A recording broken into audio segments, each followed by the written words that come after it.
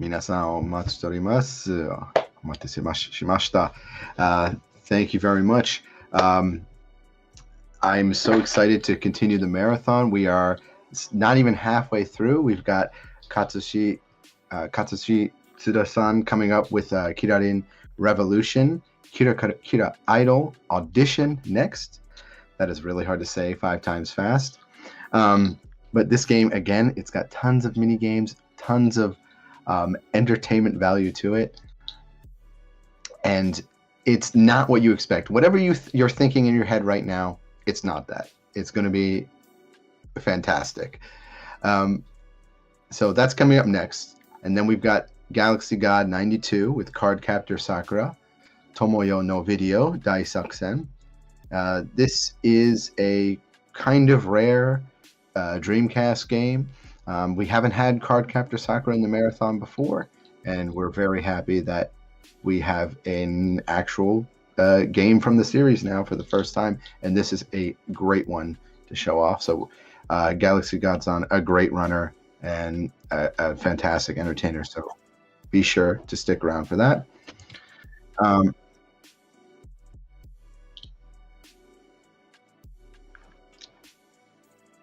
I was going to say that then coming up, we have Retroflex Delavar-san, who's going to be running Yohane, the Parhelion. This is part of the Love Live series. It's the most recent kind of RPG platformer in the bunch. It's run on the PC.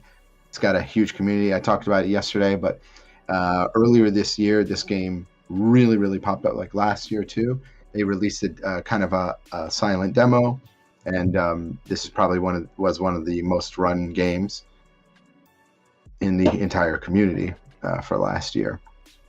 Now, for Sunday, and by the way, this is Japanese Standard Time. If you want to look up the actual schedule on yours, make sure you're using the link tree. You can do that as !ASF24, or you just go to the link tree anime DBcade. So, and then it'll here. I'll put the link in the thing for everybody. But make sure you're absolutely going to that link tree and checking out our schedule and anything else that you need. So then starting on to the next day, Japanese Standard Time, we have Double Double, who is going to be running Hello Kitty Roller Rescue. This game has actually been featured at RTA in Japan, I want to say 5 or 6 odd years ago. Outside of that, it hasn't gotten enough limelight, in my opinion. It's one of the more fun racing Sanrio games. There's actually a number of racing Sanrio games, but this one stands kind of above it just because of the glitchy, well, glitchy is the right word, the interesting movement. We'll just leave it there. I'll let you decide if you think it's a bug or a glitch. Floaty is the word. It's extremely floaty. And then we have Glitch-san, who's going to be running Samurai Champloo Sidetracked. And Sidetracked is, how do I put this? It's a action RPG musical game, actually. It actually kind of falls into that genre. Glitch-san will be using Mugen, and will we get to the boss with a final boss with no issues? Who's to say? I think it's going to be a really great run. A lot of new tech has been found in the game. Using a specific button to get through a lot easier. So it's going to be definitely a very high chance to be not only PB but possibly world record. And then followed by, after that, we have Final Crash-san, who's going to be running Naruto X Baruto, Ultimate Ninja Storm Connections. This is a game that, so Naruto, obviously the follow-up Baruto series, whether you love or hate it, seems to be stuck with the connection of not being able to escape having Naruto in the title, but also they're continuing Ultimate Ninja Storms. I think the game is fine, but I think this run itself is going to maybe prove why the game really didn't drop off, and maybe everyone should come back, giving it the chance, because I actually think it's a really fun run to watch. I think everyone was just maybe burnt out at the time in Ultimate Ninja games. So Final Crash San really put a lot of effort into running this game, showing, and we had Chrome San in the Discord. A lot of people, when this game first came out, really dropped the time really, really hard. But he kept at it. He's really kept at it, worked on the route, worked on which characters use, and I think it's going to be a blast. Then we've got a anime speedruns favorite, Dracodon-san, who's going to be running Astro Boy Omega Factor. This time, though, he will be running the birth percent, and I'll let him explain that during the run, but this was definitely a fan favorite that we had on backup last year, but now we've got him on the official schedule this year to once again show this awesome looking game. I have bias. I love the pixel art in the game. I think it's great. And Astro Boy, if you were to look at all the titles in Astro Boy, it's a clear victor. This is the best game in the whole Astro Boy series. Then we have Myodi-san, who's going to be running Shonen Jump's One Piece. We've been trying to get this game featured. There is a couple of Brazilian runners. It's always hard to grab them and say, hey, will you run this game? It has a very deep history in not only Game Boy Advance licensed games, but just in general for Shonen Jump gaming on the portable. It was kind of a big stepping stone, in my opinion, moving away from some of the older One Piece games in style. And a lot of the art that's in this One Piece game is then used in others. It's really a really, really fun game. Myodi-san's going to be joined by some commentary as well, Jupiter-chan. It's going to be fun. It's going to be a blast. Make sure you don't miss it. Then we have Mike Sol-san, who's going to be doing a Dragon Ball Z Boo's Fury. We've been trying to have Boo's Fury in the marathon forever. Don't know why. Most people have either have put this off. We've had all the other, Game Boy Advanced, Dragon Ball games in Dragon Ball marathons and ASF Dragon Ball, but not this one. This is the last kind of completing the set. So it's a very special thing. We're happy to have the OG, that is Mike Sol-san, running into the marathon, doing his best to show that he is still a GOAT at the game. And that's one you don't want to miss. Fireball-san specifically picked up Infinity Strash. How can I talk about Fireball-san? But just say the amount of games that Fireball-san played between ASF original prep, because we prepared the festival last year, we started preparing, and now is insane. And yeah, he chose this game, and this started him on a Dragon Quest, free fall is the way I would say it, a square free fall, but a good one at that, because this game's actually a ton of fun. It's overlooked. The only other Dino Daiboken game is the arcade card game, which in general is just at this point kind of at its tail end. So the fact that we get the really cool, action story game, Infinity Strash, it's going to be a ton of fun. There's a lot of dodge and skill-based moves, a lot of pattern and timing, and I'm curious to see how far Fireball-san has taken the run in the storyteller mode. Then we've got Sona-san, who's going to be running Naruto Clash of Ninja 2. I'm a Clash of Ninja fan. This is again Naruto. There's a ton of Clash of Ninja games. We have actually not have that many. We always welcome them. We've had the first game, and we had one of the others on the PS2. So not that many. And this year we finally have 2 Naruto games in the marathon. And they're both great ones that are nostalgic for me, and I hope nostalgic for everyone here too. This run was dropped at the moment, so I'm going to skip over that. I'm going to have an announcement later of what's coming down during that block. Gala-san will be running Blood Will Tell, Tezuka Osamu's Dorodoro. Dororo. So Dororo is a anime that's been remade several times, and Dororo is kind of I wouldn't say it's a little bit of a touching, sad drama, but it's got a lot of violence and action to it. It's got a real story to tell, even if you don't understand necessarily what's going on in the game. Just like anime, you can follow along, and the visuals and the combat really tell a story in itself. It's in my opinion, it's a hidden gem for in games. It's just really a special game. I would say don't miss this. It's better to watch this one as a speed run anyway, just because, you know, when you look this game up online, don't spoil it for yourself, but a lot of the casual gameplay is people are wandering around, they don't know what to do, but having a speed run, it really keeps the tempo of the game in check, and is it just makes it that much better. So if you don't know about this game, save this one. It's going to be great. I can't recommend this game enough. Dororo is a classic in anime and a classic game. Blood Hotel is definitely a classic in gaming.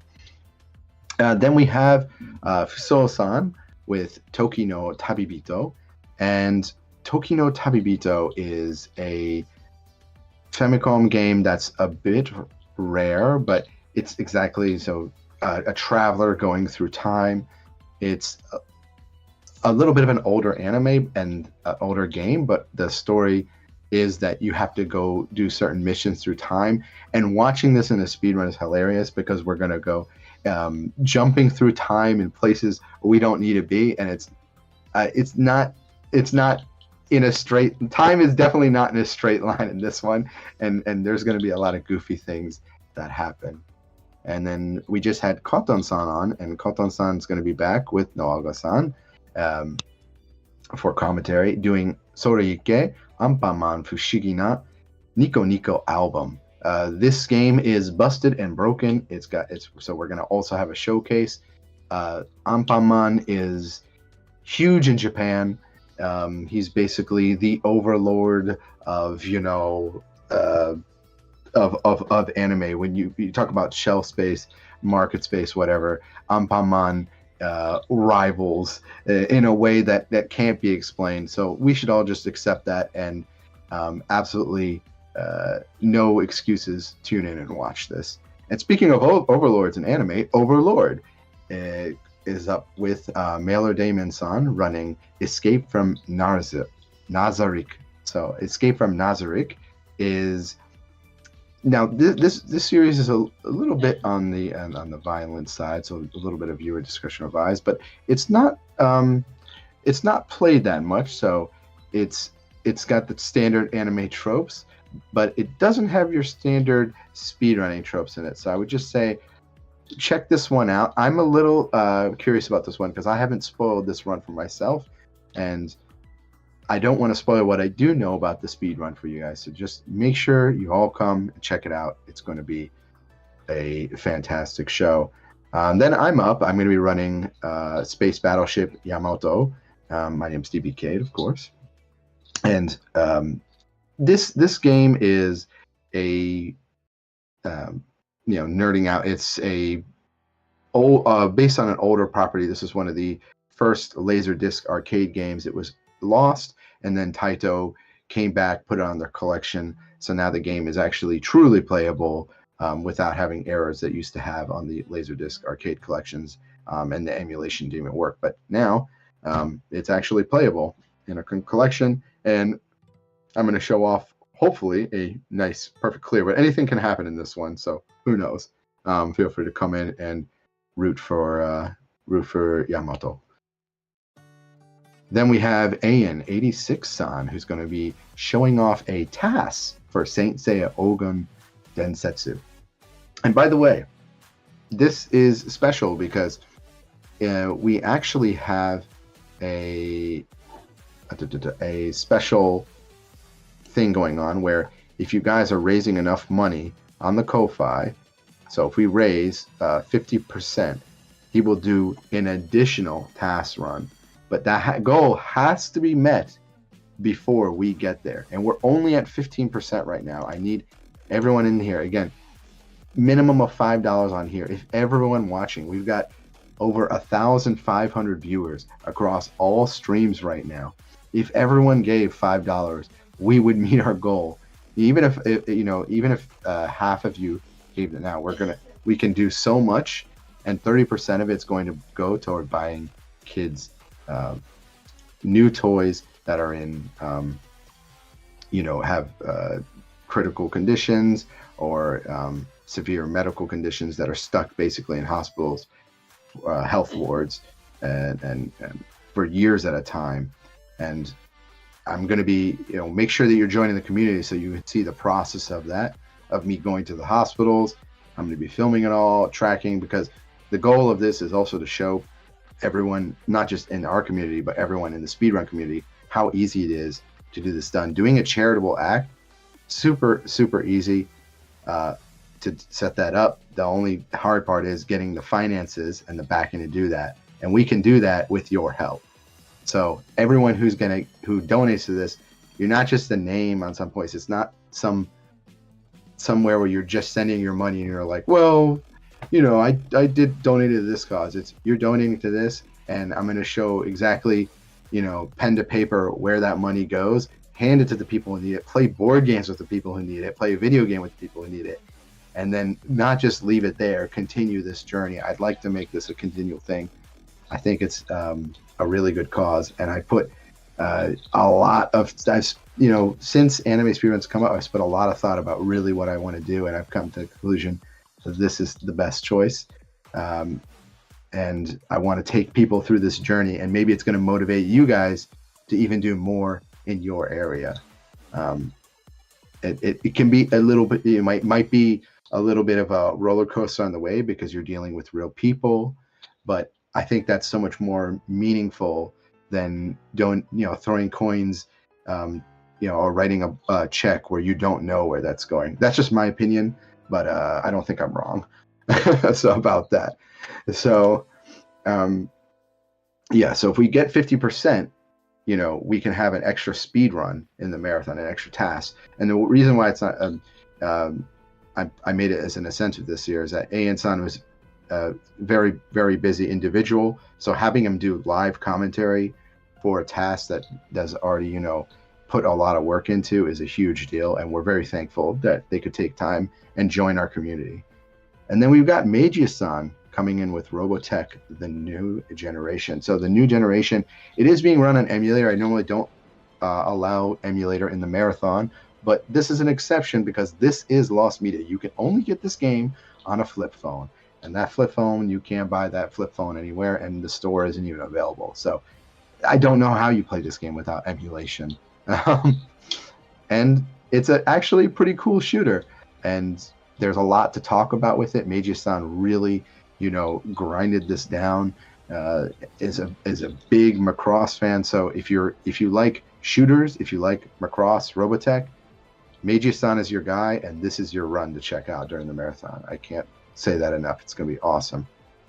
Cthulhu-san and Sensei are back. Sensei-san, Sensei Kami is always, a great runner, and they got together and they said, hey, maybe we could do a co-op run. And Cthulhu-san said, okay. Like, I thought this wasn't going to happen, but they agreed. They're doing a normal boss rush mode for Hollow Fragment. One of the, I think, lesser played Sword Online games. And this is one of the better modes, in my opinion. I watched when we watched it as a group, when we were all deciding on the runs for the marathon, this was another one where we're like, oh, this is easy must have. It was as entertaining as all can be. And I can't wait for this run. And, it got me thinking after that, hey, why don't I do a co-op run as well? Because I love that kind of commentary.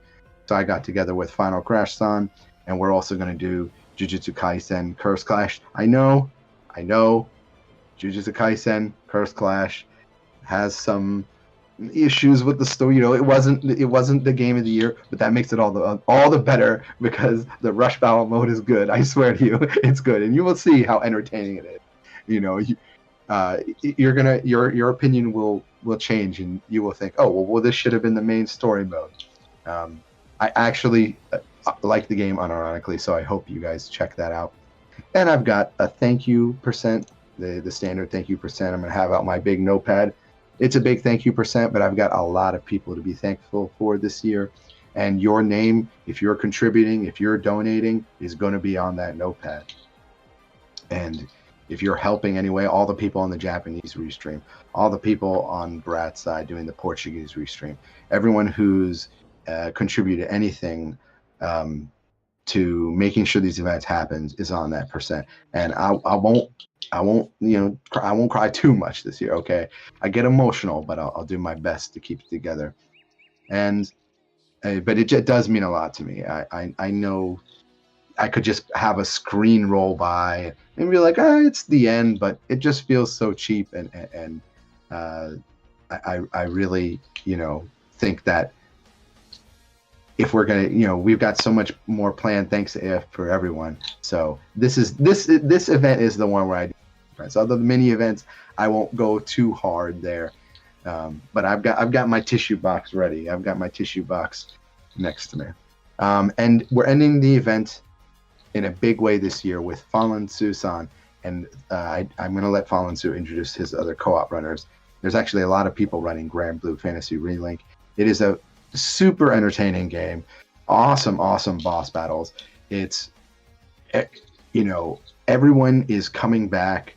Everyone is playing on their own in the beginning in this online, I guess it's kind of like semi-online MMO style RPG, and then they're all going to get together and then start tackling the bosses. So it's going to start out as seeming like they're all doing their own thing, and then it's going to come together for them to basically drastically change the gameplay. And it's a true, in every sense of the word, like, MMO, RPG, team up. It's really what I hope to see more of from anime games in the future, because it's just so much fun to watch.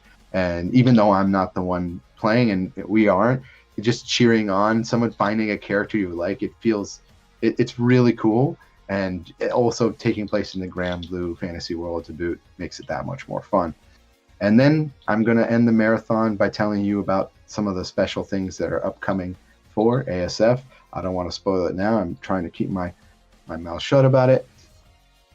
And that's it. So I'm going to go over the schedule one more time, but make sure you share this information with everyone out there. If there's someone that you think likes one of these animes, send it to them. If you've got parents who want to do a little bit of good, get out there. We've got the Patreon. I put the gifts up. They're on there now. I did a little bit early. I got a couple messages about, hey, can you just do it now? So I did. Again, if you contribute to any of these,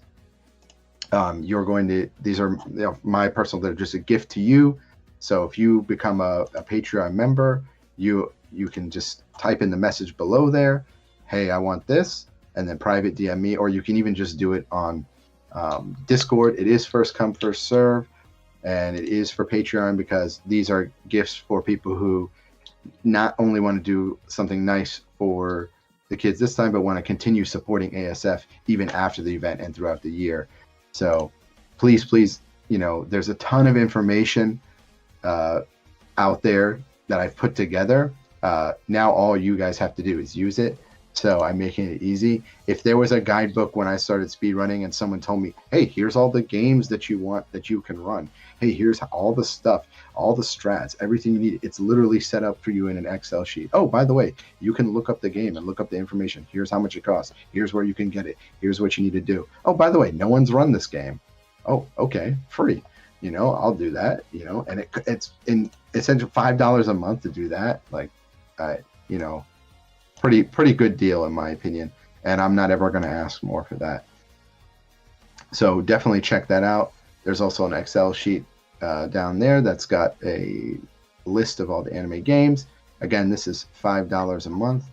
So if you're curious about it, you can go and you can check it out right here. You'll go down, you can become an ASF supporter for $5. That's it. $5 to get shout outs, to get Discord access. And by the way, if you message in that Discord, I use that Discord for where I do like, it's kind of like my business Discord. That's why I like Business Vegeta as the icon, because I just post a lot of information in there that wouldn't fit normally in the Anime Speedrun Discord. It's just too much information.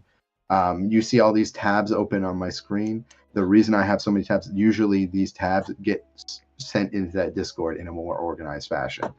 So there is a reason to the madness.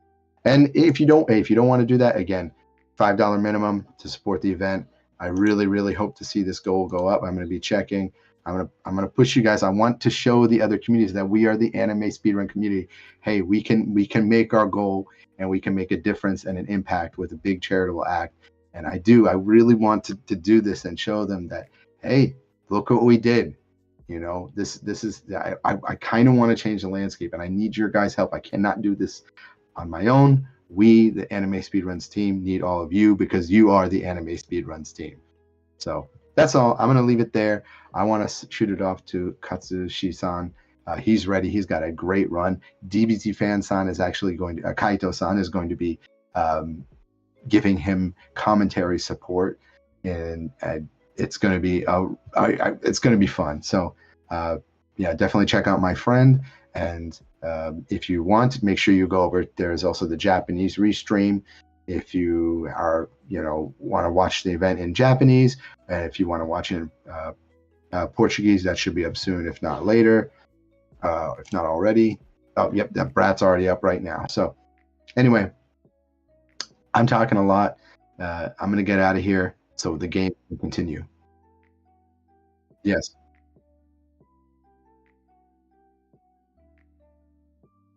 I read them. I read them already. So we need more from when I read them. Yeah. So we haven't gotten any donos in a couple hours. So if we can get those in, I'd like to, and when you're donating, everyone, there's, incentives here. So you can make a comment. I'll read whatever your comment is, and it's going to a good goal, so we can get some extra things in the marathon. So I appreciate everyone. All right.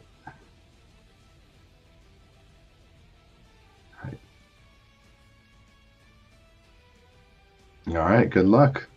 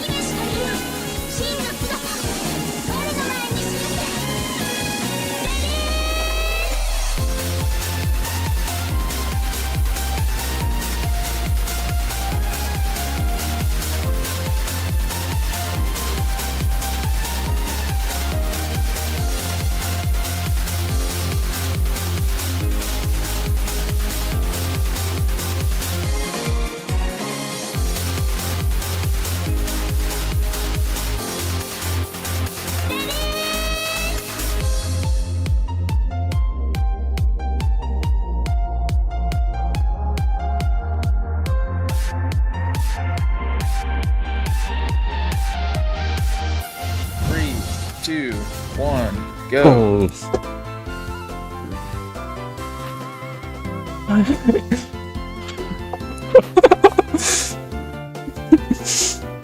Hello, everyone. My name is DBZ969. I am currently the commentator for the wonderful and probably one of the greatest runners out there, Katsushi-san. Okay. He would be showing the game called Kararin Revolution Kira Kira Idol Audition. And yeah, just a real quick information about the game. It was released on August 10th, 2006 in Japan only, so it is a Japan exclusive for the Nintendo DS, both developed and published by Konami. And yeah, it's just these kind of games, kind of like kawaii type of stuff, which I hope that a lot of people actually start playing, because these are actually pretty fun games to enjoy. It's not very tasking, but yeah, very enjoyable. So I believe that time will start as soon as he presses hit the save file, I believe. Okay, so so on go, we'll count down from 3, and 3, 2, 1, and go. Sorry. Yeah, don't worry. Yeah, don't worry. It's fine. Okay. Countdown. Okay. Okay. Okay. 3, 2, 1, and go. Go.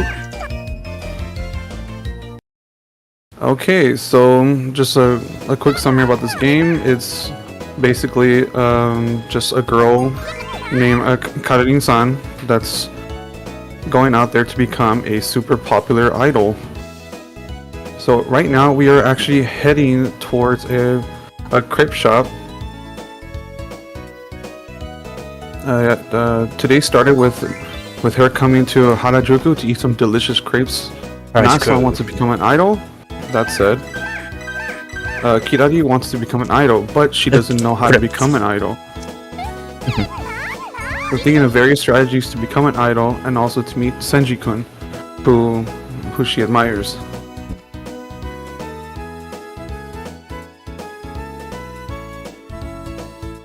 Okay.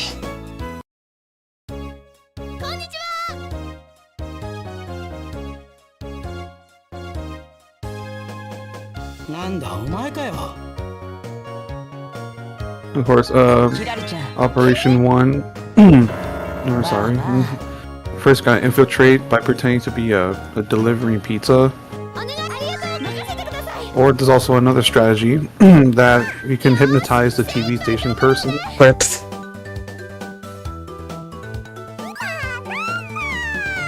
And of course, right now we're playing a little mini game that we're trying to toss the little crepes to the little cats that's running around. It can be a little tricky because the way that it's moving. No. But we want to try to get as many as we can. Okay.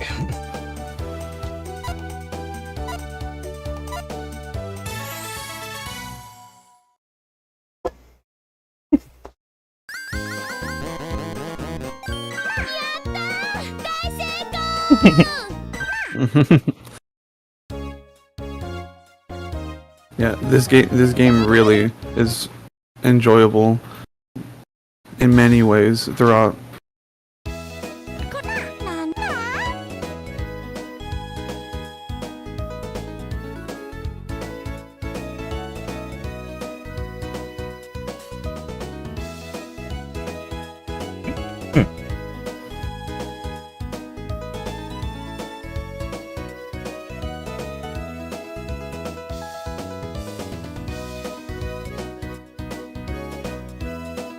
Okay.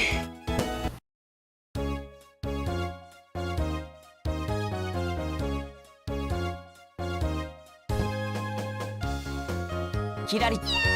おい、聖司に近づくなよ。頑張ります。Oh, Elena!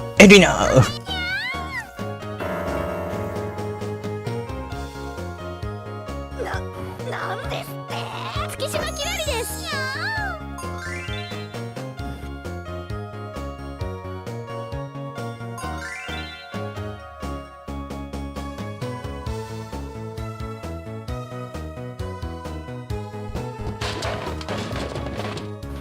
Wow, mushroom cake.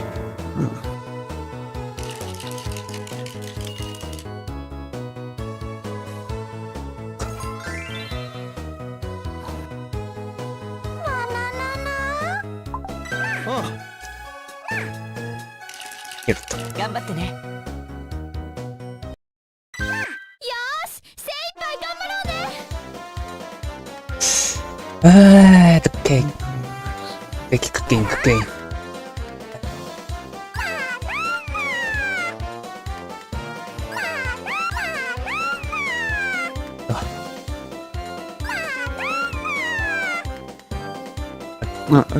Right now, we are currently trying to replicate some cake making ingredients. While looking at the recipes lined up on the upper screen, we're going to select the correct ingredients on the bottom screen to complete the cake.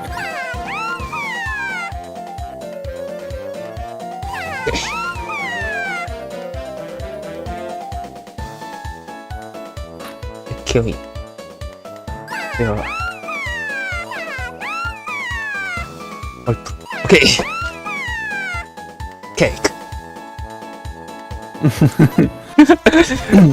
Wow, I can't believe he actually had a cake.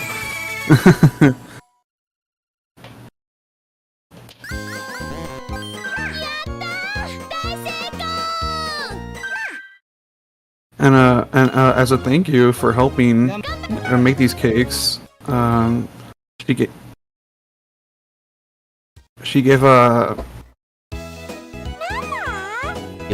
gave her friend some dried sardines, which is, or in the anime version, is actually called a taiyaki. Cake. And of course, sorry if I mispronounced some of the Japanese terms.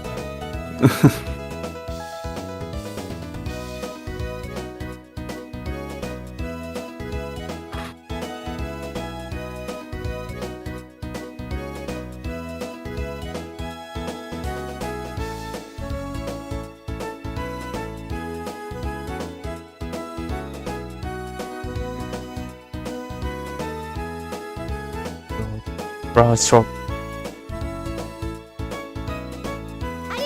Okay, Kirari and Asan are gonna go to the studio Kichichon in Shibuya.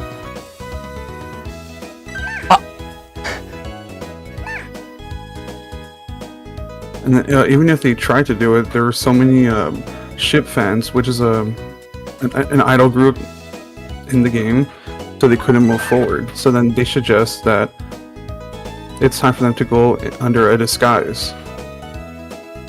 So they head to the shop to go buy some clothing to disguise themselves.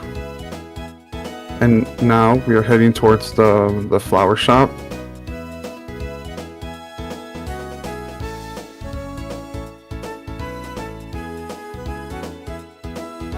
They asked a store nearby that by any chance sold any clothing, and was told that there was one 2 doors down.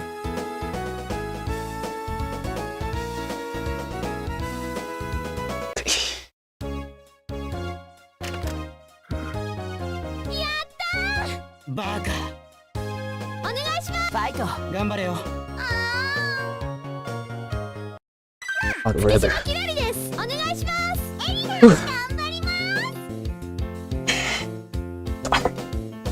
Okay, right now we're in a cake showdown game. So the thing is to make the cake in the bottom screen, Arena will throw various items from the screen above Kirari. The player has to use a touch pen to move the bowl to another location. Oh! Wait. Oh my god! No! Oh no! Tip it play. Play.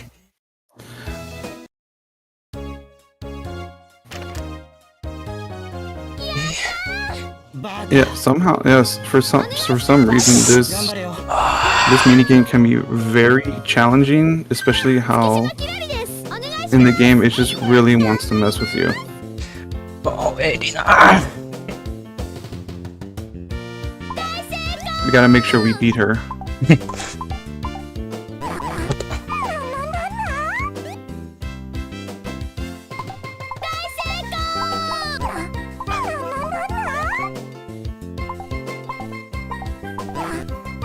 If only there was a way to throw objects back at her, that would make this minigame really fun.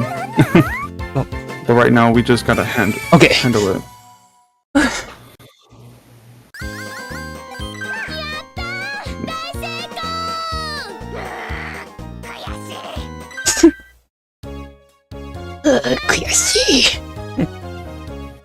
After finishing making the cakes, Irina interrupted her the moment that she took a break. Surprisingly, the cake that Kirari made turned into a mess, and it turned out to be a big problem. That might be the case, but Irina had made 2 cakes, so decided to use them instead, and that cake was special wasabi cake. After the break, it was time for a cake eating act, and Kirari ate the cake. Due to the influence of the wasabi, and tried to hold back and discuss with the acting. She was told that the result of the audition will be announced tomorrow.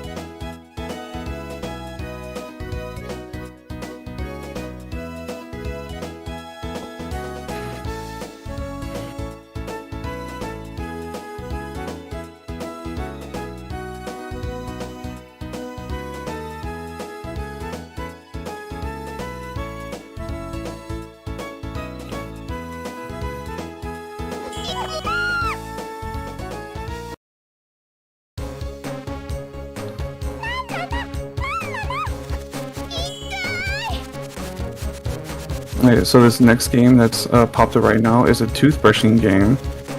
Just biggest rule: brush your cavities and dirty teeth, and keep those teeth clean. The more you rub the cavities to weaken, and you can wash them away with just a glass of water. And this can also be related to real life. Brush your teeth. Keep your teeth clean.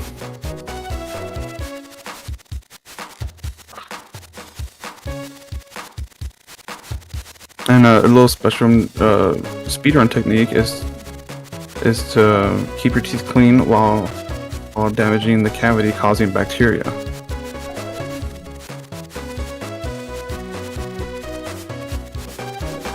Next to subtype.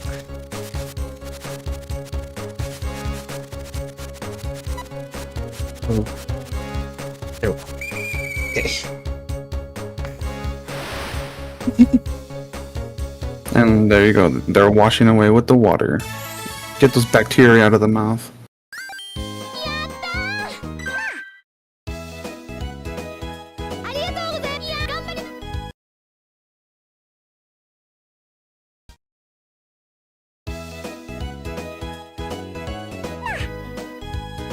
Subtype.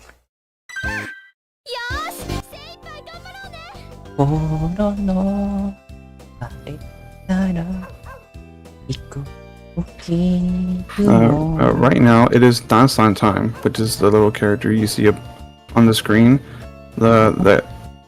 Just to explain, guide Nasan and aim for the goal while getting items. It's okay to crush the drum with a touch pen and hit the dog up to 4 times.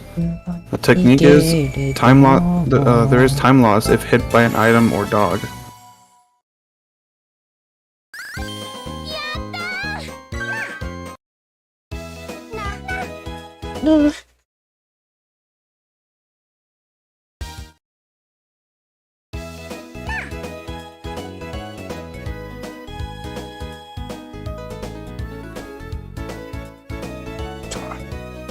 And right now what's happening is that she will actually be on TV appearing, and right now she's currently very excited. This is kind of like her big break.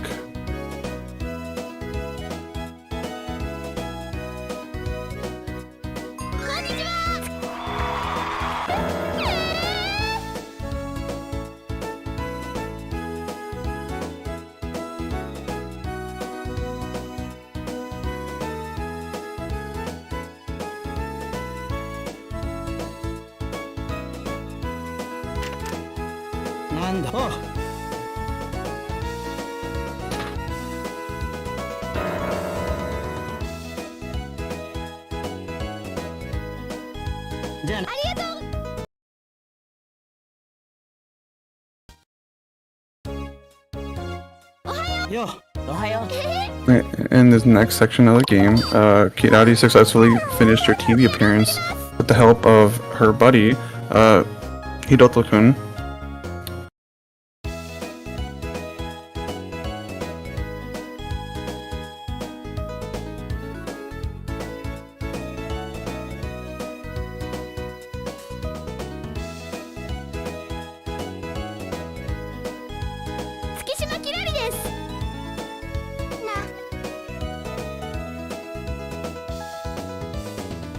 So right now we had just walked into the dance studio to ask for a lesson, but since we didn't have any proper clothing, we weren't able to take the lesson.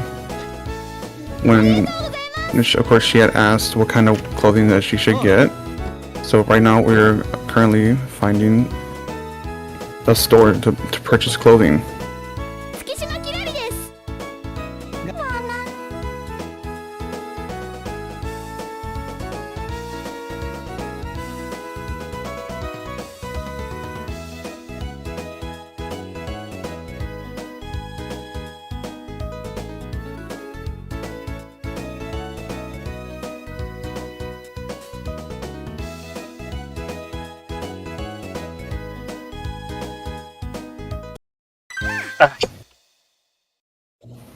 And now we come to the rhythm game. When the blocks flowing from the right to left on the upper screen enter the frame, you gotta make sure you touch a block of the same color on the lower left screen with the touch pen.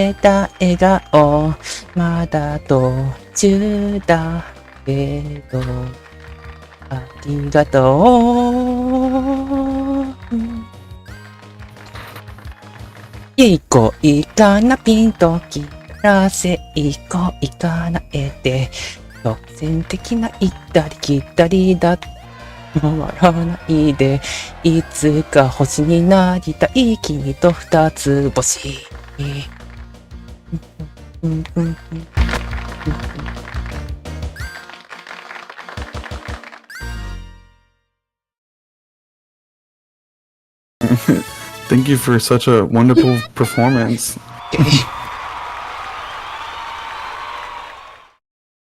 濃いかな。それでは濃いかな。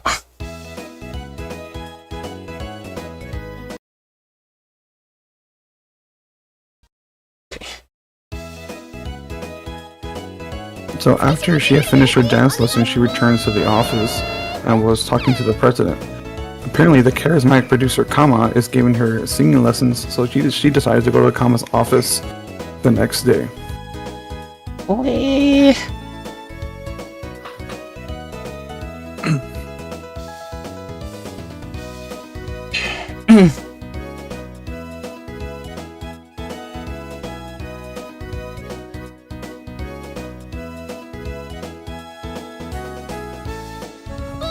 ボイ。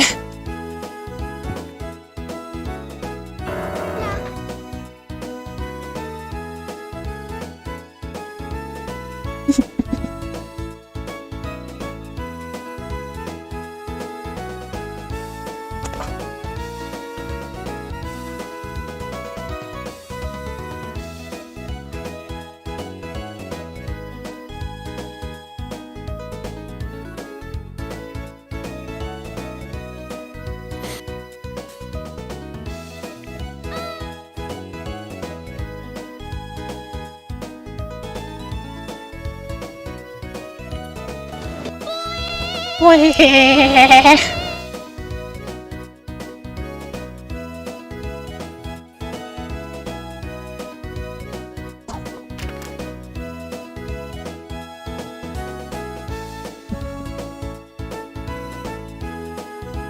ソングファイト。Let's see.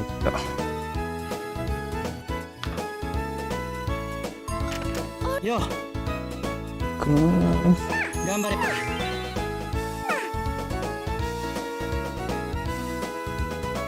So, a little while ago, her teacher actually instructed her to go practice singing at the park, but in doing so, it made it sound like that she was screaming, which made police come up to her.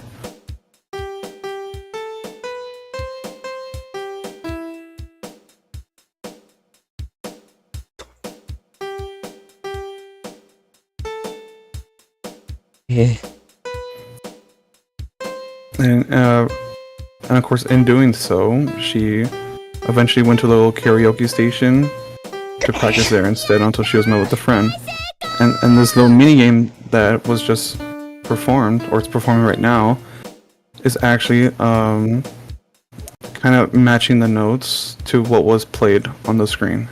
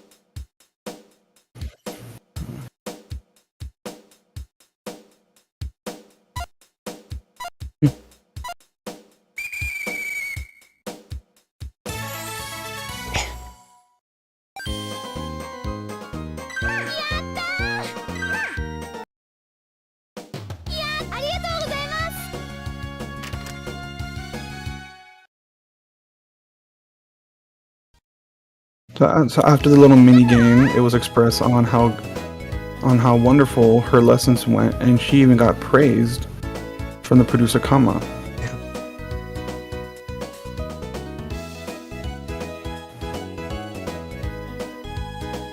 And now, Kirari is now able to sing on her own way. あれ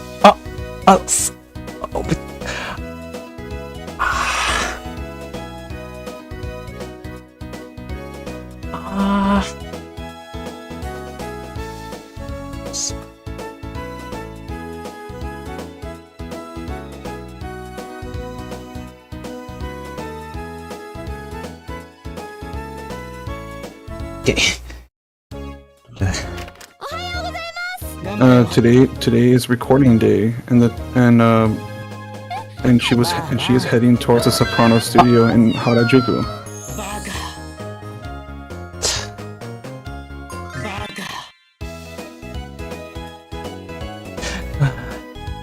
タイムロス。おもういいか。な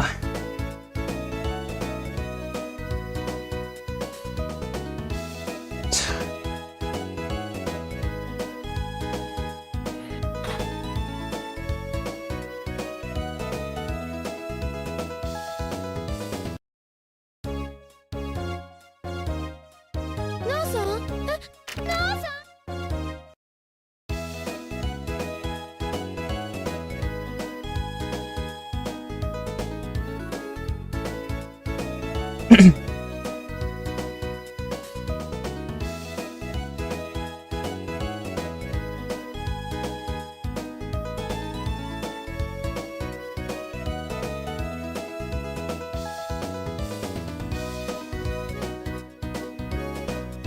ありがとう。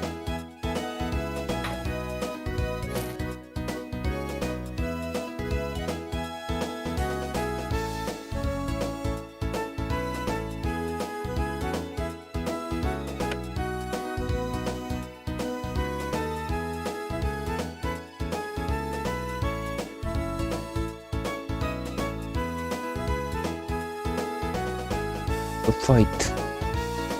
原宿。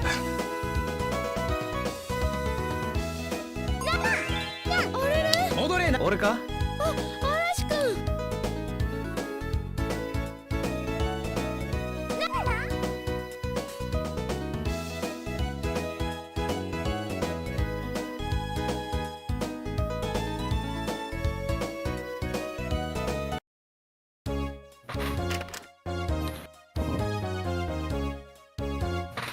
ひらりは俺の嫁になるんや。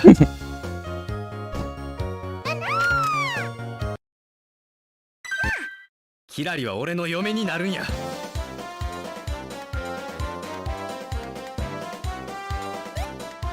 Okay, this next game is hitting back these items with a little rocket. Arashi throws various things at Kirari, and now it's our job to send these back to him. Oh!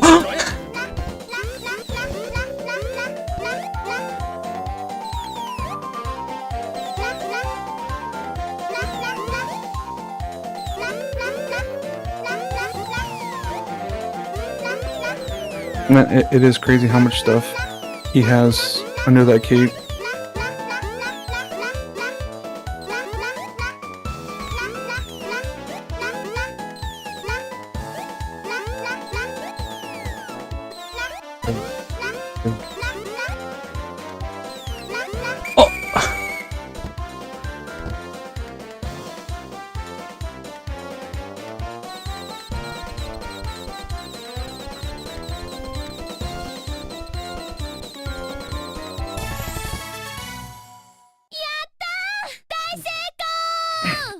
諦めへんで。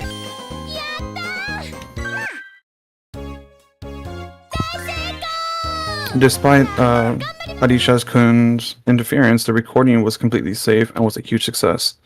Arisha-kun had gone somewhere else. The next job is following the idol debut, the first debut stage. We were told that we would start from the plaza next to the dome.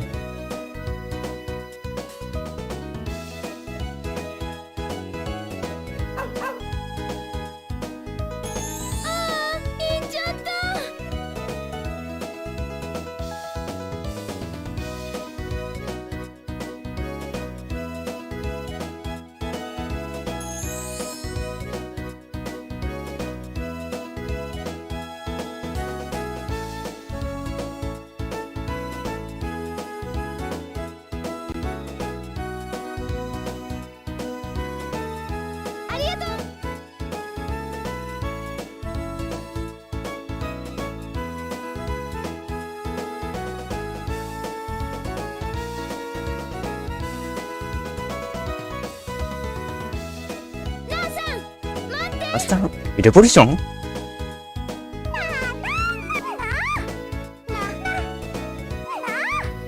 頑張ってね。よし、精一杯頑張ろうね。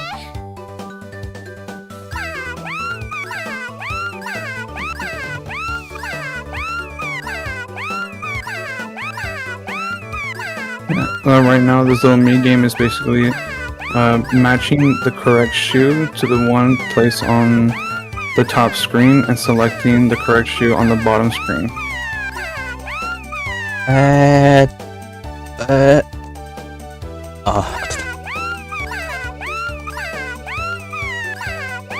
Okay.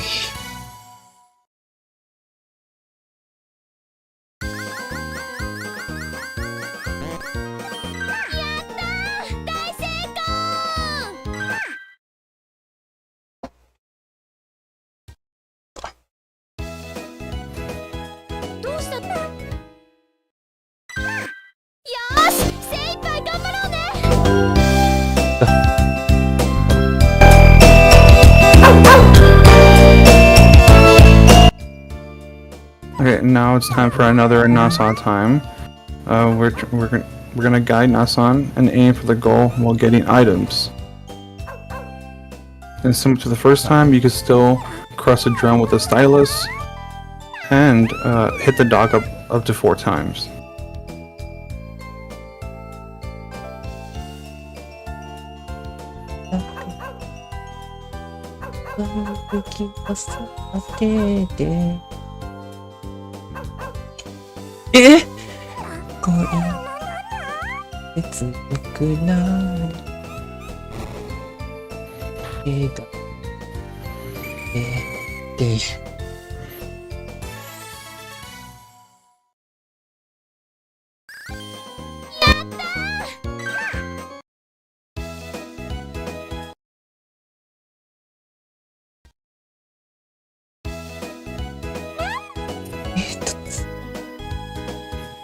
Today is the Muranishi Entertainment Agency party.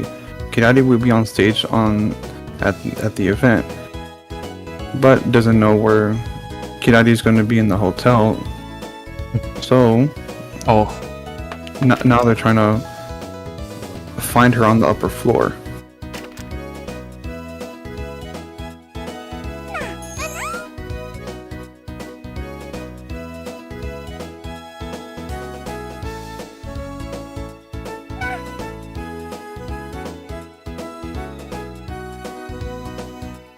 And right now we just took the elevator to head to the 3rd floor where the cooking room is.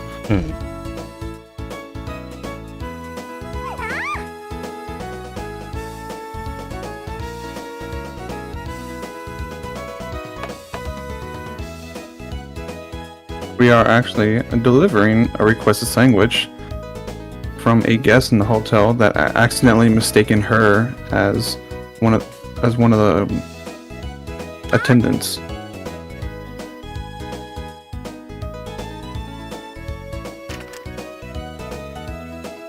So now we took the elevator again to head to B1 level and enter the costume room.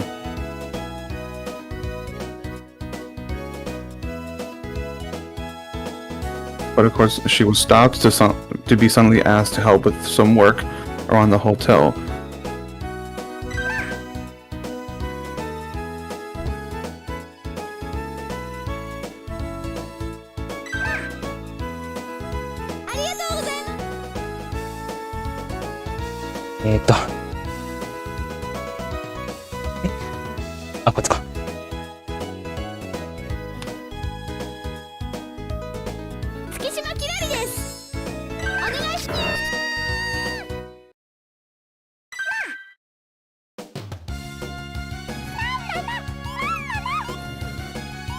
And right now, this is the diet game. We're gonna choose food that's gonna help lose weight in time.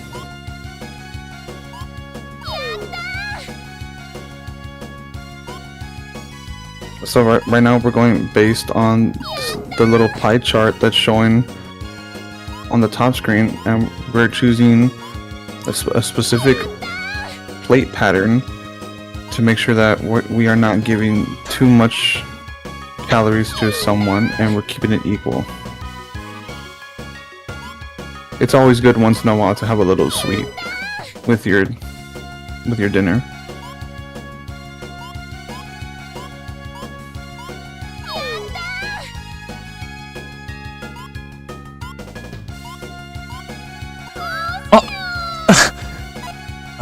No. OK あ OK It's a little mistake, but we got through it. これで準備はバッチリ。やったー。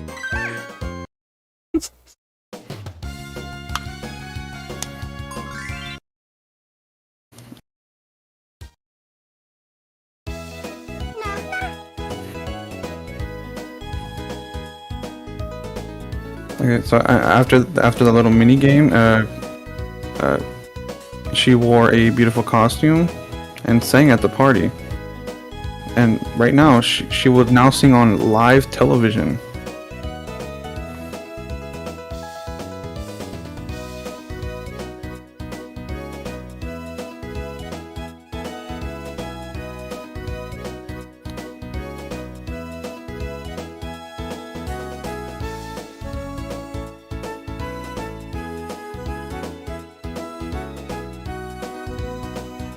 It's どうしたの？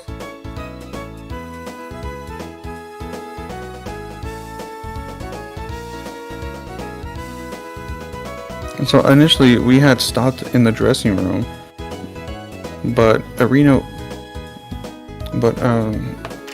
actually asked Karin to get a white chair from Studio B. But in reality, this is a false request.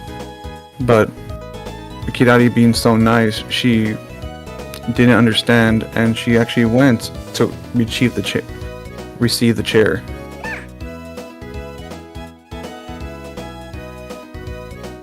But while she was there, it turns out that the white chair, you technically couldn't pick it up. It's a very heavy chair.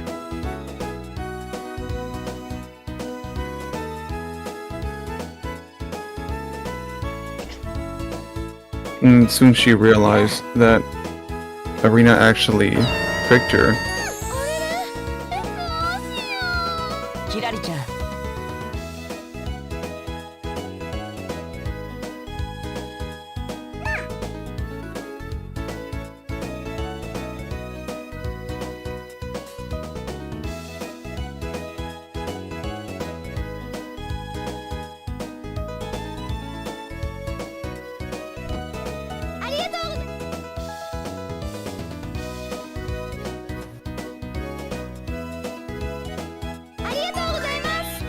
And while she was trying to pick up the chair, she accidentally fell and kind of ruined her dress that she was currently wearing. So right now she was going to the fabric location to possibly find a cloth to help fix her dress.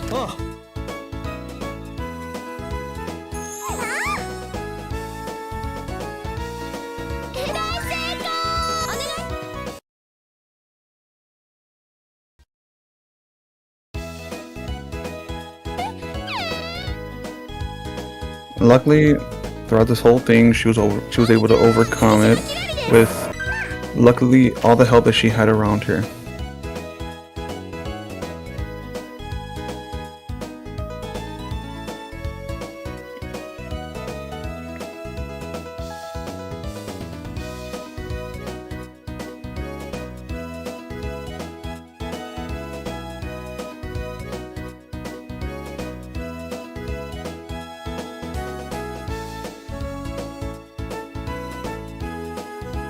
After several hours, the TV shooting was over. Kirari came to the producer's dressing room on the second floor. They exchanged greetings and a conversation progressed. And he had asked if she was thinking about appearing on a new show and if she had read the scripts. But she didn't, so they informed her to go to Studio C to retrieve the script. She retrieved the scripts. She went back to the producer's dressing room. Just to find out that she's already auditioning for the drama show right away.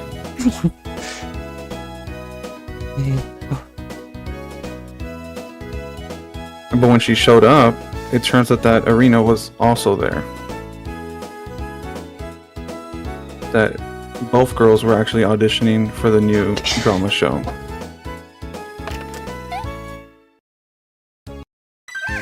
月島きらりです。頑張ります。 And, okay, we are playing the clothing matching game, which on the top screen will be Kirari on a specific clothing pattern that we have to try to match up on the bottom screen with the stylus by dragging either left or right to the correct clothing.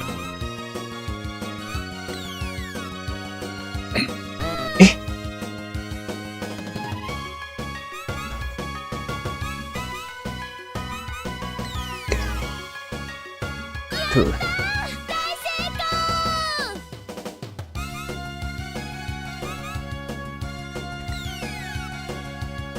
かっこいい。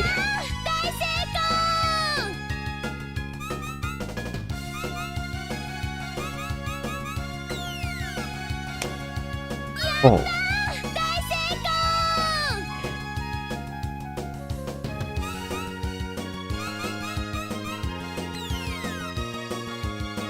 5です。OK。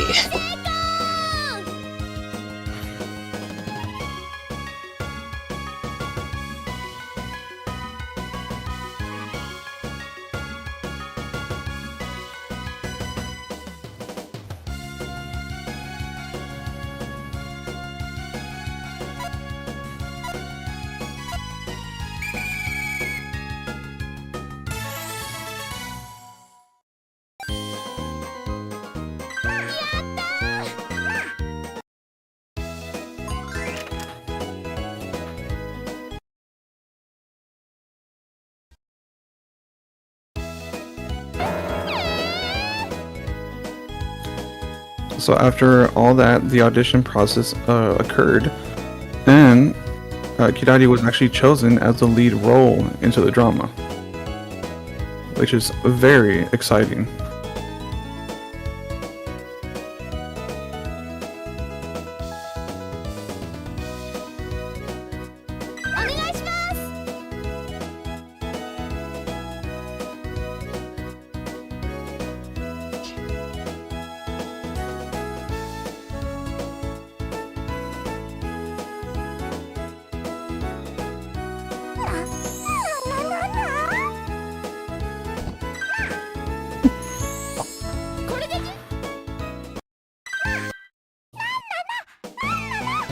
Come on, yes. Oh no.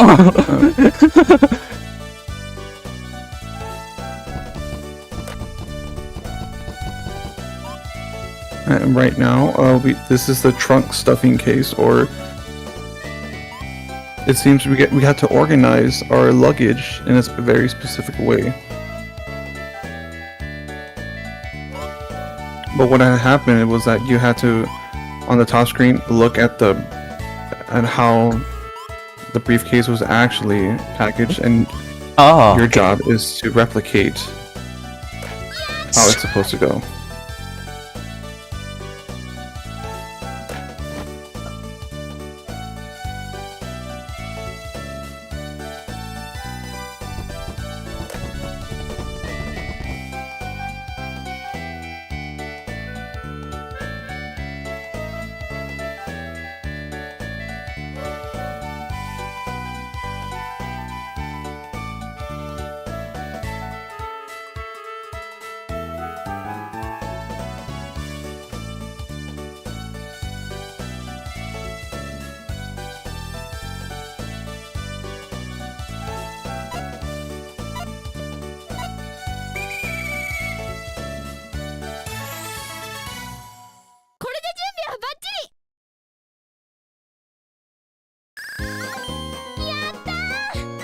Now that you finished packaging, she is ready to do her best for tomorrow's shoot. The president told her that her next job was to hold an event at a record stop in Shibuya to promote her debut song.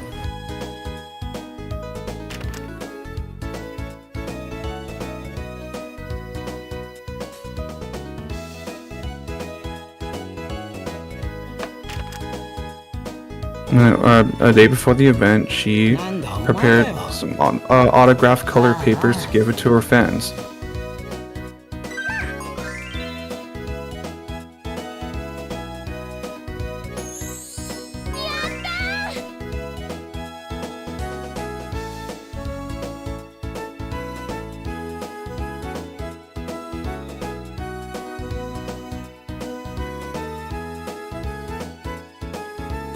OK。キラステそうな。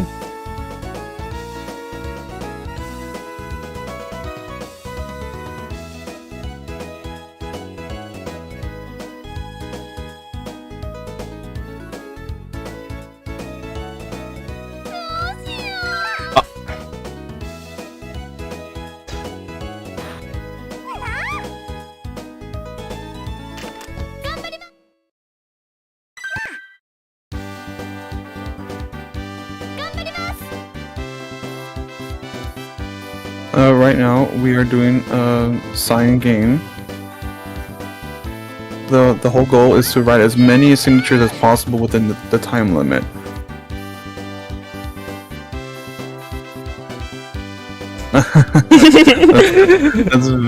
That's very cool of you to do that. So normally, Kirari is supposed to write her name on the colored paper. But a fun fact is that you actually only need 150 points to beat this game. So thanks to Katsushi-san showing some love to the ASF for this year, and all of us appreciate that.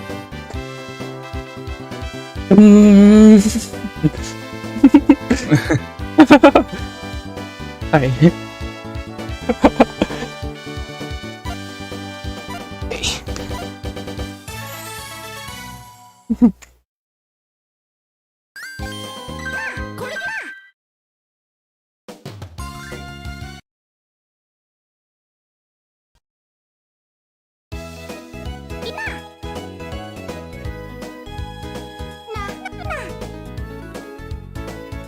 Best.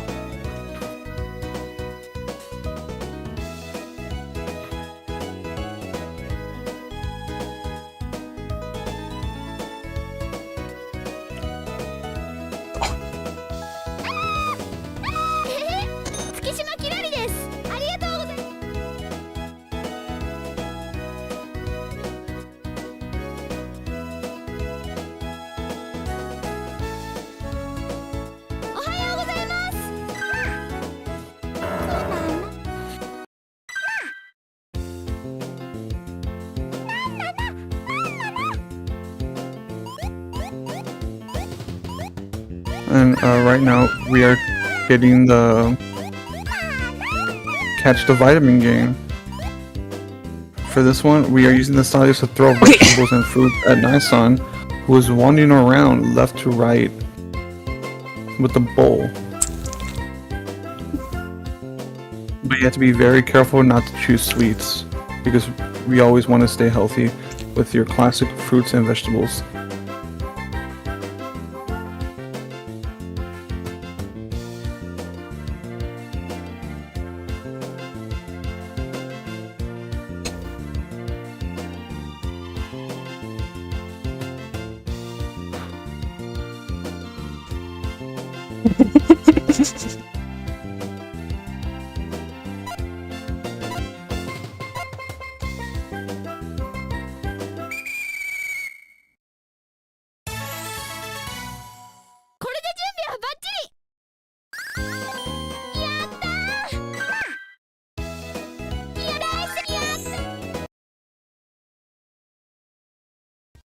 The customers were very happy for the performance.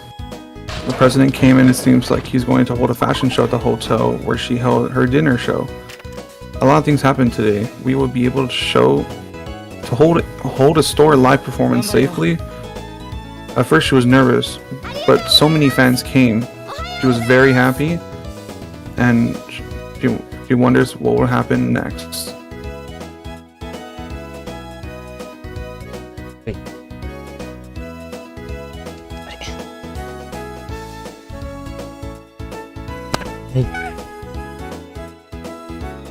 today she's going to start modeling for a fashion show at the hotel.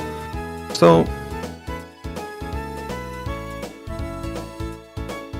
she was told to head to the dressing room on the second floor.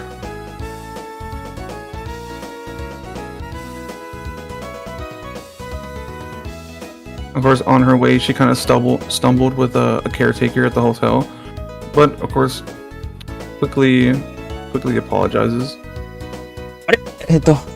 オッケーオッケー。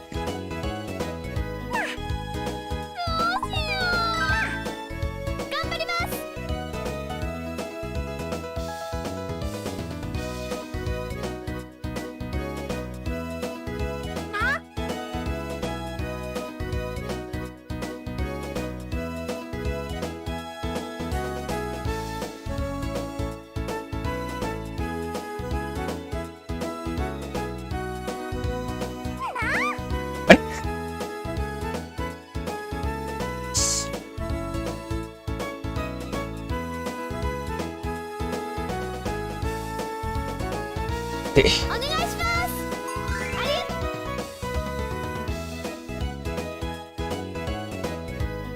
No, right now, we were just told to head to the dressing room to get prepared. Getting her dress ready, her hair, and her makeup. です。頑張ります。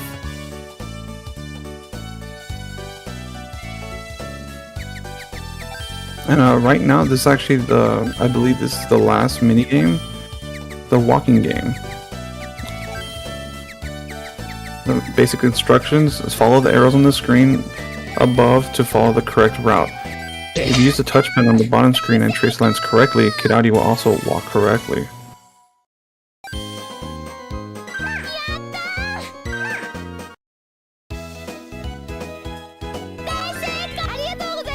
After the fashion show was a great success, she returned to the dressing room.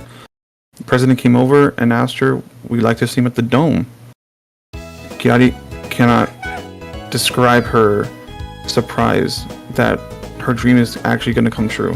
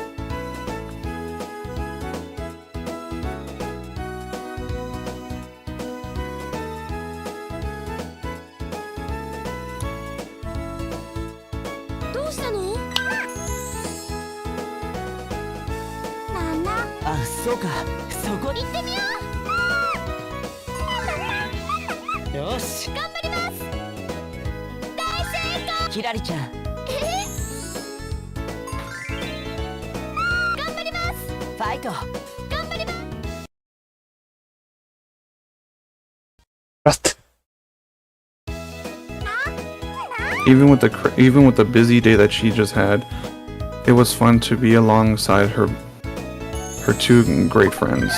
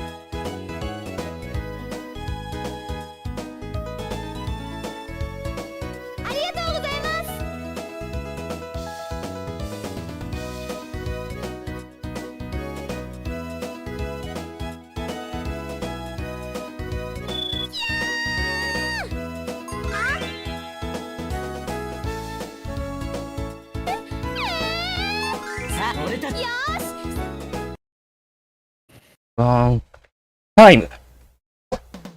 And that's time. あ、ヒロフトエンド。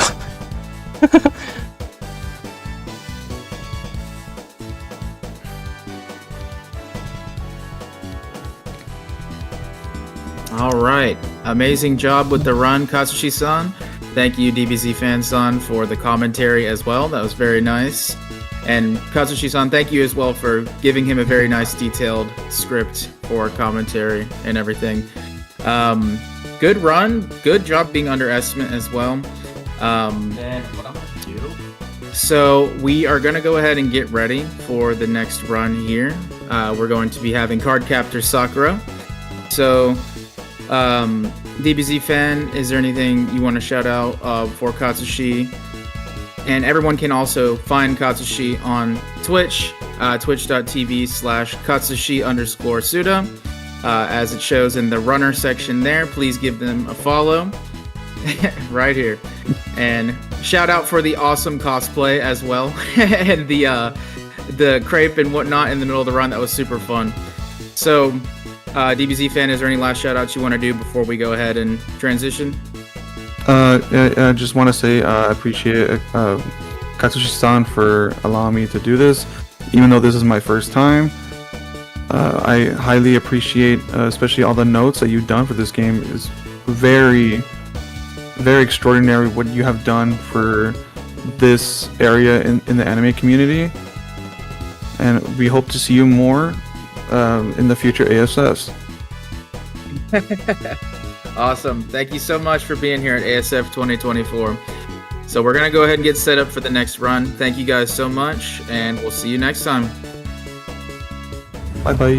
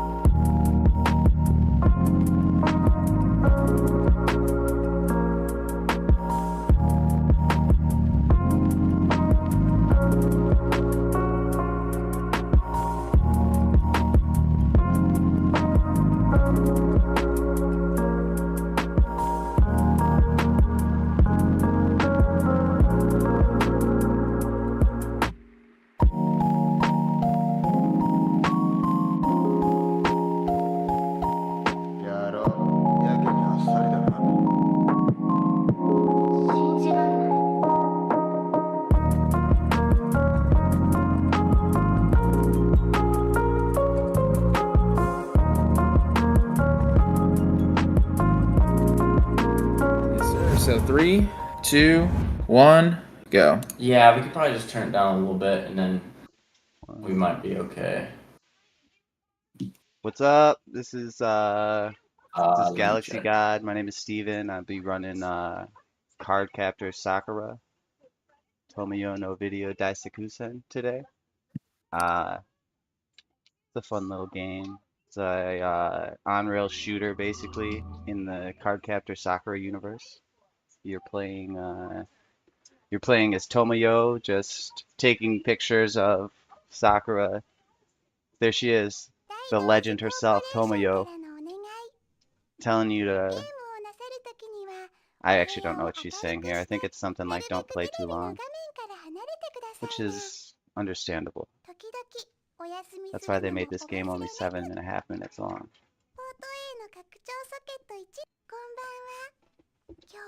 I don't know if anybody can see that. That's the VMU screen for it. I think it's cool. Every once in a while it'll change. They got a couple different VMU screens, custom VMU screens for this game.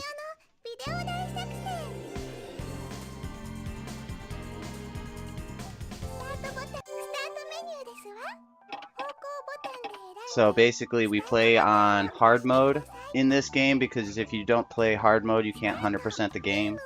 100% does all of the there's 2 bonus stages after the last stage. You do 3 Clo Beasts, capture 3 Clo cards, and then you get to go to the aquarium, which is pretty cool. So I already have it set to hard mode. I have this save file ready. And we're gonna go. The timer is gonna start when I gain control of Sakura. It's gonna be after this next cutscene. This is the fly.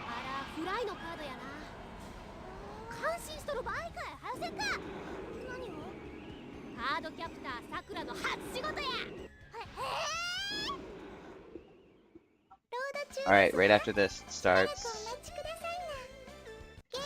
Alright, cool. We're on. We're live. So we gotta take Sakura from the front. Another runner who's playing this game, Nitsuhiro, found the framing circles setting in the menu. I used to play this basically raw. You just have to kind of guess what the picture is, because at the bottom Karo tells you exactly what picture to do, but it doesn't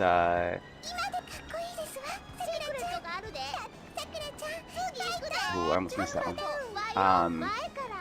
It doesn't tell you in English, and I can't read Japanese, so I had to guess for the first little bit or just use Google Translate, which was really hard. So I was really glad that Nitsuhiro kind of walked me through it and showed me how to set it up. Alright, cool. I got them all.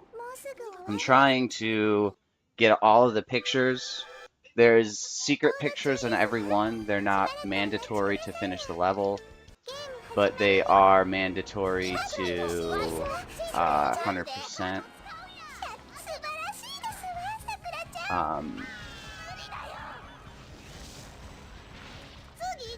And I just like to get them just because. I mean, I guess you don't actually need them to 100%. You still get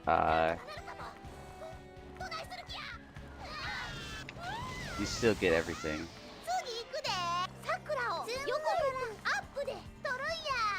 This is the side. And now I gotta get Sakura and the fly. Come on back, buddy. Come on back. Cool. Sakura from the side.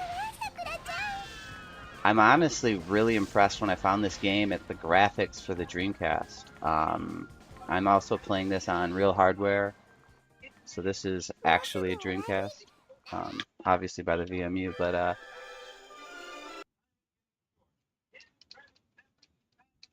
I'm trying to mash through this. Karo does like just like a rundown on your pictures afterwards. This is where you get to see the pictures you took, which I think is cool. You actually see what pictures you took. I'm obviously not the best at the pictures. Don't save. Next up is the Watery. I think this was episode 3 of Cardcaptor.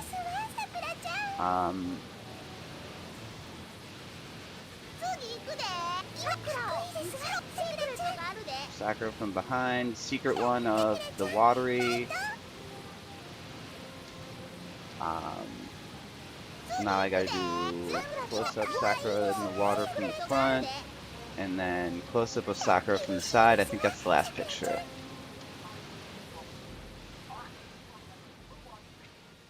Alright, that's number 2. So basically, on-rail shooter, every level is always the same length, so we save time by mashing in the menus. I really like this level. Has really cool geometry in it. It actually looks really good for a Dreamcast game. I feel like a lot of games kind of suffered from that PS1 era where they had to release on PS1 still, so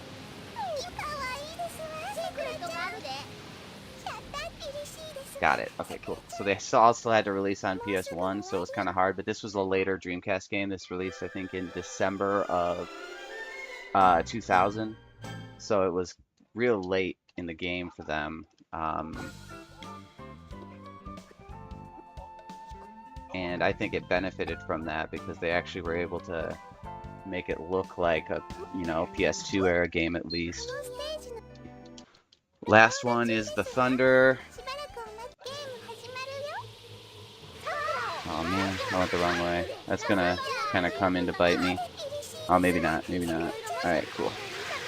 Now I gotta get Sakura and the Thunder from the front. A lot of this one has a lot of secret ones, but it benefits you later because you're able to miss a few in the third round, or in the second round of this one. It's a lot easier. It's a lot easier to do this game if you don't have if you have a little leeway in that third level. I think that second level. The second level is really the hardest. Everything's really quick timing. You only have, I think, like 30 seconds to get in like 5 pictures.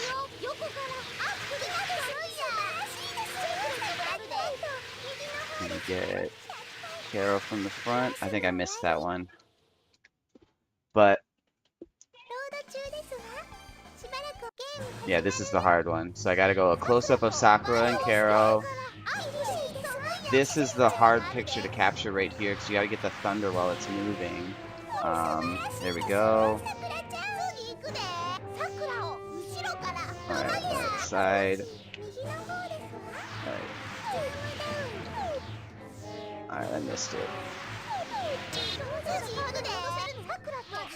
Alright, I got the last one though. So that gets me to the bonus stages. We mash through this. I actually think it's really funny when Karo does his recaps of the levels. I'll do the last one, let it go through after the secret stages so that we can actually see it.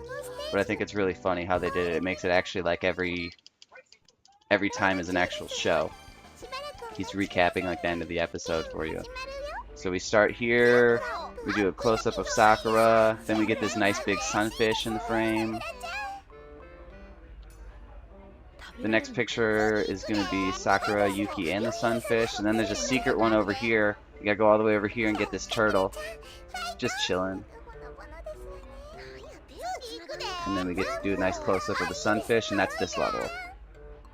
I like how all of the NPCs are 3D or 2D sprites, and Tomoyo and Sakura and Yuki are actually 3D modeled. So we get a close-up of a penguin here. We get Sakura, Yuki, and a penguin. I like the little penguins in the corner too. We get Sakura, Yuki, close-up of a penguin. And then the last picture is going to be a close-up of Sakura with a penguin. And then timing stops when it fades out. So we'll see where we were at on time. I don't know. where it is, but we're gonna be real close to a record time right there. And then here we go. Karo's gonna give us the lowdown on how I did.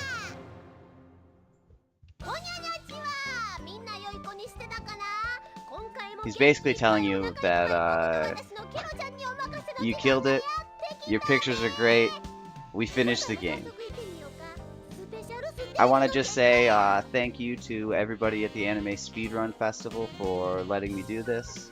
This is actually my first event ever in a speedrun festival. I don't stream a lot, but if you guys want to support me in any way, you can check out my band Adventurer. And then I stream a little bit on Twitch here and there, a couple Dreamcast games. I also speedrun other Dreamcast games. I do Rainbow Cotton. I do all of the Evangelion games that are on the Dreamcast. There's 2 typing games and then a life simulator for Ayaname, which is pretty cool. And I'm working on a couple other ones to do, so I might be back next year with a different game. But like I said, I just want to thank everybody for getting me involved. Thanks to DBK for hitting me up and getting me into the scene, the anime speedrun scene. Yeah, this has been a lot of fun, and I'm really excited to see everybody else's run today. Awesome. Thank you so much, Galaxy. I appreciate you, man. Was there any final words? I didn't mean to cut you off or anything. Oh, no, Anything fine. else that you want to add? I just wanted to know if I could play this music video at the end of the game for everybody. Yeah, go ahead, man. You're well under estimate, so you can go for it. Yeah, I just figured everybody might want. I mean, it's a cool little music video they do. And Yeah, go for it, man. And it fades right out. And all right, I'm not gonna save it. And then there we go. Awesome.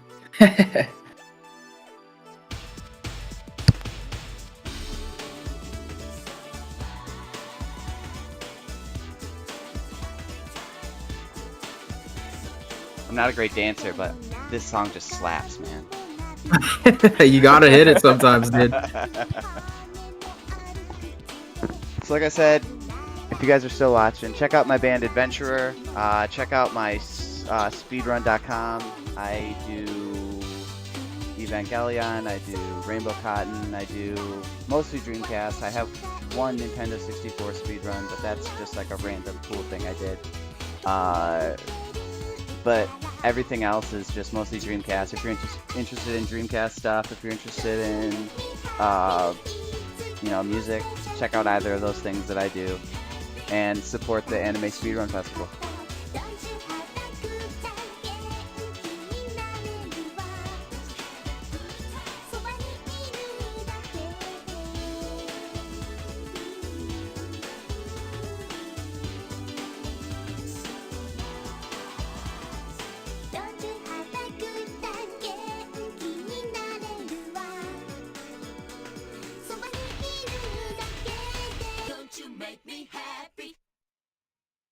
All right, cool.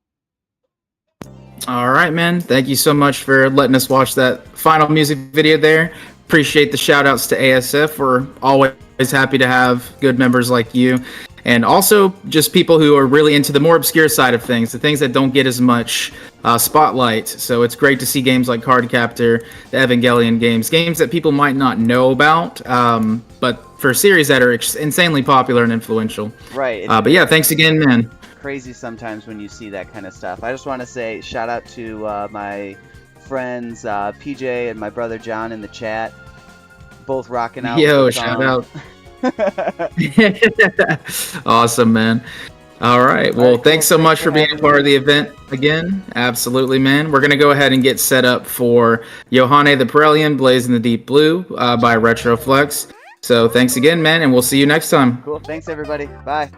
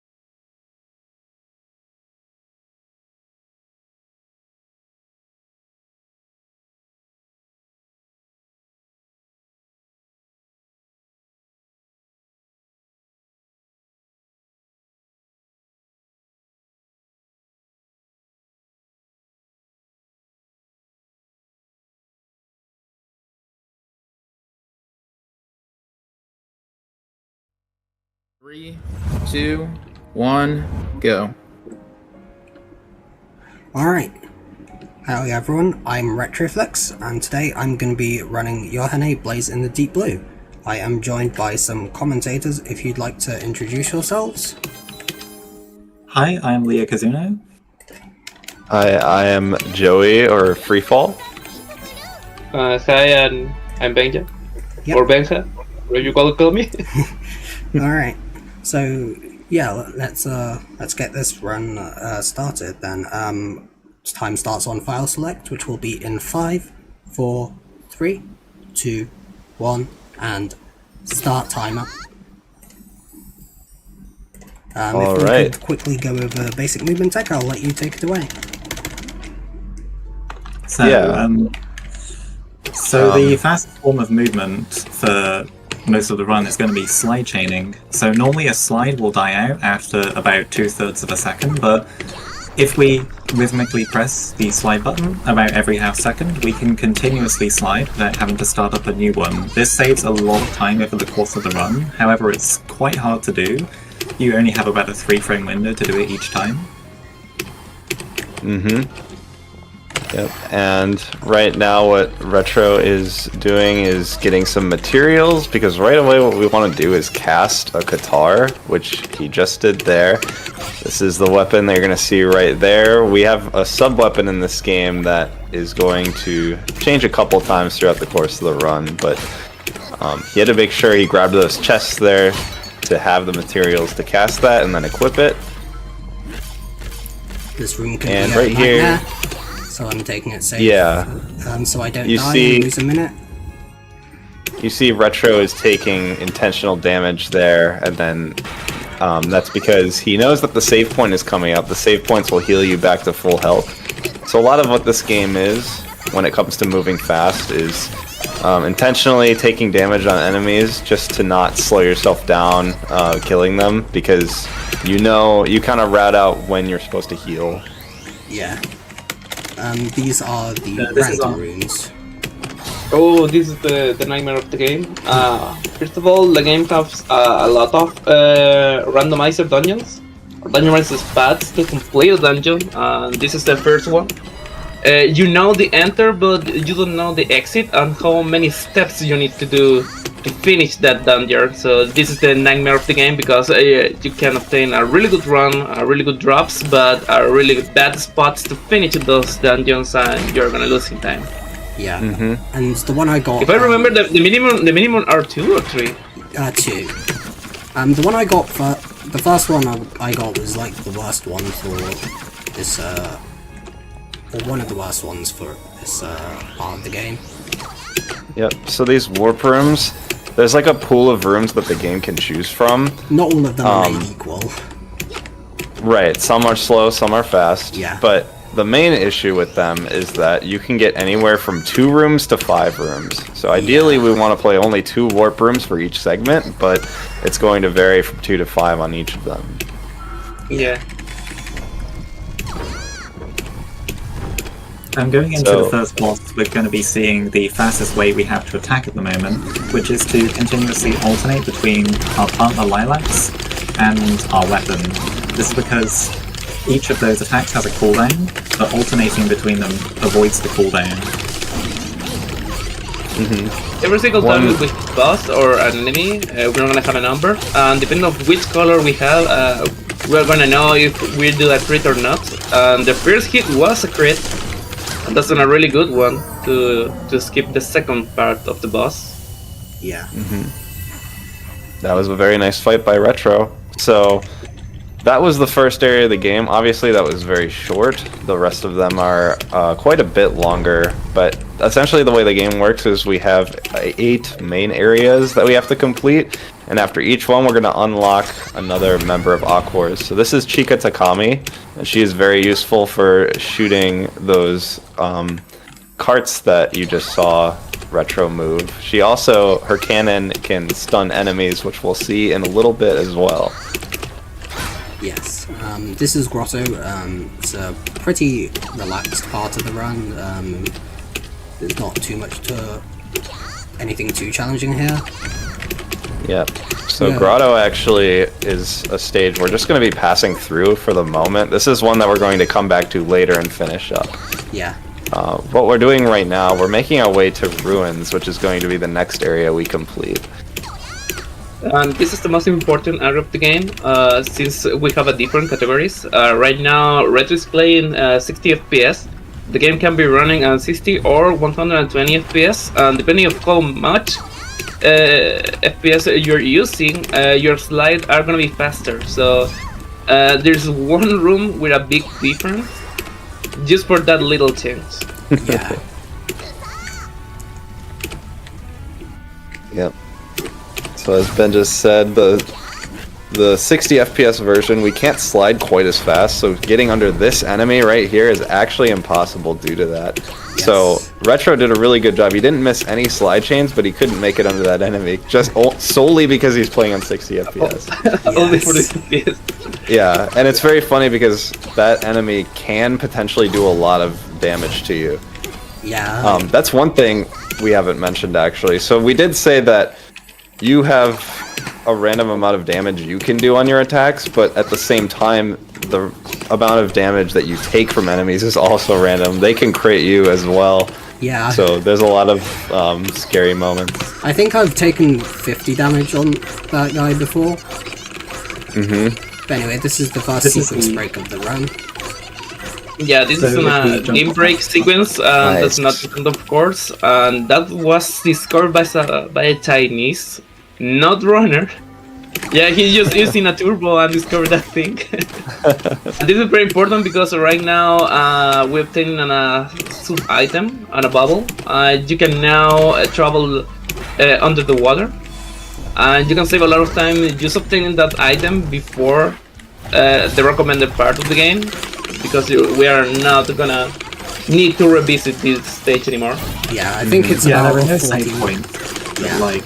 There are like no save points that are close to that area, so the quickest backtrack to it is like a minute, and we just don't want to do that. So yeah. Chica's attack is very useful here to stun this boss while it's got its shield up, and to get extra attacking opportunities. You can also use Lilaps while the boss is doing its spinning attack, because Lilaps has got quite a large hitbox. That was very nicely done there. So Ruins is unique in that it has actually 3 different boss fights. So instead of one boss at the end, like in Sunken Temple, we actually fight the same boss in 3 different rooms as we kind of progress through. So that was the first fight there. We're going to be seeing that beetle 2 more times. This stretch can actually be kind of scary in terms of your health route. So Yeah, definitely. these rolling rock rooms. This is the first run killer part of the run. Yeah. Unfortunately, didn't manage to outrun them this time. But if you're Retro you can outrun is those doing runs. really good on health and has a save point there, so we're chilling right now.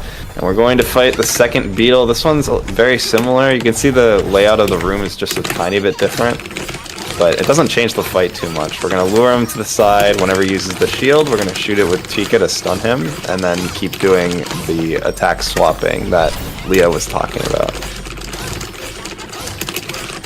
Yeah, you actually want to make sure that he...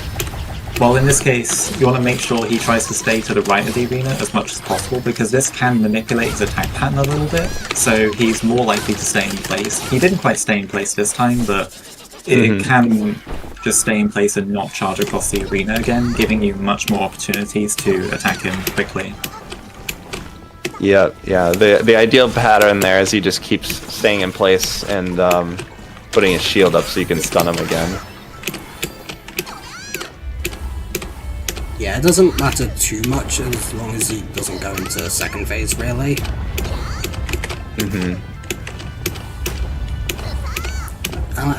Yep, so this is one room. Yeah, this is where the final boss of Demo Descent. That's true, actually. Yeah, so you can see how low Retro got on health there. Luckily, didn't get crit at all in that room. If he did, his health would have been very scary, but made it through with no problems. That's very good. Yeah. And we're coming up on another warp room segment here.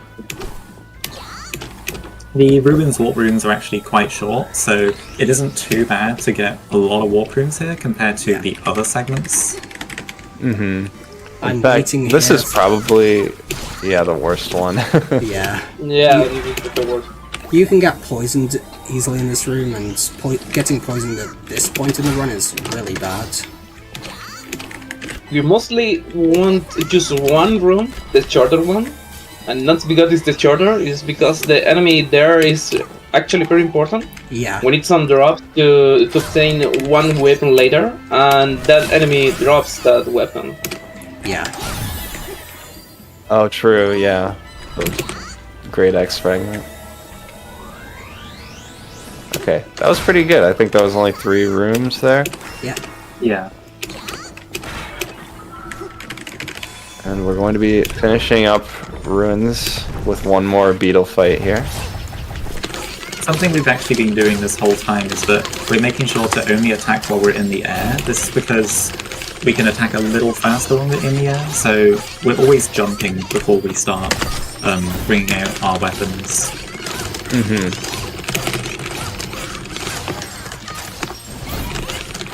So one attack that he can do, especially in this third phase here, is he does an attack where he jumps into the middle of the room, which gets kind of scary. You can kill him before he does that, but we're gonna see it here. He's very low on health. There it is.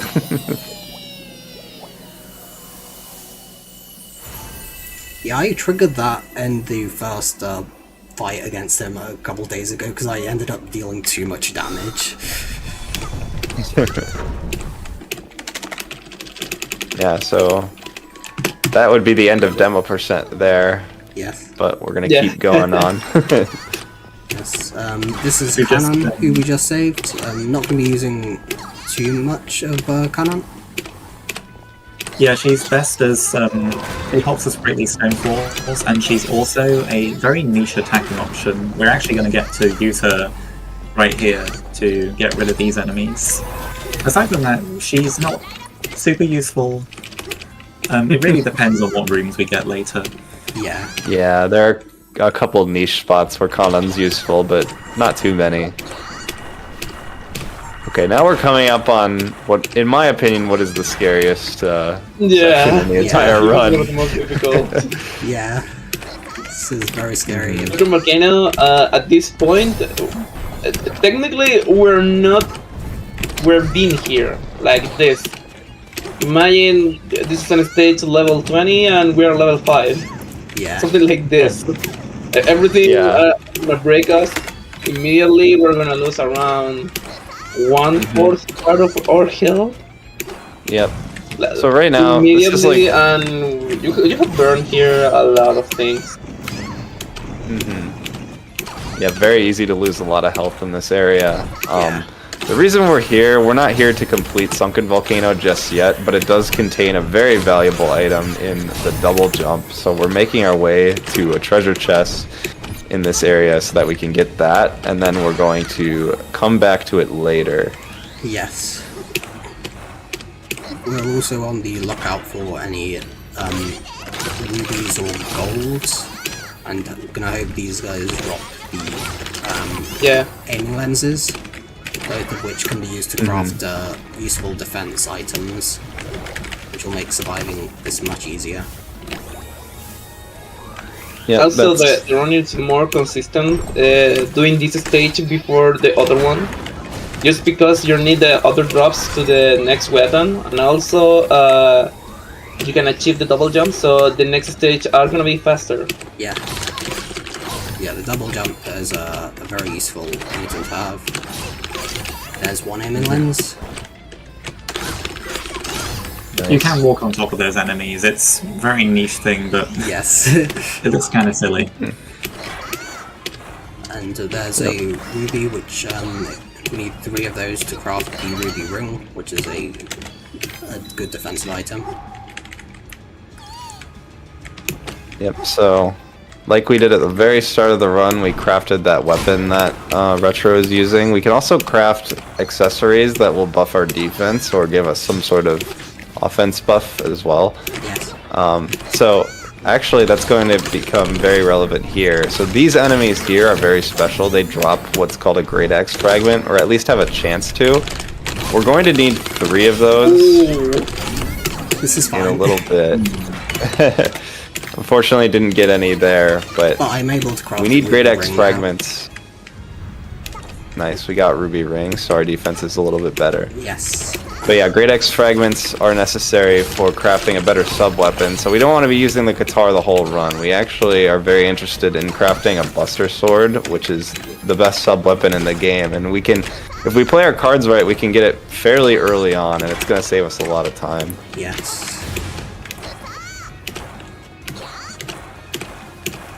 This guy's Be careful scary. here, because this enemy does massive damage. It can Yeah. do massive damage.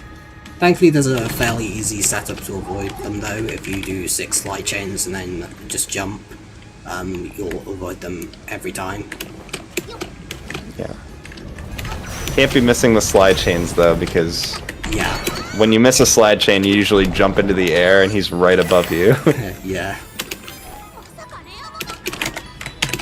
Yeah, the There's our consequences double of jump. missing slide chains can be more severe than just going a bit slower. Yeah. Yeah.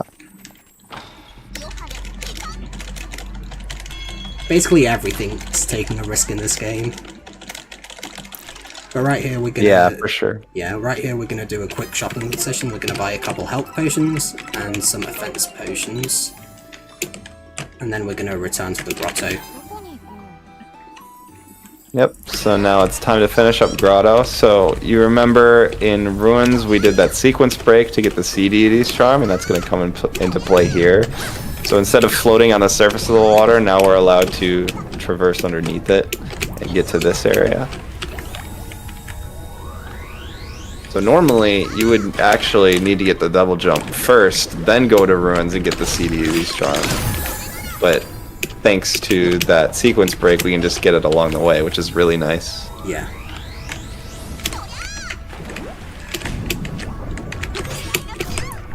And we have another chance for a Great Axe Fragment here. Got one. There's one. Yeah. Nice. So if we get At lucky least later one. on, we might not have to farm later on if we get lucky. Then there's the analytic spectacles. Oh, That's a very valuable item that Retro just got there. That increases your crit rate. So we're going to probably be keeping that on for the whole rest of the run. Yeah. I believe it also buffs your defense too. I can't remember. I think a bit, but not as much as some other items. Yeah.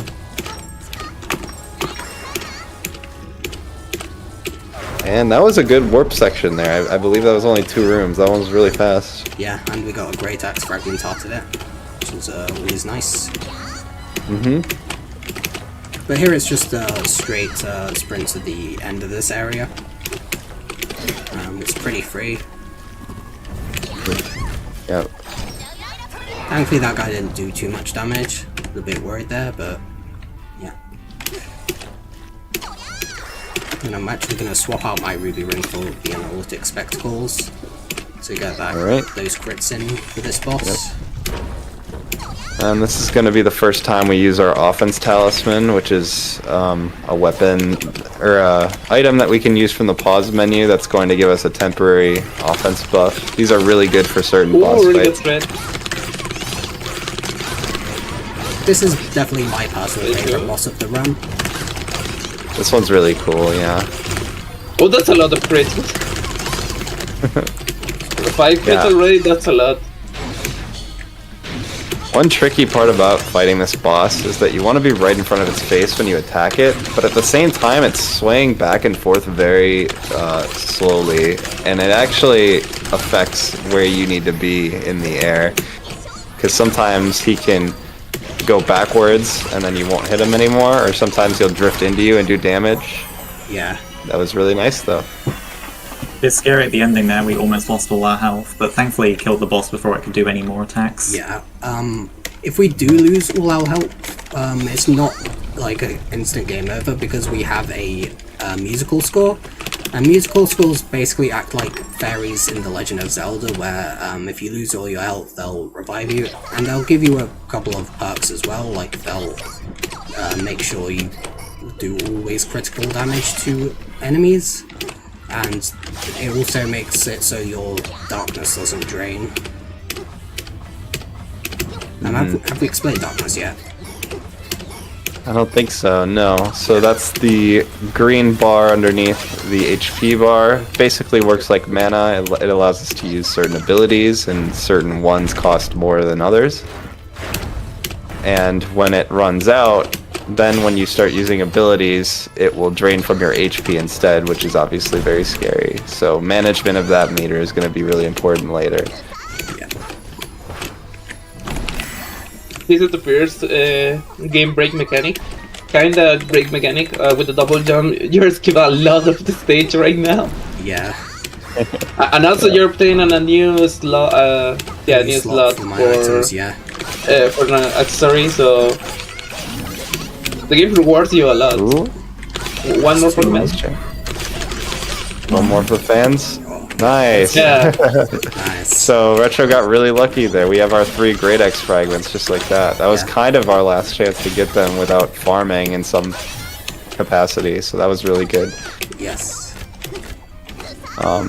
As you can see, we're using Dia a lot. She's actually one of the better Aqua's abilities. Yeah, Dai is basically Lilaps but better.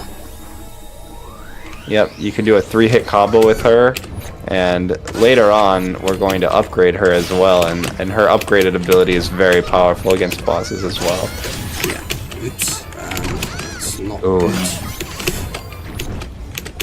No, you're fine. You're fine. I remember you This have room isn't some very fun. skill items, so Yeah.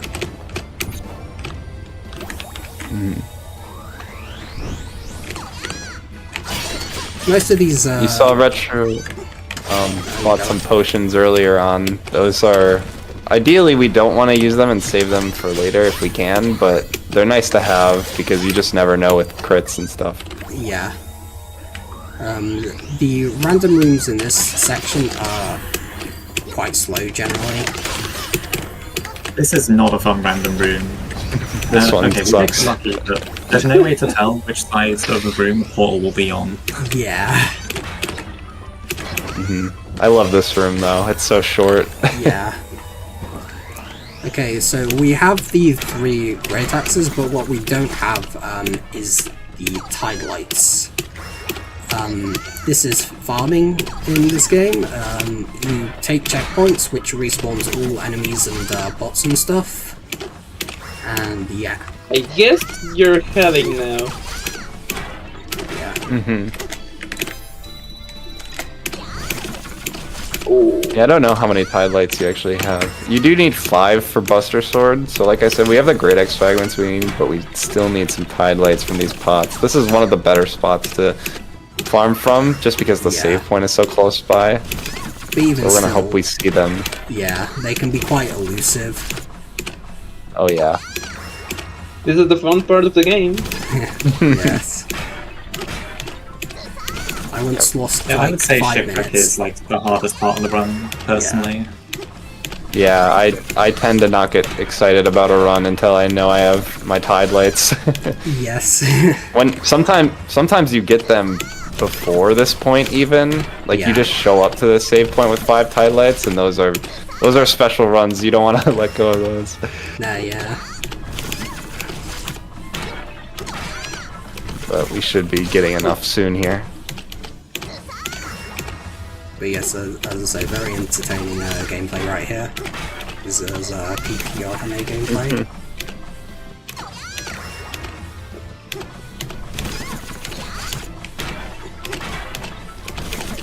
Yeah, one thing you can opt to do is get the save point and just keep moving on. And then there's actually a spot right outside the boss room where you can break 6 boxes. It's a little further from the save point than this is, but you do get 6 different opportunities for tide lights instead of just 3.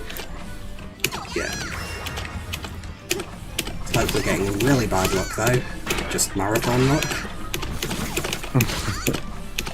Do you know how many you're at right now? No, I do not know off by heart. Yeah.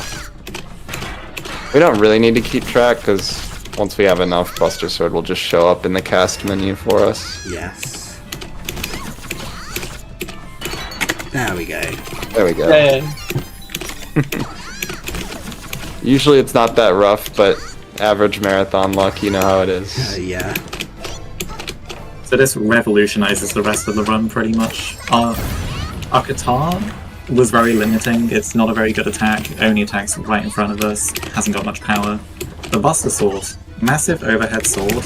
It does a lot of damage. It can one-shot most enemies. It's just such a great upgrade, and we're going to be using it for the rest of the run. Yeah. Yep. Better in pretty much every way. The only thing that it's not great for, we can't really do the attack chaining that we were doing against like the Beetle, for instance, just because it's a tiny bit slower than before. Yeah. But we have it does still. We have an alternative attack later that mostly fixes that. This is in the way. Oh damn it! That's a lot of damage, I think, as well. A lot, No, yeah. but I guess you're fine. Yeah, I have the healing potions, which I'll have to Yeah, use. yeah, you need to use the healing. So this section right here, normally we're supposed to have Ruby already. She makes a shield against these guys. That's like the only way to get by them without getting hit here. Yeah. But because we're doing this early and we don't have Ruby, the only option we have is to just tank all of that damage from those gold cannons.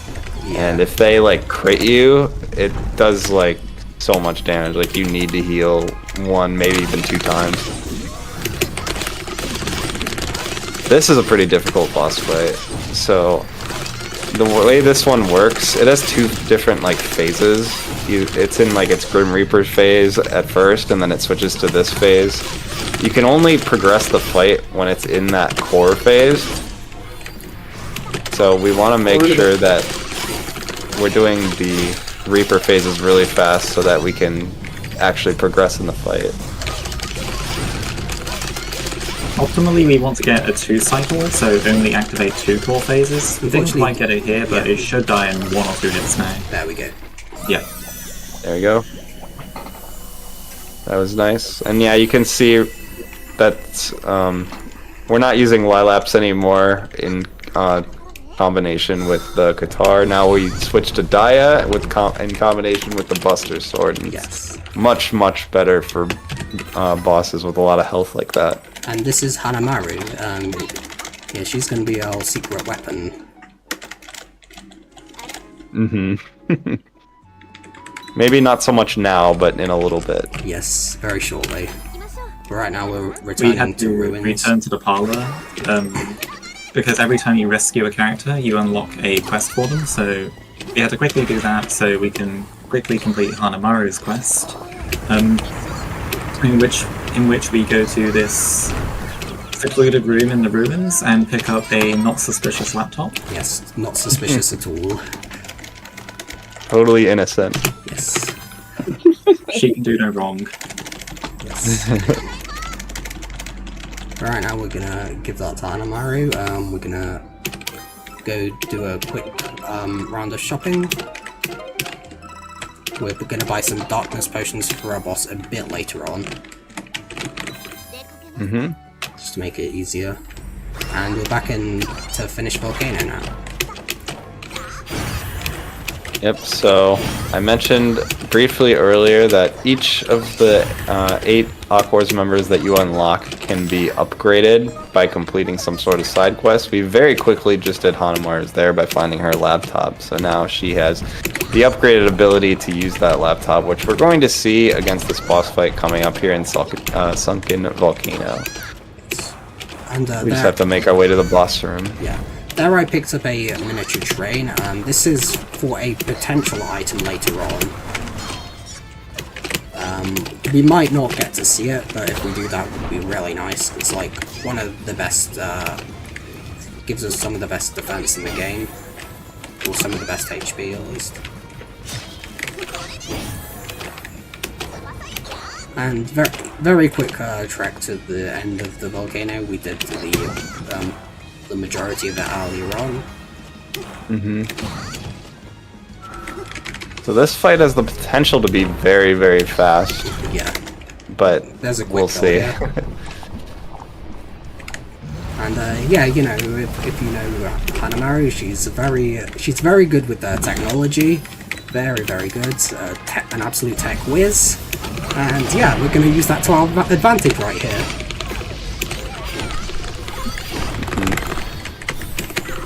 So what we're trying to do is, we're hoping that the boss spits out a lot of fireballs, because if it does this, every fireball that the explosion hitbox touches will reactivate the attack. So you can potentially get this boss down to its last phase really quickly. So right now we're out of darkness, which means that every time we use the laptop it's going to hurt us, which is very scary. You can see we ended that fight with exactly 1 HP, but Retro clutching it out, that was very nice. Yes, thankfully with this strategy you don't have to worry too much about it. I have a very particular way of doing that boss. But here we have Rico. Again, not a character we're going to be using very much. Yeah, Rico not the most useful, unfortunately. A couple times we'll use her. Yeah. But yeah, you saw basically the way the laptop works. You want to spawn it, and then it will appear above Hanamaru, and then if you can, you use the Buster Sword to hit it and it'll explode in the air. So at first it's a little tricky to do, but getting it down is really helpful, especially for that boss because he's in the air as well, so we want to make sure that we detonate it in the air. Yeah. And you can also get a second slush with your own weapon on the bosses as well, with the laptop attack. So here we have Sea of Trees. This is one that we're just going to do one clean run through. We're not going to revisit this one at all. Along the way as well, we're going to find Daya's upgrade, and that is also another one that is very useful for boss fights. Yeah.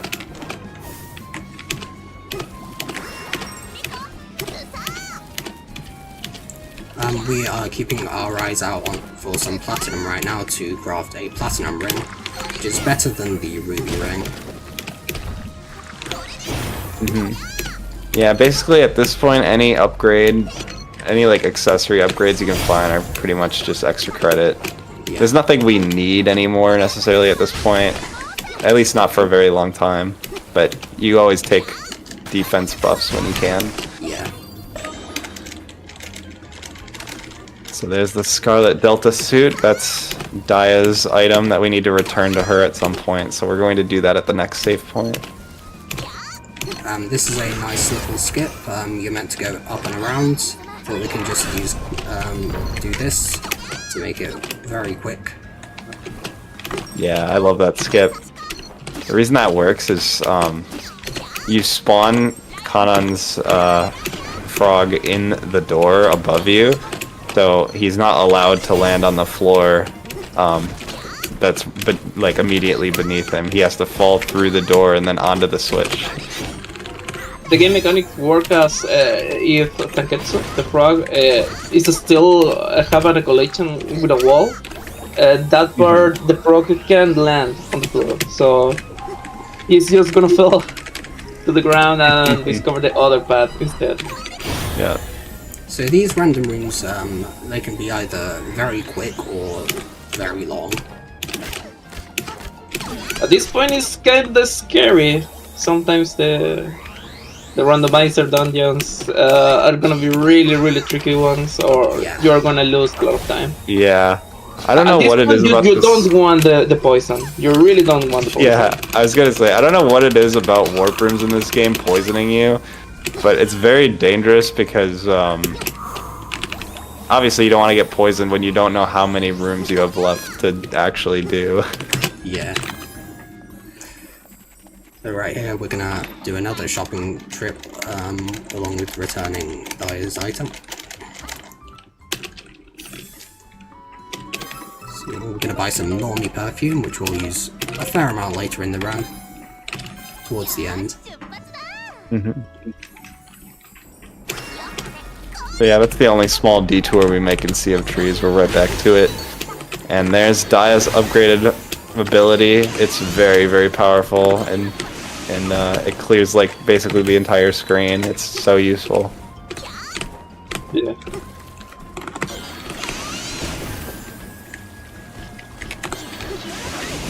These crates all have a high chance of containing platinum idols, so we want to be breaking a lot of them.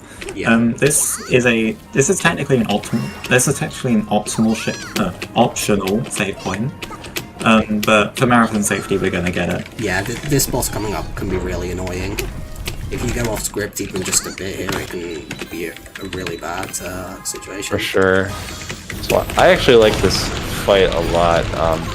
He does the same order of attacks every single time, and you know what it's going to be based on the color of his visor. So he kind of like, yeah, prepares you for whatever's coming next.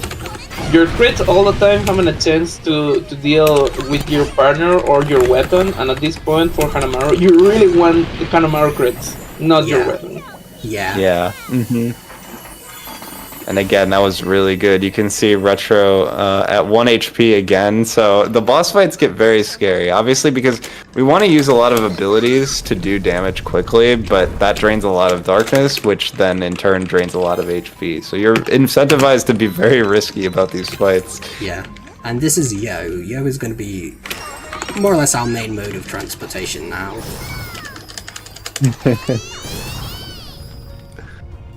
Yeah, she makes Very long still. rooms much faster and also a lot easier in some cases. Yeah. Yep, there are going to be spots where we're going to use very well-placed cannon shots with Yo that just send us over, like, everything. It's super nice. Did I not...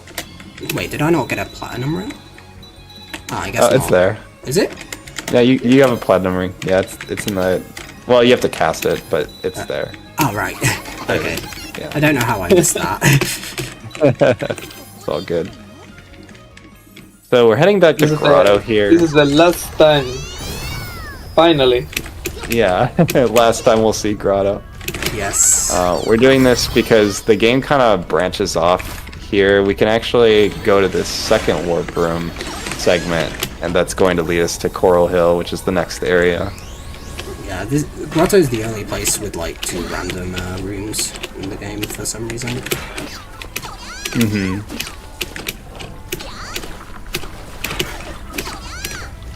And So these funny random enough, rooms actually aren't too difficult because you're not supposed to be here this late in the game. yeah, there's definitely a noticeable Yeah. drop in the game's difficulty at this point. well, it's like how Benja said Sunken Volcano is like a level 20 area that we go to at level 5. Yeah. Well, this is like a level 5 area that we go to at level 20. Yes.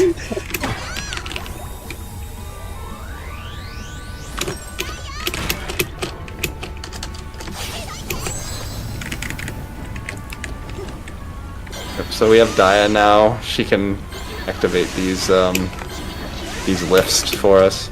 Also, With double this jump is a though, we sushi, actually don't by the even way. need to turn it on. I don't know Oh, why yeah. sushis are an enemy in this game, but I mean, why not?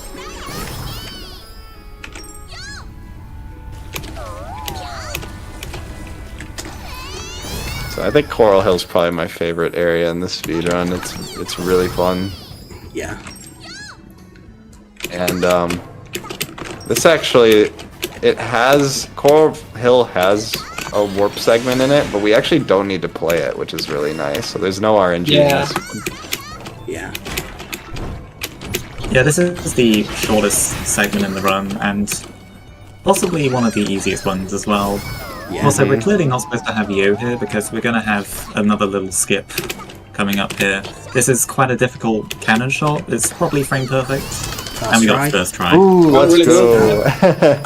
That's very precise.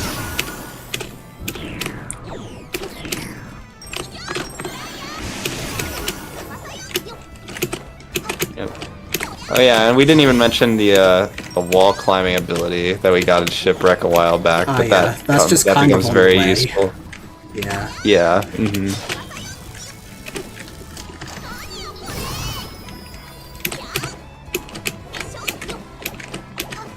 Very good movement so far.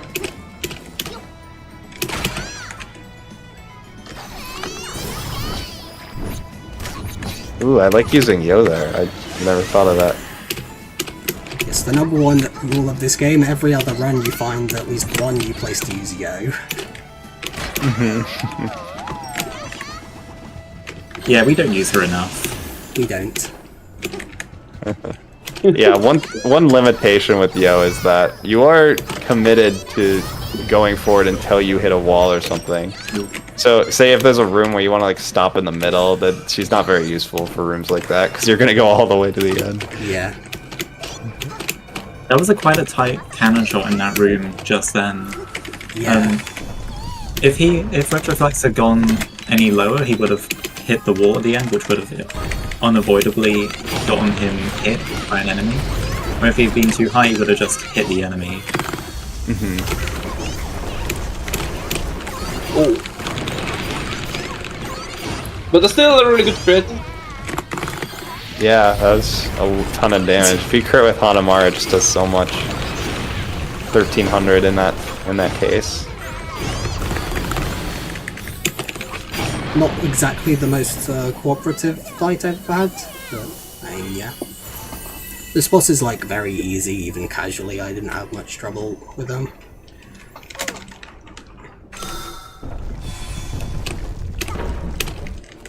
But here we saved Ruby, who we are not going to be seen in this run at all.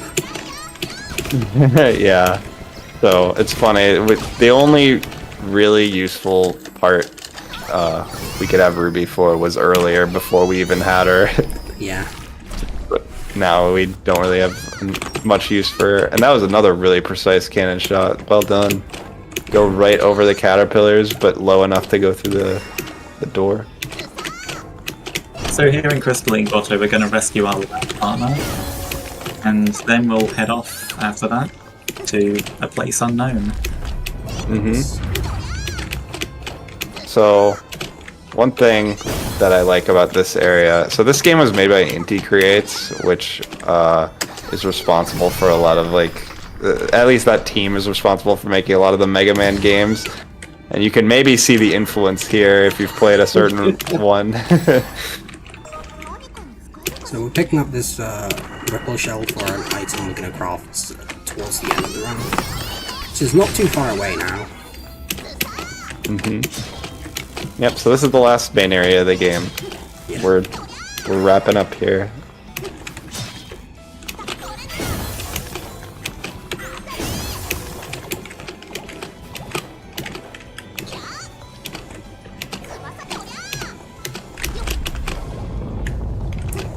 These blocks do a lot of damage if you get crushed by them, but thankfully they're pretty easy to avoid. Yeah, pretty easy to avoid these. There are more sliding blocks later in the next area that are a lot easier to get crushed by. Yeah. But if you know what you're doing, it's not likely you'll ever get crushed by them.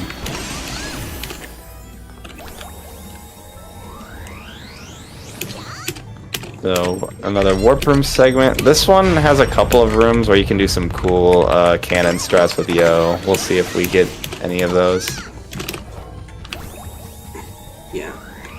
There is that one enemy there, when you, yeah, when you get hit by it, it gives you an offense debuff, which is annoying.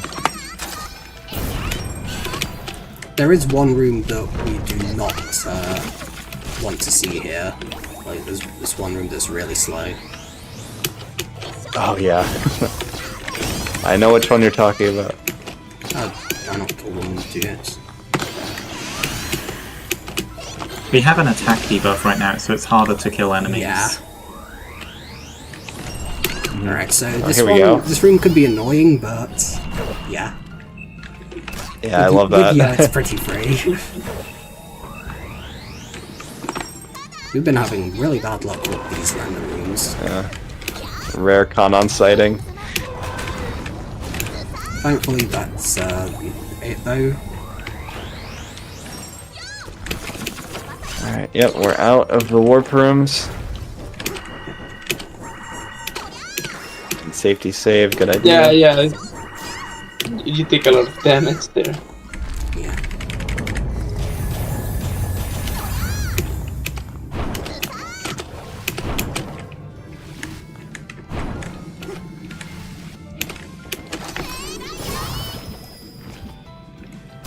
This is an interesting route. Yeah, take this one and then you end up on the upper path here. Yeah, a lot of players do it so that they take the lower path in that room we were just in. I'm not actually sure which route is faster, actually. Yeah. Yeah, I'm not sure. They're probably pretty equal. It's not just, in this game, not just routing choices, but there are a lot of things that you can do that, there are a lot of choices you can make in this run to really, like, stand out. You can really pick safe paths or not go for them. You can do, like, 100 different potion routes or go for different accessories to everyone else. Yeah. There's a lot of variety. Yeah, you can basically fine-tune it to whatever you're comfortable doing. Yeah. This game is very much... It rewards being risky. Like, so many of these save points can be skipped if you really want to. Yeah.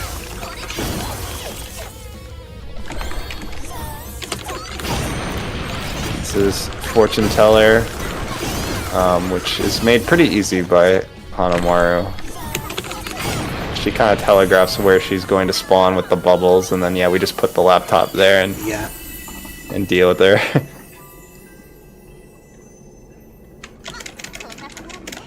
So we're going to unlock our last Aqua's member. This is Mari, who unfortunately isn't more useful. Yeah, we're not going to be using her either. Yeah, we might not even see her at all. Mari's that being said, is, like, Mari does eventually get the ability to freeze time, which could be useful if it weren't for the fact that we have to do like a 5-minute detour to get to it. Yeah. Right, yeah.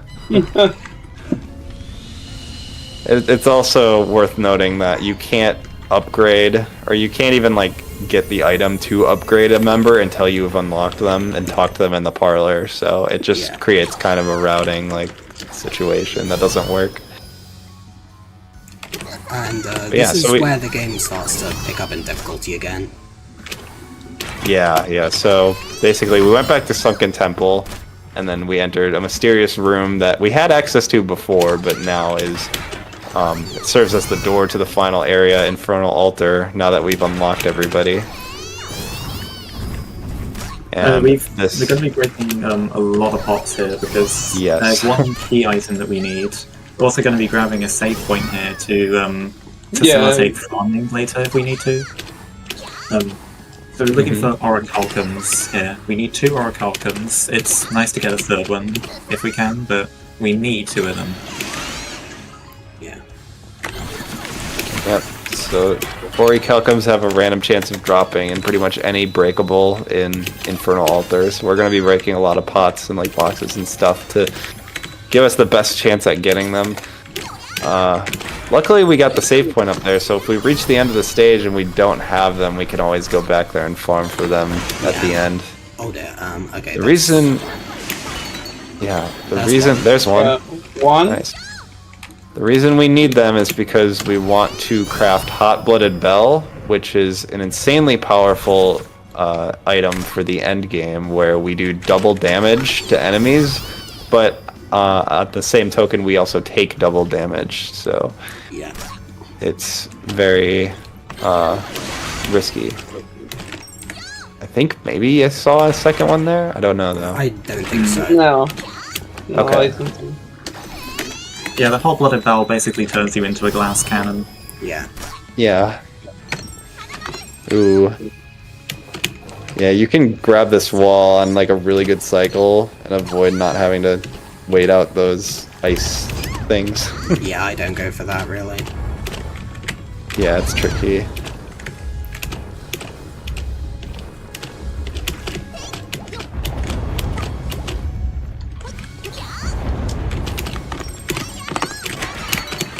And there we go, there's the hot blood. There it is. Oof, good one.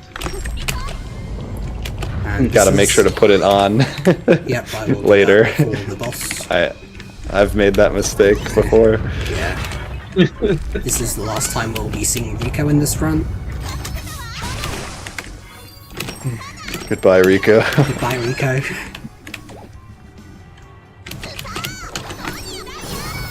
This room is complicated. There's a lot Yes. going on here. And we're going to be intentionally dipping ourselves in poison. This allows us to skip a lot of the waiting on platforms. Towards the end, we're going to use Kanan to break a floor, and then intentionally jump into the black gas. This causes solitude. And then we have a potion to remove that. Normally perfume, the best item name in the game. Yep, so poison in Infernal Altar, it's actually not poison, it's toxic. And the difference between poison and toxic is that toxic will never wear off. It will keep hitting you until you die. But there's one really clever trick we can use. Because we can only have one status effect out at a time, we can take toxic damage in that room, but then right before we leave, we touch the things that give us solitude. So the solitude overwrites the toxic, we're no longer getting damaged, and then like Leah said, we can just use the Dormy perfume to undo the solitude, and we're totally fine. We do have to be extremely careful here though, because we only have one of those potions.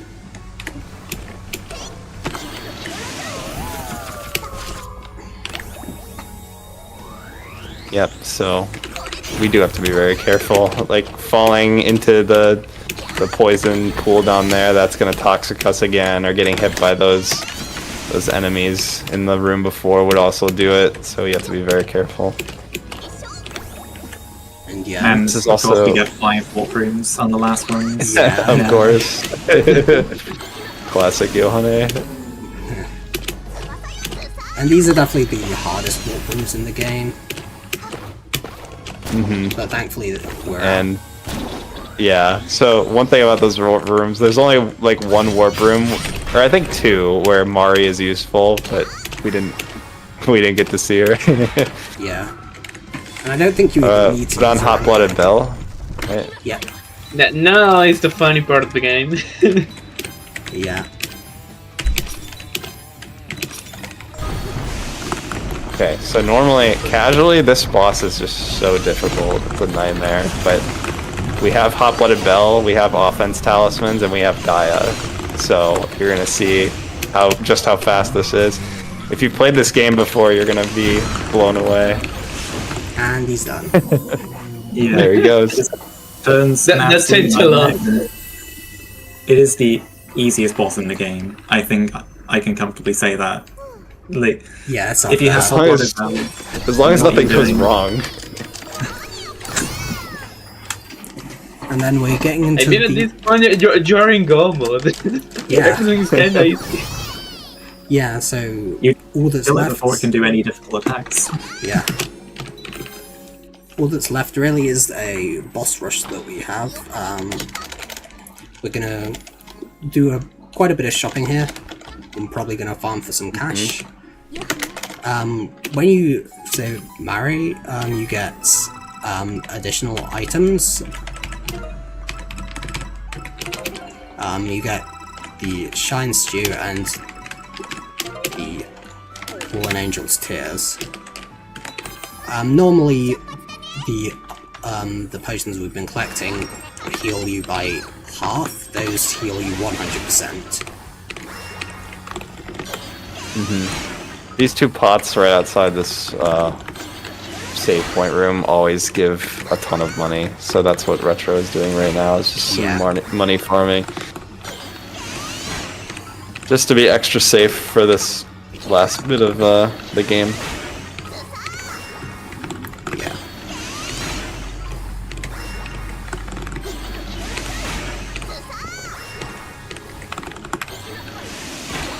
Let's do one more and then have a look.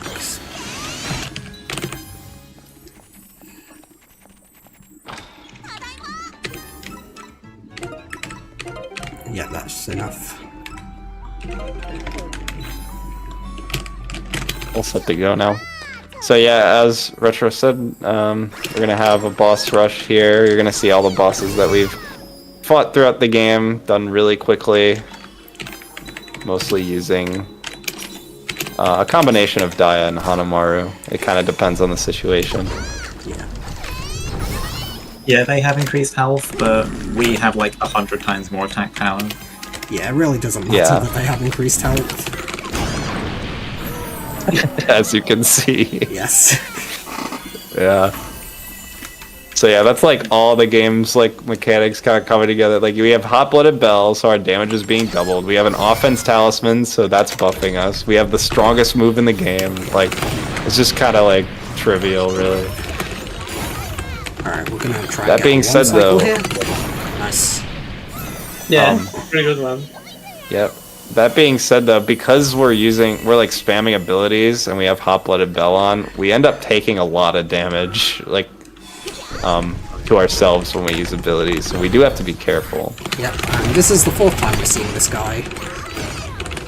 Yeah, true. But I think seeing him is a bit of is stretching it a bit.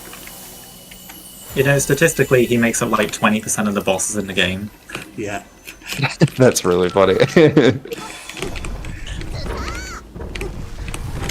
So I don't know if we're gonna see it, but what you can do is take an intentional death on this fight to activate the music score. And a long time ago, we mentioned that the music score, it doesn't, when it's active, it doesn't drain your DP at all. Looks like we're gonna just try and save it for the ending boss, but that is a strat you can do. And if you go fast enough, the music score will last for the rest of the refights, basically. So yeah, it's pretty good.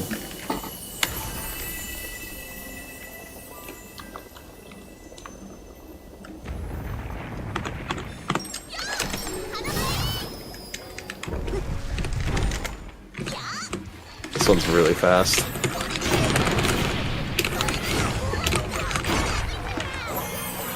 Yeah. Literally just a laptop into a Buster Sword, that's all you need. Yeah.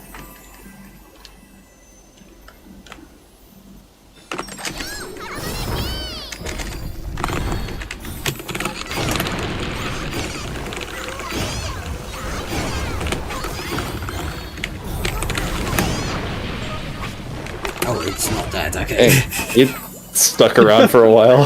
What the heck?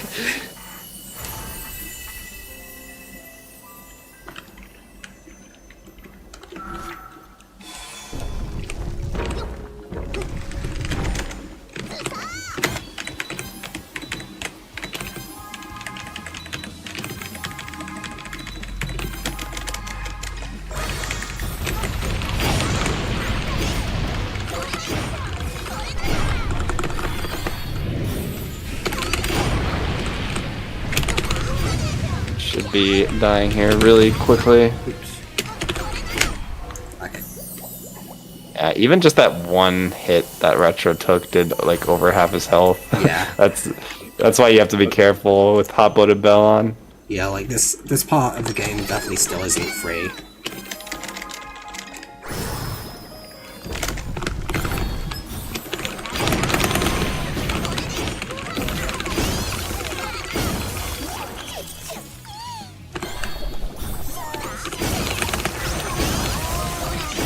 Yeah, and then even though we just fought Cthulhu, we do have to refight him as well, so we'll fight him one more time here.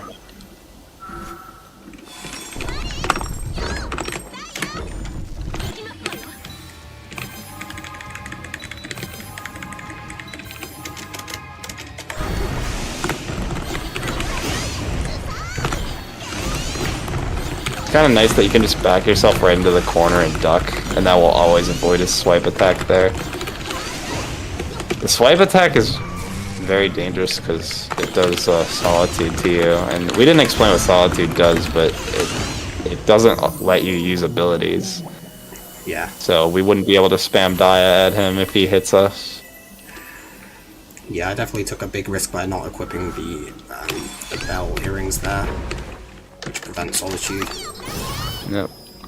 So now the boss rush is done. We've got one final boss, the Coelacanth. It's got 2 phases, and we're not going to see much of either of them. Yep. Yep, so the way this boss works, we can only attack it when its mouth is open, so we have to time our attacks pretty well and just make the most of like each cycle, if you can call it that. But thankfully he opens it for quite a long time. That's wrong. And here Enough we're finally time, yeah. Yeah, finally we're gonna pop our musical score. Mm-hmm. This So is if the you thought only we weren't- reason you don't want to die before this part. Yeah. So Retro's been hanging on to this item literally the entire game for this moment. Yeah, and time's on You thought, last hit. Or after. Yeah. Time. Time. Fine. Yeah. So yeah, if you thought we weren't buffed enough before, well now we have Hot-Blooded Bell, Offense Talisman, and Music Score. Yes, which to remind you, makes it so you don't lose darkness and you always do a critical hit. But yep, that was a decent run. Yeah, GG, that was a good run. Yep. Sub-hour, you I always think- love to see that. Power, yeah. I actually think the only bad part was farming tide lights. That was it. Yeah, and a couple of bad random Yeah. moves here and there. But other than that, very good run. So yeah. Nice work, Retroflex. Any- Good stuff, man. And go ahead. I was just going to say anything we wanted to say before we're done. Yeah, if you guys want to shout out anything or promote yourselves, feel free.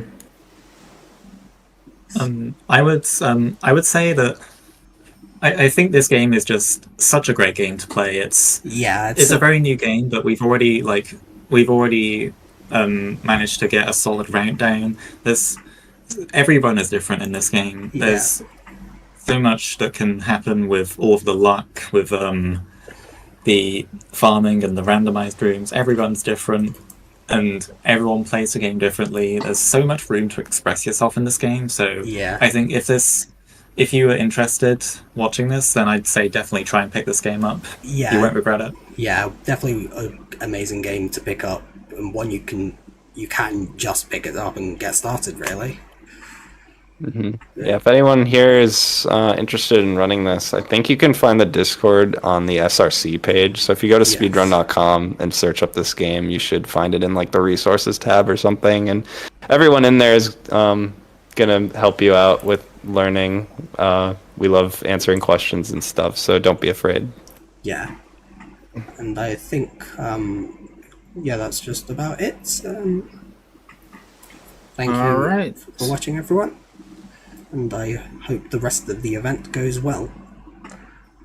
Absolutely. And thank you guys all so much for being a part of the event. It was a great showcase, great work on the commentary and on the run itself. Thanks again.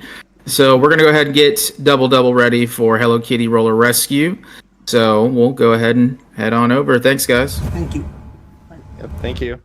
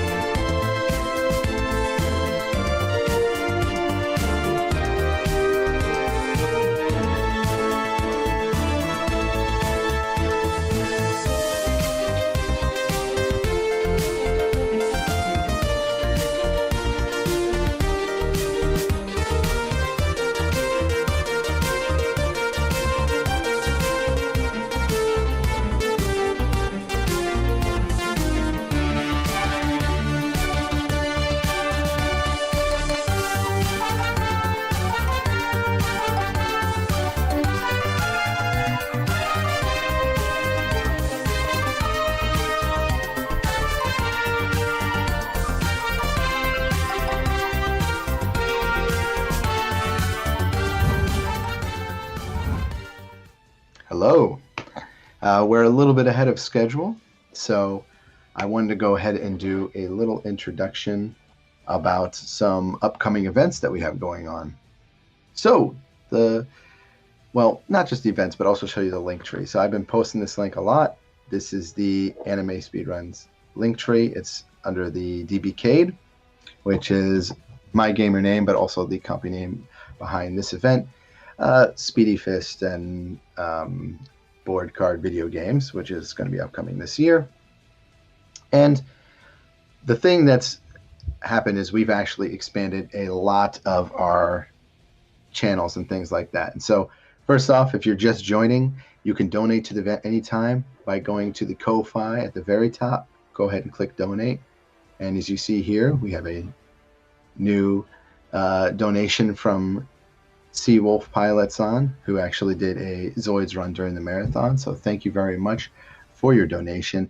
Every donation helps, even if it's only $5. It goes to, making sure that we can be able to donate 30% of all the donations, take that and provide it to a hospital of our choice for getting new toys for children that they can play with. To be board games, video games. We're not buying like retro stuff here. We just want to buy some new things that they can enjoy while they're stuck in the hospital, because some of these children are there for a year, 2 years, sometimes more. And there's nothing worse than that. And I'm sure there's, mahjong or, like chess, but, you can only play so many games by that. And another thing I want to do is I want to go there with them, take some of the time on my day and play, go there for them, and not just give it to them, but maybe open it up with them and say, hey, let's play a game or two, and then make time to go back and return, not just a one-time thing. So I need the support of the community and everyone watching to make that a reality. This is, purely to do a charitable act and kind of change the way that donations are done in speedrunning. I'd like to lead the charge with all of you, actually make an impact, actually deliver change, and show what you're doing. Having to use words like, "Oh, I'm illuminating," I'm a visible company, but things like that doesn't make any sense, because if the evidence is there, you don't have to say that. In our case, we can just exactly show and give receipts for everything rather than have to say, oh, we did this and this stuff. And I think the landscape is changing. I think a lot of people are catching on. There's been a lot of alleged and proven things not in the gaming community about people behind the scenes doing those things. So I want to be on the side of good and doing the right thing. And it may not be as big as much, like $1,000 is not a huge goal, but it goes a long way. So please, please, please, let's get those donations in. And they also unlock incentives. So if you're looking, for a reason, oh, I want to see more gaming, guess what? You get to do that, because if we get to 35%, we're at 15 right now. By the time Toki no Tabibito comes, we'll get an extra any percent run. And we also have one down here. You can submit and you'll get, if we get 50%, Einstein is going to do an additional task run. So we need your help. We need your support. Get those donations in. I read all the comments. I'll make sure to comment on them too throughout the day. And I appreciate it. If you don't want to do that, there's, of course, the Patreon Discord. 30% of the funds raised from this month are also going to go toward that.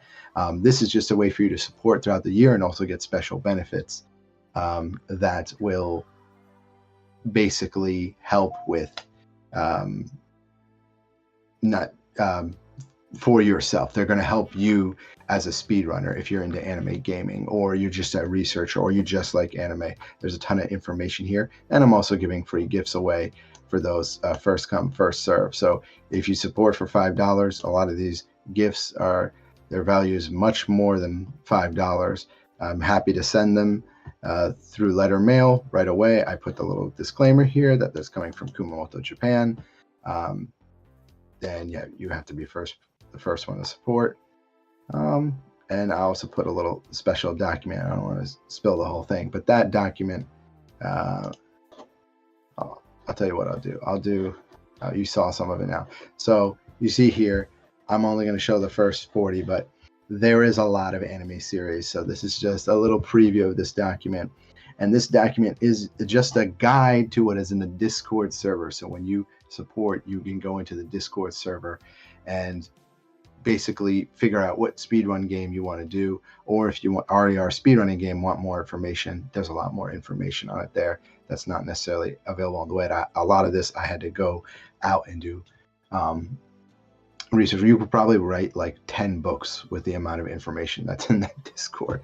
So it's separate from ASF just because it's too much information. It's kind of like information overload, but it is organized. And yeah, so I hope people keep checking these links out. I haven't got anyone just yet. And like I said, if you are looking for merit or something I'm saying, you can't, having trouble coming through with payment, or there's any issue or concern, just reach out to me personally on Discord. And I'm happy to explain step by step what it offers and what's entailed, and so far what has been done in the past 3 years for ASF. Other than that, you can always watch over at the Japanese Restream if you want. We're live on YouTube at Anime Speedruns. We're live, obviously, at Speed Gaming. If you're watching it there, be sure to give them. And we actually even have, by the way, our own Twitch right now. And this Twitch is right now for some of the mini events we're going to do for the year. I'm not going to talk about them. Please wait till the end of the event. Some of you messaged me and they're like, why can't you say it? It's a surprise. It's supposed to be fun. Please wait. So, but these right now, this is where we've posted all the VODs from the previous event. We also did some special events. So if you missed the Anime Speedruns Dragon Ball event, we did a Dragon Ball event.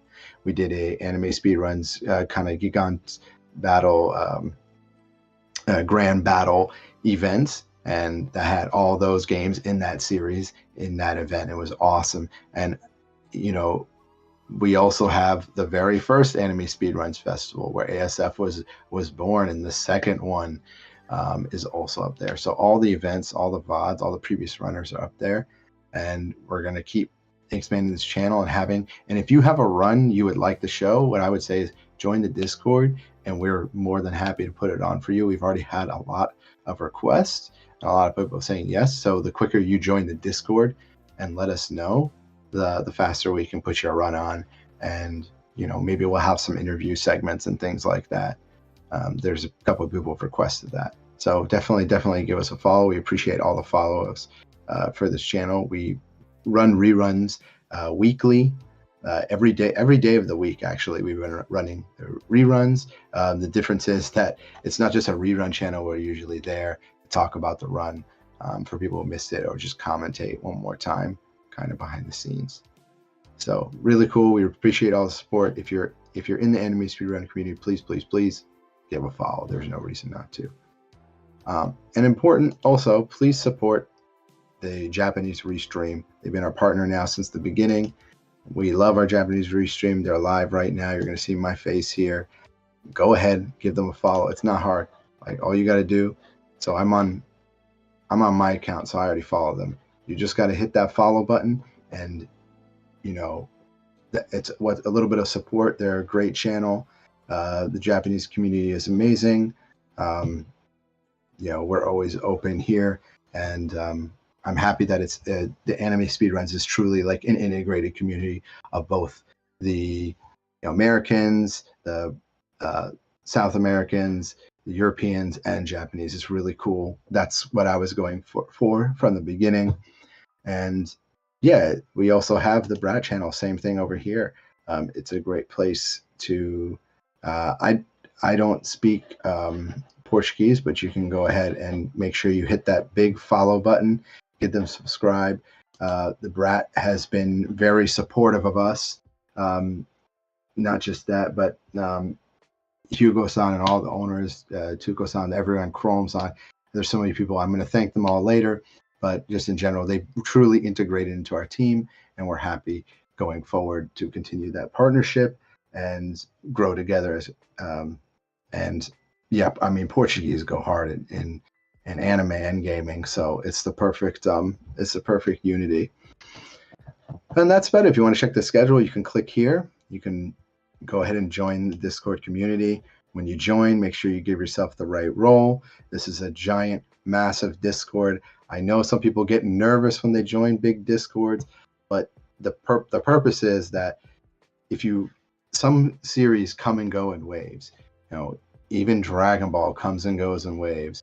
And originally that we had there was a Dragon Ball Discord. It was like several hundred people in there, and I was just like, that server was dying, and I was like, we gotta integrate things, because anime, it's kind of like what's the true thing of anime is like, come on, everyone knows that friendship defeats everything. So it's like the anime communities coming together has really proven that they're pretty much undefeatable, and you literally get invincible powers, and it's kind of the same thing. The people who have really make the most of this community have seen great things happen, and I'm more than happy to take time out of my day to support them, as are any of the staff and members in that community. It's awesome. I think it's a rare thing. And we're family friendly too. If you're like watching and you're worried about like young kids, there's no sussery in our group. And yeah, I'm not I don't really like any of the suspect behavior, nor any of the staff, so we do a good job of monitoring that and keeping non-toxic crap out. And then we have a Twitter. We've been updating, retweeting the Japanese restream stuff a lot, putting up our own. I'm looking, by the way, if you're looking to join staff, I am searching for staff. I've talked about this in Japanese plenty. I'll talk about it later when I'm on the restream, but I am desperately searching to try and increase staff. One of our things right now is we just do not have, we're always short on staff. And so if you're interested, if you want to support and you're serious about becoming a volunteer and can dedicate the time, we're happy to have you. It's a fun place, but we also take it really seriously because, we really like what we do here at Anime Speedruns. And also, just a quick shout out to Century 21 around the Gaithersburg area for supporting. And I want to shout out to Imakoko Denyoku for always supporting with sponsoring us, and also supporting me, DBK'd on the side with logos and things like that. It's been great to have your support. And also shout out to Anime Nakama Bar, we're a great partner, and where we're actually going to be having the after party for Anime Speedruns. So it's very likely that there will be a couple members who are heading over there. So after the event, make sure you go. It's a great place to have some drinks, enjoy an anime vibe, and relax. Just make sure you,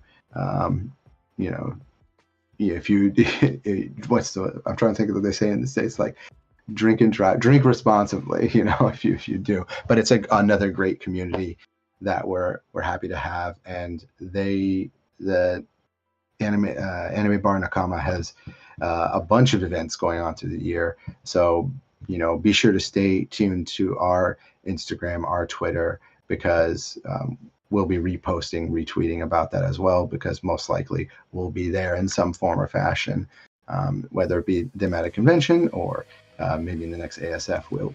We will continue to do little events after that. So yes, please check them out. Oh, we got another dono. Oh, nice. You guys are coming in. Let me go ahead and refresh.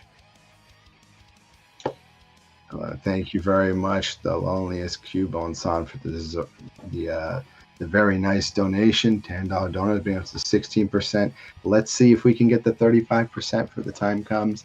I know it's awkward to ask for money, but for us, we're showing everything where the money goes, what the cause is for, and how much work goes in. And if you join, like I said, the Patreon is one of the.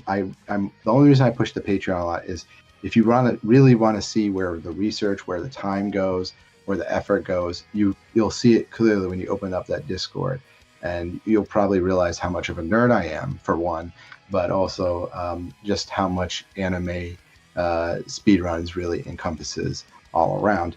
So I think I don't have anything else to say. Just make sure you keep the support coming. If you have any questions, really hop into that group, and we'll see you soon. I'm going to go ahead and we'll cut to a break, and we're going to have Double Double-san on with Hello Kitty right after this. So see you in a bit.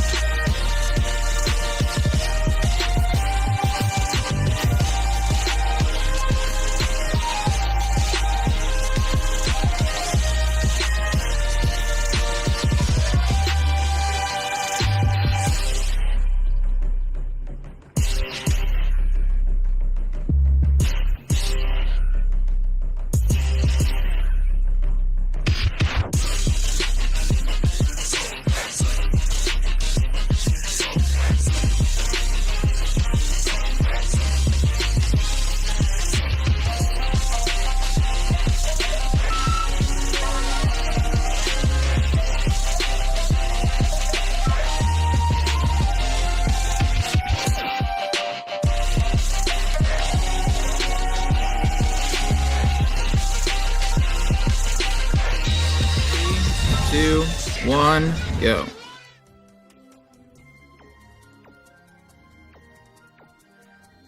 Hello! How's everyone doing? My name's Double Double, and this is the absolute manliest game at this entire event. Hello Kitty Roller Rescue.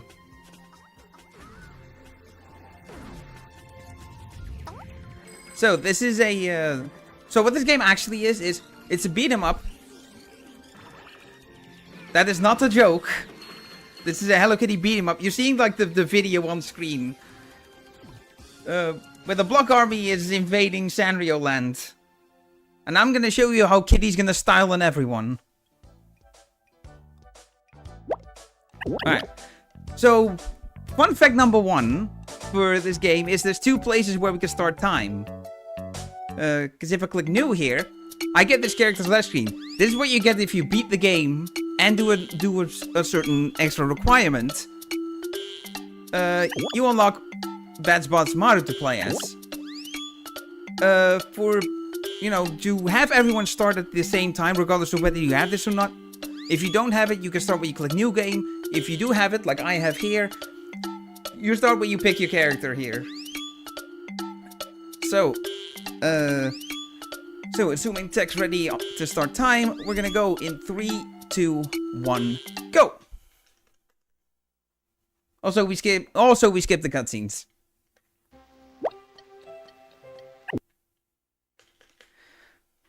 I apologize for for not giving you the deep Sanrio lore. But hey, that's just a reason to go out and get this game for yourself, because, you know, it's still fun. A little bit janky in places, but it's still fun. Pretty easy to find, especially the GameCube version, which is the version I'm playing. And here's the most important part of the run. Whoosh. This is how we go fast.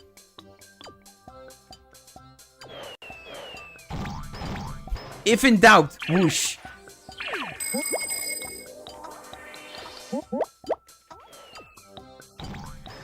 So yeah, the first stage is pretty simple.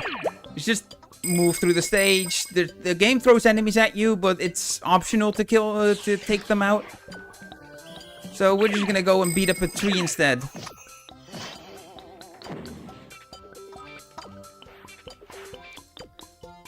Right, so now the Block Army has kidnapped Mama Kitty. And that's no good for anybody, so... beat up this guy that has the key. Whoosh past everyone, including your friends that get in your way more than they're helpful most of the time. And then free Mama. That's it, that's stage 1. In probably less than 2 minutes. Also T-posing. T-posing is important.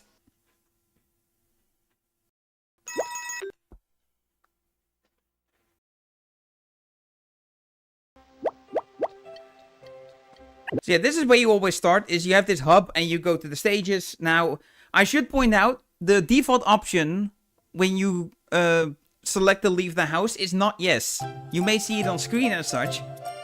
But yeah, that's me squeezing in a left input.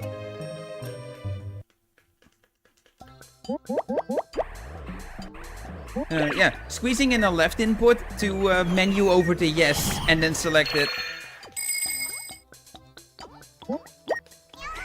Right, so there's a timer. The Block Army is kidnapping entire buildings.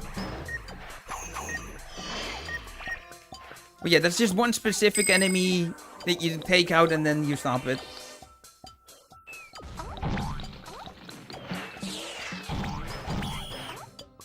Right, so here, go back down, because that's faster. I just walk, line myself up, 3 hits and they're done. Yeah, those blue enemies, they take 3 hits to take out these red enemies that we're going to be fighting here, because it's finally time to actually be forced to do combat. Now, I want to hit them with these attacks, especially the wide swing attack, the third attack. I can hit multiple people with it, like that, like so. And then this enemy here, 1, 2, 3, bang. He explodes into stars. And yeah, it is random which celebration at the end you get. There's 2 of them, and the T-pose is one of them. That's the one we want, because we enjoy T-posing around here. I'm telling you, I'm showing you how Kitty's gonna style in everyone, and T-posing is part of that. Showing my dominance.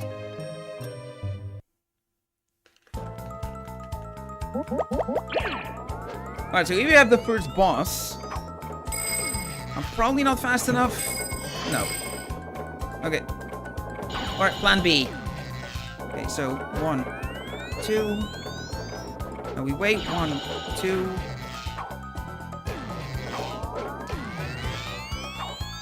And there we go. Just throw his bombs back at him. It's pretty simple.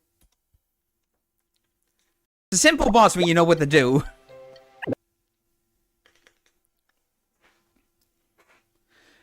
But yeah, this game is somewhat formulaic in the sense of every 3rd stage is a boss.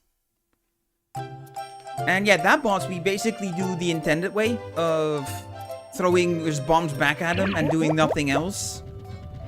But you know, the later bosses have some strategies using the tools in Kitty's arsenal. Ah, almost got to him without being spotted. Okay, well. So yeah, this stage is going to be revolving around keys. We're in an amusement park. There's the teacup rides up here that are just spinning and never ending. So, yeah, maybe a strap, we gotta save her. go here behind the scenes. Don't do this at actual theme parks, you'll get kicked out. And yeah, then leave. Little shortcut up here. Get to the middle and spawn these enemies.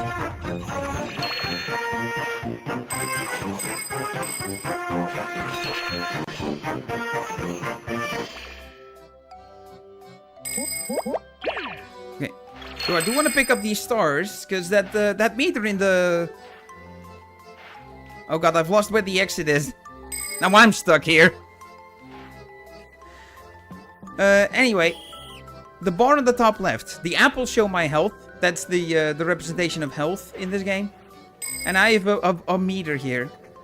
Unfortunately, I missed the Ferris wheel cycle. Because now I need to save Purin.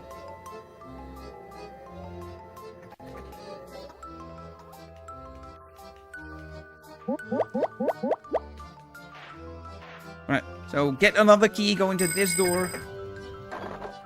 That's which lowers the bridge. Now we can get over there. The game very kindly asks you to go to the pink door, so you know we'll oblige. Defeat the enemies to find the key. I found the enemy. Game didn't think to randomize this, so it's always the same enemy. Same here. It's this dude. Now we go. That person gives us the final key that we need. So all that sequencing we did was just to get this key to this door. Open it, go in, and there we go.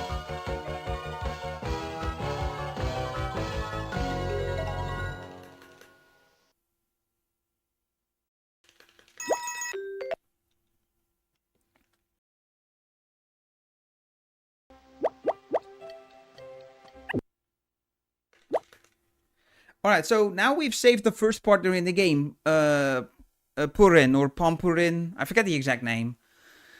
So now the game is going to ask us if we want to bring a partner into the stage. We're going to say no most of the time, but there's one stage in particular where we are going to say yes. And you'll find out why. Alright, so this is a team effort.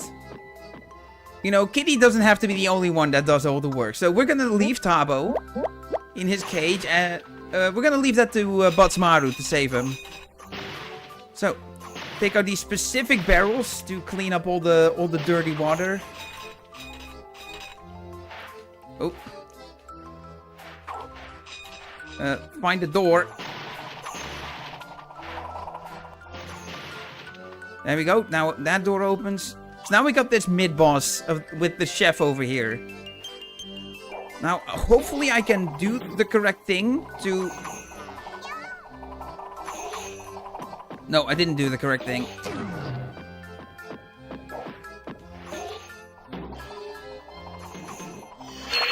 Alright, now we take him out.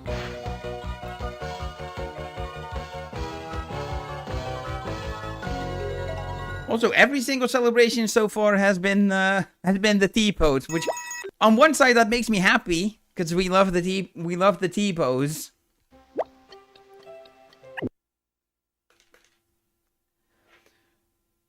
But on the flip side, it doesn't show that there's multiple celebrations if I keep getting the T-pose. Alright, protect the stage, second boss fight. So this is where that bar at the top left with the 2 is going to come in. So, a little bit of focus time here, because I want to do this strat correctly. So, line up this cannon here. Wait for the right time to shoot. Get into this cannon, line it up. Wait for the invisibility frames to wear off, and then press the X button to pop the level 2 super. Instantly does 3 damage. Now, I need to be quick here. Beat up these dudes. And grab their stars. Train's here already. Shoot it. Now final hit. Wait for the invincibility frames to wear off, and there we go. That's the quick kill. It's tight and kind of tough to learn when you're first picking up this game. There's an easier way, there's an easier version of it that is a little bit slower. What I did was the faster version.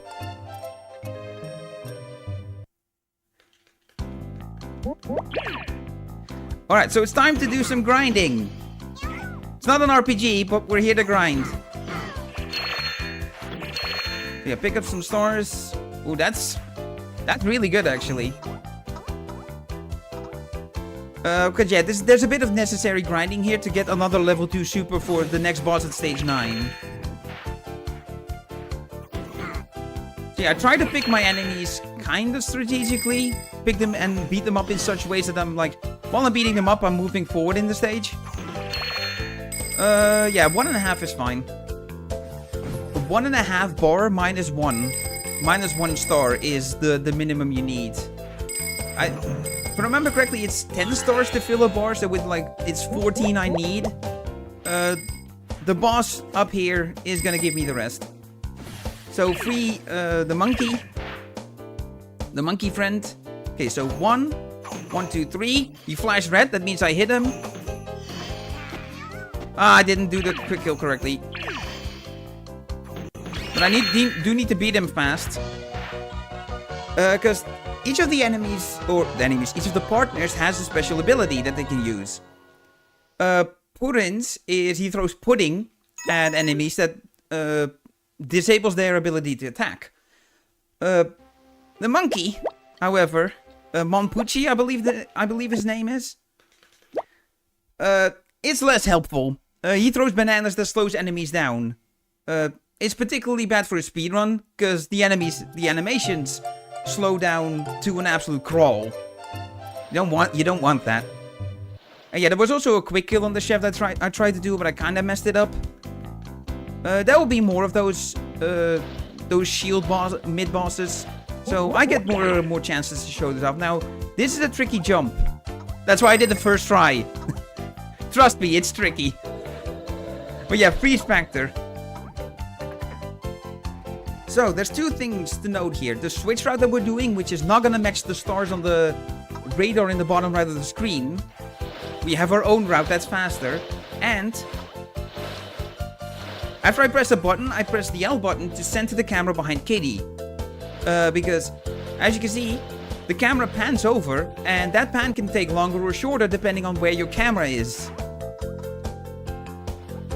So as a result, I'm gonna stand over here, face it this way, and then center the camera again.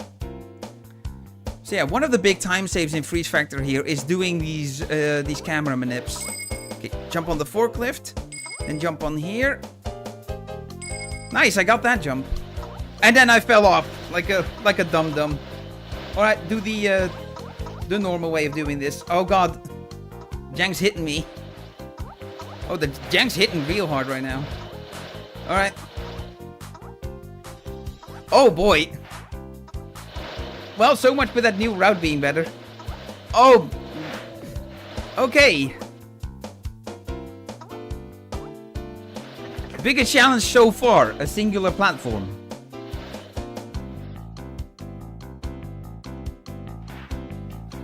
Also, minor optimization, whooshing off of platforms put you on the ground faster. And then that was the final switch. So the first switch I pressed did not have like an animation and a camera panning. Because the switch we did first is the switch you were intended to do last. You meant to hit it. And then do... you meant to hit it and... then the final cutscene plays and the stage instantly ends. But because we do it first, looks a little odd. Alright, so I'm gonna do the hardest strat in the game. Or at least try to. Never got this in once, even in practice. I stood too close. I did not get a missile. Alright, we'll do the even harder version of this, trying to get 5 hits in a row on this.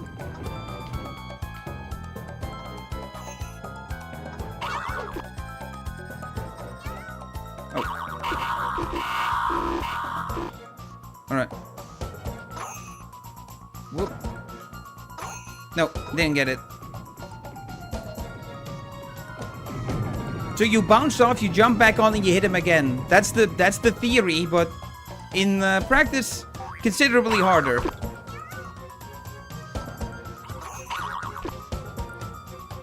Oh, I need to be on the ground. So yeah, we'll do this. This is why I grind it. The main reason you would do that strat is to save time so you don't have to grind for stars in stage 7. But it is such an incredibly hard strat, but I had to give it a go. For the showcase here.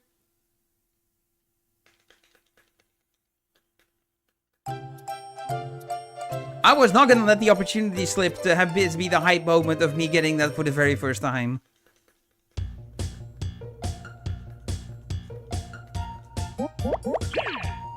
Alright. It's time to deal with these bin bag ninjas.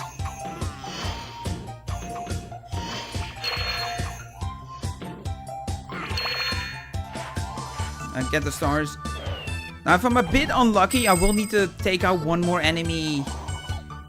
Defeat one more enemy than the enemies I already beat as part of the stage.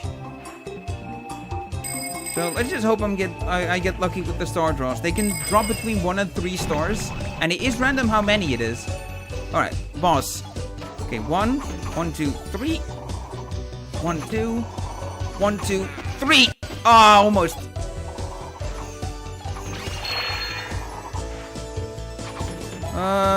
I think I'm good. Yeah, I should be good here. Ow.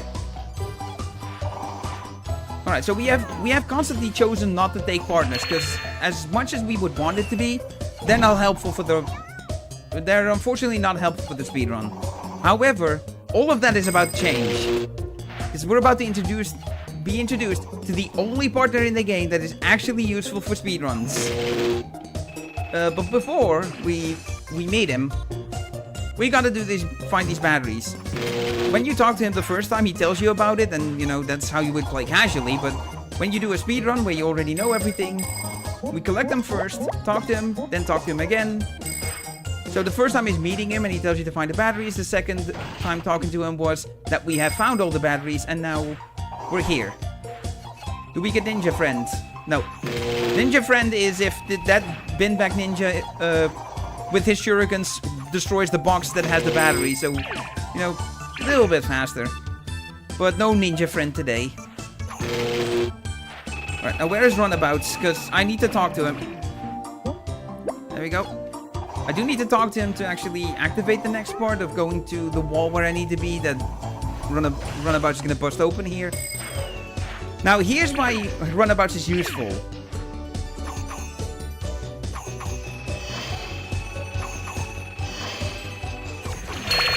There we go. Runabouts' special ability is to just beat up enemies. By far the most useful for what we want to do here. And yeah, this is the partner we'll be bringing along voluntarily to a stage later.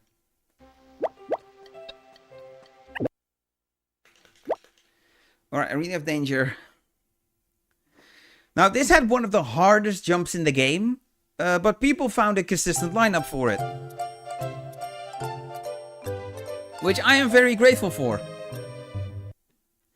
But first we have to do... Well, first there's this trickier jump. If I can get my lineup right.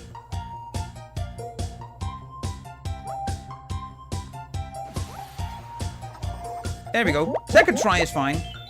I'll take that. Alright, so we're in another theme park, I guess. Except this is not the greatest theme park ever, because this theme park involves throwing a boulder at you to run you over. It is the only insta-kill thing in the entire game. If that boulder touches me, we're done, and I have to redo Arena of Danger from the start. And it does rubber band when you get far in front of it like that. Now, I go up here and fall down. So this is the lineup that people found, is you have the camera already, and it makes this jump so much easier. Free almost. You're not meant to jump up there that way, but the way the game is made, it's possible, so we do it.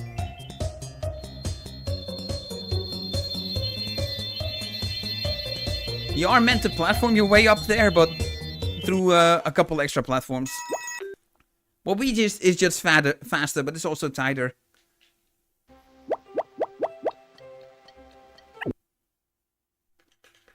Alright, Project Home Run. This is another really tough quick kill. Can't use... actually, no, this will also involve the super. The level 2 super. So... we... Mash to get rid of the text boxes. Okay, pick up the baseball. Pick up the baseball. Unfortunately, I got... yeah, I got unlucky. It is RNG, and this attack... yeah, you can't... you have to just sit there and wait. Unfortunately, I got it 2 times. Alright, so now we're just gonna chill here for a bit until he stops. There we go, that's 3 hits. So yeah, the quick kill is to chuck 3 baseballs at him in quick succession. It's simple, but tricky and tight. And yeah, you need him to do the right attacks. See, this is what I mean by with yes not being the default selection. I have to actually menu over to yes. See, sometimes you can fumble your inputs and then you just stay stuck in Kitty's house.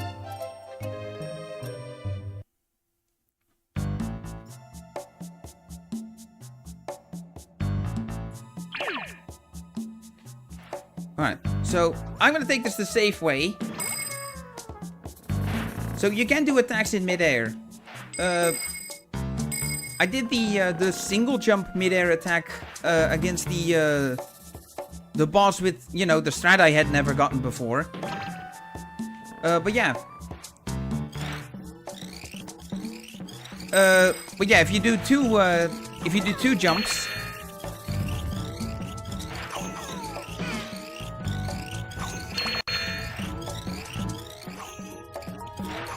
If you do 2 jumps and then you fire that little magic orb, and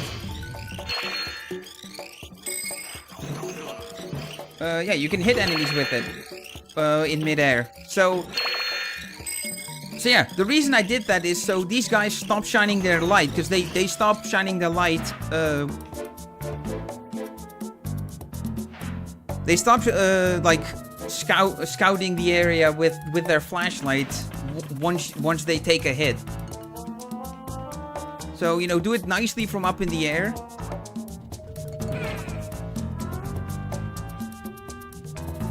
Unfortunately, I wasn't careful enough and I got spotted. Also, press that switch without removing the boxes, because the game lets you. Alright, now it's time to play safe again. I've been spotted once, and this is the worst place to get spotted, so you really do not want to get spotted here.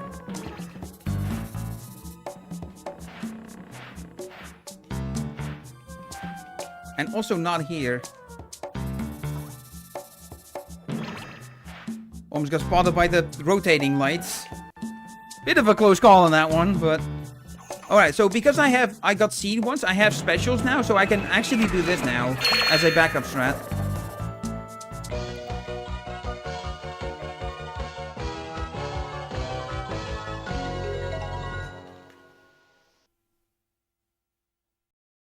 It is the fastest way you can KO that mid-boss.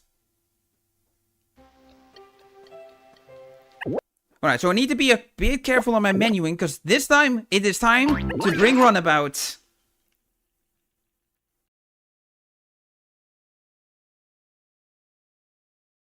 This is runabouts' true time to shine. Because you've seen me beat these shield guys, right? Watch how much faster it's gonna be now that I have runabouts with me.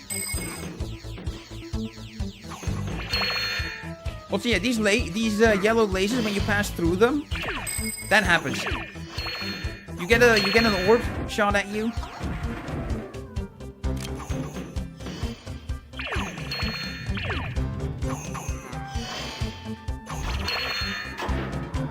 And it turns you into a block, and you can only run around and jump and do nothing else.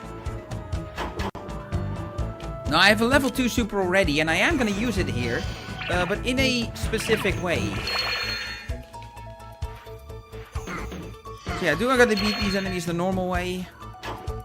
So yeah, I don't need to pick up their stars. Alright, so here we have the first mid-boss. Now, first, I beat up this enemy, so A, he doesn't get in the way, and B, I give runabouts the time to teleport in. Keep the enemy on screen. Okay, so that was more or less the second fastest way you can defeat him. You can keep hitting them while runabouts is the distraction. So yeah, use the level 2 super there to just clear these 2 rooms. Just like that.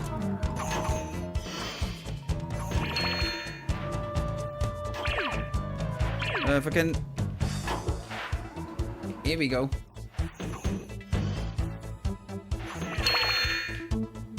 I can't help but notice but that runabouts isn't here. Hello? Car friend. There we go. Alright, move this way. So this is the stage where the extra requirement is. You have to save Bad Butts Maru in this stage to unlock him for... to play as. And you need to beat the game. Beat the game and save Butts Maru.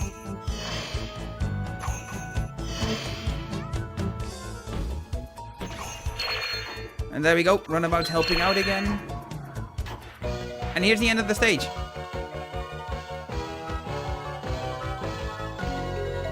So, stage 15 of 16 in total is a...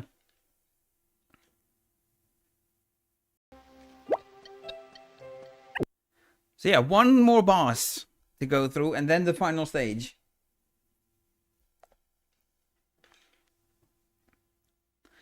Now, this had an extremely tough quick fight, but people found a setup for it.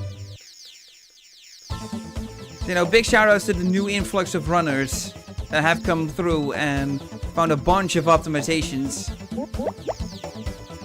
Alright, but before all that, we have a little bit of a phase 0 to this fight.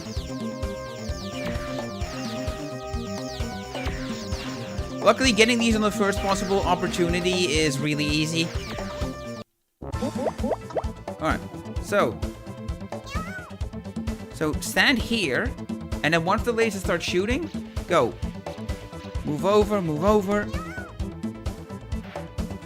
Oh, I got hit, so I might not make this. Oh no, I'm definitely not making it now. No, okay, so I missed it.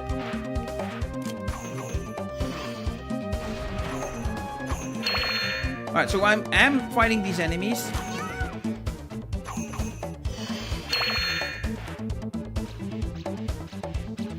Alright, hopefully I can get... I at least can get a 3-bomb here. This is looking better. Oh, really? Okay. Yeesh.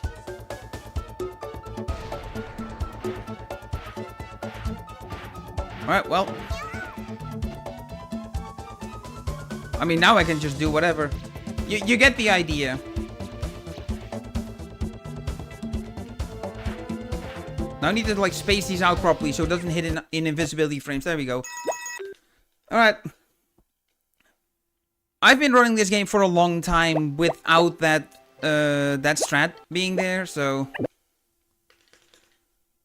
At the very least, I have experience with dealing with things not going according to plan. But yeah, final stage, final countdown. So...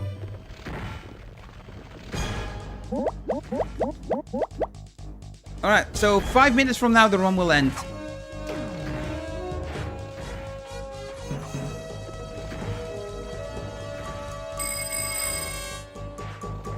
I'm just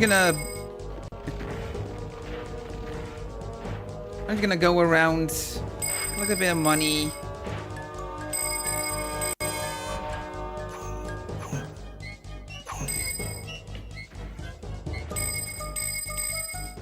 Also, I can make a kitty go partially invisible because magic.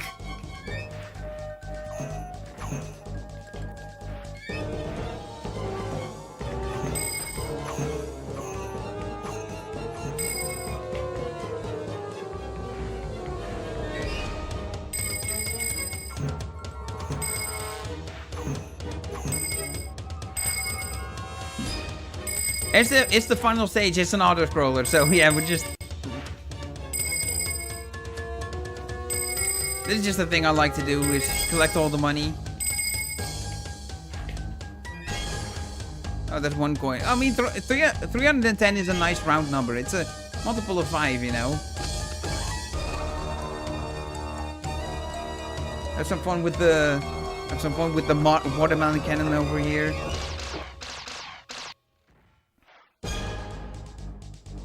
Yeah, there's no point in trying to stop the guy early.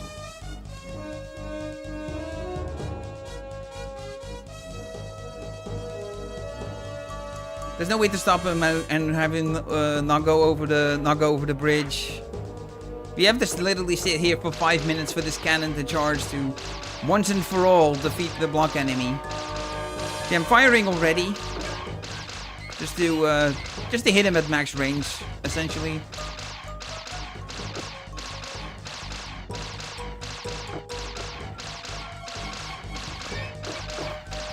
Oh, there we go. So, a little fun fact on the PAL version of this game. That laser doesn't reach. That laser doesn't reach you when you shoot him at max range. So you can just sit here and sit in the cannon indefinitely because it never overheats. Those cannons you can see over there, those orange cannons, they overheat after 3 shots.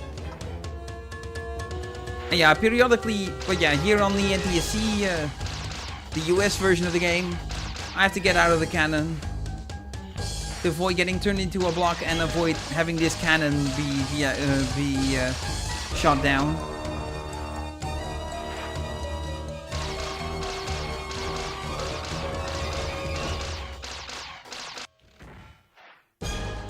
Yeah, you can see the block dude, the block king, I guess, sitting in the robot.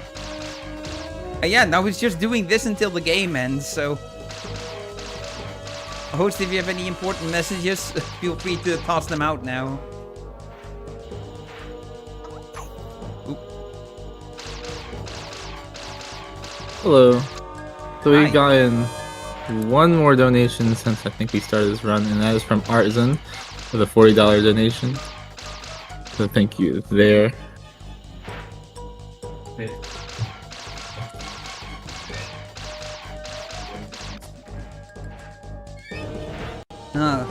Guess I can get my ending speech out of the way now, can't I? Because I'm just sitting here doing this. So yeah, thank you everyone for watching. Hope you all had a fun little cozy time watching this fun cozy game.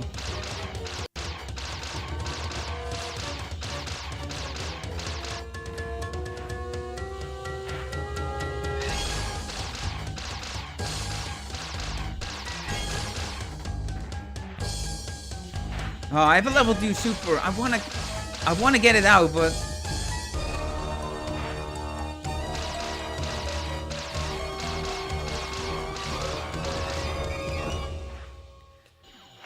I do think it pauses the world essentially while it comes out, so it's actually gonna delay me. Also, something I forgot to show off that I wanted to is if you pause during the victory animation, the victory jingle stops and the normal stage background music resumes playing instead.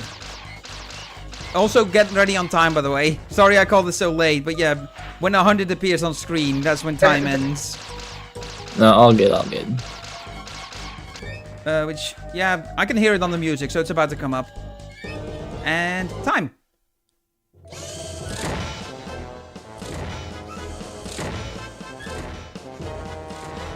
Usually I wait for the 90 to come up, and then I ask Tech to get ready on time, but I must have not noticed the 90 coming up. I think the time looks around a 34:43. Yeah, that kind of matches what I had in practice, so that checks out the strats I didn't get here and there, getting spotted in under construction. Oh, yeah, this is a good run. 34 is fine. Also, don't look at the clear time. That's bugged. We don't know why. It's a 5-minute auto-scroller. It ends at the exact same part in the song, so we know it's the same time every time. But for some reason, you get different IGTs sometimes.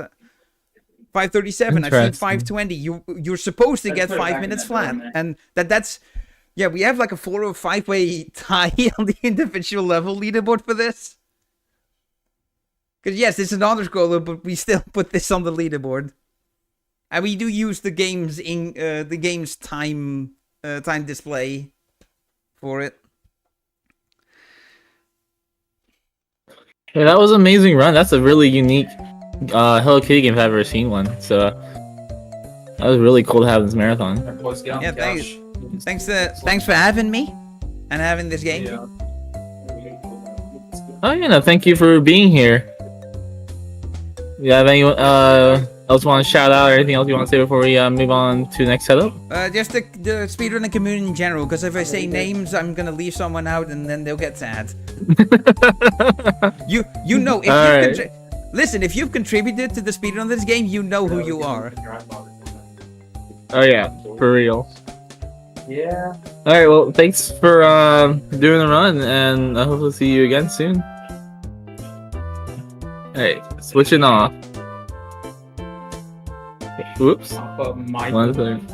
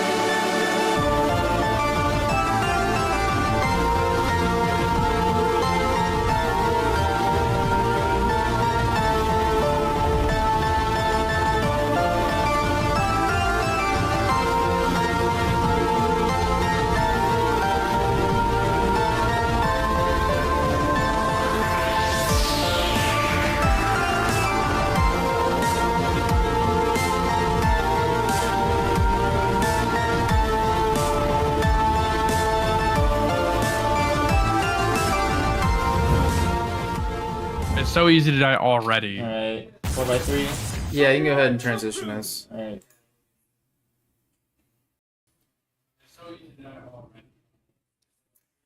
Alright, gamers, what's going on? It's your boys, Glitched, McNuggets here at the ASF host house. We also got Shrimp Brain, we got Fireballa, we got Final Crash here as well, but just gonna be me and Nugs on couch commentary with Nylan, who is here in spirit digitally.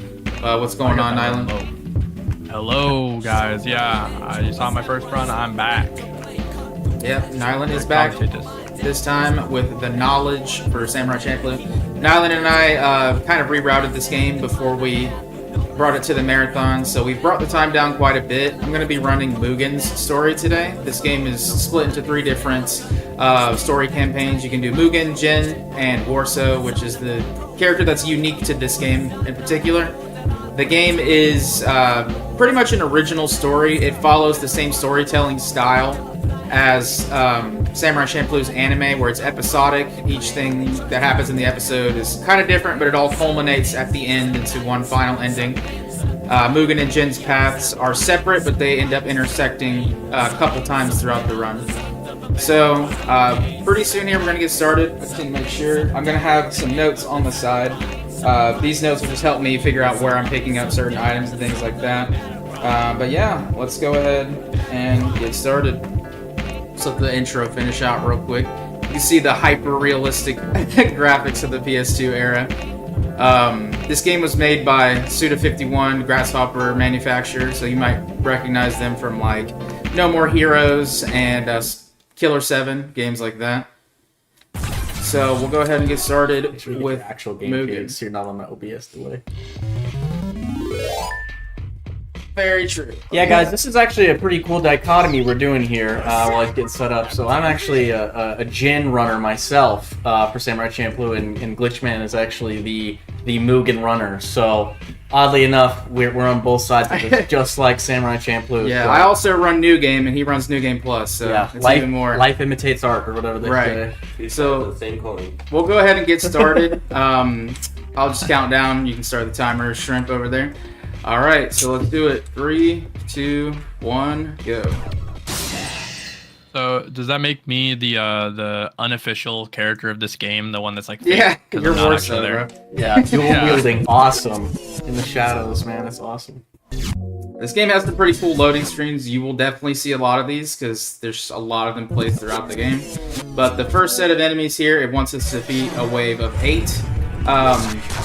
I like to switch to the second track and do a 3-hit combo into an heavy attack. And Nylan, you can kind of explain how the combo trees work.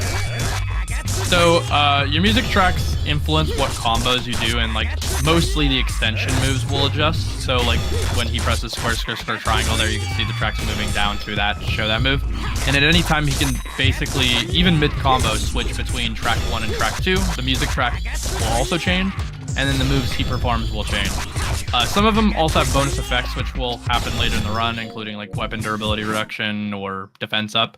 And we'll be making use of those once we get them. Right. So we cleared the first wave of enemies out. That's kind of just like the intro to the game, just kind of get you familiar with the combat. Episode 0 is really short. That's literally the entire episode. So it was a really good ep too. He only didn't get 1 kill like instantly, so that was like really good luck. Usually that's a big reset point. Right. Yeah, because those enemies, the ones with the crow masks, like to block a lot. Thankfully they didn't this time. I'm going to be doing some saves at some point throughout the run, just to make sure nothing funky happens. We're going to hop right into episode 1 here. And the story of this game, to put it briefly, basically, you're in medieval Japan, of course. There is a clan that is pretty much in charge of the area that we have wandered into, just as wandering samurais. But this clan is being pushed out of their land by just some rich bourgeois type powerful enemies.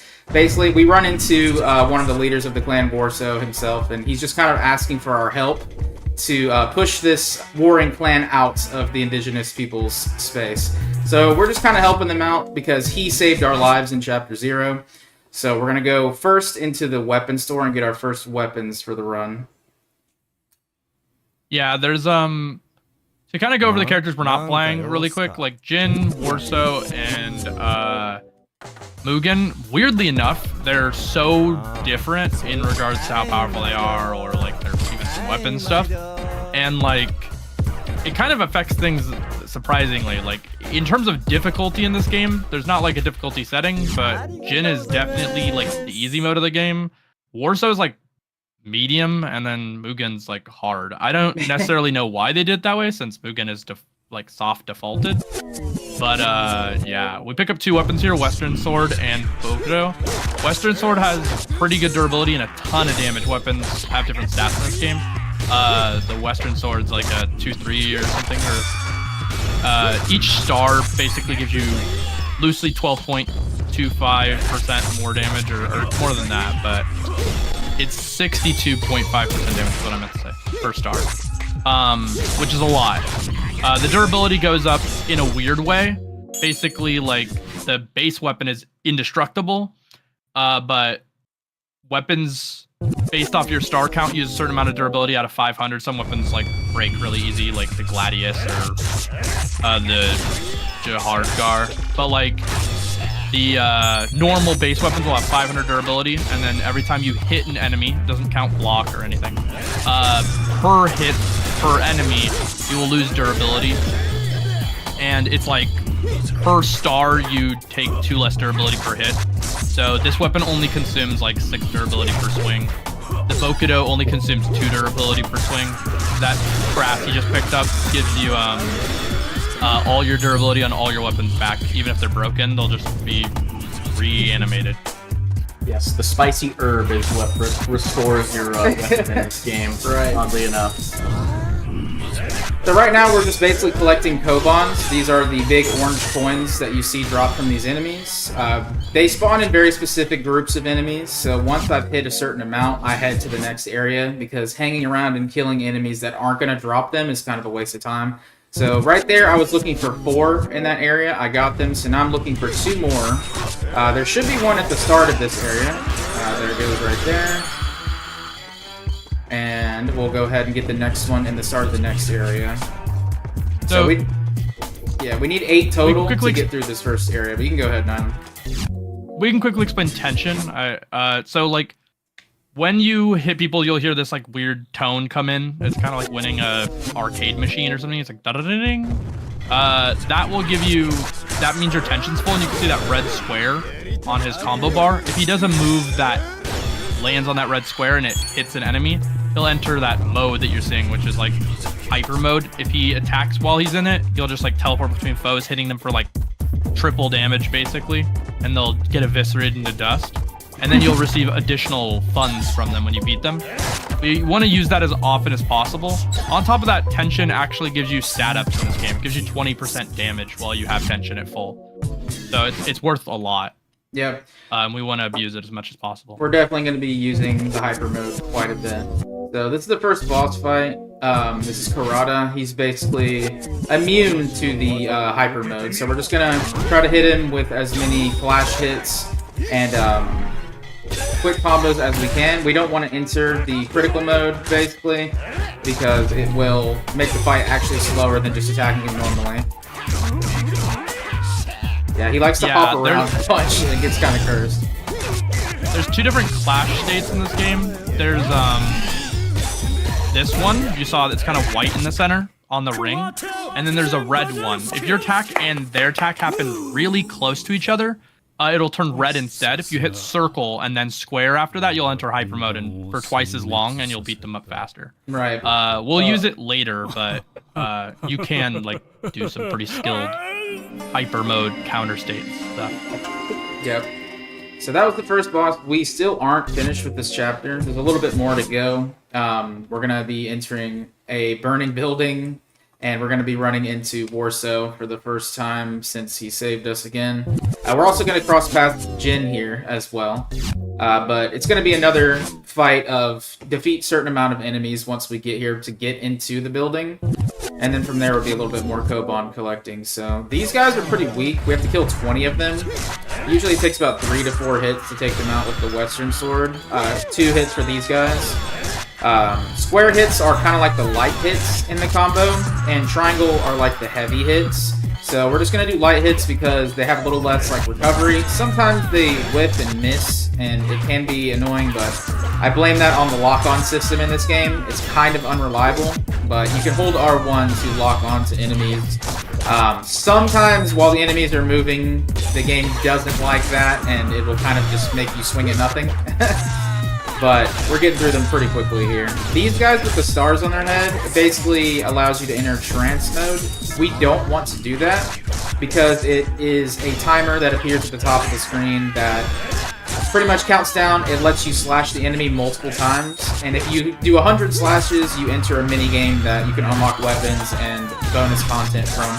We don't need to do that in the run. The only time we ever need to use those stars is for replenishing HP. So if you actually do that star minigame there and complete it, or at least get a couple hits under 100, you'll replenish some HP. So sometimes we'll have to use it for that, but otherwise we won't be. It heals about 25% of your health. The bonus mode at the end is called like Tate mode. It's not worth it. It gives you weapons. You might be thinking, wait, isn't there a cool weapon you could theoretically get? The problem is that you don't really earn that weapon. You earn the ability to purchase that weapon, which is ridiculous. Yeah. So not only that, you'll but be like, in order to get to the point where you unlock anything, you have to defeat 100 enemies in Tate mode. So it takes a very long time. There's a spawn cap in this game. It's about 4 enemies. So you can only kill 4 at a time. So you just kill 4, wait, kill 4, wait. It takes like at least minimum a full minute of just perfectly one-shotting them all right as they spawn. Yeah. Like, which is just terrible. Yep. And someone actually asked in chat, what's up with the little guy getting crunk in the corner? Oh, dude, he's tweaking. Man. And so, yeah, this little gamer tweaking is actually one of the indicators for the hyper mode. Tension. So, yeah, the tension. To be able to go into hyper mode, and there's actually like the star that spawns over his head to go into trance mode. So if you see him tweaking, getting crunked, hitting that soldier boy, it means that you're able to go into that tension mode and do that extra damage like you're talking about. And if the star's above, it means you can enter that trance mode, which there's actually another feature in trance mode. I think you guys mentioned it a little bit, but it can recover your health. Right. The more hits you do in that trance mode. So, in terms of the New Game Plus state, where there's actually a track that will decrease your health to instantly go into the tension mode. Yep. Yeah, that you actually want to go into that trance a few times and kind of try to get a lot of health back and continue. So that guy's actually pretty important in the run. So we like to see him getting crunk down there. Yeah, it's an interesting difference from New Game Plus that we actually do have to use those star things quite a bit. But New Game, we want to fail them and prevent us from getting into the slash minigame to refill HP. If you use them, it's kind of weird to think, but if you use them often, it sort of loses less time because you don't get as big of a timer. So it'll be like 5 seconds long, whereas if you use them very rarely in the same stage, it'll take like 15 seconds. So it just takes forever to stall out the 99 hit. You just get 99 or close to it, and then wait, which feels terrible. Yeah. We do need to heal, so there's a couple areas we'll likely hit the star, especially the second final and final areas. But yeah, you won't see that often. Also, a small indication, that guy at the bottom left getting cranked out, the star that appears above his head is if the enemy is rendered with a star on screen. You can kind of cheat it. Like, you'll see the star above his head, right? And you can walk away from that star enemy, kill other enemies, and when the star disappears, you know he is no longer a star enemy. It happened in that previous area. So you can kind of use it as an indication to know that he stopped being a star enemy. You can turn back and kill him. Yeah. Without wasting time. Yeah, because it's definitely faster to just let the star disappear, rather than letting it appear, attacking him, and then failing it. Another bad thing about failing the star minigame on purpose is that it respawns all of the enemies in that current enemy wave. So let's say you dealt a good amount of damage to everything in the vicinity. If you hit a star guy and fail it, it just respawns them at full HP. So you can lose even more time for that too. So it is a good idea to just kind of let it despawn on its own, since it does so after some time. But sometimes it's hard to do that when you're hopping around in hyper mode and critical, hitting everyone, switching targets a bunch. You'll just run into them sometimes. But Yeah, in this even with area, the inherited HP, they spawn new enemies from where you were standing when you hit the star. Right. So sometimes it'll even screw up your Koban route because the enemies that it spawns in might not even be the ones with the Kobans anymore. Yep, exactly. That is true. And that will throw pretty much everything off because, yeah, the Kobans that the floating head that's gatekeeping all these doors wants, the coins, they spawn from specific enemies, basically, or specific enemy groups, rather. So, we want to try to make sure that we're spawning those groups at the right times, or else everything kind of gets thrown off and things get weird. But these guys right here only need 3, so I'm getting it from the first group of enemies here. Yeah, so it's actually important to look at the HUD. I know it's kind of hard sometimes to look at this game and be like, okay, so I see a little guy dancing, I see a map, and there's a bunch of screens and numbers. That's why this game's kind of deceptively tricky and like what you need to pay attention to. Because if you see it on the top left, there's the heart, which is obviously his health with the different colored bars, and underneath a little picture of the sword. That's actually the weapon durability you were talking about earlier. So it's constantly monitoring those, looking to see how our tension gauge is looking, if the guy is getting sturdy, and then Well, there's also the rings. The bottom left rings, like they expand outward. He's at literally the last ring right now. If he hits like another 2 times, he's gonna finish that last ring on the bottom left. Yep. Yeah, and then also looking at the top with that shows his combos where it'll actually like light up, and there's actually the 2 numbers next to the top button, which are the tracks that he was mentioning. That switch between the different stat boosts or environmental inclusions that he can do. So it's a lot to look at, and that's why Glitched is the best in the business. His eyeballs are just scanning the screen, making sure he's keeping up with it. So that's how you know you got a good runner here. Powerful. Yeah, we're skipping these next 2 areas because they just don't have enough quick Koban drops to get through the doorway without having to grind a bunch. There's some areas where the drop rate is just really bad, like very few spawn groups have Kobans to pick up. So I skipped these 2, and I get the last, I think it's 5 of them from this area right here. So these guys will drop Kobans at a pretty good rate. So I'm just going to go ahead and slash away at these boys. When it comes to these clashes, there are some attacks that are actually better than others. The circle attack is usually a double kick. The square attack is like a AoE slash in a way. The triangle attack is also a kick, I believe, and the X attack is a jump slash. I like to usually do the square attack, especially if enemies are pushed up against a wall, because you'll get multiple hits off at once, and it will do a lot of damage. But otherwise, the X attack is good, kind of gets you out of harm's way. And the kicks, don't they have that bug with the weapon durability, Nylan? So all counterattacks use durability, but what's weird about specifically the kick ones is they don't. The ones off your counters for some reason don't scale with your weapon you're holding, which is bizarre. So like your square attack that he was saying before, if Mugen himself or the enemy is touching a wall, it can like double, triple hit. It can hit up to 4 times, which is a lot of damage.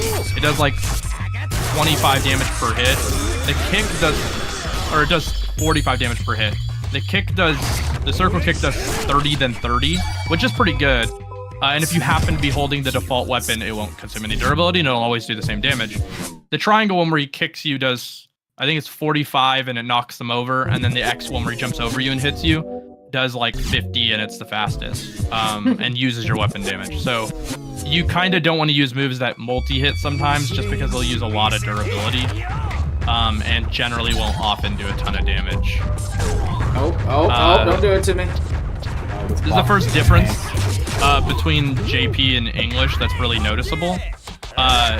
In English, which more or less we're playing here, like, if you fall into a hole, you're invincible. In JP, you're not, so you'll basically die. You're seeing here, like, he fell in there and came out. While he's in the hole and while he's coming out of the hole, he's completely indestructible. He can't be hit by anything, and that helps this fight a lot, not gonna lie. You can literally lose all your health.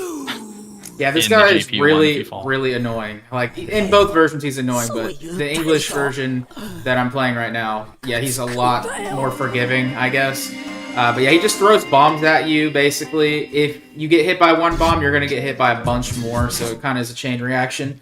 But we kind of just use the hyper mode to take advantage of his weakness here, because most bosses, I would say, are immune to the hyper mode, or half of them, I would say. The other half, they get shredded by it. It's very powerful. He's one that takes a lot of damage from it, so as long as you can get a quick hyper mode off and finish him before you start putting in infinite from the bombs, you're good.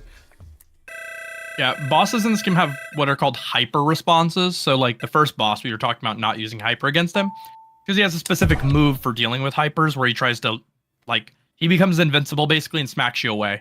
That boss that he was fighting, his response to hyper is to disappear, which he already eventually does anyway. And you can deal so much damage within that small period of time, it's just worth it to hyper him anyway. A lot of other bosses, they don't have a hyper response, such as the witch. She doesn't have a response because she's on a timer anyway. Yep. So this mission here, we're going to be heading to the estate of the clan that's taking over this area, and we're just gonna just be taking out a bunch more goons. They have a bunch of guys posted up to defend the estate and whatnot, but we're going over here just to make sure that we can, see what's going on with them, what their intentions are for trying to take over the area and everything. This area that I'm in... track purchase? Not yet. We're going to buy it in Chapter 6, or Chapter 5, right before the Witch. But, yeah, this area right here is kind of like the hub world. It's just the main town.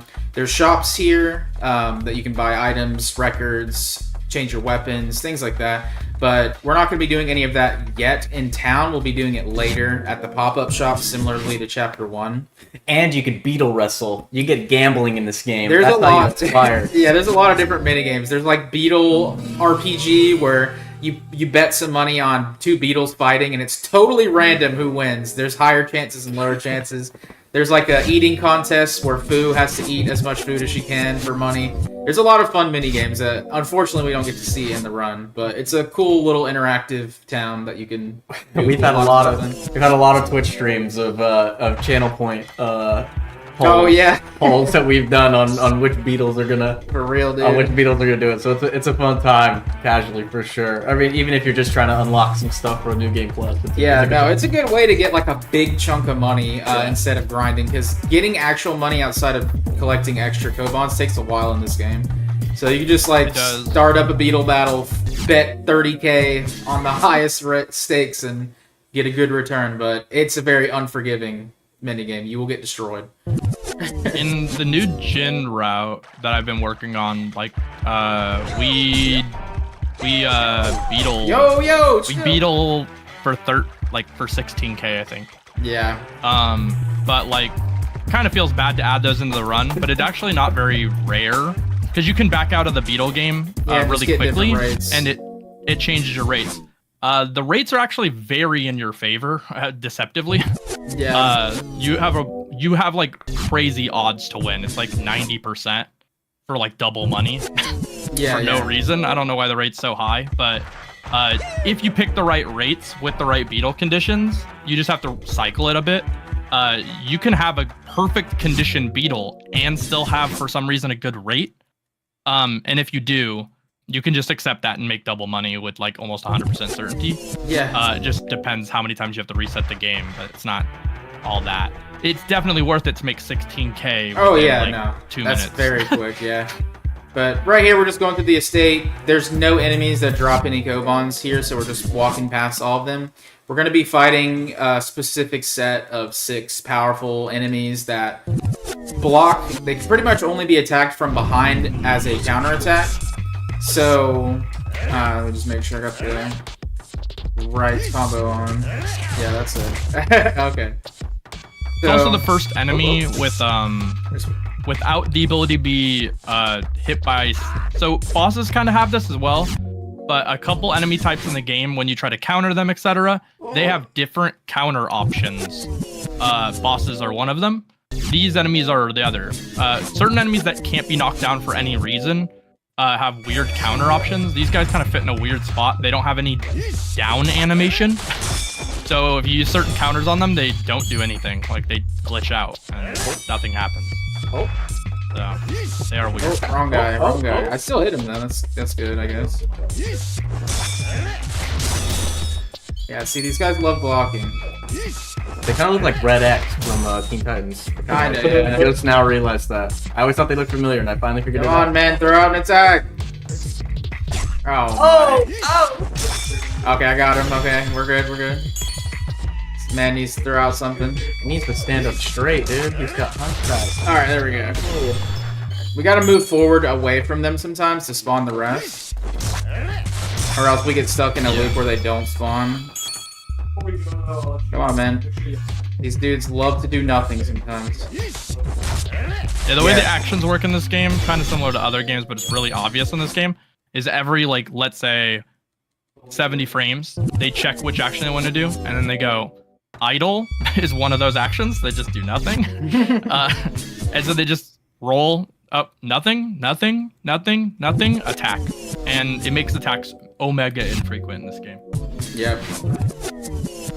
Alright. They basically have like a 70% chance to do nothing. Yep.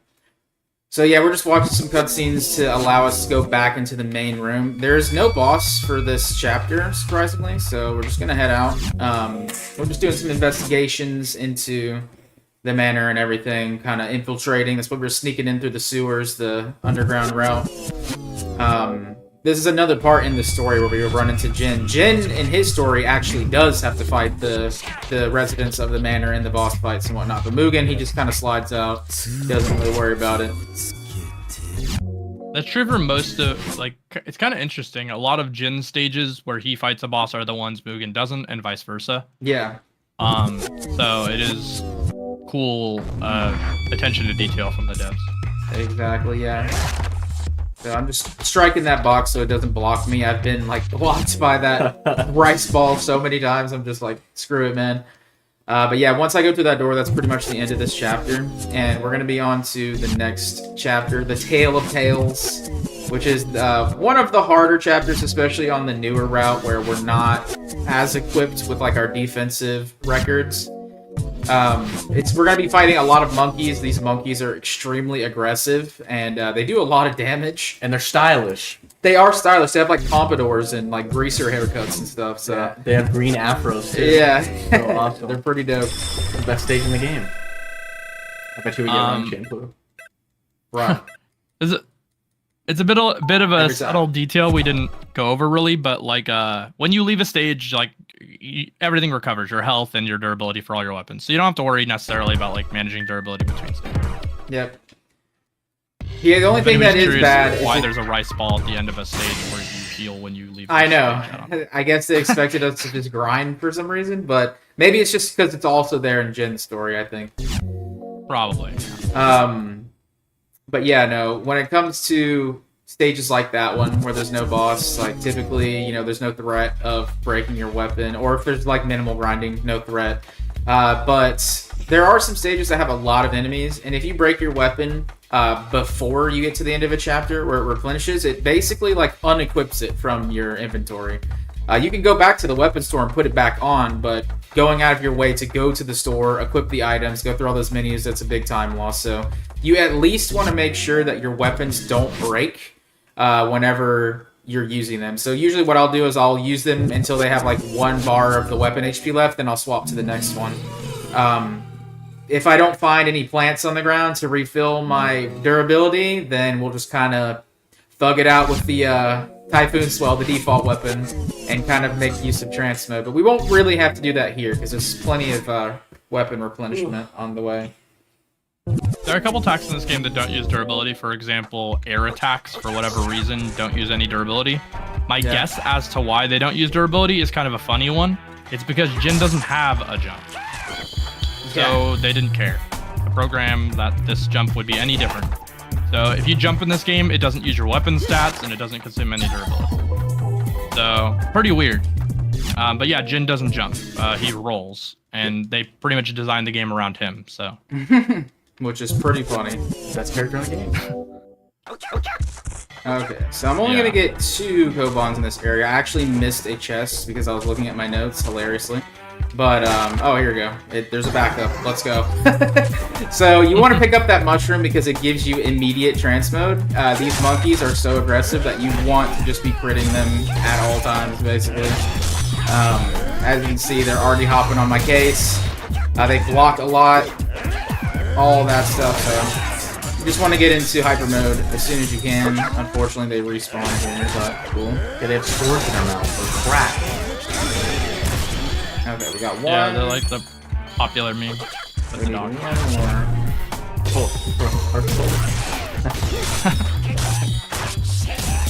Yeah, but the monkeys are cooler. Actually, you know what? We'll go ahead and head out. 1's fine. I think it kind of gets a little dicey trying to get more in that area. So we can get the extra here where there's a higher drop rate. So we'll do that. These guys here, we pretty much just take them out as we see them. I'm going to hit this guy first so I don't get subjected to the meme of respawning, ruining my damage. Alright, there's 1. So we need a total of 8 here. So there is the technical button mechanics. We didn't really go over them. We haven't been using them that much. In this game, if you swing at an enemy and it hits and you press circle, your character will warp to the next available enemy. It's kind of cool, but we don't use it that much because, I mean, it's like cool. We use it a little bit, especially in trance, but otherwise not super oftenly used. And then the other thing is specifically Jin and Mugen can do it.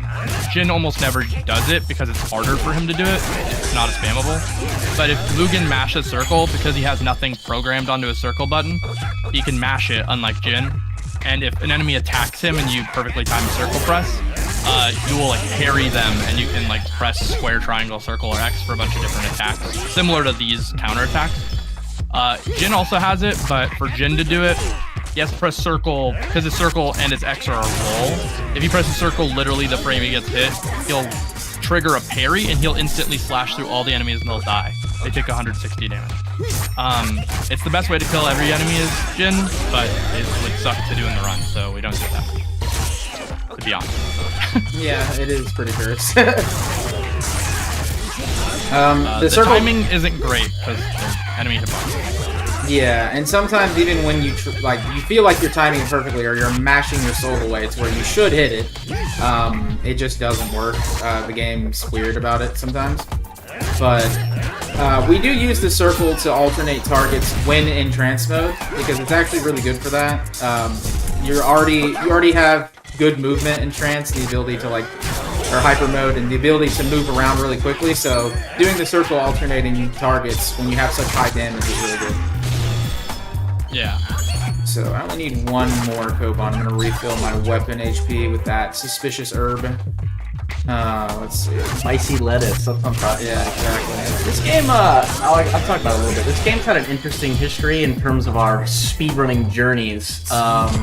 I believe Glitched was the one that first found it, but there was a guy by the name of Macrocosm that kind of did his own routing for Mugen in this game, and we kind of studied it a while back then, mostly to just get a feel of the game and what kind of mechanics he already knew about that weren't really that well known. And one of the moderators, Despera, did their own sort of routing. So in the early stages of this, we kind of just took those two and combined them. In terms of me, I was so much more focused on New Game Plus because it was just way easier for me personally to just go into hyper mode where you basically just get the sonic speed and just eliminate enemies so quickly that I was so much focused on trying to find those values in which weapons were going to be best to use. Yeah, it was a big routing undertaking because we had to, for Nuggets most, since he was doing the New Game Plus, he just had to grind to unlock all those weapons and see which ones were better than each other.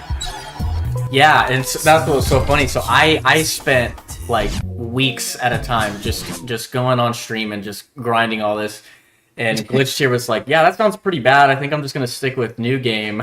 And I was like, dude, but it's so tough. And he's like, you know what? I'm gonna do it. And so It's not as bad as it seems. Like it's so yeah. I mean, it is tough if in you're New good. Game Plus because you're using the crit track, so every hit you do steals your life. So it can get scary. But in this, it's tough just because the enemies in this game can get ridiculous, especially towards the end. The bosses, like this boss right here that's about to come up, is pretty tough as well.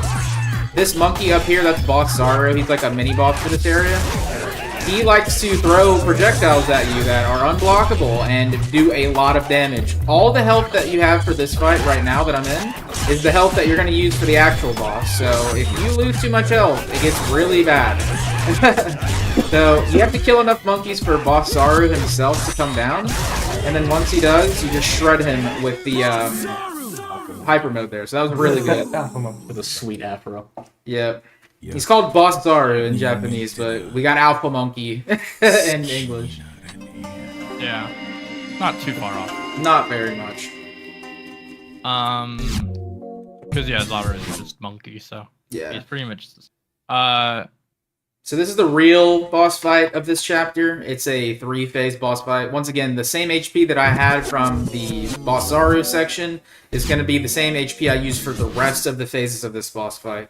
I take this fight really safely because, you know, if you try to go too fast, you will get wrecked. So I usually kind of bait out his attack, do about 3 or 4 slashes in his back. And yeah, sometimes his hitbox are ridiculous. So I kind of bait out the attacks, just do the backwards hits. If he does the tornado, I wait a little bit longer to attack because there have been times where Mugen has he's moving forward as he's attacking, so he just runs into the tornado from behind and take a lot of damage. So I'll just do 3 to 4 slashes from the back here. Yeah, you can also because Mugen has no animation to his circle press, he can technically, if he wants to, mash while he's running around him in case a random stray hitbox swings at him. He might parry it. So there's like a little bit of something that can be done there, but like we said, circle's kind of not the most consistent thing. But I mean, you can do it, I guess. It's not a bad option really select. fast. Yeah, like why not, right? Yeah, you're not doing anything with that button. It doesn't commit to anything. So you can always press it. Also, because there's no other enemies in this fight, technically you can be pressing it while you're attacking too, I guess. But yeah. And this boss fight has such good sound effects. I mean, the attack sounds are just crazy. Yeah. On the metric of weapons in this game, we don't actually swap too many weapons on. I said before, but like some weapons just are deceptively horrible in this game for no reason. Yeah. One of which is the Jihadgar and the Gladius. The devs gave them massively bonus damage, which is like, oh, you'd think, well, we want those, we're speedrunners. But in exchange, the Jihadgar breaks in 3 hits, and the Gladius breaks in 5 hits. I don't know what they were thinking, because... It's unusable with how much you have to attack. It's unusable. The Jihadgar does hit really hard. It hits 11 times as hard as the Typhoon Swell, which is the highest I've seen in the game. But when you swing it 3 times and it shatters into dust, I don't see how that really helps you. When the Western Sword does 3.2 times the damage of the Typhoon Swell, and you could swing it literally like 80 times. So I don't know what they're thinking. It's kind of funny though. Yeah, the New Game Plus route, we kind of balance it very similar, where the weapons we use usually have a 3-3 or like a 4-3 or a 4-4, just so we get more damage. But we don't have to worry so much about trying to find the spicy herbs throughout every round, because they only give you a select amount. So you got to be careful, especially because you need it full going into a boss. Because if your weapons break and you're stuck on the original one, it's just it's really bad. So this is the section of the boss where he kind of has like an invisible health bar. The game kind of just wants you to get him back down to that red region of his health, so it can teach you a new special move. We can't see his health depleting because it's supposed to seem like he's invincible until we use this special attack. But we just treat this last phase of the fight like any other and just deal damage to him as quickly as we can so that we can get the prompt to use the special. Exactly. There it goes, This right new there. move that they give us, you can press squares plus circle or triangle plus circle, and it comes out. The move itself is like, it's technically strong, but it consumes your health. This game's very much like beat 'em up pilled, like any sort of like Final Fight or whatever. there's like, you know, the Kobans are kind of like the screen panning over, and this attack consumes your health similar to a lot of super moves in older beat 'em ups for the Super Nintendo or Famicom. So like, it's kind of funny. But yeah, this attack is actually pretty strong. It does like 100 damage, which is insane. For comparison, the base attack for like square is it's like 9, 12, 14, 19. So 100, just going kick 100 is a lot. The problem is it consumes like 5 to 10% of our health, and the range kind of sucks. But it is basically a stronger version of pressing triangle. I don't remember if it can clash or not. I've never really tried. But if it had iframes, I think we would use it a lot, honestly. Probably so. Alright, so Pure of Heart, this chapter is pretty cursed for multiple reasons. This has one of the harder boss fights if things go wrong. In this chapter, basically, you're getting your dreams haunted by a witch lady. So you can see we're in a funny-looking dream world that looks like Super Mario, but kind of bootleg. So we're going to go in here and we're going to buy a new record track, and this is the new track that was added to the route, Bird of Passage. We're going to replace our first track with this one, because this track lets us get an easier access to trance, or in hyper mode. So I'm just going to go ahead and buy this here. Let's see.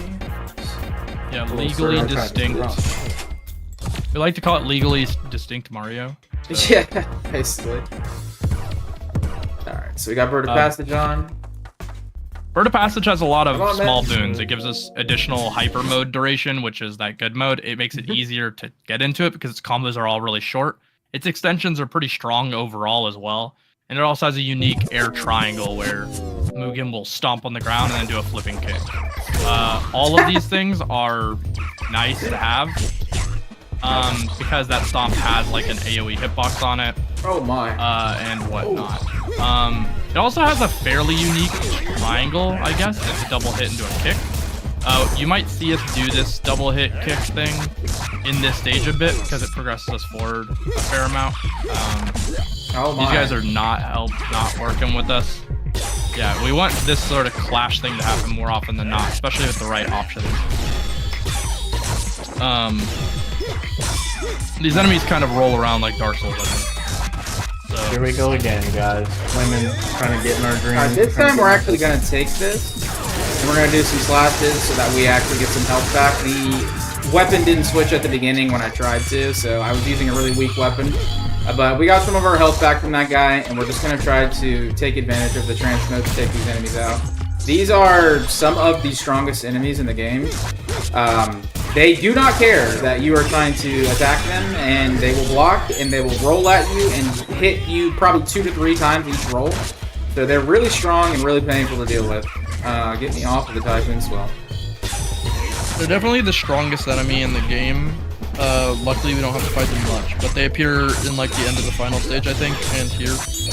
They're definitely, certainly extremely broken. It's only to their benefit that they're on this like 2D plane as well, because when you fight them later in the game, the 3D plane makes them miss you very often, but on this stage they don't have to worry about that. Oh, please don't die. They're just evil. I'm gonna go get some help if I can.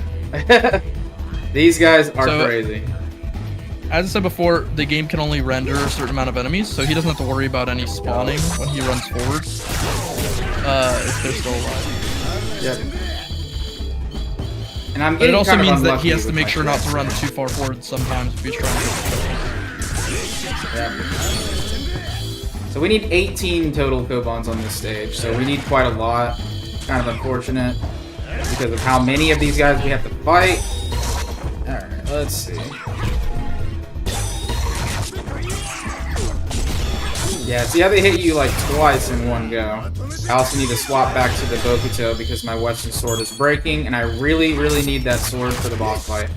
So I don't have the luxury of just sticking out with my most powerful weapon the whole time because there's so many enemies, they block so much that my durability doesn't get saved very long. So I'm switching to the Bokuto just to save the durability. It is really good, yeah. Yeah, we need to find the sacred herb.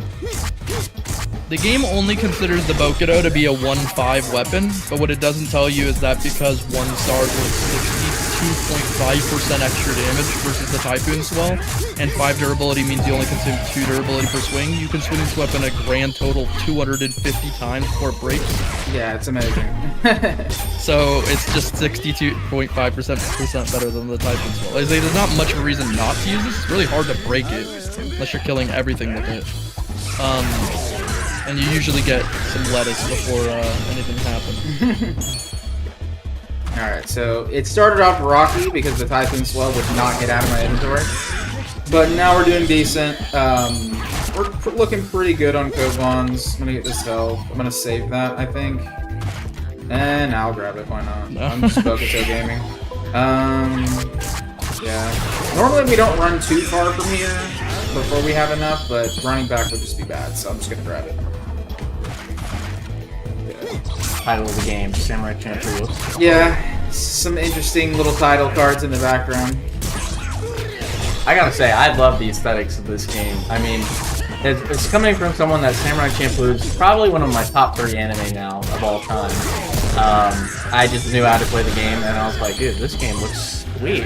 The loading screens are cool. The tracks, the idea of switching tracks is cool. All these little level designs and stuff. I mean, cool monkeys with afros that are just straight green and orange. I think it's pretty fresh. It is. It's a super cool game. Honestly, this is very ahead of its time. It's a very high quality game. There are some like jank to it, but like honestly, for the time it was made, it's very ahead of its time. Yeah, this game was made in like 2006 or something, so it's pretty cool. Yeah. Also, like, Mugen has gotten a lot better as we've routed him a bit more, so the game's like a little bit deeper. Jin is really fun as well. So, good job. Oh man, they really don't want you to get anything. No, they don't. But yeah, Nugs, like, I'm surprised you didn't play the Dororo game on PS2. Well, we're still going down the list. You know, a lot of us. It's been really nice for a lot of us anime gamers where we're. Sometimes we do the one and dones when they're really, really, you know, difficult to play for extended periods of times. But some of these games just deserve to have their time and to be routed fully, especially to let other gamers kind of have a good sense of going in. So that's definitely on there. Alright, well, we're going into one of the hardest bosses with half HP, so great that we love the enemies on this level. This is the witch that's kind of haunting our dreams right now. Basically what we want to do is we want to get into critical mode as quickly as we can because she is weak to it. Of course, I messed it up.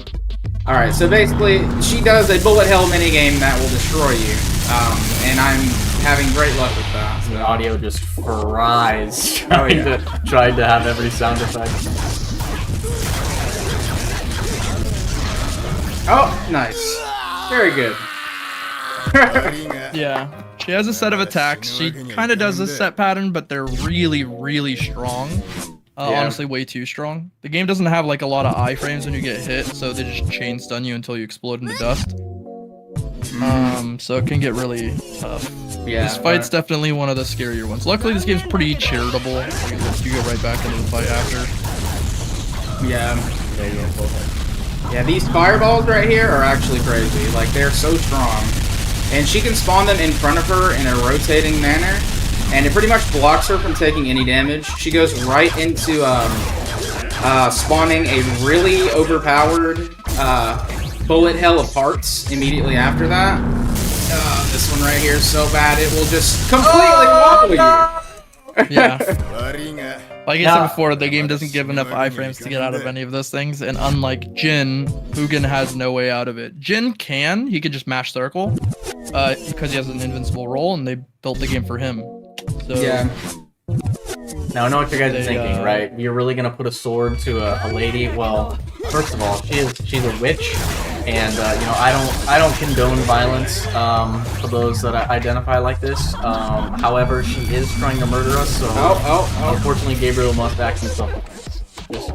Just give him a little bit of charity here. In the story, she put like a let's go nice. She put like a curse in your mouth, like a cursed animal. Yeah, like a snake. She's evil. I mean, she's evil. Gamers, alright? Sometimes you gotta do what you gotta do. She's evil. Not a fan of this witch. Not at all. Yeah. If somebody in real life walks up to you and puts a snake in your mouth, I think there's something happening. Yeah, and normally the old route is very, very safe for this fight, but it's also RNG as a trade-off. Basically what we would do is we would get the track that increases our defense so that in the event of something stupid happening, like me getting juggled by her bullet hell patterns, if something like that were to happen on the old route, we wouldn't get as destroyed because we had some defense, but the trade-off is that it would be harder to get into hyper mode because the hyper mode would be on an RNG part of the combo that was way more impossible to land. So thankfully we do have fast trance, but it kind of makes the fight dangerous and it can be a reset point for like world record attempts and whatnot. So dying there is pretty common on this route. And like Nylan said, thankfully the game is kind of forgiving on that. It doesn't put you all the way back to the start of the level. It just lets you retry the boss fight, so it's not a huge deal. Yeah, we got Magic Staff and Falling Star. Both of these are insanely powerful.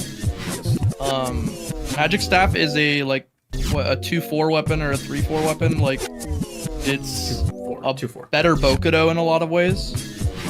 So we like to put it over the Bokudo. And Falling Star is a track that gives us durability. It like halves durability cost or reduces it by like 2 or 4. Yep. So we're gonna go ahead and shop now. We're kind of shopping, kind of not really. We unlocked that new weapon, the Magic Staff, and the track Falling Star. So we're just gonna go equip these things. We pretty much already have them. So let me put this on. So Magic Staff is about as durable as the Bokuto, so we're gonna replace that.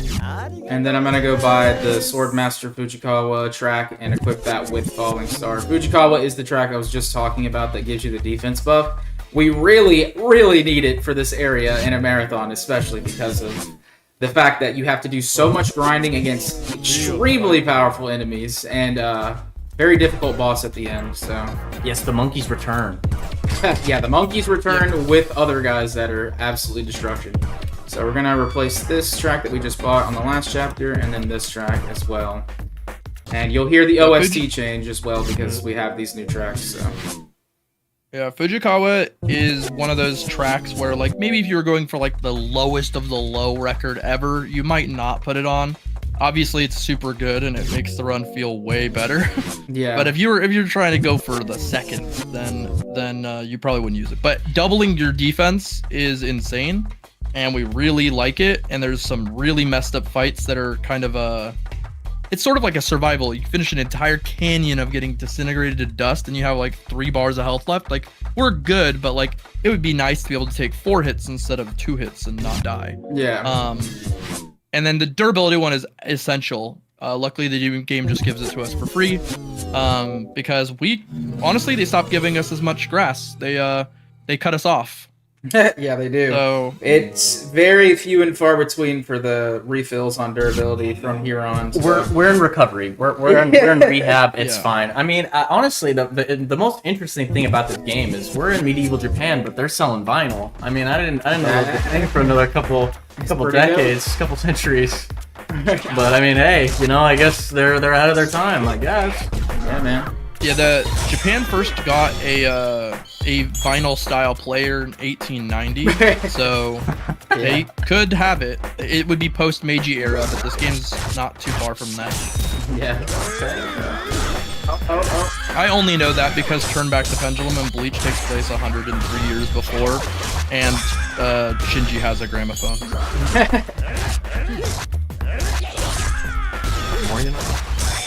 Alright, we're gonna do here. Yeah, this is definitely different on English versus Japanese. It's really funny. Okay, so I'm gonna keep the durability track up. Diving at you, dang, these guys are crazy. So another thing that's kind of interesting, these guys are actually suspiciously like low durability. All enemies of this type that are like crouched down are lower durability, and they're actually not that scary, which is kind of funny. But the thing I was going to mention is the 2 tracks we have, right? The durability track's actually reasonably good. It has a moderately worse extension, but it's also like pretty strong damage-wise, and it's not too hard to land. But the one problem with the Fujikawa track is its combos are really not good. Yeah. So we do have to do a lot more switching where we like turn it on if we think something sus gonna happen for defense, and or our health gets a little too low for comfort before we go for a heal. Otherwise, we want to stay in this durability one as much as possible and make use of it. Luckily, certain enemies back up, and these enemies, they run towards us, which makes it really easy to land that square triangle if we're forced to use it. Yeah. Some enemies, similar to the Tengu Mask guys, the knife guys, they'll walk backwards, so they just like never get hit by it. But monkeys and these guys, they move forwards. They tend to get hit by it. That timing animation makes me laugh every time. It's a full swan dive right there. That was so funny.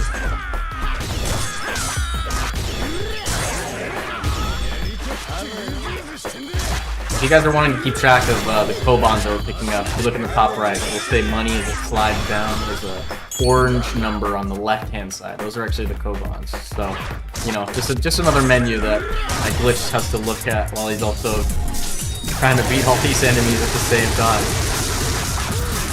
Unfortunately, yeah, the game's on the rude side of not keeping that HUD up. I'm not entirely sure why they don't just have it slowed down the whole time. Like it's like such a small amount of the screen. Yeah. It's peculiar for sure. But you know what? But it's I think perfect. they just thought it looked cool. No, it's perfect that it moves because Glitch was actually telling me before this run how much he loves the Subway Surfers and Family Guy compilations that are on every video. The soap cutting videos. I love them. The loud noises, flashing lights. He loves those. Yeah. So the fact that his screen is absolutely just flicking around with different viewpoints, it's his high point. Of course, yeah, that's 100% accurate. I promise. I would never lie to you guys. Alright, so this area is actually awful. This is the mountainous area. We don't attack anything in the first area for similar reasons as before.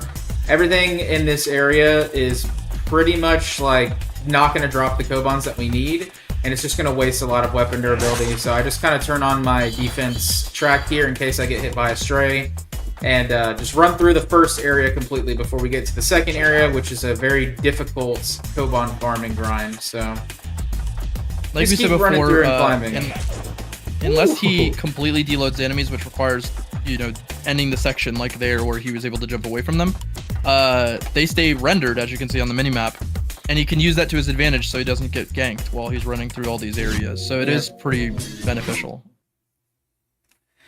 Yep, and I'm probably going to just keep the defensive track on, as cursed as it can be, because the enemies here are just insane. And I'm gonna... They do like a quarter of your life. Yeah, they're very, very broken. The only bad part about it, as you can see, is you can see how deep into my combo the highlighted attack is, the red one there. It's the best thing to do to attack quickly and kill things as quickly as you can, of course, speedrun. Come on, man. You should heal up this guy. I'm trying, but he will not let me. Yeah, no.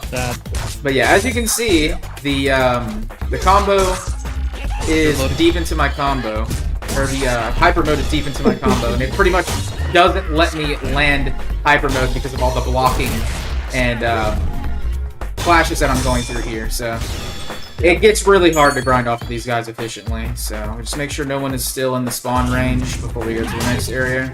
Yes, we're having a revolt in the Monkey Kingdom. Earlier, since Glitch beat the Alpha Monkey, he became the Monkey King. And they didn't like that, so they're returning currently. Let me grab this hell. Yeah, so yeah, the durability track does let us get into this, especially if we get good luck and we get that sort of like baseball swing follow-up, that one, as our track of favor. Like this one, which he has it on right now, is kind of tragic. Bad. Yeah.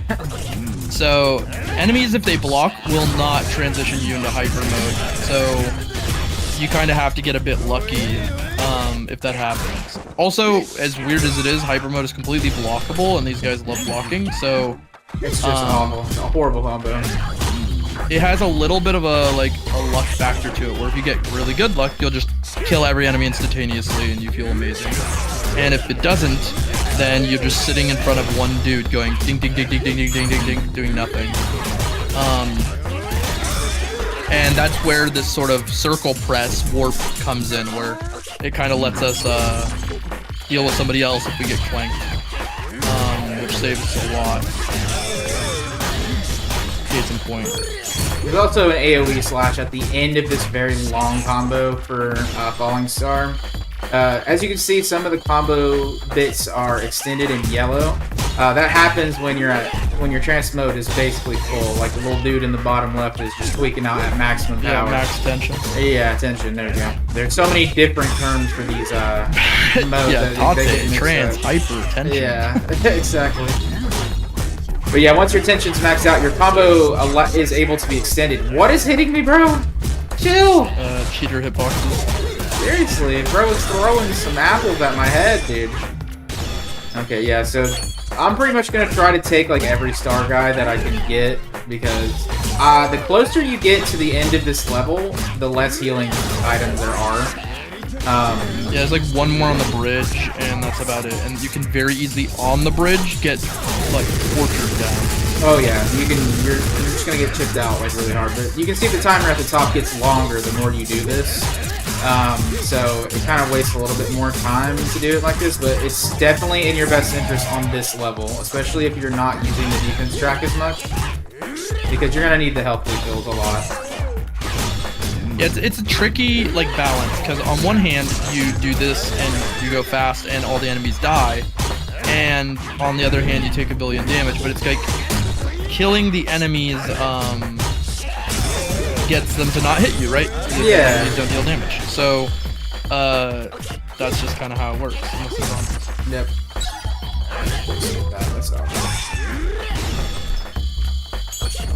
Okay, you won't need it. Yeah. Commentator's curse. Right.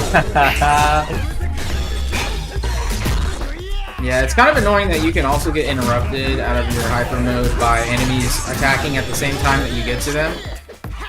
It stops it in its tracks and puts you into the clash mode where you have to react with your own buttons. It's pretty cursed. And sometimes I've been trying to hit the circle clash to get there quicker, but they're just so fast and there's a delay with how I'm playing. You know? Yeah. The enemies, that special, that red one right there, that window is smaller and smaller as you get through the game.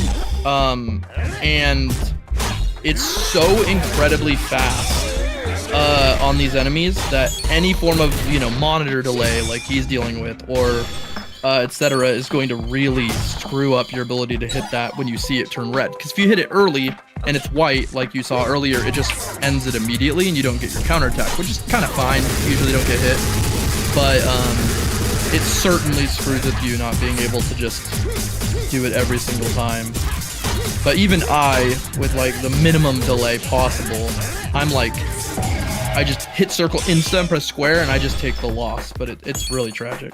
Yeah. It's so strong, that's why we want it. Because it just gives us double duration trance mode. Who doesn't want that? Exactly. Destroy everything. Hyper. So we've got 17 Kobans. How many more are we looking for? We need one more. Alright. Yeah, I want to get it from here because it's better. The bridge, it does not spawn like at all, but I'm getting trolled hard right now. Yeah, it's one of these. It's the monkeys, man. Or not the monkeys that hold it, but they're just trolling me. Oh yeah. They're a little easier to hit to trigger this mode though, so that's nice. So now we get out of here. We run for our lives. There's a rice ball in the middle of the bridge, so we'll have full health, thankfully. In JP, there's like a couple Kobans that just aren't here at all. And so you have to basically run to the end of the bridge and kill 3 waves of guys to get 1 Koban to enter this doorway. It's really bad. It's tragic. They did not count the Kobans in this area. They were like, well, if you kill all the enemies, it's like 20, right?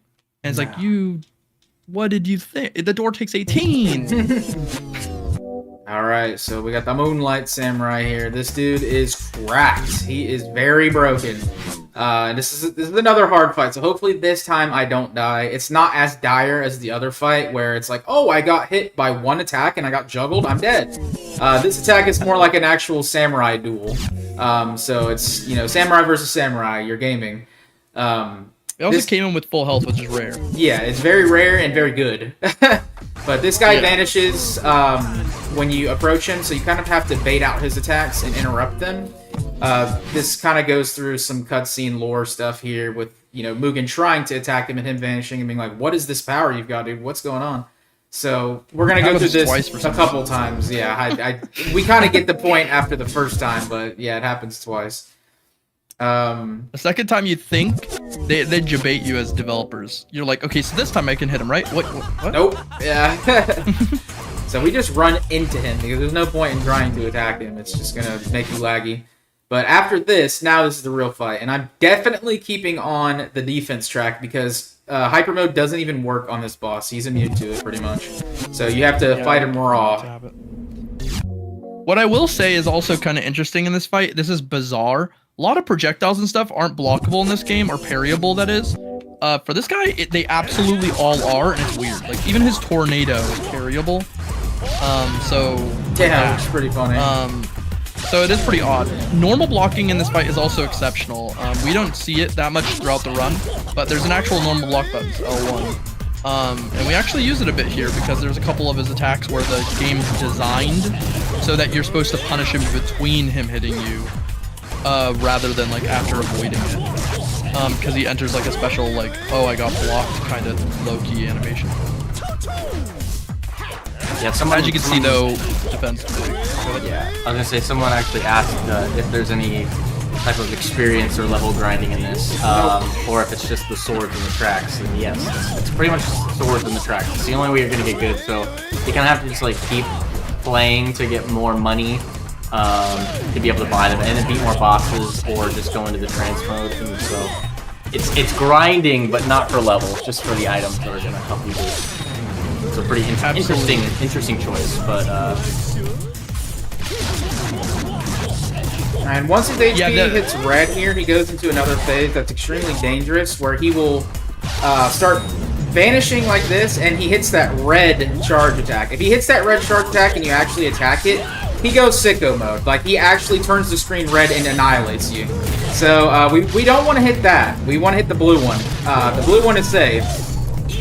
It is still pretty brutal, like it will still knock you out pretty bad, but it won't cause the screen to go red and cause us to get destroyed, so we don't want to get destroyed. Yeah, he's kind of a jerk. He's going to do this a lot, being a funny guy, but so far so good. Defense really helps us.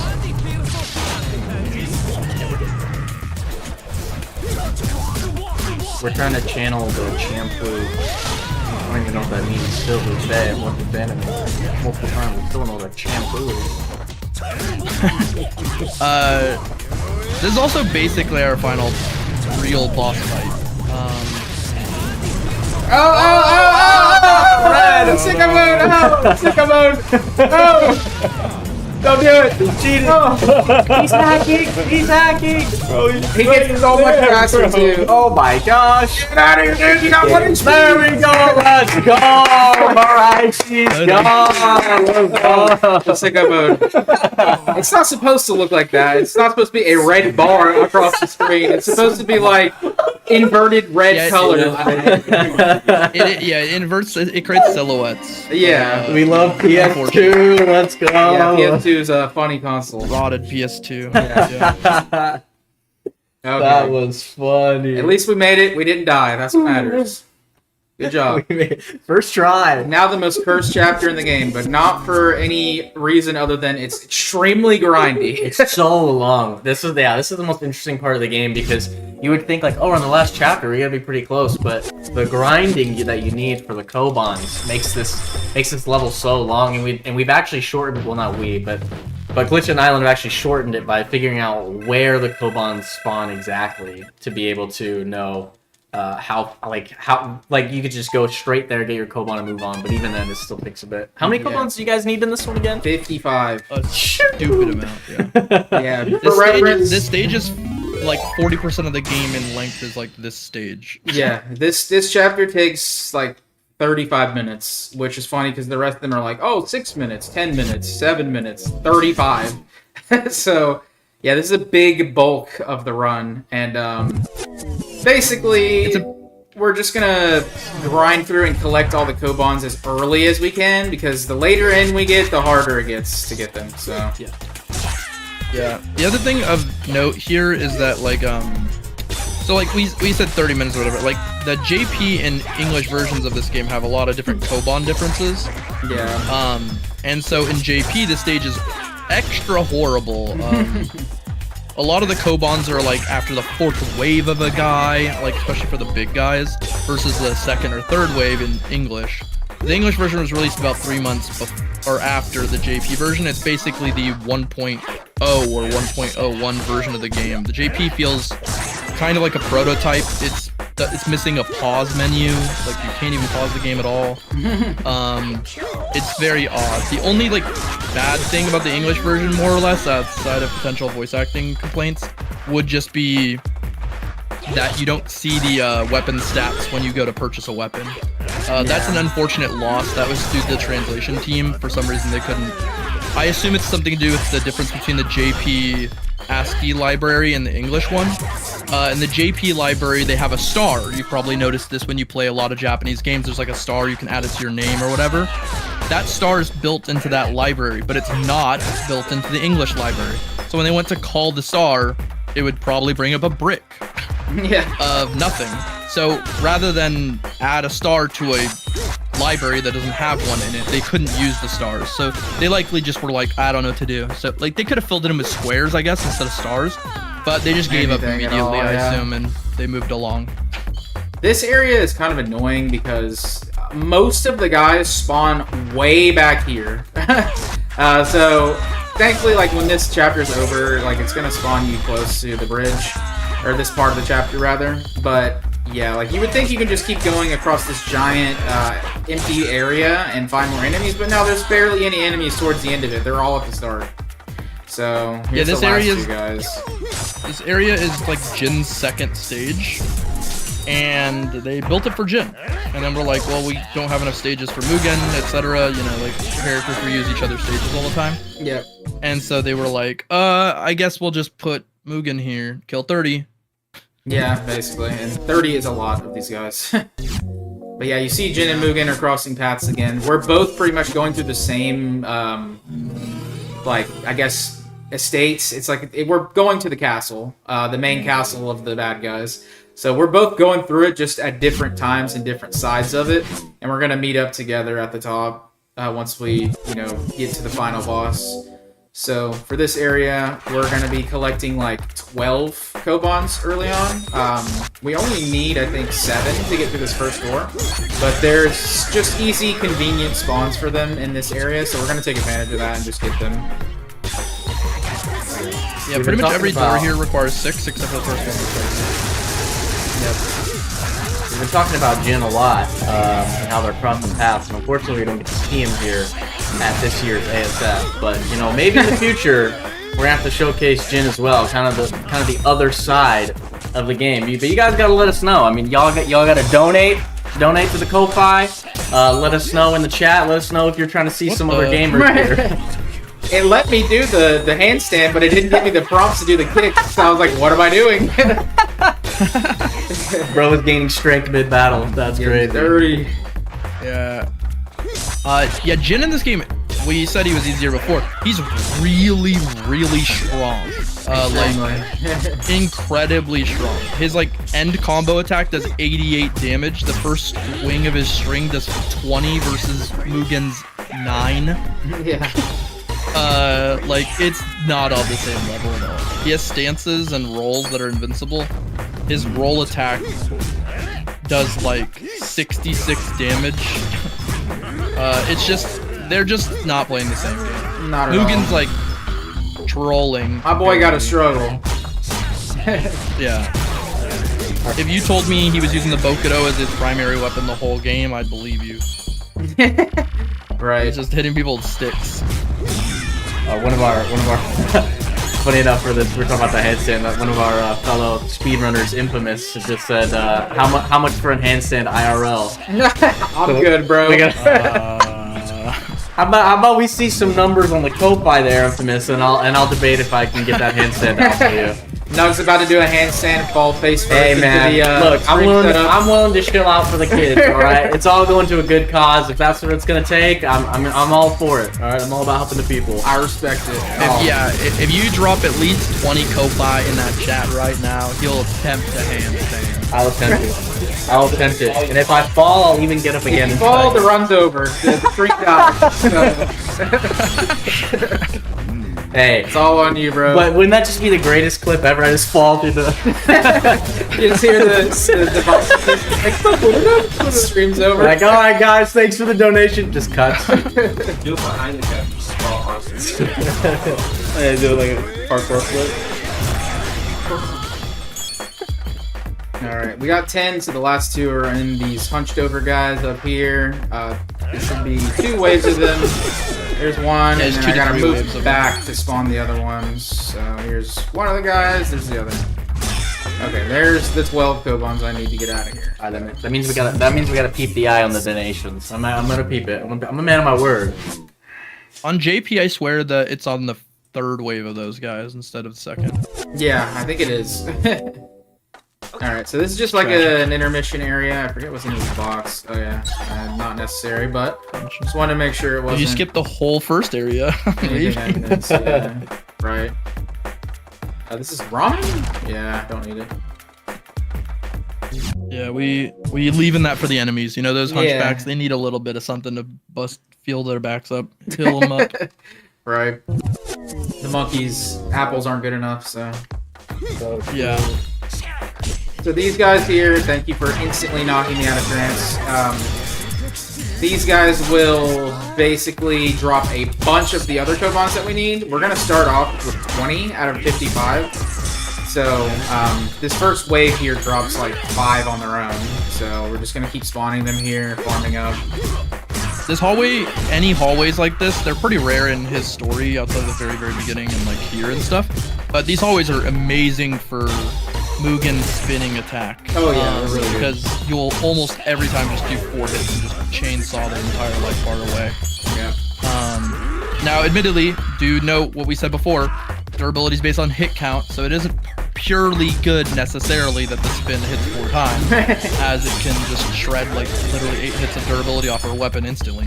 But as long as we're holding like a reasonably durable magic stick, not a big deal. Also, it has like pretty high damage per hit, which means overall we're saving during durability. And there's a durability heal in this stage, in this room. Also adds to the reason why we want to front load this stage is because we have so much extra durability to pick up here. Yeah, that is true. So, there's a durability refill on the right side of this level. This part of the level, rather. So getting as many Kobans early as we can before that refill is good. So we'll be doing that. Okay, wait, guys. We gotta shout out the donation. So Infamous actually donated 35. He said, "Kitty, you can has cheeseburger." The nice inside joke of I spent a good amount of time watching that classic meme, spamming it on my stream. So now I gotta hit the nay on this handstand. Oh my! Dude. Good luck, bro. Don't fall forward. Hey, that's all I gotta say. All I'll say is I'll try my best. Do it behind the setup. We'll do it. Because if you fall, it is so bad. Well, I'll let the run play through. Let the run play through. All right, but I'll hit it for the kids. It's for the kids. Get someone to hold your back up. You can do the little Mugen kicks on the handstand. That'd be sick. Shout out to definitely fellow speedrunner. Shout out. Appreciate that, Infamous. Thanks, bro. Infamous. Big gamer. Goated Kakarot speedrunner. Definitely check out Kakarot.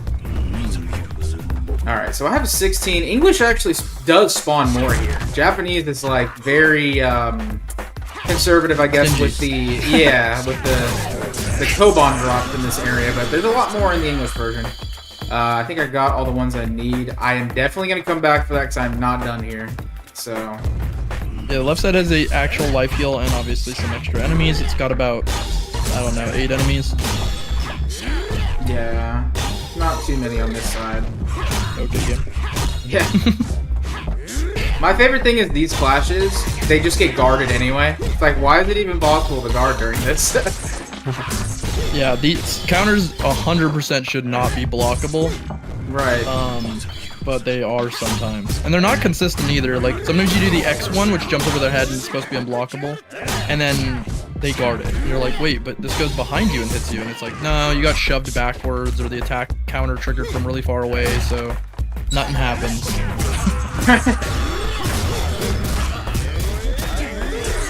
How much of a dono for you, Glitch, to get the Mugen tattoos around the ankles and wrists? I mean, if the avatar wasn't a little similar, I might think about it. He would be like, "Oh, bro, you like Avatar?" It's like, but oh, the man. drip. It is kind of drippy. I won't lie. I got a tattoo artist on speed dial, bro. Straight up. Gotta grab the funny grass. And There's like 2 here. I have been okay with 19 going in. Come on, where's the guys? I was like, bro. Dude, they're scared of you, dude. You're flying around the screen like that. I'd be scared too. I'd be like, alright, guys. It's my day off. 19. I'm gonna go grab my healthy herbs. I'm taking PTO. I'll be back to the castle next week. There we go. Maybe these guys will have an extra for me. That'd be bug. They probably don't because they suck. No, of course they don't. Substitution jutsu. Seriously. Wait, it's like gambling though. You gotta keep going until you get it. They're right there. They're right there. Look, they're right there. Okay, we got an extra center guy. Screw it, let's go for it. Give me one, please. Don't let it be the gambling curse. No! Bodied. Alright, we gotta go back to the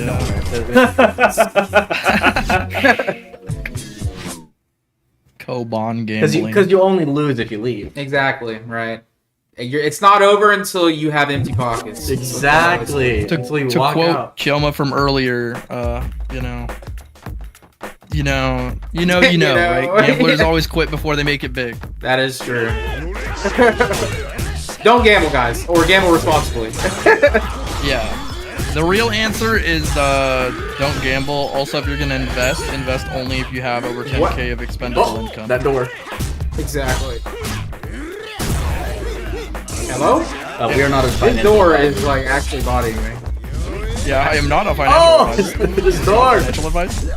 Not financial advice. This is just 3 degenerate gamers playing funny anime games with sacred spinning. Yeah, you shouldn't take your advice from people. Yo, camera, where you at, man? Okay. Yeah, camera on break. So these areas are very glitched. Not to be confused with the runner who's playing the game. Like the corners of these areas are considered to be physical manifestations. I know that is kind of obvious. It's a pillar of wood. What I'm saying is enemies in this game actually ignore physical objects, including boxes. They can walk right through them. And these pillars count as basically like boxes that are indestructible. That was how they designed them. They made the box and then they just stretched it to make a pillar and they put it in the corner. Basically. And because of this, they can walk through the sides of these walls in an uncharacteristic way, which makes it really goofy when out of nowhere they just phase through the wall and attack you. Yeah, the enemies on the stage get very goofy. You'll just see them like in their little attack stance, just backing up, clipping out of bounds, like being in weird rooms they shouldn't be in. Like, it's pretty gross. Also, if you pay attention to the minimap here, like, we're gonna go up and down a bunch of floors. The game just reuses this map template like 6 times, because it's like, they won't notice, bro. We'll just make the game feel longer, you know? Yeah, it's a pagoda, right? It's gotta look like basically the same on every floor. Yeah, we need the symmetry. It's stacked. They're not like super ultra wrong for that, but it's not good gaming. It's super ultra wrong for gaming or speedrunning at the very least. I don't know how they got so much security in this place. I know. Like that's also true. Like, imagine how much they have to pay these guys, and we take all of their money. Like, in a way, we know that we know Kobans are worth $1,000 each. Yeah. And so, like, we take like 70 grand from their pockets. And more than that if we count the normal money. And we like leave. Yeah, we just dip out of here, man. We don't even spend it. Nah, we give it to some guy at the door. That's all. Alright, Yeah, we give like 50 grand of it to the guys at the door, and then we keep the other 20 grand, and we just literally like end the story mode and throw it away. So basically what I'm doing for like my farming method on these stages, just so everyone's kind of aware of what they're watching, in each corner of the room, there's 4 corners on the top floor and the bottom floor. In each corner of the room, there's at least 1 Koban in the spawn wave. So I'm just going to grab each of those and then some in the middle. Basically, I want to try to stay ahead of the 6 Koban requirement that I need to get through each of these floors for as long as I can. So I got 6 just there. So each of these doors is going to be 6 Kobans. So I'll grab the ones around the corners. If there's the stairway like right next to me, I'll skip those and just kind of farm more on the top floors or whichever the stairs I have to go up or down. But yeah, we'll start in these like middle hallway areas, and now we have some different enemies spawning. We have some Oni spawning. These guys are giants that have some pretty crazy hitboxes and frame data. So yeah, that didn't even give me the chance to counter because I got hit by the other guy. But yeah, we don't want to get destroyed by these guys. So. True. So in the previous area, those samurai guys are the first enemy Jin fights, so they scaled as the easiest enemy in the game. And they don't block, they're like terribly weak. They don't change the enemies that much as you go through the stages, they just bolster their health a little bit, and sometimes they do a cheeky animation speed increase. Like the reason you saw those ninjas moving at like 4x speed while walking, all they do is just up the animation speed so they pick what they want to do more often rather than actually making their AI different. So sort of like a soft, lazy way of just buffing the mobs, just like increase their animation speed. But yeah, earlier areas have really weak guys that don't block, so we can get a lot of extra Kobans safely there. So we front load this stage really heavily so that when we get to the harder parts, we don't have to deal with it at all. Yep. These big guys, their hitbox makes no sense. They swing and like 2 seconds later you get hit, and it also hits like 360 degrees around their body. Does a lot of damage. They stopped caring about hitboxes when they got to this big guy. Yeah. You only really see him here. So they were just like, Since I'm next to the door exit right here, you can see that little branching path going upwards on the minimap. I'm only going to visit the corners nearest to the exit versus going all the way around the exit in the square shape. Getting kind of unlucky on the drop here. There it is. Took a while. I'm only going to get that corner and this corner over here, and then I'm going to leave because I don't want to farm around in a circle that far away from the exit. Yeah, there are ways to lab this section like a little more ridiculously than we have. It's just not. It was just way too much too soon before the marathon, but yeah, it would be plausible. Let's say that enemy near the corner, for example. It would be plausible that we know, like, oh, that's the enemy that spawns off this spawner. And we could stand as near to that spawner as possible so that, like, he's the one that jumps in. You know what I mean? Like, we stand, like, weirdly out of range. If that was plausible as a strategy, we could maybe even see the Koban drops triple in speed. But it would be so picky. We would be like, yeah, we have to kill this guy while being around this location. So we have to, like, walk him a little bit and then, like, kill him. And then the next one would spawn right immediately instead of having to go through a wave. Yeah. But it's too finicky to do that strat normally. And we would definitely not do it in a marathon. Yeah. Without, like, grinding the crap out of the game. Yeah. We've spent a good amount of time on this game. Like, don't get us wrong, but there's definitely still things to do in this game. Still routing to be done. Still grinding to be done. I've done a decent amount of runs, but for future reference, or just for reference in general, the run that I did with Nyland just to prep for the marathon, I PB'd by like 15 minutes. You don't normally PB by that much time if the game is like super duper optimized, so there's a lot still left to do that we could definitely incorporate, but for what we have right now, it's pretty solid.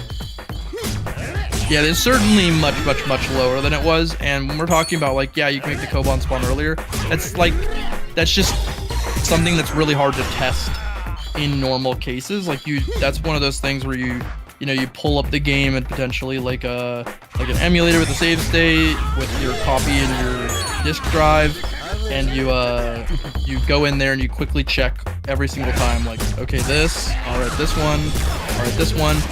Meticulously checking like which of the guys spawn, where, how far you can stand. It just takes a lot of time to do that type of testing versus you know, like finding out, oh, how many Kobans are in the corner of this. That's significantly easier. We could just play the stage and go, okay, when we kill all the enemies in this corner, how many Kobans did we get total? Oh, 3. Is that worth the time investment? Yes. We can move along. Yeah, just a more efficient, efficient way to route for something like a marathon, I suppose. But yeah, we got a lot to go when it comes to routing overall. But we will definitely take care of it as time goes by. This corner if anybody else is excited to play this game, definitely try it out and post your Koban discoveries. Yeah. Most people I've talked to don't even know that this game exists. I've had people come on my stream and be like, there's a Shampoo game? I'm like, yeah, this is the only one, though. Only one. So, it is cool, though. It's honestly really cool that this game was made by like such a prestigious dev team, like Grasshopper Manufacturer. You can just see it in the stylization of the game, hardcore, so it's really cool. I'm a big fan. This area does kind of present the biggest bug, or the biggest annoyance of the game, which is camera. Look at this. Boom! Yeah, the camera just be shifting on you so hard. The way the camera works as well, like if you're curious, like how does glitch turn correctly then, like when it rapidly shifts? Well, how the game works is when the camera shifts, as long as you maintain a cardinal direction, it will keep your cardinal. So if, let's say I'm holding up and then the game turns the camera, I will maintain where I was going, not necessarily up anymore, until I change the cardinal. So if I swipe from directly up to up left, I have moved into the left cardinal. The game will then take that direction away and give you your correct direction again. So it's a bit weird to describe in that way, but that's kind of how it works. It kind of feels like tank controls sometimes. It does. It's very Resident Evil-y. Yeah, and that like if the camera's changing while you're holding a direction, it's not going to change your direction until you stop moving. But it throws you off sometimes because you think your brain sees the change and you're like, oh wait, I should change my analog stick to this, and then it makes you just completely mess up your movement. So. Yeah, like right here, if he moved up and he's gonna go right, or down and he's gonna go right, he's gonna hold down. The game's gonna then change what down is to now be left, effectively. Yeah, but then he has to hit down again, as you just saw there, if he wants to turn that corner. But he's currently holding it. So the game makes him walk into the wall, but he can't change the cardinal to down because he's already there. So he has to release and then press down again. Yeah, it gets and that's just confusing. So weird. But we're hobbling our way through with the funny run animation. Yeah, and the camera's cool and all, but I think it takes a lot of dev power to really like quality of life adjust those types of camera adjustments so that they're not very problematic. Like instead of that down going into another down motion, it probably should have flipped the entire camera if it was going to do it at all. And then you would be fine, or smoothly transition the camera, which it can do sometimes. Would probably be better, and then stuff like that where it gets caught. But it is just troublesome. But clearly they were pressed for time with this game because it came out really well, but they were updating it even the last second. Damn. I'm getting very unlucky on the drops here, but we'll just keep going. I know that there's some back here by the chest. This is one of the areas that I am walking in a circle on because there's just good drops here. Or a square, rather. But guy in this corner, there should be like 3 in this corner. There should be one guy in this spawn wave that has one. There is. And then right by this chest here, there should be 2 guys that have kill bombs. So we'll see. There's one of them. Let me see about the other. Need to spawn them in, because the spawn points are weird.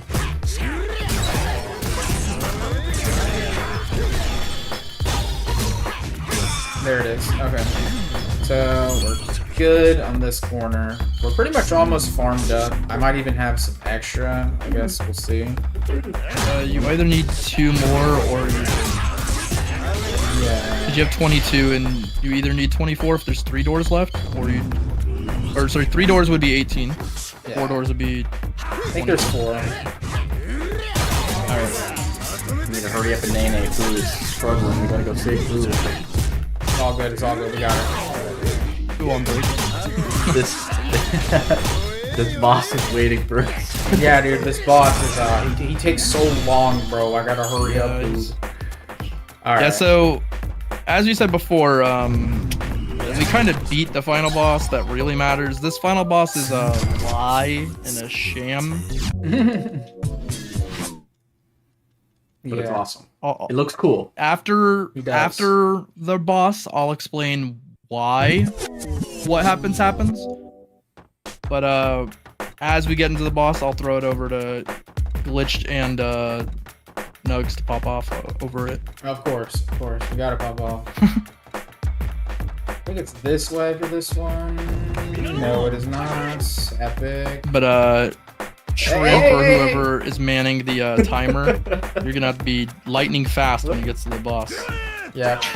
Gotta get ready for when he gets to the boss. Yeah. Once you see a cutscene where he's on like a rooftop is when the boss will start, and then the boss will be over about 2 seconds after that.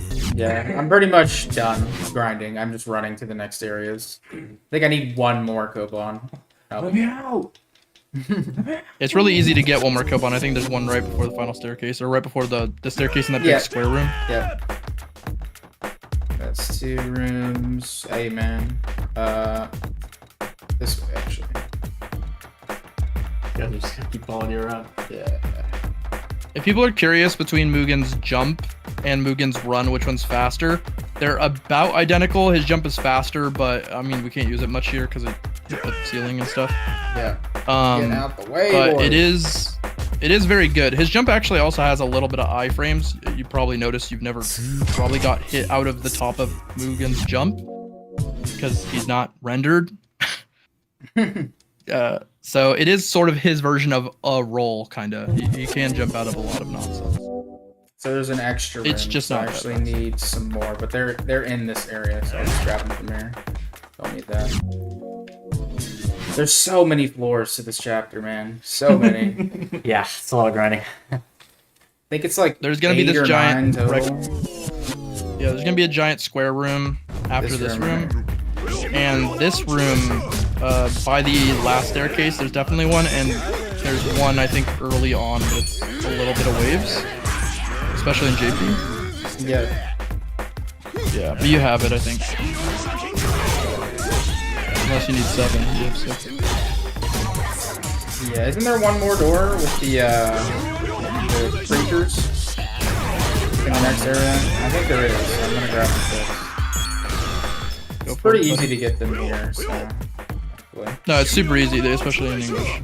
Yeah. In English, I think the main difference is they just front-loaded it more. Yeah. Because in JP, they do eventually get them to you, but I feel like it's like you kill 3 waves of them and then you get it. But in this version, you just get them on the first wave. Yep. I just need 12 and I'm good. Yeah, it's just 2 more. 1 there. There should be one up here, like right up here. There's usually one right before this staircase. Yeah. In my memory. Okay, that's what I was saying before. About the jump not already. Alright, now we're done grinding. We are done grinding. We are getting out of here. Yep, so we get this and we go up the stairs and then you think we of the just whole kind of body there? get soft locked. Yep. No. Just a floating head that Just give it takes our Koban. Yep. Little floating head guy. Whoop. Little slippery. So this is the area we were talking about with the rollers, but this is 3D, and they are only used to playing Super Mario World, so... They're not nearly as broken in this area, thankfully. Yeah, they're really not. If you saved any grinding for them here, you're in for a bad time. You just don't want to fight these guys if you can help it. Like, they're really cringe, so we're not going to do that. Yeah, not worth Hey, it at all. hey, chill, man, chill. I'm at the end, dude. They deal a lot of damage and they're reasonably fast, so they're just kind of annoying. Yeah. Oh! Yo, get away from me, man. I'm just trying to get some help. Alright. Yes, because we need all the help for the Yeah, see, there was one more door. That's the last door you have to pay for. And then we're gonna go up like one more flight of stairs, and then alright, guys. Cutscene, and then funny boss. Yeah, we have the hardest, most brutal, destructive fight in the game coming up here, so get ready. Yeah, the timer's about to end. Yeah, so time's about to end as soon as you see me defeat this legendary beast of a boss fight. So, It's a mech. So basically, here's the really complicated strat. You walk up, you switch weapons, and you attack him when your weapons are switching. There you go. There you go. Time. Let's go. Let's go! Oh, dude. Dang. If anybody's curious why that happens, because this boss was given a special health condition thing, because the devs wanted to make them all fancy and the bottom screen life bar is a bit tricky, they decided to reprogram the way he does health. But when you deal a weapon switch attack in this game, you do 1 damage, which sounds like that won't do anything, but it deals 1 damage to the original health instruction, which says his health is 0. And the game checks if his health is 0 or lower, and it goes, well, he's dead. And it sends the he's dead instruction, even though he has 5,000 health remaining. Yeah, it's pretty interesting. We were actually looking into that right before the run. Like the routing aspect of the run, we were kind of trying to figure out why does this glitch work, because it's so ridiculous. That bear that you're seeing disintegrate there, that's the one that Jin was fighting. Fu is tied up at the top of the manor here.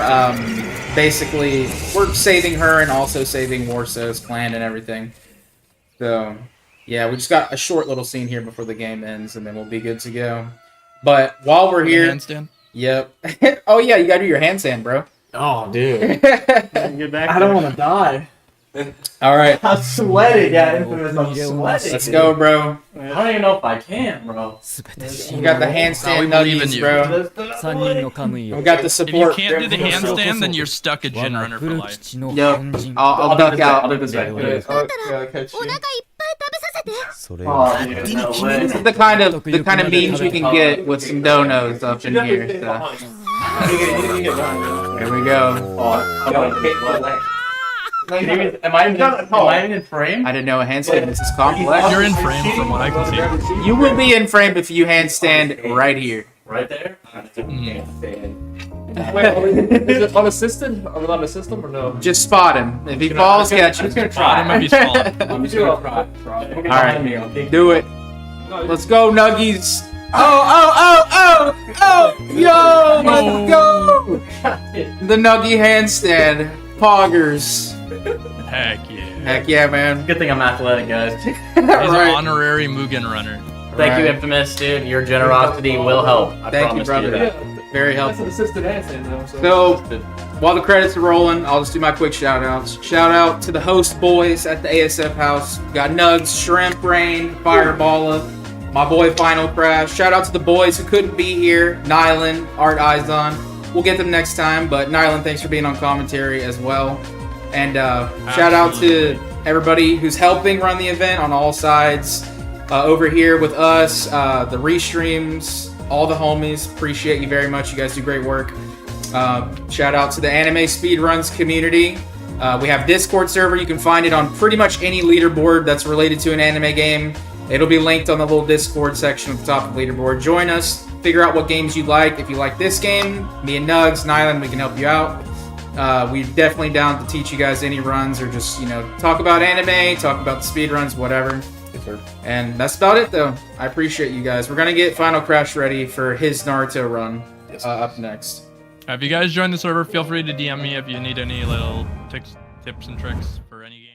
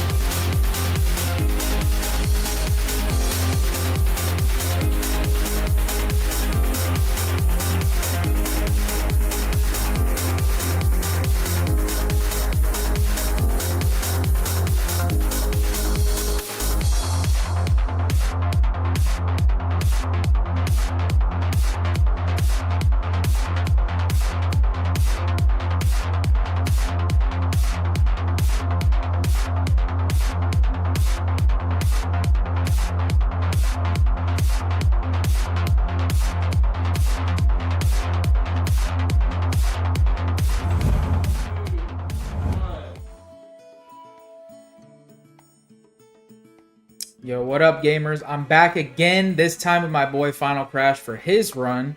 My man's doing Naruto Cross Boruto Connections. It's ability cap survival, right? Yes. All right. So before we lead into the run, we got a couple things to talk about and announce. We did get a big donation, $100 dono from Boogie Poppy saying thanks for the fun. Thank you so much for supporting ASF and just tuning into the event, having a good time. That's super awesome. Thank you so much for that. And with that donation, we're actually 1% away from 35% raised towards the $1,000 goal we have. If we hit 35% on the dono goal, we unlock a Toki no Tababito any percent run. It's 4 minutes, a bonus run. And if we raise 50%, we get another commentated Saint Seiya task run by AN86 that we'll show off later as well. So if we can hit the 35% and the 50% milestones towards the donation goal, we get some extra content. We get the marathon running longer. So thank you guys who have donated, and get those donations in if you'd like to see some more content. But go ahead and start, Final Crash. All right, brother, sounds pretty good. Yeah. So, like he said, we're doing ability cap survival mode, pretty much the arcade mode of this run. We're gonna be doing 3 survival modes. Each are pretty long in length. Advanced is the real pain, so we're gonna start with these 2 first. We're not gonna break a sweat really for these. We need to define combos first. So timer's gonna start when I hit the OK button right here. So I'll give a countdown and say it on go. So 3, 2, 1, go. All right, let's get it. Yeah, I got my boy Glitch here. He has knowledge of Storm, Let's not peg him as a pro, though, Yeah, I know what Storm is. I've played the Storm games casually. Never speedrun them myself, but I'm familiar with some of the tech from, like, Storm 4, Storm 2. A lot of my buddies run the Storm games and whatnot. I actually moderate for Storm 4 with one of our friends, DBZ Fan. So, yeah, I noticed that you're using Tobirama. So, what is the idea behind using him? So, we can define, 3 main combos in this game. The one I do the most, because it's marathon safe, but it's also just kind of solid, is, it's this stun combo. It's a meterless version of your combo. I don't have to chakra dash ever. Mm-hmm. So that's the main one you're going to see in this. I mean, we're going to do so many fights. Yeah. We're going to do so many fights. But the stun combo, the one, so you have a light cripple and a heavy one. So the heavy stuns is the characters I'm using. Mm-hmm. And it makes it really easy to combo. Okay. So we'll be doing that one. We'll do the chakra dash sometimes. There's substitution gauges. You want to explain substitutions, and that hasn't really changed. Yeah, substitutions are basically the same. It's pretty much whenever someone is attacking you, you press, isn't it, the circle button, and you can kind of sub out of it? It's a trigger button for me. Trigger button, okay, yeah. But yeah, if you're getting attacked, you can time a button press to substitute right behind them, kind of like that. And that hasn't changed through most of the Storm games, pretty much. No, and this is beginner, so they don't really do it. It's inconsistent when they actually want to sub, so... But once they're at a meter, normally this is when we chakra dash a lot. We can optimize a bit more. And chakra dashing is kind of like, don't you use that to cancel your attacks to keep the combo going without staggering them or resetting them, right? Yeah, it's good for extending your target combos, right, which is the bread and butter in this game. This game is cyber connected. I didn't want to look up the lore because I'm not one of those guys. Some of the runners, they always have all the lore and they can talk about developer history and all the games. And, hey man, it's all good. This game just came out, so honestly, the lore probably hasn't even released yet for the dev of this game. But yeah, you're using Tobirama. Is there something specific that he has that makes him better for this game mode, or is he just the boy with the sauce? So funny thing, I mean, so we have this coworker dude, shouts to him, Game Merlin dude, the boy himself. Oh yeah, our buddy. So we'll see him. We'll see him later this month. But heck yeah, I like a little bit of variety in my runs. I think part of a marathon is entertainment, seeing some different stuff. Right. This is a very long run to be using one character, so I was like, each survival mode I use a different character. Okay, yeah, that's what's up. Use some guys I like. Tobirama has the drip too, so I mean, you can't go wrong with the drip. It's pretty cool, dude. So yeah. We'll actually see him more because a big thing in this run is that each cup has a different cup condition. You see briefly right, shows up condition. Yeah. So each cup, I was just about to ask about that. What the differences in the cups were. So they have different clear conditions, like you have to do a certain thing before the cup is completed. No, not like that. It's just a condition that's like defense up or attack up. So it's not so different conditions for the fight. But you don't have to fulfill them. No. Yes, not clear conditions at all. Okay. That was a good distinction. Thank you. Gotcha. Yeah. So, but no, the main reason why we like him is because, first of all, notice that for a stun combo, I don't have to like move. So some characters like if you do a stun combo, you're like, oh my gosh, look at that use all. The sub. So you have to like run up and like adjust it, but he can stay right in place, dude. Baby mode. Yeah, understandable. Makes it easy, especially good because I'm using different characters. I don't have to like learn as much Yeah. when I switch to someone else. That makes a lot of sense, yeah. And think about damage too. So that stun point, let's say that's like 8 damage for him. Mhm. So if that's high enough, another character might be like 6 damage or lower. Yeah. And you can see how fast it is. Like my man just Shreds he through gets that in there health for the bar. shoulder fast. Yeah. So even though he doesn't have as much damage as the other characters, that's pretty nice. We like to go 3 loops. Like you see this reset right here. It's kind of like like an AI reset, right? Like that would not work on a human, but on the AI you can like just kind of just wobble them. with hopefully the they jump. don't press a button. Hopefully they don't do something too crazy. Yeah. So when you break your combo with the jump like that, are you like kind of waiting out his stagger timing to keep the combo going, or are you just spacing out your combo with it? No, so what I'm doing here is, if you just like, I'll show you. If you just do it normally, he's stuck in his animation for 30 years. I'm done canceling it, so you can actually combo it. That makes perfect sense. I don't know why I gassed it up like that was a big explanation. It's very simple. Hey man, that's My good. bad. I So think yeah, it's basically animation canceling. You're just Exactly, yeah. reducing lag. That makes Exactly, sense. exactly. So that's how I was explaining that short hop difference too. Yeah, so, Donzo, dude, the creature. Yeah. He got 40 eyeballs on his arm.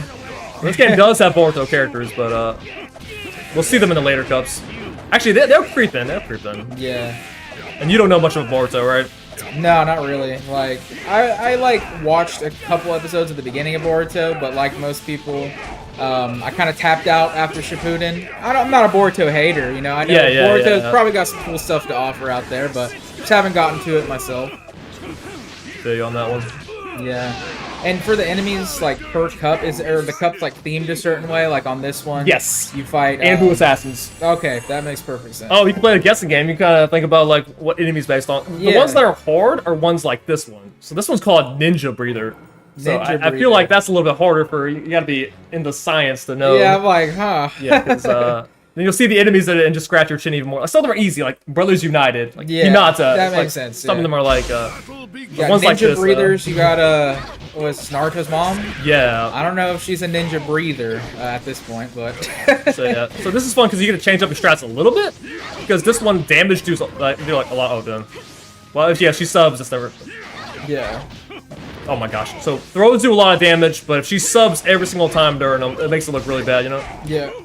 But this does like. We know I don't have the numbers. I'm not a number guy like Not Nile. too bad, yeah, I mean, that's like a little bit over a quarter of the health bar, and it was pretty quick, so Yeah. not a bad move. But yeah, this Kinda gotta combo reset right it. here, that's the big sauce. Yeah, that's our knocking her down. Our bread and butter. Yeah. It's a lot better when they don't. So Sasuke has also a grab cup. We said I hope they don't sub. Like if you explain something in this game, it looks really good. But if they don't, the AI doesn't do it. It Yeah. kind of looks like a bad method. Yo, we got Sleepy Nart with the little hat, dude. He's vibing. All right, yeah, yeah. It's the ninja breather though. So whatever that means. He's the mouth breathers of ninjas, bro. I have no idea what that means, but it's just funny so far. Like Kushida and Naruto, young Naruto with the sleepy hats. Interesting choices, but So ideally, there we go. Got Yeah, 3 okay. good grabs. We can actually get because he kind of did me a solid. I guess we'll go for a 4th here. okay, yeah, nice. Why not, bro? Yeah. Good chunks of damage. We get our own subs off. Yeah. Sometimes this game will turn into like a sub battle. Like Yes, you sub, they advanced. sub, back and forth. Yeah, You'll especially see that the in harder it advanced a gets. lot. Yeah. Intermediate, the AI always coin flip. Some of them want to exhaust all their subs, and some of them want to like bank them and Right. Just wait for the right time when your chakra's low, and they're like, "Got you, bro." So it makes it kind of. And then older Sasuke. What is this? Yeah, the cups. Most of them make sense though. This Yeah. one is a little bit tougher. So you know, sometimes we'll have like room to throw one of the items in there, depending on what an item has. So What are the items that you have to use exactly? So the second Hokage is funny because he has 2 explosives. He's one of the rare characters. If you look at Sasuke over there, normally you have like a buff, so his blue is kind of not as good, but okay. And most of them have like a scroll down. You see a shield like defense down. So Okay, so these are the icons in the bottom left and bottom but they're right. set per character. That's Okay. the weird part. So each Sasuke character has different ones. So even though there's like 8, 9 home. Like so many Sasuke's in this game, they're all stuck using that same layout. Oh, okay. You can't so adjust it. You can't edit it. That's weird. So I guess they build it based on the character themselves instead of like the variation or whatever. It's kind of limiting. Yeah, unfortunately, it would be cool if they had like different layouts and whatnot, so they could have more different play styles. But so that's the reason why. But I mean, yeah, explosive's good for damage, but mostly we like this. We just gotta use what we got though, right? yeah, Like is if it you didn't a have poison thing or no, that is a defense down. okay, defense down. Yeah, Gotcha. pretty dang good. Yeah, defense down is always good in like fighting games like this because the quicker that health bar shreds down, the quicker you run. Exactly. And the less BS you have to deal with AI, the faster you're defeating them. Yeah, it's like this kind of stuff right here. Yeah. Good creature. Yeah. So this is Teacher's Cup, right? Like, Okay, this yeah, one makes a lot of sense. that makes sense. We got third Hokage. Yep. Right off rip. We also noticed that Probably get Jiraiya up in here, something like that. That would have made sense. Okay, so I'm doing singles. Kakashi, okay. When you do doubles, you do see Jiraiya. It Okay. does fill out like every teacher. More that, characters, I got yeah, but because it's only single, they just gotta pick one and go with it. Kakashi makes sense too. Perfect right there. Yeah, we fan favorite homie, Jad. That's why you can kind of adjust sometimes too. You know, it's like when you're in the air, it still catches them. Yeah. Like that's how this heavy stun is just so busted. Yeah. I see the cooldown as well, like for the defense down, it's kind of long. Yeah, or is it? I mean, it's like about half their health almost, or you almost defeat them before you got it back. So yeah, oh, okay. It's decently long, but in the grand scheme of things, it's just because you're going so fast that it seems long. Really? Yeah. If you were going like a normal pace in the fight, it would probably be pretty decent. I gotcha. It's really hard, especially in PvP, because it seems so short then, you know? Yeah, like, yeah. I'm actually getting value from hitting with defense down here. Definitely, yeah. There's a lot more going on in PvP, a lot more defense too. So. Yes. It's all about Iruka subs. Sensei, the homie. Oh yeah, so what we do a lot, round start, is check them. So if they dash, they like added a counter. I don't think counter was in Storm 4 to my knowledge. Yeah, not that I'm aware of. But I could be wrong. Yeah, But it's pretty good. So. I never see anybody use it in the run, please. So. That's what we like to see. So basically, is it like does it kind of function like a parry? Yes, yeah, exactly, okay. a parry. That makes sense. So it's really good, especially Gives you a free opening. Exactly. Especially on the higher levels too. Like if you could start off by just putting yourself in the tug of war subjutsu, like if you could be ahead of the AI ever. Yeah, in a good spot. Yeah, you want your chakra to be higher than theirs, pretty much, so you can come out on top if you go back and forth. Exactly. So this is the last cup for Ninja beginner. Tool expert. We got the it's what, the 1010? Yeah. It was a little bit predictable for these. Yeah. There's actually quite a few of them in the series, yeah. Yeah. 1010 just be throwing all kinds of items. Yeah. So you know about the characters like this and the puppet characters. Yeah, true. Like Konkoro and what's bro's name? The pink Sasori. Yeah. I was like, man was such a cool character. He got bodied so fast. yeah. He got bodied by Sakura too, man. Yeah. That was her best moment though. She went hard in that. Yeah, that's funny. Hedon, that's pretty cool. Yeah. So same thing. We check him. If he doesn't want to do anything, then we just chuck it. So in case you're wondering, double damage. So he's so much. That is why we just switch game plan here. He's actually juking these pretty well. Oh no, yeah. But there's really no alternate strat here. We just keep chucking them. Hey man, that literally chunks them so much. I'd do the same exact thing. I just hope that he most of the time they dodge back into it. So if they just perma dodge to the side, they always get away. Okay. Did you just unlock that ability, or is it only starting to get more useful now? No, this is the cup. The cup is double damage. Oh, okay. So it's yeah, since you're faster using that ability, chuck, it's better. Yeah, gotcha. yeah, chuck jutsu. And there's actually a lot of these cups, so okay. We'll see second Hokage more. Kisame. Heck yeah, dude. Now, pay close attention when we beat him, dude, because something special happens when you beat him. It's I think this is in Storm 4, though. Yeah, when he dodges, not great. Oh, nice. The dive forward, that's exactly what you want. Yeah. Get straight into the water dragons there. It's a pretty safe strat. My man just loses his shirt. It's like, I'm out, dude. Deep quads, dude. He's got nothing left in the gas. Nothing left in the tank. Not bad. That's funny. So that one's pretty short. This one is starting to get beefier. Starting to get a little beefier, dude. Oh yeah, we got the drip Sasuke. Yeah, I like the black Sasuke, dude. Yeah, I like it the, goes hard. the black fit. Although it's kind of like a. My man ain't got no pants. It's Nah, like bro, a onesie, man. singlet, a onesie. Yeah. I was like, what's the Got word for that that? Korra drip. Yeah. But yeah, no, this Sasuke is sick though. When he came back for the Gaara grind, dude. That was Yeah, this one goes pretty hard. Yeah. Oh, he grabbed me.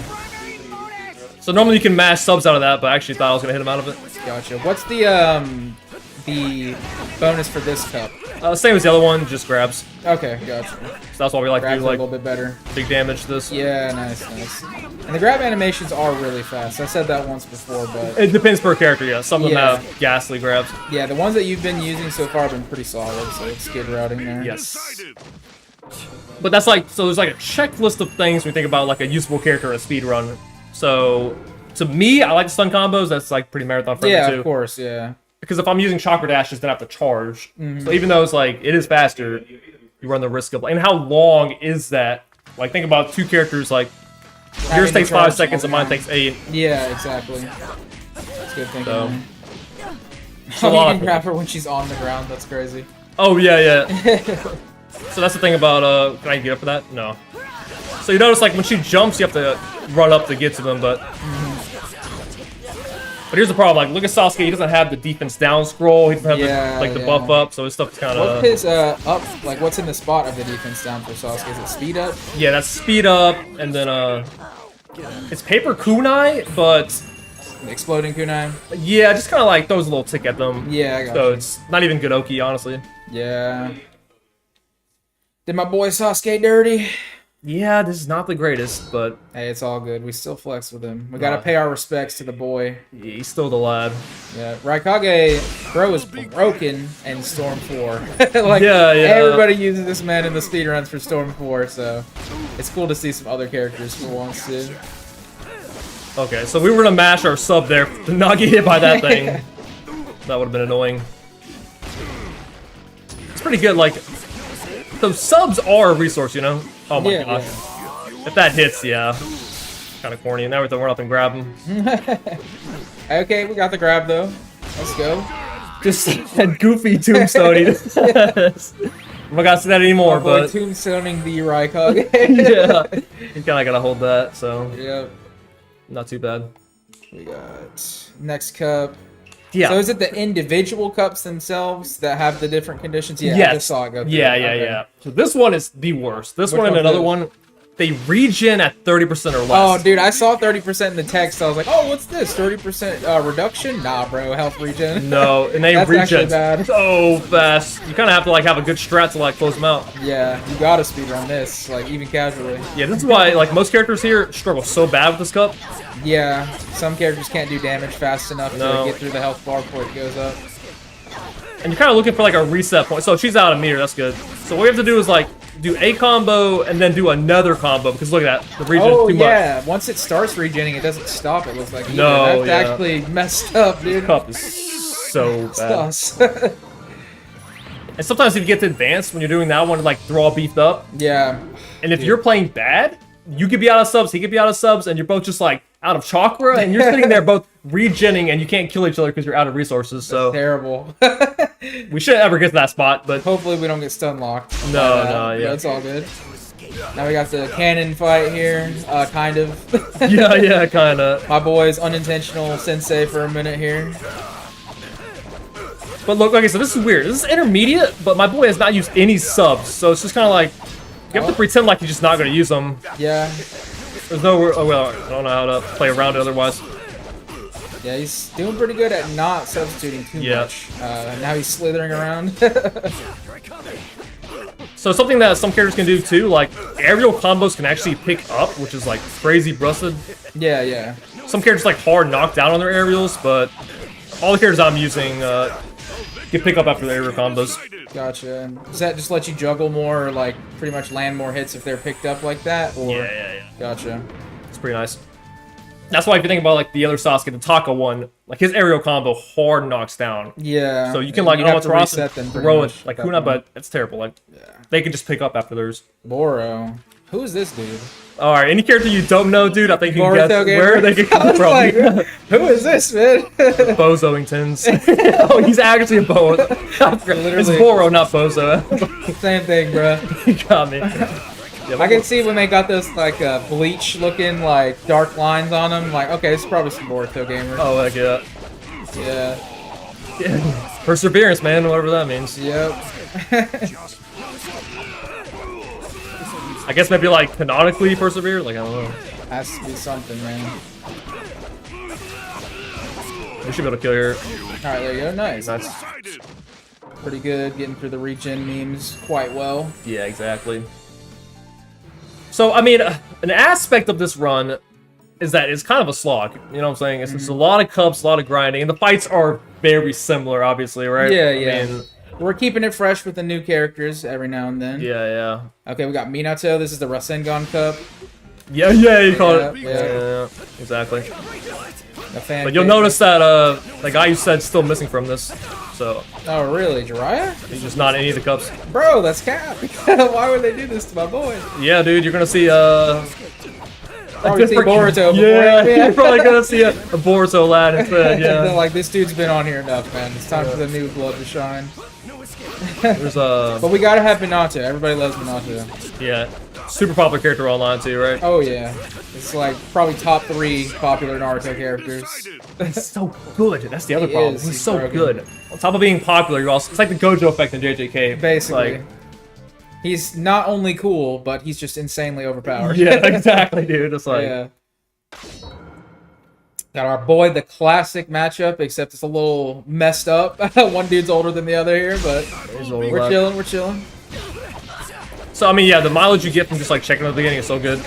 Oh yeah, yeah. I mean, the alternative is to chakra dash them on round start, but then you just like flash into them. Yeah, no, I like that idea of like just kind of waiting it out for the parry, because a lot of the time in fighting games like this, AI will kind of be programmed to just rush you down at the start. Yeah. So just might as well wait for it. It'll happen most of the time.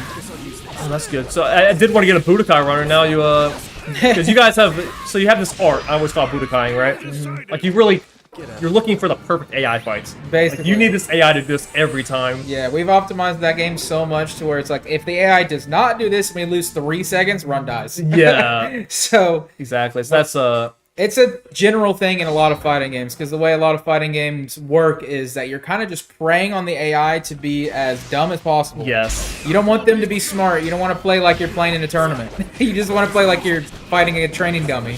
So the less BS they do, the less substitutes, blocking their own grabs, things like that, dashing away. You don't want any of that stuff. You want them to just sit there and get beat up. As funny as that sounds, that's the best thing you can do in a fighting game, speedrun, honestly. But what keeps it interesting is the fact that there's so much variance. Like, so much happens changing and is changing that you kind of have to decide what to do to deal with it on the fly. Yep. Well said, well explained. But that's kind of So that's that. That's right there. The Budokaiing phrase. That's kind of where that comes from. So now this is different. Okay. Look at this. We actually got something different going on. Oh, okay. Who's this woman, dude? I have no idea. This is for a breed of people, dude. You know, I just feel like getting into this mood a little bit. You know. Yeah, understandable. She's got some drip. She kind of looks like a JoJo character. Kind of. A little bit. That's pretty good. But that's cool, man. What are we doing right now, dude? Oh, we got away. All right. Well, oh my. Hopefully we get to show off the strat here. The big explosion game, you know. Oh, that's so bad. Juking, man. All right. Well, we didn't get to show it off. Maybe the like next a fight. really big AOE attack though, so we'll probably get to see it at some point, I imagine. She's got some cool looking animations. They definitely went pretty hard on. Oh yeah, Boruto bros. Yeah. So like, we need to chill. We're actually in a bad spot now. We just have to throw this. We can't let them go into Awakening. So the point of this cup is they get a free Awakening. Oh yeah, the AI is definitely gonna spam that when they can. Yep. So we got all of our subs back. Now we can fight them straight up. Okay. We gotta be marathon safe here, so. Of course, yeah. Marathon safe and lame. And we are intermediate at this point, so it's starting to Yeah. turn up, starting to get a little bit harder. So this is a good example of like, here's the character you can't use. Look how long the stun combo takes. Like I could reset a little bit there, but no, compare that to the other character you saw. Definitely takes way longer. That spin animation is quite long. Hey, it still works. It also kind of does low damage for what it looks like it should be doing. Yeah. Does what I should do a lot, right? Yeah, a lot of fighting games will be like, oh, you're hitting like 6 times in one attack. Let's just make each hit like 1 damage. It's Yeah, like, yeah, nah, it dude. sucks. And that's when her stun is. It's like that far into the combo after all that kick, so... The worst part. Alright, well that was not the point of picking this character. It's to make a joke and then show something cool. So let's pretend like this is the first fight. You'll notice that I round start chuck something because it's awakening, I have to contest them. Yeah, yeah. If they get hit, they get stunned, so it's perfect. Gotcha. Let's try it again. Is this her awakening here, or...? That's me awakening. Okay, yeah. Bro's just... Okay, yet again. Come on, bro, we got it once. We got it once. Don't... Oh my god, dude. actually twice, I didn't get it a single time yet? Oh, well. We gotta go for the gold, though. I respect it. Oh, I ate my chakra for that move. Very sad. And he doesn't want to sub out. Yeah, he's a Uchiha gamer who's just hopping around you, man. Yeah, this cup is really dope, and it could be like a minute-long cup, but I have not been able to show off the strats yet. Hey, it's all good. We'll get it at some point. I know we got one more chance to get it, yeah. We better. I believe. I believe in them not having horrible AI. That'd be great. Aerial combo's looking pretty dope, though. Yeah, so that's the problem. Like, if yours hard knocks down like hers does, then you gotta kind of make do with what you can. Yeah, for sure. I mean, it's good to see, like, the alternative type of character, right? Like, a character that doesn't have as much of a lockdown ability as, like, the other two you've been playing. You never want to see that. So if you were doing this cup, you would do this first because it's so inconsistent. You're trying to get the 3 clean fights. Yeah. But for Marathon, it's happening anyway, so might as well might as well go in order. drag it out. Yeah. We got one more shot to do it, man. It's gonna look goofy explaining this if it doesn't work a single time. Alright, here we go. Alright, bro. Come on now. Let's get it. Hey, the one shot. No wonder that's inconsistent. This is why, yeah. You Instant have destruction. So in team battle, you have a bit of a consistent way, but it still relies on them stubbing out, right? Yeah. Like, you're gonna drain all the resources anyways. Is that the only character that has something like that? Does she just like randomly have some super broken awakening? So I was watching PvP and I saw that happen in a match. I'm sitting there like scratching my chin like, what the heck was that? And I labbed it. I'm like, oh, that just one clicks, dude. Like, so I don't know. I haven't tested every character's. Like normally you would unlock more in your kit. You might see it later from some other characters, but. I assume this is another condition that increases the damage. Yeah, that's the reason why as soon we're as we using throw him. out them water dragons, that makes sense. So this guy is looking cringe with this puppet. Yeah, he is. This is the worst fight of this for Koski. So yeah, makes sense. Bro gets to camp in the background while his homie does all the work. Nice stun. Yep. Actually, it's funny because me dashing up got him out of stun, so he still could have subbed out. Yeah. I think you might be able to stun. You can sub like everything in this game virtually. Pretty much, yeah. As long as you don't do like a super. If you do a super or a sub jutsu or something, sometimes you can't sub out. Yeah. So I don't know the exact conditions, but Pain. We got negative Naruto here, dude. Yeah. Pain's dope though, for sure. The selection for the Akatsuki members is pretty good. Yeah. Sasori's a fan favorite. I'm sure they probably have data around. We'll see them in another cup, but not in this one. Gotcha, okay. And for team battle, they're all with their pairings, obviously. Yep, so makes sense. Yeah. In case you're wondering where someone's at. Yeah. So we get to fight the one and only dude, the big cheese himself. Ah, okay. Here it is. Oh, Itachi. Oh, did you think it was gonna be? Oh no! Like, no. You gotta have the drip. You gotta have the cloak, dude. True. Itachi is definitely the understandable pick for the singles. Weird. Saw that. So the AI sometimes don't make any sense, dude. He like tapped me and then ran. Yeah, he's scared, man. He wasn't ready for these dragons. Nope. So you have to look at the thing they can do to stall this out is see that little thing next to their life bar? There's like a fire symbol next to it. Yeah. That's the awakening. Oh, okay. So if they're trying to stall hardcore, I can shoot dragon at them, and if you go less than 50%, you get full meter. Oh, okay. So they get hit by dragon ASAP. I'm out of range, and they insta pop that, and it's like, now I gotta deal with this, dude. Yeah. So. And the awakenings in this game, like, they just give you access to those, like, super broken special moves, basically, so yeah. You don't want the AI to get access to something like that, because it's already annoying enough having to fight around their substitutions, and all the different choices they can make from just hitting you, blocking, whatever. So giving them another thing to do, especially something that can hurt you pretty bad and that takes a long time to complete, is very bad. So I see it, yeah, the flame lighting up there. And yeah, I didn't know that the 50% meter thing was something until like I got popped in a cup once, and I was like, oh, wait a dude, minute. my meter came back. I was like, oh, that's nice, dude. So it gets pretty gnarly. Nice, nice. First 2 more cups cup. for intermediate. Very nice, dude. You lose focus there for a second. You're like, you got done using Delta, and you got done using second Okage. You got to go to Sasuke now. So Yeah. Got your Robo, the sound gamers. Oh, a little bit of classic Naruto. Yeah. Man. Bro got absolutely bodied by our boy Choji. I guess you kind of wonder about the viability of some characters, right? You kind of get interested and you lab their tech, but yeah. You just need such specific stuff. I mean, there's like a couple different type of people who do fighting games run, like arcade style fighting game runs. It's like there's the people who have their favorite characters. They don't care if they're bad. They want to lab out like their character and see how far they can go. And then there's the people who are like, nah, man, I'm going full optimal. Like I'm picking the best character, even if they're the most cringe in the storyline. I'm gonna one shot everybody. So, I'm a little bit of both. Like most of the fighting games I play, they don't really have the option to pick characters or an arcade mode. So I just kind of play who it forces me to. But if I do get an arcade run, I kind of like to do a bit of both. I want to see how good my favorites are. Yeah, that's why I kind of get eco when it comes to these, right? Yeah, exactly. But that's a big reason. You said it right there. That's why I like the arcade runs. Yeah. In games that don't have it though, unlike you, like I won't go through it. I'm just like, I'm good, man. I'm good. I can't play my homie then, you know. Yeah, it's like what's the point sometimes? Yeah. At the very least, it's good to have like individual level boards for characters. Yeah. So like, there's probably more than one person who's like, dude, I just love Sasuke, man. I just want to lab Sasuke. So then they can compete with each other, and it gets fun. But yeah, for the case of Sasuke, the lad, the one and only, this is his best version. His combos last so long. The stuns, the chakra dash cancels, and everything about him. Yeah. Kimimaro. Another old school fan favorite, bro. Everybody used to fanboy over this guy. He is pretty drippy, though. The bone attacks are really cool. Yeah, he's pretty cool. But he felt like, at the end of the day, just like a jobber, right? He kind of was a jobber, just I'm not gonna lie. I expected so much. He seemed like he had the potential. He got sauced on by Drunk Lee, and then he got sauced on by Gaara. Yeah. It's like, well... What's your purpose, dude? Yeah.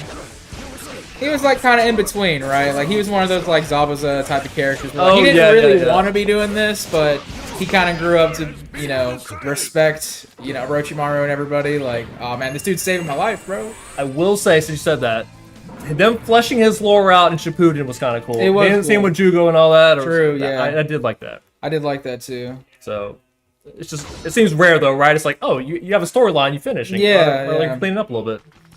Yeah, it kind of adds to the original experience too when you know that. They got Jugo in the prison fit. Yeah, you like how he's the final one, like he's the curse mark guy. Right. I mean, he is the guy basically, other than like Orochimaru, but he's the dude who's the most cracked out with it. Oh, true. Yeah. I guess I feel like Sasuke could have been here too, right? He might be as an assistant. Yeah, I think he is actually as an assist. Probably. Wouldn't be surprised if he was assisting Jugo because they teamed up or whatever for a while. I think for teams, you actually fight the blue Sasuke and the black Sasuke, so I think you have to fight, like, he shows up twice in this stuff. Kind of weird. What cup was this? Secret Identity. Secret Identity. Anbu Gamer. Yeah, of course. Man wears a mask. Secret Identity. Full government name on the screen. Yamato's interesting now. We got the first Hokage genes, the Toon Link eyeballs. We're chilling. Yeah. I was thinking about him and Sai. I like them, dude. No, they're cool, man. I just felt like once their arcs were kind of finished, though, they kind of like fell in the background. Yeah. That's something that happens a lot in Shippuden, unfortunately. It felt like that happened with Sakura too, because like she was chatting up for the sorcery, she was doing her medic stuff, she was doing her good, I and was like fighting. And she's like, nah, man, I'm rotting about Sasuke again, man. Where's my boy? She just goes back to OG Naruto vibes. Because going into it, that was our first complaint, right? It's like, dude, why was she so bad, dude? I know. Everyone just like, so why's she so bad? You can't explain that. And then they gave her like the most dope moments ever, and then just put her right back where she was. Dude, like, dude, I was like, wait, she's about it, dude. She got trading by Tsunade, and I was like, wait, you're like Naruto level of exactly, dude. but no, that was it. Dude. Yeah, it happens sometimes, but overall, Naruto's story is really sick. There's still dude, adding Chio to that fight too made it so much better, dude. Oh yeah, man, dude, you guys did good with this. Yeah, I love that moment. That's like one of my favorite arcs in Shippuden, unfortunately, at the very beginning. But it's pretty dope. But Koji, this is a board gamer.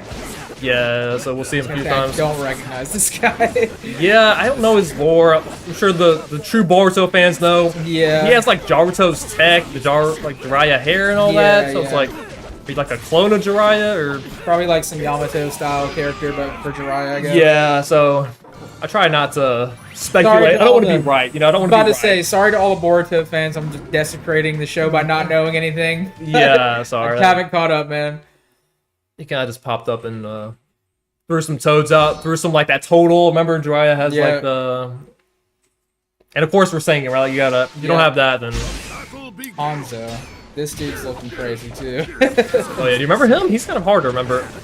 Not really. So he was from Shippuden. Is this the guy that they fought with Sasuke's squad? I don't remember who fought this guy. So he was back in the Akatsuki days. But he was the one the Sanin beat, remember? Oh, yeah. I got you. Yes, I remember this guy now. Yeah. That was when they were younger, right? Like Jiraiya, Tsunade, and Orochimaru or whatever. Yep. Yeah, I remember now. They got their fit in this game, so they look pretty fresh with them. Heck yeah, man. By the way, I don't mean to finish that combo. That's a little bit execution error. So. It winds up working because it kills. I don't have to follow up and chase it, so it winds up being fine. And his is fast. Some characters have like the ultimate 30-second animations on these. So for sure, yeah. Konohamaru's board win. Who wants to play Konohamaru? Oh man, it's like a degree of labbing. As fun as would be to, like Zabu's like, first of all you need. Well, yeah, what would be the lab process behind a character? For this marathon, you need a stun combo. Yeah, for sure. Like, I would have to have a character that has a stun combo. Yeah, stun combos seem pretty consistent, especially the harder the difficulty gets. Oh yeah. You can track their subs too with it a lot. Oh yeah. You'll notice. Chat, bro. You're gonna notice with advanced though, some of the fights are gonna look like beginner level computers, man. It's just like they just chill. It's like whatever, man. Just get through this, bro. Exactly. So we'll have a few sweaty cups, like we'll have more Second Hokage cups. Yeah. So those will be a bit different. Oh, and then advanced has a little bit more, right? Yeah, dude. Gotcha. So we're gonna use this character. Okay. So Sarada, I do know her, despite not knowing much Boruto. I think most people only know two Boruto characters. Yeah. And maybe so Ellis also knew Orochimaru's kid. Oh really? Which is kind of weird, right? Yeah. I guess you know the big three. Yeah. But so same thing, they're all three fine and really good to use, but the thing about her, she has a power up and a defense down scroll. Oh, that's dope. So this is like the you go through your checklist and this is like the pretty crazy stuff. Right. Yeah, she looks real fast, honestly. And you'll notice in the combo, one of the target combo hits, maybe like the second or third, she throws kunai out. And sometimes the tracking will follow them on their moves, and it will catch them. And you can continue the combo, even if they like sub out, so. Yep. She's pretty cheap. Power Boruto characters. Okay, yo, we got Hinata with the drip. Okay. Yeah, her. So, summertime drip. Yeah, I always make fun of it, dude, but anytime I make fun of it, dude, you have to just fight her again, dude. And it kind of depends, like, if you roasted her, dude, she's gonna roast you later, so. Yeah. You gotta be careful. Be nice to her.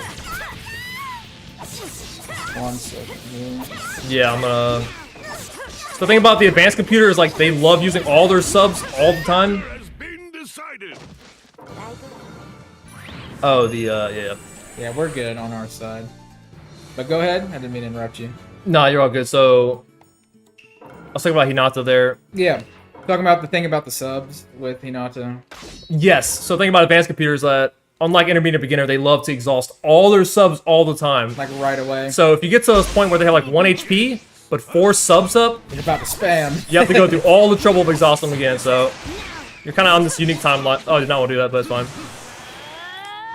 So that's one of her things. Do Like you usually try to like manipulate them to burn all their subs off rip, or do you just kind of just try to do your combos like normal? If they sub out, then you adapt on the fly like that. Yeah, you want to be in the spot. So you can look at it right now. I'm kind of looking at it, but what I want to do here is like exactly. Yeah, I want to get to a point. He got that back. Yeah. So he blew through it. It's gonna take forever for his CDs to come back. So I don't want to do a combo that ends there. If I end the combo, then all 4 come back, and I have to re-exhaust every single one of those. Got you. So it's kind of like a unique timeline that way. Yep. So yeah, I am noticing it, but I'm not like when they do it, I'm not controlling that. But yeah, I got you.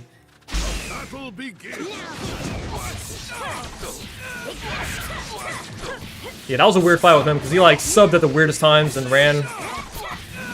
You want pretty conventional fights for most of these. Like, I just go to put it like, you want to be in control of these fights, right? Yeah, that makes sense. So, you just want to mitigate as much of the hard mode memes as you can. Yeah. Because, hard mode in fighting games is always cursed. Yes. It's like, every possible thing that you don't want them to do, they will do in hard mode. It's just because, like, what are you going to do if you're playing the game casually versus a hard boss? Or a hard character. You don't want them to just stand there. Exactly. You want them to actually play the game. So that's what they'll do. That's not what we like for a speedrun. But we're doing a pretty good job at like handling that and working around it at this point. We got Granny Chio.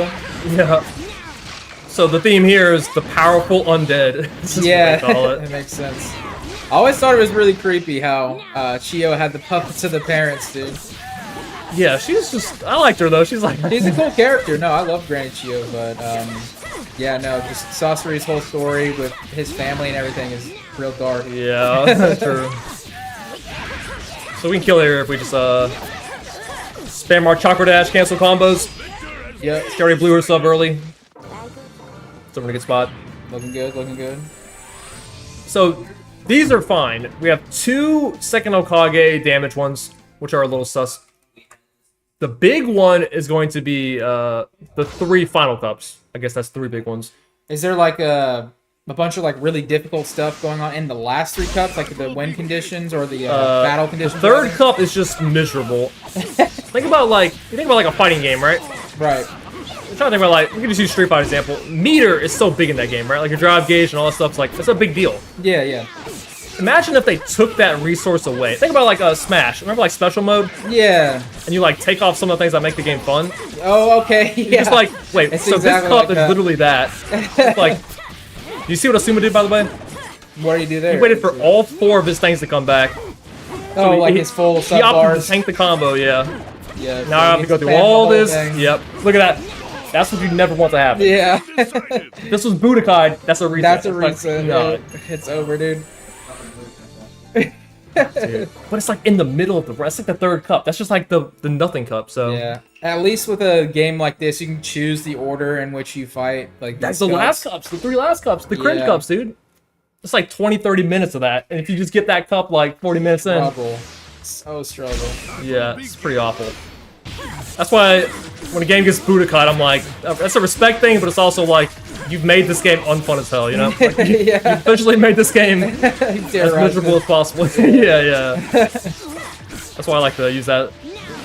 Makes perfect sense, man. That's a good analogy.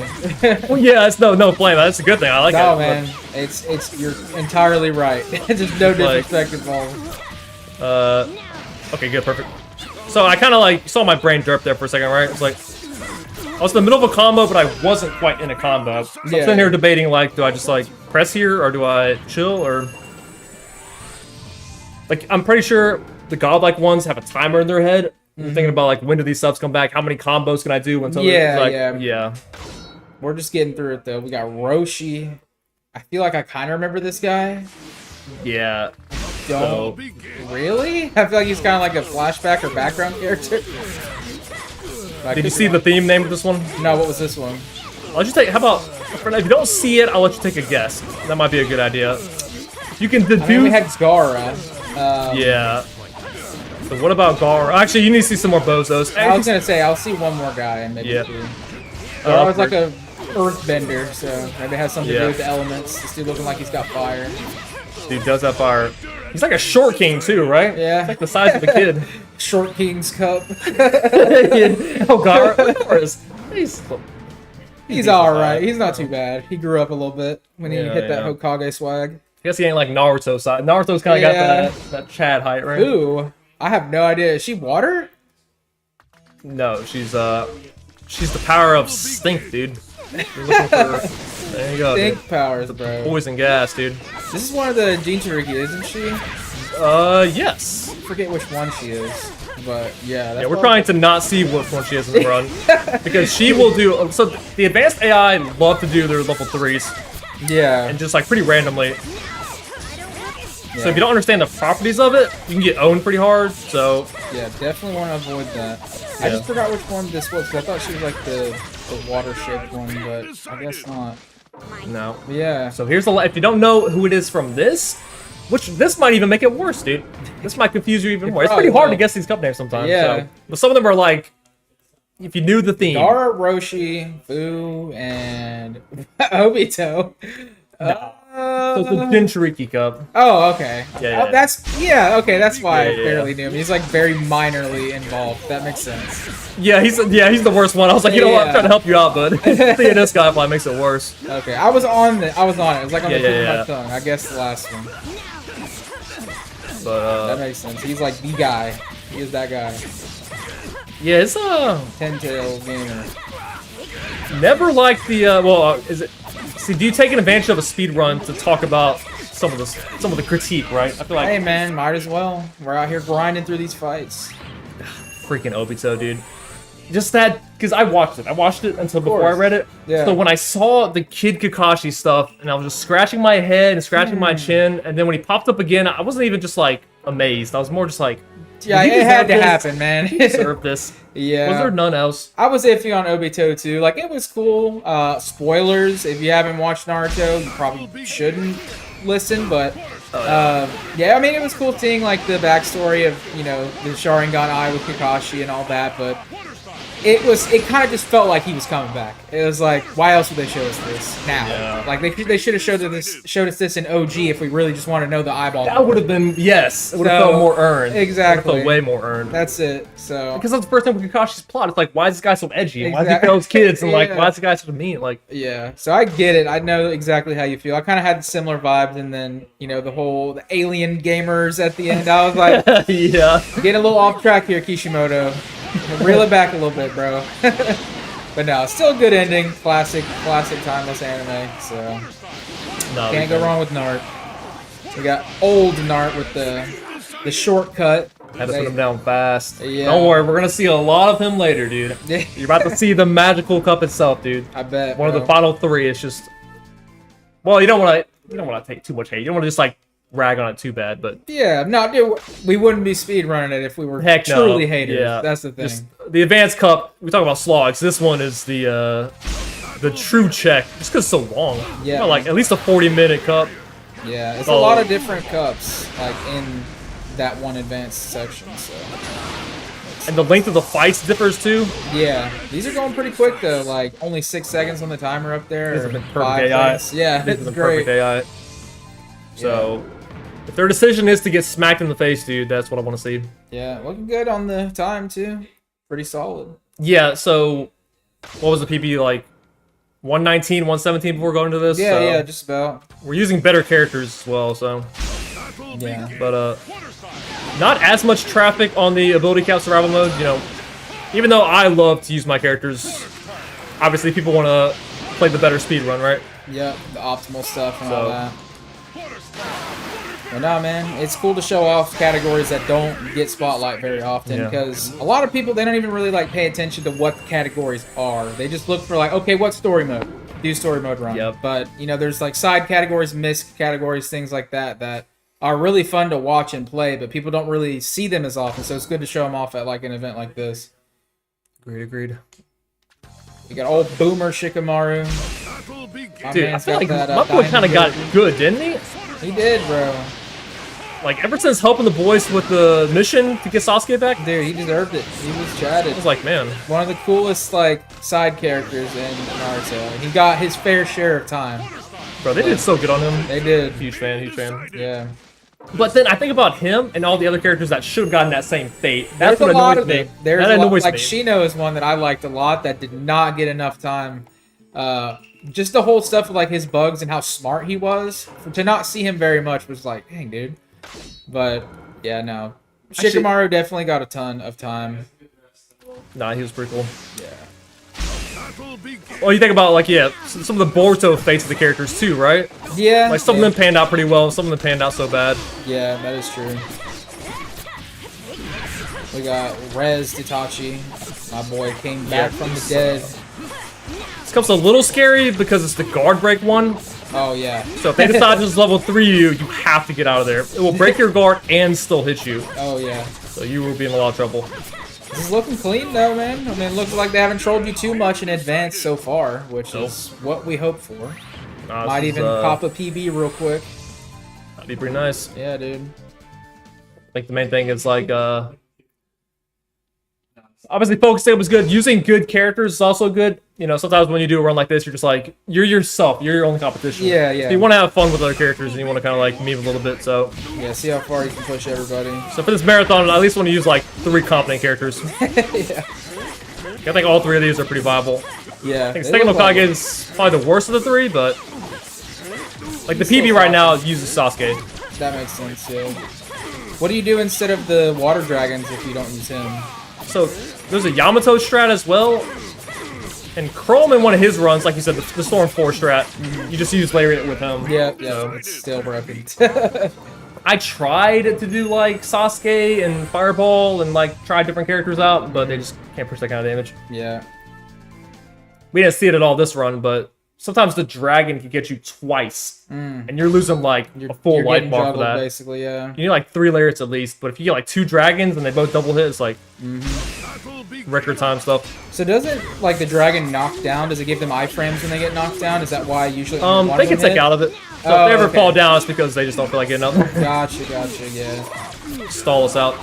Yeah, normally fighting games have stuff like that in place so that you don't just get put in an infinite from one special move. Oh, I got you. But sometimes, like, yeah, like, if they get up in a certain period of time before the move ends, they could get double hit or something like that. Yeah, it's like a general fighting game thing, like, they don't want you just spamming and actually being able to win just by doing that. So they put these little protections in place. Oh, see, this is a good example of animation being 30 years long, and I did it anyways.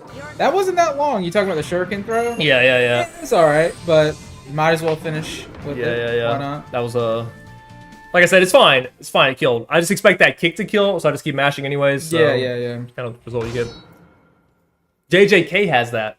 So if you wall bounce someone, you can't re-wall bounce them because that, like, time will reset. So Yeah, because otherwise, if they allowed that, you just wall bounce forever. Yep. And it would be who can get the wall bounce first. So it's interesting how things like that actually end up changing what you can and can't do in the speedrun. Yeah. So doesn't really set. So the thing about this game is, like, once you sub out, like, everything pretty much resets. Yeah. That's kind of the weird thing. I wonder if she's gonna get her subs back. Nope, she didn't. Nice. I was kind of wondering about the timer there for that. This cup's going pretty hard. I'm not gonna lie. Yeah, so these last 2 cups have been pretty great, actually. Yeah.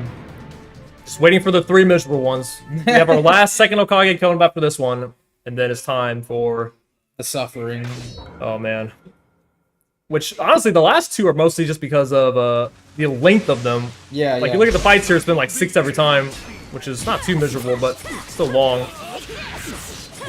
When you think about beginner cup, right? You had 3 fights per cup, and now we're looking at 6 per cup. So it's like, oh yeah, it's getting longer. The length of the fights is so long. Yep.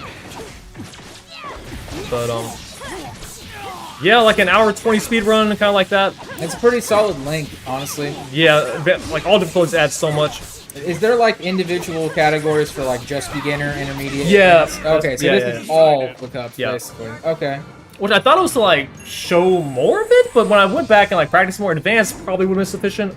No, I think this is fine because it pretty much shows the whole mode, like the whole game mode. So I respect it. Advanced is it's also kind of full of memes, so you can kind of see the difference in how the difficulty. Oh yeah, I see that. That's cool. The intermediate having that Susanoo cup's always pretty cool. Yeah, for sure. Even though I could not show it off properly. Well, I showed it off once, so yeah. it does exist. But that's why I just like, what's the tech, right? There's probably so much more tech, and Of course, yeah. There's always stuff to find whenever it's a game like this for arcade mode where it has so many different characters. oh, dude, yeah, Always somebody hiding who's just been insanely broken the whole time. exactly. And the big thing you said, like, what was the strat before the second Okage, right? Like, what if there's a better jutsu? Yeah, What if yeah. there's a better jutsu, more damage? What if there's a better Susanoo? Like, I think you can't. It's hard to beat Explosion though. Yeah. If you one tap like that, I think it's pretty hard to beat that. Yeah, I was surprised seeing that. I was like, yo! It I thought I was just gonna do like, you know, a whole bar and a half or something. Yeah. Nah, bro, just gone. Yeah, Rip. just the one tap. We got a little brother rivalry here, dude. Yeah, man. First and second. Okay, see that meme right there? Like, that's them dodging back is pretty troll. Yeah, yeah. Kind of gets them out of your range. Of Yeah. attack. There it we is. go. There it That's is. a wall Happened. bounce double. Let's go. Perfect, perfect. That saves a lot of time, it looks like. It's crazy, yeah. Yeah. But obviously inconsistent as heck, right? Yeah. It's kind of, it seems probably like it's luck based. Like, if the enemy AI decides to do like the tech at the right time or get Yeah, bounced like yep, that. yep. Yeah. Situational, but good when you get it. Exactly. So that's cool to show at least once, because that's very inconsistent. Yep, for sure. We got Rez to Minato. Yeah. So, because they use subs a lot, it's hard to close these out normally. But obviously, if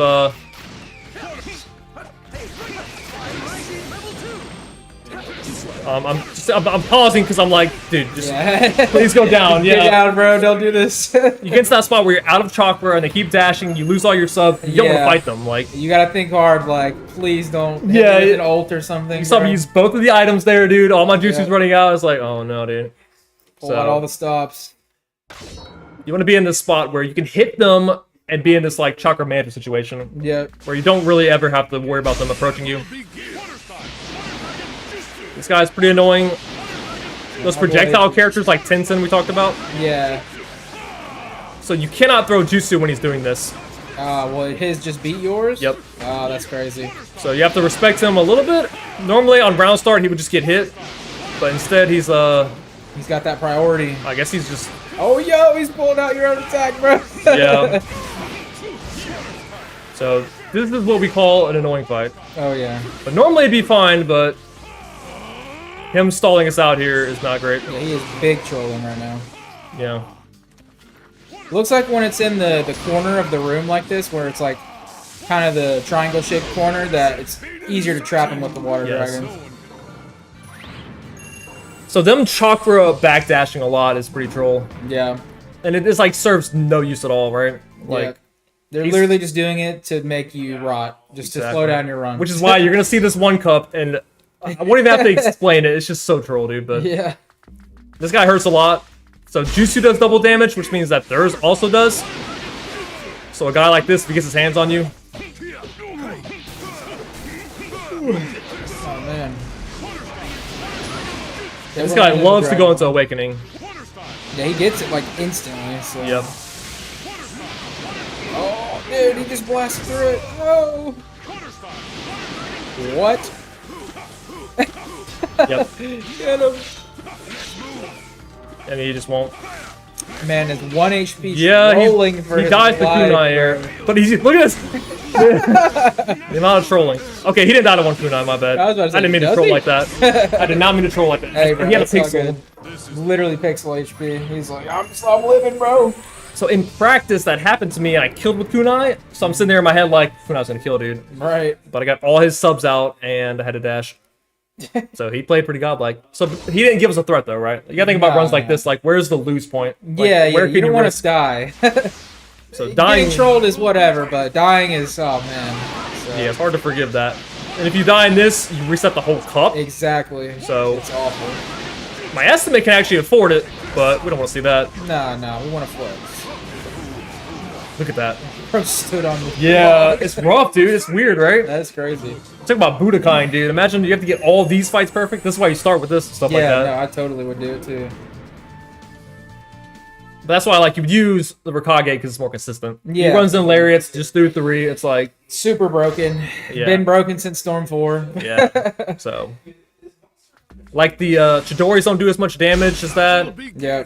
You can, like, look at the damage because this game has like kind of a an okay training mode, but whoa, okay. Not bad, not bad. Okay, solid. You have to respect. Yeah, man. We cannot get hit by level 3 there. Gotta be safe. It's good awareness. Nah, the level 3s count as Jutsu 2, so the damage you take is like over 50%. Ah, yeah. So here's the last 3 Here's cup. the last Is this 3, dude. nostalgic cup, is that what that said? You're about to see a miserable experience. Oh, all the I'm gonna jits. talk about the characters, dude. I'll talk about that, but you're gonna see the stipulations here. Just like I said, imagine you made the game unfun, and that was the goal here. So We got young Kakashi. we're gonna see if they succeeded. Yeah, do we like his fit, dude? He's kind of got a little jit fit. It's not great, you know? Yeah. I mean, he grew up to be a drip master, so Yeah. what can you do? You live and you learn, right? It's an alright fit.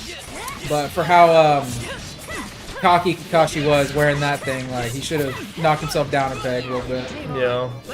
You hear his voice, dude? That boy said, "Dream on, dude."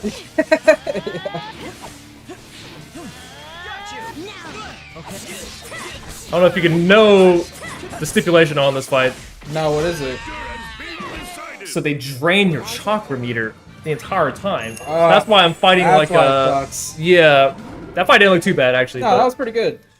the future fights where they stall you out forever. So Kakashi fought me, but the other AI love to run. Just go, good old base form, old Nart. Yeah. Oh, nostalgic. Yeah, this is classic. Yeah.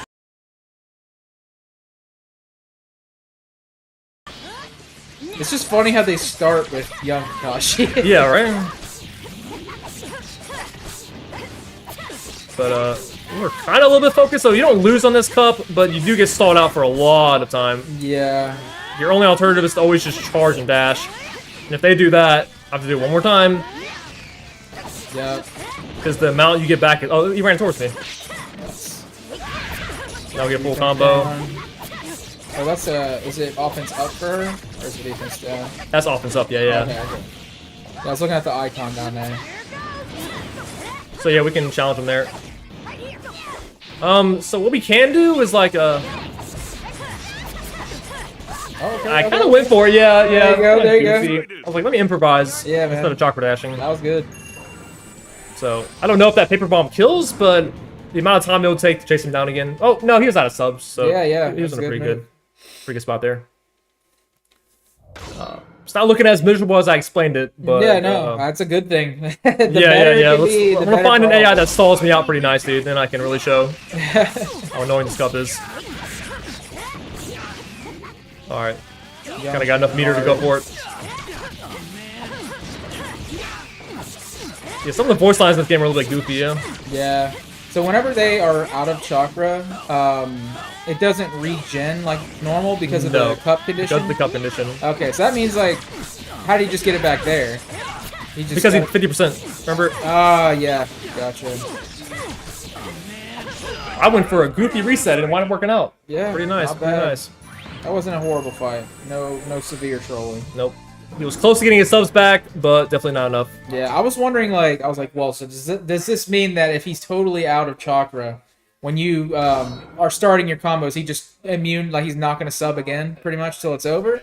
Or is he going to replenish that chakra at some point? That's how the fight stalls out. That's why the cup can get miserable. Like I said, that's one of the fights I want to show you if we get there. Yeah. But so far, we're doing pretty good, so... It can get miserable. Got you. But if they approach me ever, that's pretty good. Yeah. Oh, got me, I guess. Got me, dude. Oh, not the grab. So, we're just thinking about the substitution timer. If I can get that from him... Oh, but nope, yep. Yeah, now I got it all back. So here's some of the trolling that can happen in this cup. If they just get by combos, though, very nice. With subs available. Okay. Then he, yeah. This is where it gets pretty annoying. That's why it's a little bit of focus, not like a lot, Yeah, but... nah, you gotta keep up the loop, though. It's gonna drop it. And if it does drop from something like a sub, you gotta pick it back up real quick. Yeah, we don't like his multi-hits, so you can just get like 2 or 3 of your subs. That's why you just want to get away from it. Yeah. Bro, it's hanging in there, bro. Yeah. It's like the Sasuke arc, bro. He's hanging in. and you can't throw kunai at them because for some reason in this, because they have no chakra, they can't like they can't approach or do anything or run away like they want to. So they wind up just dodging the entire time. Yeah. Your kunai's never gonna hit them ever. Yeah, they know better, basically. Exactly. But 2 more fights. That's kind of the fight. It's frustrating to do that. Yeah. Like he stalled out so annoyingly. Wound up not looking too bad though. The threat of losing on this go is very low. Yeah. Just a lot of time wasting. Your risk of having fun is you know fun is in jeopardy. Exactly. That's one of the issues. So this is pretty good because I can do like well, yeah. There you go. So I kind of learned. I guess parries don't cost anything at all. Yeah. That's kind of what I noticed. Broken. They gave you pretty good opening too, so. Yeah, I kind of wanted to not let them regen. Like some characters have such good awakening or like supers. Let's see if I can. There it is. So you saw the way you caught him there? Yeah, that was good. The stun behind the defense down, speed down, all those scrolls is so long. You can pick up so much from those. Yeah. It's pretty criminal. So, a reason why Serata has like good buttons, good everything, but if you also have 2 good items you can use as well. Yeah, true. Like that has to be the best 3 items. Like her defense item down, lineup. power up, and the bomb. Yeah, no, that's like a broken combo. You kind of gave her the whole thing, dude. Yep. Like, bro, please use the Boruto characters. Exactly, and that's why poor old Sasuke doing his garbage. My boy's going through it. Yeah. Yeah, I want to find a way to reset him, kinda. Because we don't want to be in this situation, you know? Or we're stuck without meter, we have to chase him down. Yeah, we're almost done with the run at this point. What we have, those 2 more, like... Yeah, 2 more lineups. cups. Gotcha. 2 of the painful cups. God, I can't kill here, but, yeah, that's fine.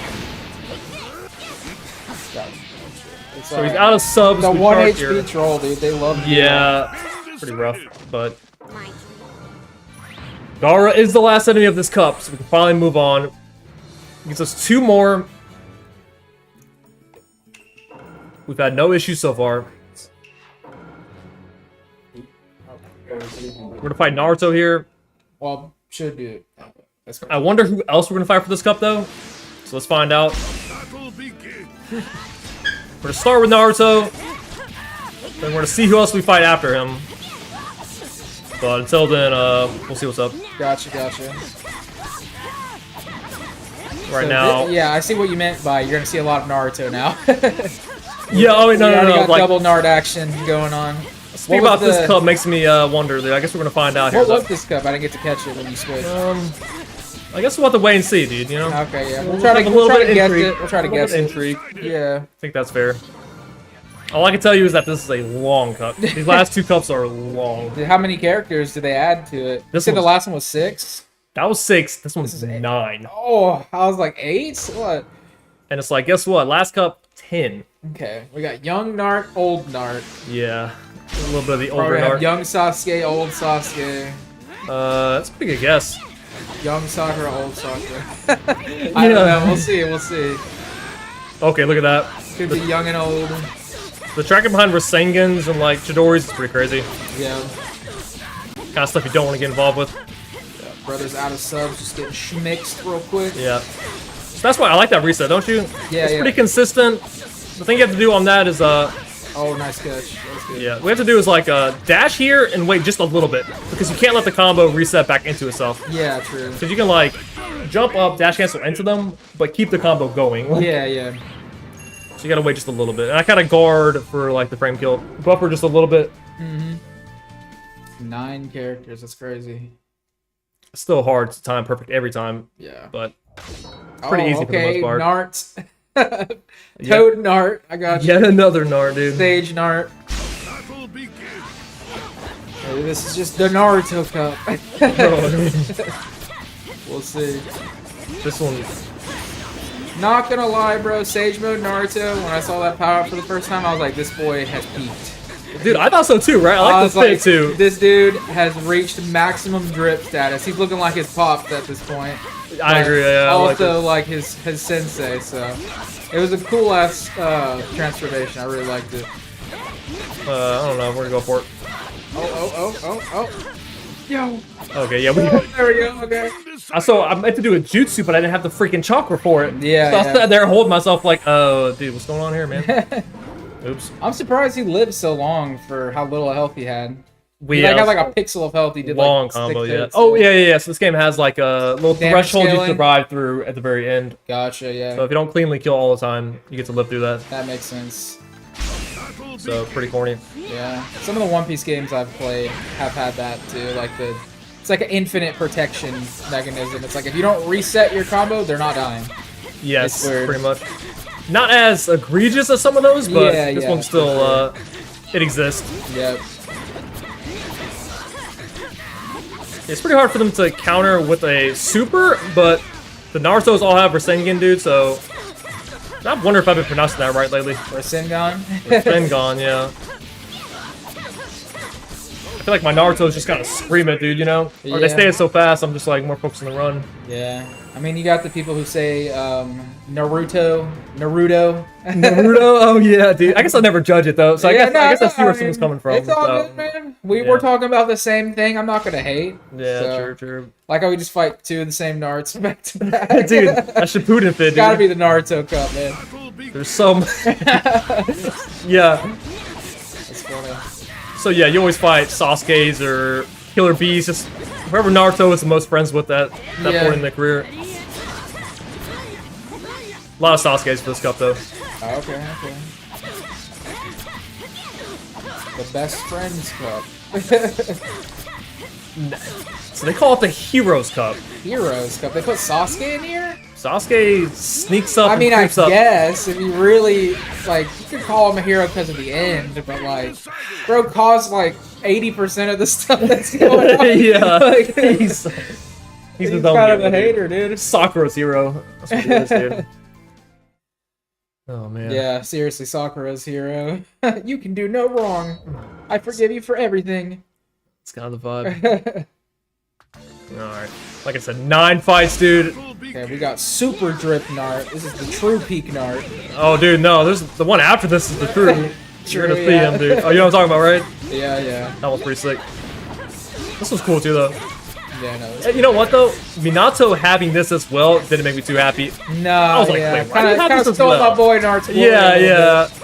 It's like, I didn't dude, like that. We gotta keep Minato popularity high. So Yeah, we gotta give him the drip, too. Didn't like that.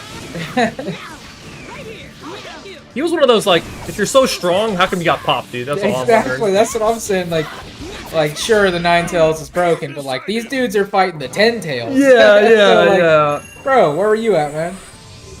That's why Itachi's my goat, dude. That's why I feel like he has so much excuses, dude. They, like, excuse the heck out of him. Dude, Itachi was so big brain, he like fourth dimensional chess planned out everything. Yeah, like all yeah, the way up yeah. to getting revived. He's like, all right, this is what we're gonna do. Kabuto's gonna get wobbled. Yeah. Put him in the loop. Minato just shows up, I'm strong, you know? It's Yeah. like, bruh. Like, okay, sure, man. I'm proud of my son, dude. We're gonna Yeah, stop no. that for safety. True. Keep not here. Don't wanna risk getting hit by that. Sure. Got God mode Nart. Yeah. This one's pretty sick. So even characters like this that are really cool, their combos aren't like speedrun viable still. Yeah, it's pretty funny. Like the ultimate Sasuke, like this stuff just doesn't really work. Yeah, it's interesting whenever like the most broken transformations in fighting games are worse than like a low tier version of a Yes. character. It's like Kid Sasuke, dude. Clap yeah, I your was gonna cheeks. say Yeah, you would yeah. think like Boruto Sasuke is the best because he's Yeah, the but- newest, most experienced. But nah, dude, Kid Sasuke clears. Yeah, it's sad. It's like, oh, Like, all right, man. You can just, well, that's the thing, I love arcade mode, but you can spend so much time doing unoptimal or suboptimal strats, you're like, Yeah. dude, this guy's gonna beat you with a better character every time. Exactly, bro. It's like that in Budokai, like Teen Gohan, it's at that part in the lore, he's the most cracked broken character. He's the only Super Saiyan 2. Worst character in the game. Yeah. Like, why? Oh, just so we can make the last fights harder. Man, come on, dude. It's pretty sad. Yeah. Now we got OG Hokage Nart. They did my Yeah. man dirty with this haircut. You like it, yeah. He went to the barber, said, let me get a low taper fade. They just messed this stuff up, dude. God, But hey, he looks older. He does look older. He looks It- older, It dude. does the job. He's got that old man swag. I guess. It's pretty funny. Alright. Here it is. Yeah, that's Final. that Boruto form that I have no idea about. Push through this one. Yeah, Baryon or Baron mode? Yeah, that's it, right. People get pretty excited seeing this, so I'm like... Yeah, it's like full... Whatever it is, chakra fusion type beat. I'm not gonna... Some of the stuff Boruto definitely looks cool. I'm not gonna knock that. No, yeah, it does for sure. Boruto looks like more, I guess, edgy for lack of a better word. That's not a bad thing. Yeah. But it looks like it's more on the side of like super cool looking like dark stuff, I guess, versus OG Naruto and Shippuden. I mean, yeah, look at Kawaki, look at Jigen, look at these Dude, guys. yeah. Like, Look at this Boruto, is his transformations. We have to like- see them all, dude. We can judge every character now. Yeah, Boruto looks like a freaking Hollow from Bleach. Dude. Like, he's crazy. These guys are crazy. Yeah. So this is the Thor cup. This is the trying to sell merchandise cup, dude. Trying to remind people why this game, the other half of it. There you go. Got young Bort, little man. Dude, little man, dude, yeah. So I use the dub, dude. His voice is pretty distinct, dude, amongst the dubbing. Which I watched both. If dub existed, I would definitely watch the dub instead. Naruto's dub is one of those dubs that I feel like is like pretty dang accurate to the sub to me. Some people might hate on me for saying that, but like I feel like Naruto's English voice actress, like even though she says some goofy stuff like "Oh, believe it," like that's not her fault. Her voice sounds like Japanese Naruto, pretty dang close. Same with most of the characters like Sasuke, Kakashi, like they all sound pretty close to their Japanese counterparts. So I like both too. Oh, characterization. Yeah, you talked about that. Yeah. That's one of the only shows like from the bigger, older shonen that I feel like I really like that. Well, it's funny how modern anime takes a step away from that, right? It does. It's like yeah. they take pride in making them sound different. Exactly. Yeah. So I can see where you're coming from. Yeah, like Dragon Ball, totally different, bro. Like everybody talks about Grandma Goku, but like it's so much different in English and other languages. Even I've heard like the German, Italian, like it sounds completely different. Yes, this cup is Momoshiki. Oh yeah, you just see all these characters. Just Yeah, I'm wonder like, why. This is the last cup, right? Yeah. Okay, cool. So we'll be on time on the 9th fight, right? 10. Okay, they added another one. Okay. 10 big long ones. Oh, Big pass the Bleem, dude. Get your stuff and buy, brother. Oh, Bleemster. The Let's go, Bleemster, dude. dude. Big chilling out here. Yeah, man. Good to see him. Good to see him. So yeah, you can sit here and scratch your head at all the Boruto now characters. we got the JoJo girl back. She's here to hopefully not blow up the screen. No, she don't stand a chance. But they can all be quite annoying. Their job is to stall you out pretty hard. Right.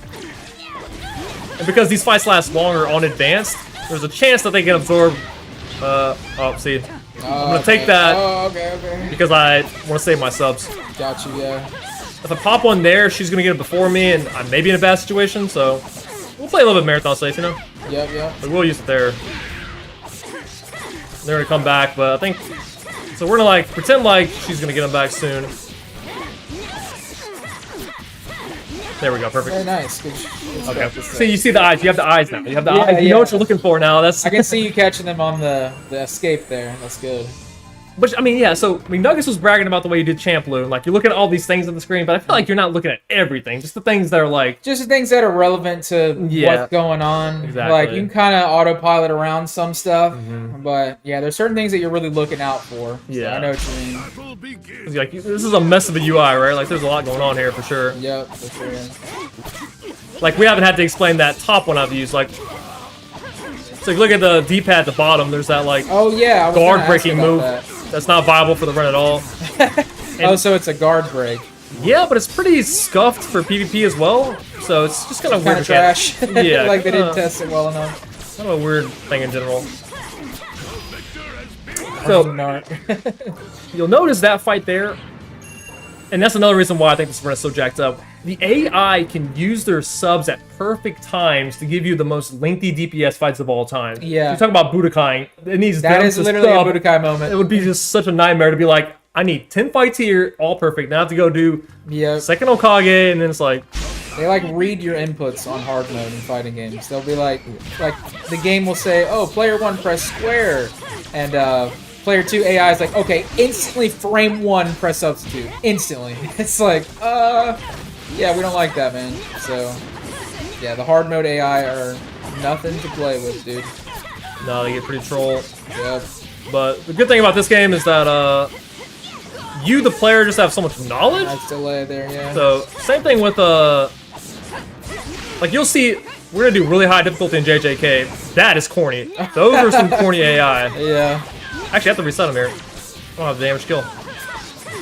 There you go. Nice. Good stuff. That reset has been so good this whole run. Yeah, that has. It's looked crazy. It's been clutching some. It makes it look like it's a real combo, but it's not. It is a reset. They are getting reset. That little wait for a second afterwards, yeah.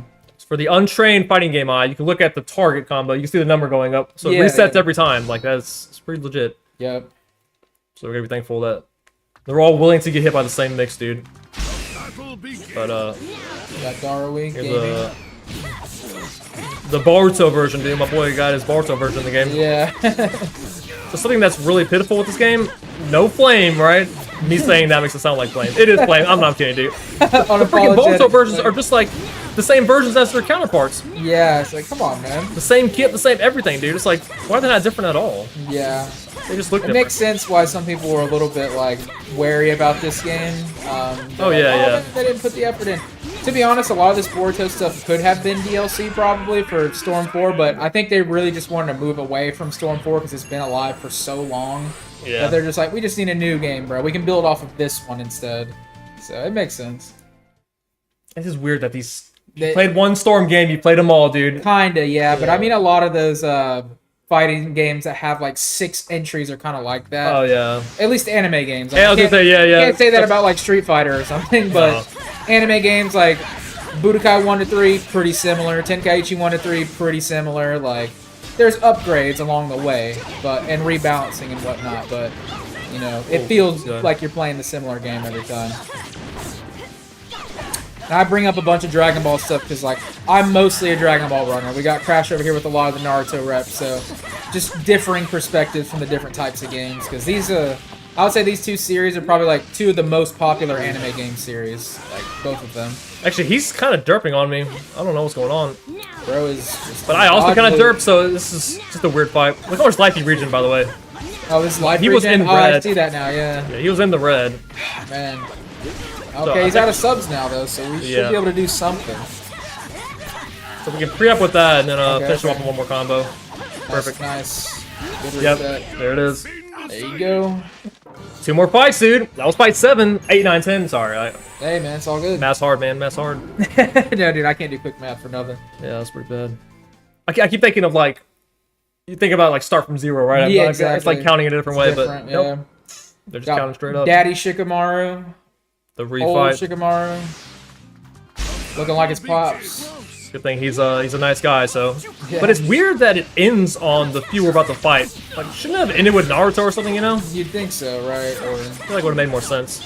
Or even Sasuke. This game came out before Boruto time skip, or does it not have any of the time skip stuff in there? It has the characters from it, but not any like story beats and whatnot. I thought it was like an original story for this one. I thought that was the sell. Probably, yeah. Yeah, I played through that. I didn't play through the history mode though. Yeah. So that was the first thing I told DBZ, dude, was like, I really don't want to touch a game that has all those QTEs, dude. Yeah. That was such a pain, dude. That's why I didn't play Storm 4. In Storm 4, there really is a lot of QTEs. But the special story doesn't have that. So it's Yeah, actually yeah. kind of decent. But you still don't get to pick your character. You're stuck playing the Naruto and the Boruto. Yeah, and they like, force you on the story path or whatever. so that's less of the appeal to me. Yep. 10-10. Doesn't make sense. That's It's a random just like second to random. last fight. Yeah. What the heck? Take a guess who the last one's gonna be. We got like Psy. Or something like super That's a good guess. That's a pretty dang good guess, I gotta say. That's funny. Such a random amount of enemies to fight. Choji. OG, I mean, yeah. Yeah. But no, we fought Shikamaru, so on team Yeah, battle, we man. would have fought Choji already. True. Um, I haven't watched Boruto, so maybe this does make sense. Like, maybe, you know, these characters do make sense for this cup, but it just seems kind of weird 10-10. she died with 2 subs. I'm pretty glad. Last I kind fight? of messed up a little bit. Last fight, so time's gonna be on the last hit here. So it's coming up very soon. Very soon. We get to see who's the gauntlet. A Heroes Cup, dude. 10 fights, dude. Who deserves the final spot, dude? See it. Kiba? What the heck, dude? Why is Kiba the final one? It That just makes you wonder why. This is like Yamcha being the final What boss. did he do? So my boy was gassing up Koga, dude, for that Inuyasha run, and I'm like, you like Kiba too, then, or Yeah, he's like, nah, keep it third friends, bro. yeah. We're gonna, oh no! The one thing I wanted to not get hit by level this all the time. So I wasn't mashing. In these anime games, you gotta mash to get any gotta effort mash you want. So sometimes, man. It's all good. We're living. That's all Yeah. we're worried about. We just want to clutch it out, man. yeah. So he's out. He's gonna take a beating for a while. Okay. So we can reset him and keep going. Yep. Oh no! See, look, it happened. Look at the hit counter. I never got the clean reset. Oh, I see. So it keeps going. Is there like Yeah. damage scaling in this game too? Like the Yes, higher your combo, yeah. the lower damage? That's why I only do like 3 loops. Yeah, you reset to the max damage. I got you. Well, it's not max damage, but it just feels like a pretty good time to A kill. better chunk of Yeah. damage, yeah. So we'll kill here. Alright. Time's gonna be a final hit. Time. Good stuff, my man. Very nice good. job. My mom to teach me medical. Very good, dude. All difficulties, all cups. Good work, my man. Heck yeah. Long run. 123. 123. Pretty good. Pretty solid time, yeah. Well under estimate, man. GG. Yes. Oh, it was that Delta, dude. Oh, 'Cause yeah. my PB had the Delta 3 clean fights. So Oh, yeah, would where you blew him up like, easily right away. 4 minutes for that. Easily Right. 4 minutes. But right. very good. Yeah, destroyed it. Good work. I do my Estos pretty over though, to be honest. So Yeah. I think I'm pretty over. Most people Be safe. do, just for the safety's sake, but that's all good. Cool. But yeah, good stuff, man. GG's. It looks like we did hit 35% on the dono incentive as well, so that's awesome. We're actually going to be getting an extra run for that, so awesome, guys. GG's. You want to shout out anybody or anything before we hop off? Dude, Glitch said it again. I said it in my last run, dude. Shout out to all the boys, dude. Shout out to Glitch, dude. Glad I got him on commentary. What I wanted to do was get someone, one of the homeboys here for commentary, dude. So Yeah, man. we talked a little bit how we're going to do this. You did much better than I thought, so I appreciate you Awesome, coming man. through, bro. Yeah. Yeah, I'm not like a storm connoisseur or anything like that, so I was kind of winging it, just trying to see from an outside perspective what's going on. I think it worked out pretty well. Yeah. Fireball, Shrimp, dude, McNuggets. 5 of us deep here, dude, all chilling. So Yeah. shouts to the boys. Yeah. I got Fireballs coming up later tonight. I got one more run, and then we're peaceful, That's it dude. for the boys, yeah. We'll just But- be handing it off to you guys for most of the event. Good marathon so far. Thanks for watching, guys. Enjoy the rest of the runs, and once again, thanks for having me. Yeah, peace, y'all.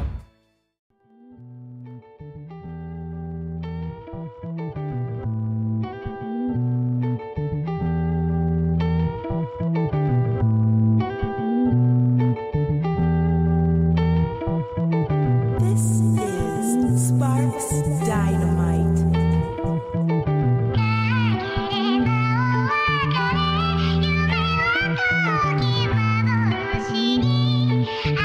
Thank you.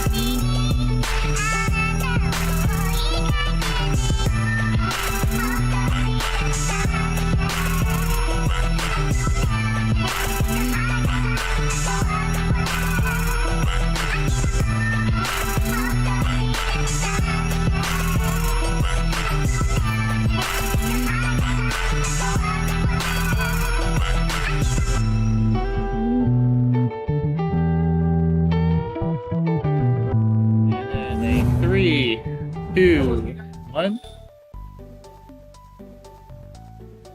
Oh boy, so are we live? What is Yes, up, sir. everyone? Welcome back to Anime Speedrun Festival. I am Dracodan. This is going to be Astro Boy Omega Factor on Game Boy Advance. This is a nice little short, sweet, side-scrolling beat-em-up. It's a treasure beat-em-up, so if you've seen games like Gunstar Heroes, Alien Soldier, etc. before, then you'll kind of know what to expect with this game. You kill a lot of enemies, it's very colourful, very smooth, pretty fast, and some auto-scroller as well, but there's actually a fair bit of optimization in the auto-scrolls, just going from wave to wave as quickly as possible. So I am ready to begin if you guys are, and I can give a countdown whenever everyone is ready. Sounds good. Alright, so I'm gonna get started in 3, 2, 1, and go. Okay, so Astro Boy Omega Factor. So Astro Boy is like the birth, haha, nice pun, of anime, essentially. Like one of the, you know, proto-animes, if you will.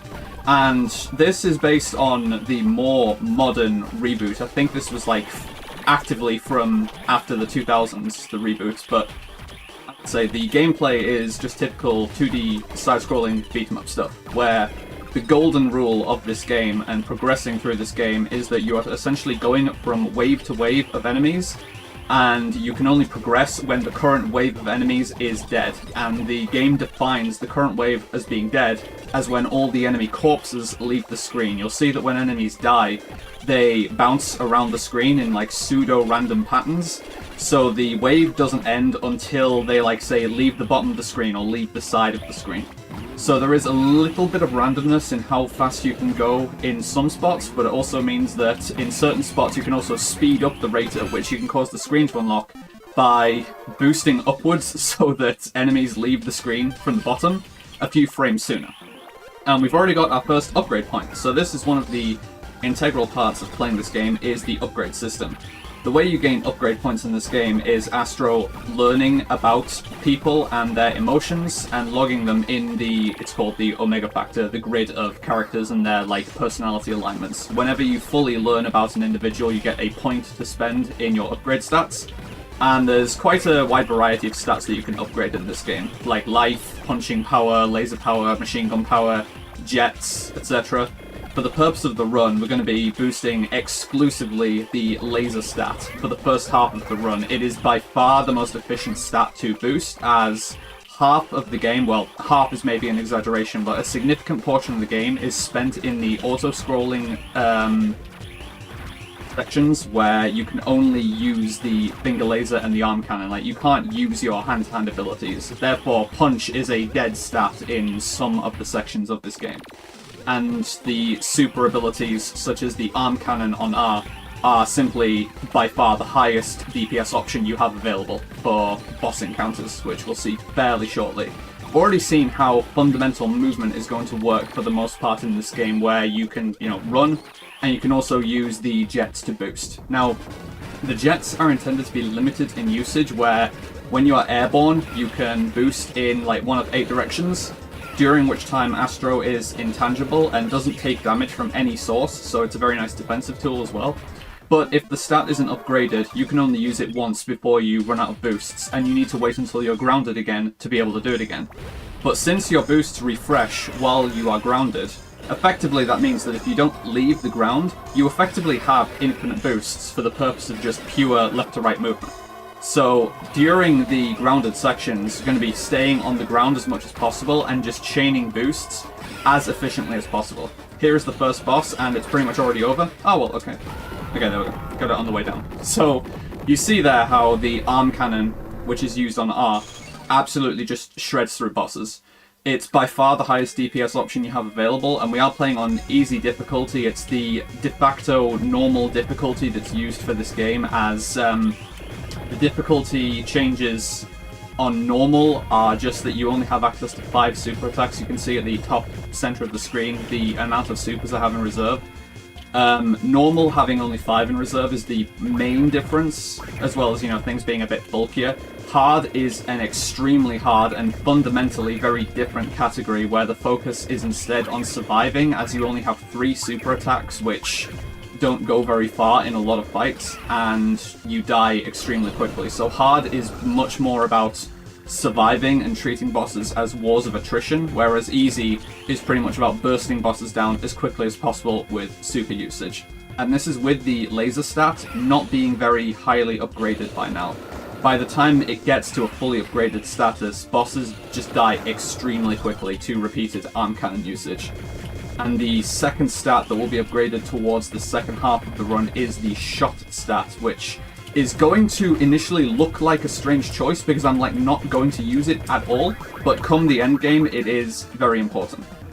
So this has been the first auto-scroll section. I mentioned that there are some of these as you go through the game. It follows the same rule as the grounded sections for progression though, that you need to finish the current enemy wave before you can start a following enemy wave. Now we have a mini-boss, the Artificial Sun.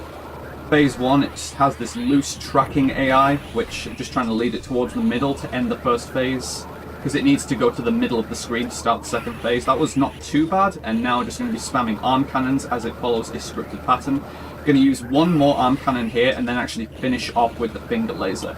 I did say that the arm cannon is the highest DPS option you have available, but you'll also see that every time you use an arm cannon, there's like a 2-second startup animation, which is unavoidable. So if it would take less than that time to finish off an enemy with a different form of damage, it's not faster to even use the arm cannon. And there's another mini-boss. This is already finished because 3 punches and then an arm cannon is going to finish that. We'll just progress on. I don't question half of the characters that you see in this game. It's best not to question what's going on generally speaking in this game. Like plot-wise, I'm not going to be explaining what's going on and like where we are and what we're doing for the most part because like we'd be here all day basically is what I'm saying. There's a lot that's going on. I can give a basic synopsis of like where we are and what's going on, but it's just going to lead to more questions than answers, and that is like a net that just keeps expanding as you go and explain more things. Like right now we're on like an island trying to recover some weapon that like a mafia-like cell has hijacked. That was the Artificial Sun before, and now we're trying to see where it is hidden on this island. And then the next chapter is going to have a completely disconnected plot, and then the next chapter after that is going to have a completely disconnected plot from that, and it just keeps getting like exponentially more absurd as it goes along. It's an anime, like of course it does. You know what to expect like when it's an anime game, where you might not know the specifics of what to expect, but you know that it's going to be very strange. So here we have a hidden upgrade point. There are some upgrade points in this game where finding them is dependent on like interacting with specific parts of the background at specific times to reveal hidden characters. I didn't quite finish the enemies in time there to avoid a second bat spawning there. So this elevator screen is unique in that you need to kill a certain number of the bee enemies before the bat enemies stop spawning, and I just killed the first bat just too early. I didn't quite kill enough bees, so I had to deal with the second bat enemy. Not too bad though. So here we come to the second boss, the transforming robot Pook, who is always going to start the fight by cycling through the 4 different animal forms that he has. And by timing arm cannon correctly as the forms come in, I'm going to have enough damage to quickly one-cycle them without needing to use a second source of damage. It's important for me to not miss this one. That should be, yeah, that was first available frame to get the face skip. The fish goes underground and then swims around underground, which loses a lot of time because it's like semi-random. This lion is also a forced time loss every time it appears since it comes in with the green force field. But now, this last phase, I can just start early, because the damage you need to finish the last phase is significantly less, so the timing is a lot more forgiving on that last cycle. And yeah, as you can see, with the arm cannon getting upgraded a lot, you just mash through bosses faster than you can really explain what's going on, and it makes it look extremely simple and like, well, what's the deal? This is like, so easy, like... This is a surprisingly easy game to like lose a lot of time on for no real apparent reason. This is a relatively like glitchless and straightforward game. but there's room for optimizing like 1,000 different ways for like fractions of a second. This is the sort of run where it's like death by 1,000 cuts when you're looking at where you're losing time. There's no like individual massive time losses where it's like, oh, I made a mistake and now I'm going to lose a minute. Like nothing like that exists in this run. What you instead have are, I just made like 10 mistakes back to back, which each cost like 1/4 of a second, so now I'm a few seconds behind. And that's like what this run is the entire way through. But it does mean that if you are the type to... One enemy left. If you are the type to like to pay attention to very small optimization factors, this is definitely the game for you. Go boost down, diagonal here, use 2 finger lasers to do these. So a little optimization here. Messed up a little there, can try again here. So those mechs take 6 hits to kill, and your punch combo is 3 punches followed by a kick to finish off. The kick transforms non-static enemies into projectiles which can hurt other enemies, but for enemies that take like 6 hits, like those snake heads, it is slightly better to manually cancel the punch combo and restart it by using a boost. Like after your 3rd punch, you want to interrupt the combo with a boost and then start a new combo out of the boost to begin a new combo. Doing 2 sets of 3 hits is very slightly faster than doing a full combo of 4 and then doing 2 more punches. Like, it's one of the things that I discovered when I was developing the tasks for this game, where like I started working on a task of this game because I wanted to like answer cases like, okay, we have these different ways that you can deal with waves like this. Like the aforementioned, do you do a full punch combo or do you interrupt a combo? I want to see which is like truly faster for an RTA sense and see the frame data on these options. And then I just ended up fully working on like a task for the full route of birth. So we've got this room which is covered in steam. Now you've got a couple of rooms like this. There was also the dark room in stage 2 where you can't see what's going on around you, and this is because I don't have any points in Astro's hypersensor stat. If you want to do like the full amount of hypersensor investment, but for the any % birth run, it's not necessary. Like there's no randomness in these rooms, it's just if you know where to go, you know where to go. There's also a very nice benefit here of getting the hidden upgrade point that I just got from Moon, where this specific enemy wave and the one at the top of the room, it's supposed to lag out the game very considerably. Like the game is supposed to be running at basically 50% speed through those enemy waves, but for whatever reason, if you get Moon's upgrade point, that lag just doesn't occur. I don't know why that happens, but it is nonetheless very convenient. And oh, nice. So that's another reason why it's nice to be able to run on easy difficulty in this game, that you get a lot more options when it comes to damage boosting. And some of them can be used for favorable setups on enemies, and some of them can be used for like pseudo like clips through geometry like that. What's it gonna do here? 1, 2, 3. Finger laser, very slightly faster than finishing with a kick again. Boost cancel, 1, 2, 3, very slightly faster. Now, I tried to do a punch into arm cannon here just because the arm cannon after the punch resolves should finish slightly sooner, but in RTA terms, I'm probably not inputting precisely enough to actually get the time save from that. This is also pretty nice. Enemies that have like huge like energy-based attacks like that take up screen space, there seems to be some like selective intangibility where when you start Astro's arm cannon, you are intangible to those types of attacks. I don't fully understand how it works, but the TLDR in practice is that you can just ignore certain energy beam attacks like that by starting your own arm cannon. Like you can just sit inside Atlas's huge beam there and, you know, not get hit by it and just hit Atlas in return. And yeah, the boss is over already. So we were, in that stage, we were on the moon to, you know, investigate some disturbance. And now we're in the Antarctic where there's like a conference for the first elected robot president of a nation, which is going to come under a terrorist attack from a human cell that fears like the encroaching robot scourge and doesn't want, you know, a robot in elected office. And then there's going to be like a nuclear tank heading towards this Antarctic conference. Like I say, don't try and actually follow what's going on in the story in this game. It's not worth it. Just the best thing to do with this game is just enjoy how pretty everything looks, and like, oh yeah, it's like there's cool enemy waves and such. Just like enjoy the ride. Just like turn your brain off, don't ask questions, and enjoy the ride. That's the best way to engage with this game, honestly. So this screen, we've got the platforms on the left and right. So this follows the same rule as every other wave in the game, in that my progress is determined by when the enemy corpses leave the screen. So the platforms are better to appear on the right, as they will exit the right-hand side of the screen pretty quickly.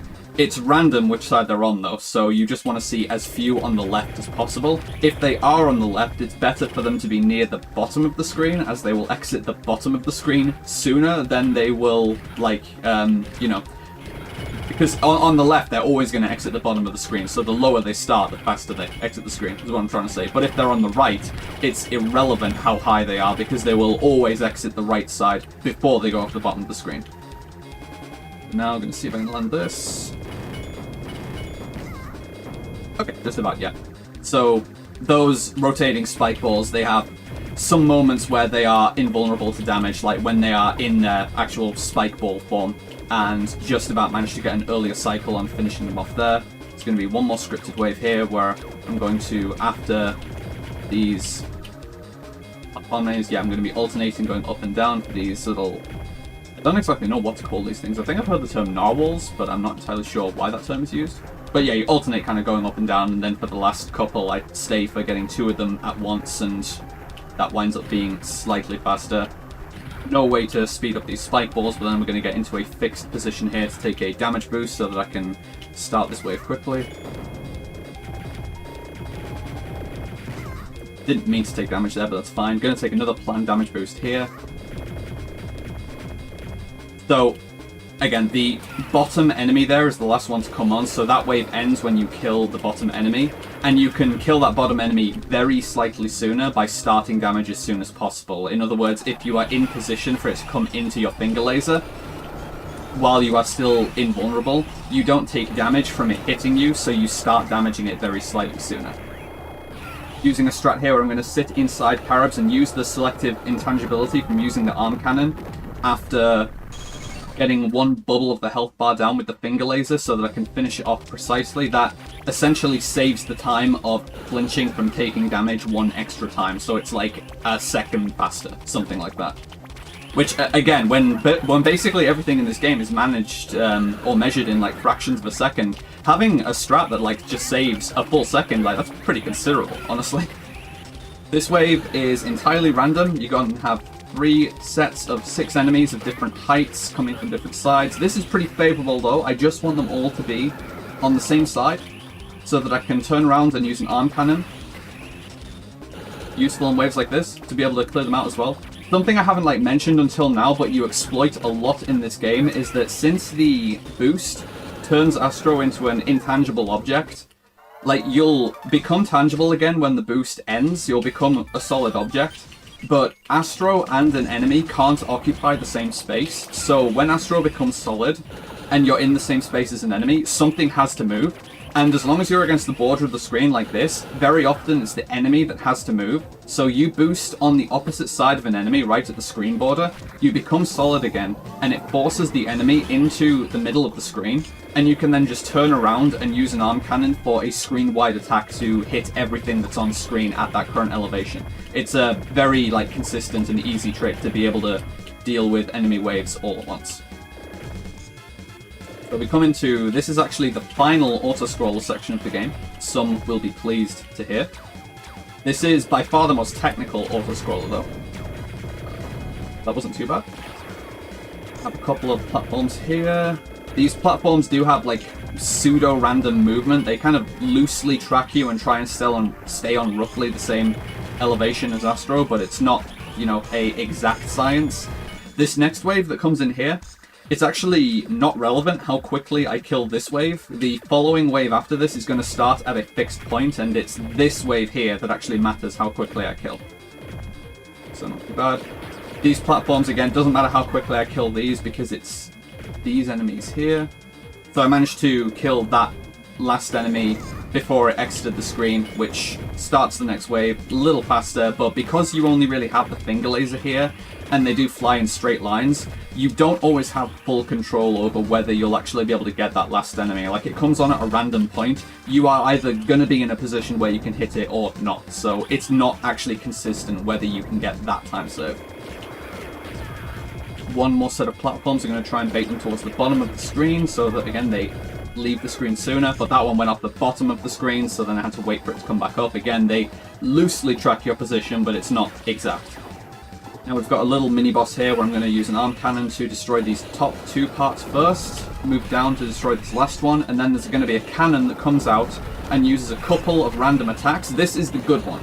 So this attack is going to stay out long enough for me to chain a couple of arm cannons and just destroy it in one cycle. That's the best you can get. There's a few different attacks that thing can use, and some of them the cannon stays out barely any time at all and basically wastes time, forces you to use multiple cycles to take care of it there. Just making sure the green enemy is finished off there, going to keep boosting. Your movement really matters on the top of the train there, as there is a constant wind effect that's pushing you back until you get inside the train. And now I'm going to try to... Okay, that should be fine. Yeah, it's sets of 6 enemies that come on here and try to hit you. And as you can see, there's a foreground layer that doesn't actually let you see which side the enemies are coming on from. For this set of green enemies, though, I'm just going to let the first plasma hit me, and then, like, either or, and then boost to the side, use the same trick where I'm going to force enemies inwards, turn around.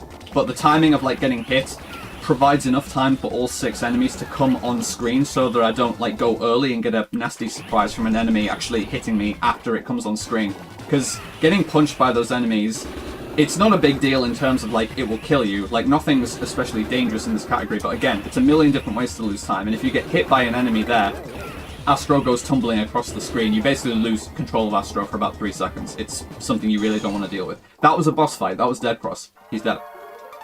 Again, that was a completely unintentional pun. I'm sorry about that. So we're now at the point where we're like actually boosting the shot stat.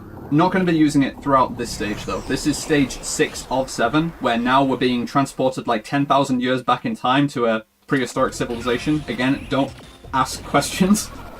But we're not going to be using the shot in this stage. Saving the shot for the final stage, stage 7. This is also a very short stage, which makes it progress very quickly and smoothly. Just, again, turning around after these 2 enemies come on screen. Going to try the same thing here, but with these added enemies at the bottom. Thankfully, they decided not to put the shields up, which they can do, and they are actually impervious to all damage while the shield is up, and the only way to get them to drop the shield consistently is to, like, jump completely above them so that they, like, you know, have nothing to defend against, but it's very annoying when they do that. We have a couple of tiny enemies here, but they are still tough. Oh, we've also got something shielding. See, this is, like... What a jerk. That was, like, a few seconds lost just because they decided to put the shields up. Again, like, stuff like that you don't really have direct control over. Sometimes it just happens, and it's annoying. Gonna need it. Ooh. Okay, needed 3 more punches to take care of that purple enemy. Cool. Enemies are color-coded for their toughness and whether they'll flinch from your attacks. Like, red and purple enemies are the 2 toughest enemy classes, which don't flinch from your attacks, and they take a lot more firepower to destroy. So this is the only screen which really showcases, like, the only... I don't want to call it a glitch, but it's the only thing that resembles a glitch in this run, where when you boost horizontally up a diagonal slope, you end up going up the diagonal slope faster. Like, it's faster than actually boosting parallel to the slope. You just want to boost into the slope instead, and it will actually push you up the slope faster than normal, which is pretty nice. So we come to Sharaku here. This guy is the quote-unquote main antagonist of the game. Who's like, you know, psychic warrior guy who is from this prehistoric civilization, wants to like take over the world, again, typical anime stuff. And then we beat him with a few arm cannons. Again, because with maximally min-maxed laser stats and using nothing but it, you just chew through enemies so fast in this game. So now we come back to the present, and we are in the final chapter. This is the world's strongest robots. So we come back to the present, and now we're in an alternate timeline where war has broken out between humans and robots. Like, all the rhetoric that people were saying about, like, you know, oh, robots are dangerous, we're not going to stand for this, etc. Like, it's actually happened, and now the world is effectively ending because humans and robots are just trying to destroy each other. So Astro's like, nah, we're not going to do that. And the only way we can stop this is by going through the group of the world's strongest robots. That was the versatile robot North. Now we come to the invisible robot Denko, who, if I do this correctly, is not going to get to become invisible. Going to use an arm cannon and very quickly use a shot before he disappears. So the utility of the shot is that the more it's upgraded, the higher the stun time is. Like, enemies that are afflicted by shot, they become stunned and can't act for a certain amount of time.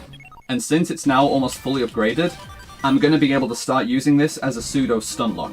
So for enemies that have certain patterns, like Denko, who's supposed to disappear there, or Brontus, who only has brief periods of vulnerability when the core is out here, at this point I'm going to be able to use 2 arm cannons for every shot.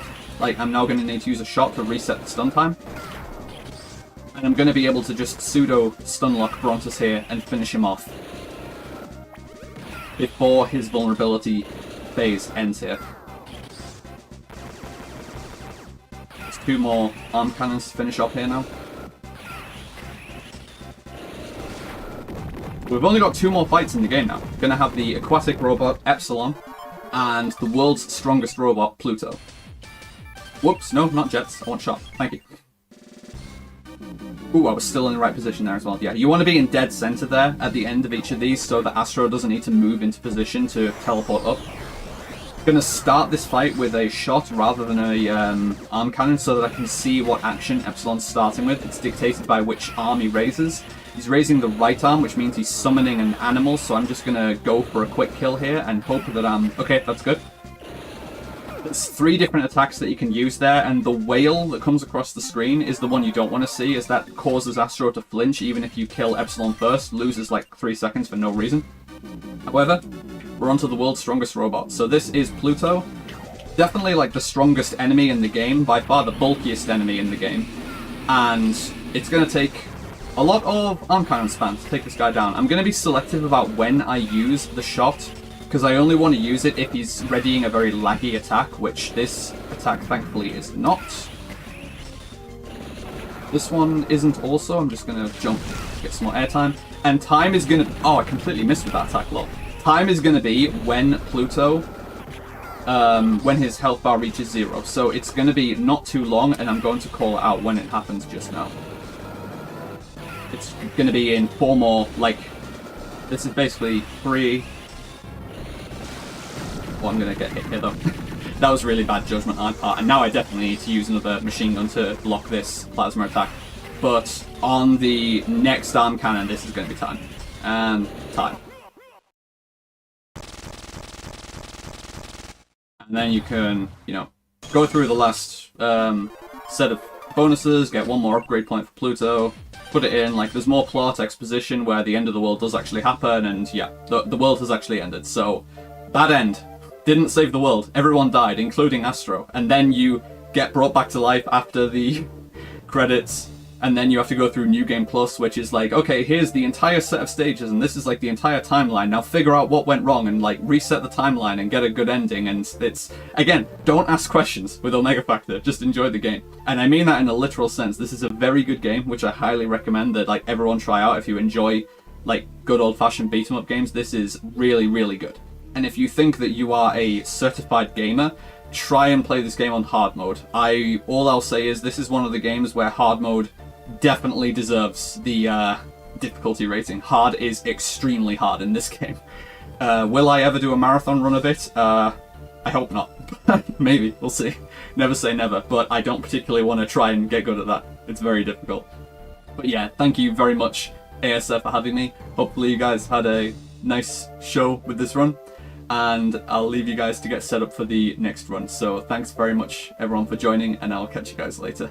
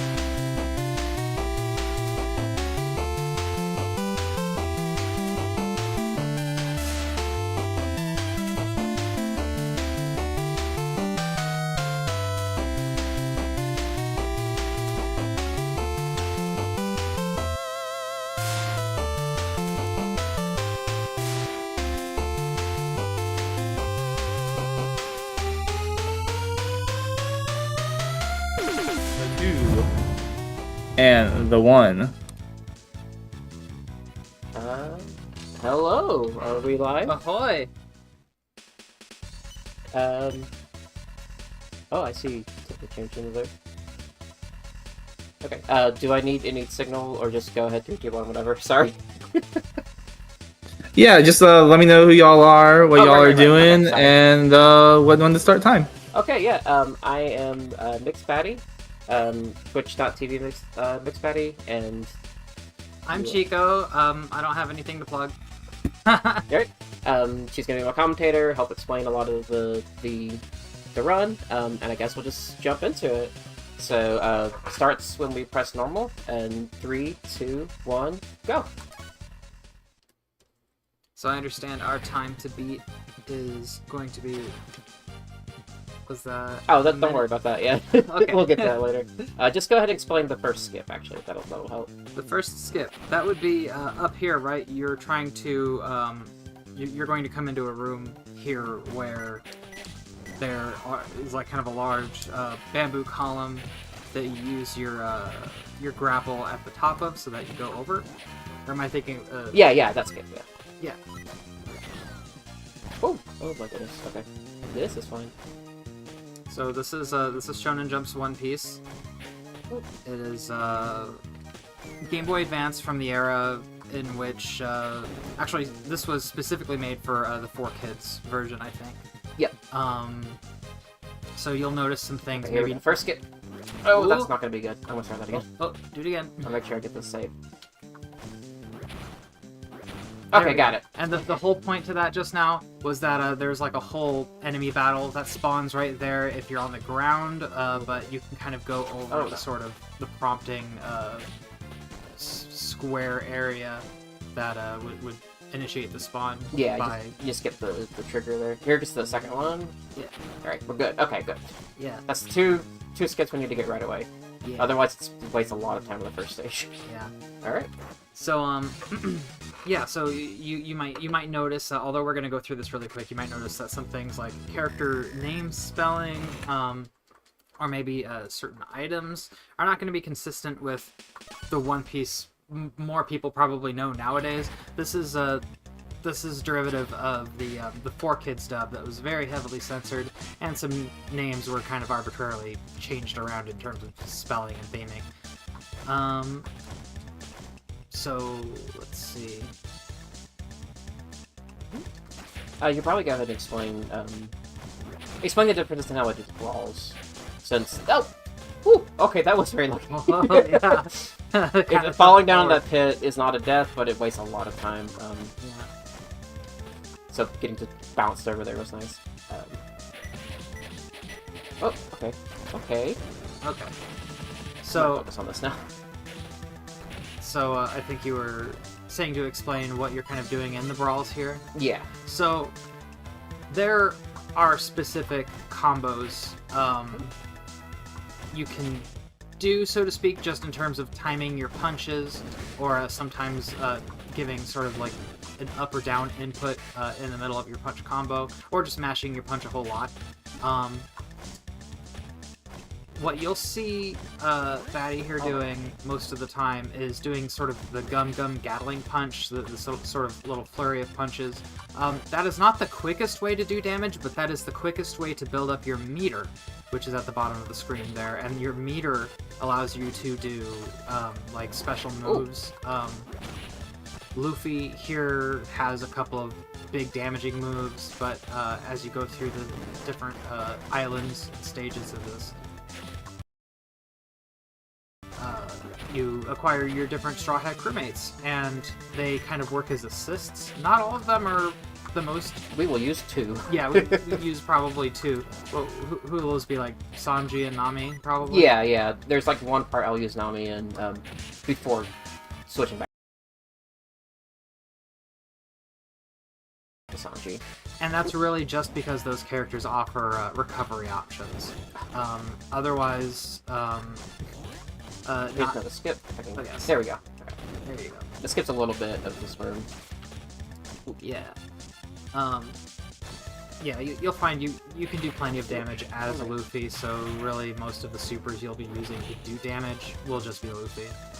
Taking a lot of damage this particular level, but it's just getting the stuff out of the way. It's fine. Yeah. RNG manipulation, sure. Yeah, that's what it is. Sure, RNG manipulation. Get shot so the next guy has a higher chance of feeling bad for you and not shooting you. Exactly. Yeah. So the boss is coming up. If I do this right, the boss should go down in only 2 hits. I just have to make sure I absolutely land both of them. Yeah. That would be 2 of your built-up supers. Yeah. So there's haircut, everyone's favorite haircut. Yep, alright. Okay, there's 1. Got the meter back up. Alright, and 2. Got him. Alright. Alright, 2 hit, good. So that's actually pretty good so far, even with me getting hit a bunch. Yeah. I think the next boss I can let speak for itself because he's pretty straightforward. Just as long as he doesn't summon any soldiers, I should be good. And I believe that's... Well, I guess we're about to see. Yeah. Max and Morgan. Yeah. Well, I mean, what you're gonna do to be... Oh, yeah. Well, you'll see. It's pretty self-explanatory. Pop. Oh, as I almost messed up immediately. Oh. So yeah, what you don't see as often in the brawls is Luffy's headbutt there, the Gum Gum Bell. Well, you'll see it on like the first stage of each world. I tend to use it more on those because I'm not interested in building the meter in the first level brawls.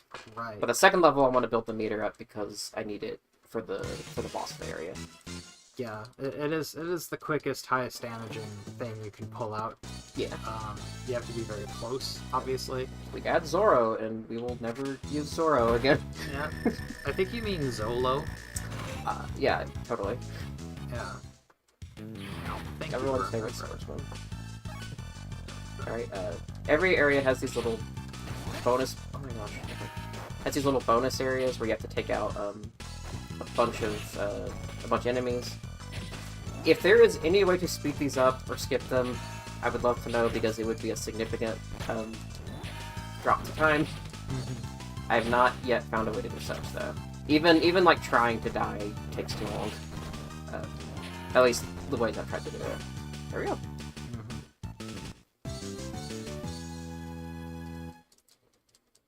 Alright. I need to make sure that I do this next level correctly, because this is the one I tend to lose time on by taking too many hits. I need to not do that.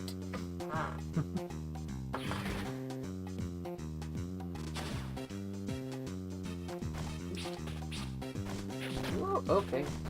So thankfully this early on, most enemies will go down with one well-placed headbutt hit.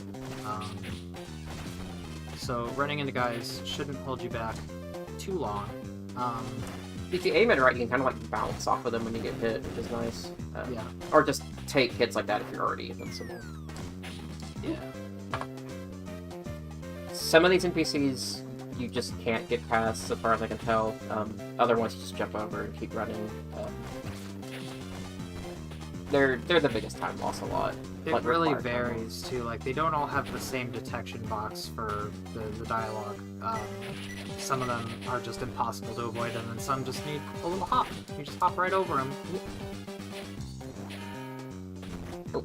Oh, okay. Typically, I do like one quick hit on them before doing the headbutt, basically to stop their attack animation. Because a lot of these guys, when you get close, you'll see they try to like take a quick stab or shoot at you. So if you at least hit them, it stops their animation. Sort of a little hit stun to hold them in place and confirm your headbutt if we're getting into fighting gamey ideas about this. I did that in a particular order there because it tends to save you time and have you land on the side of the screen so you can keep running. Okay. Very nice. Okay. Yeah, you can't ever tell if those guys are going to throw 1 or 2 knives, so that can kind of throw off your momentum. You'd be like running, and then they'll just throw 2 and just throw off the whole thing. But no. Okay.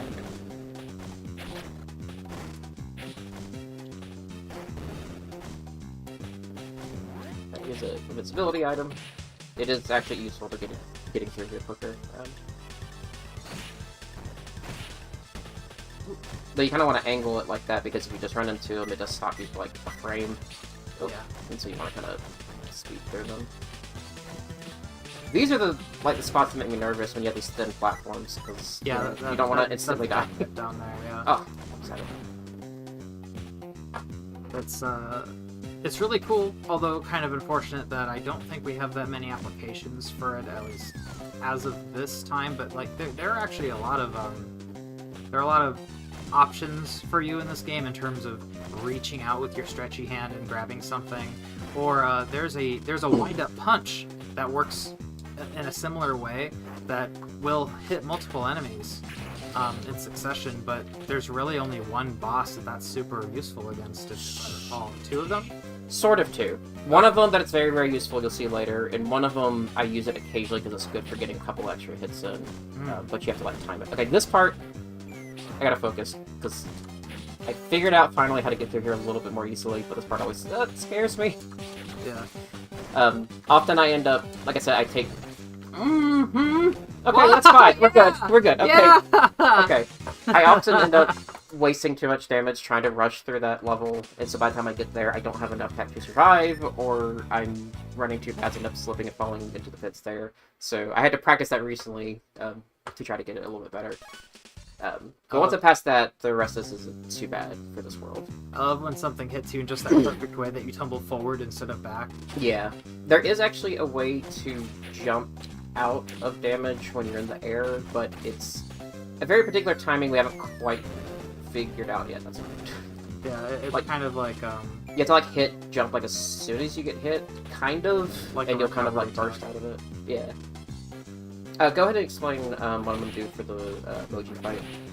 Oh yes, so coming up soon we're going to be fighting Lion Tamer Moji, and against that one boss in particular, Betty's going to use a move that I don't think has really any other significant use.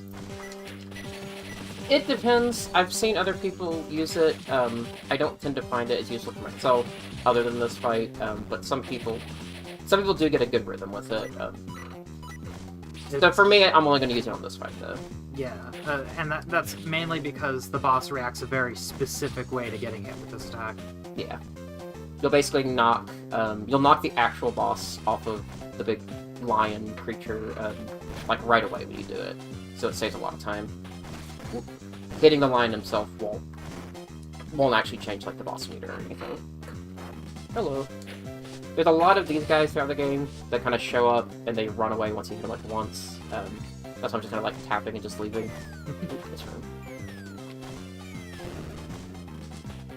There's a lot of really interesting particular things how the mechanics work in this, and you get used to them, or you get used to exploiting them.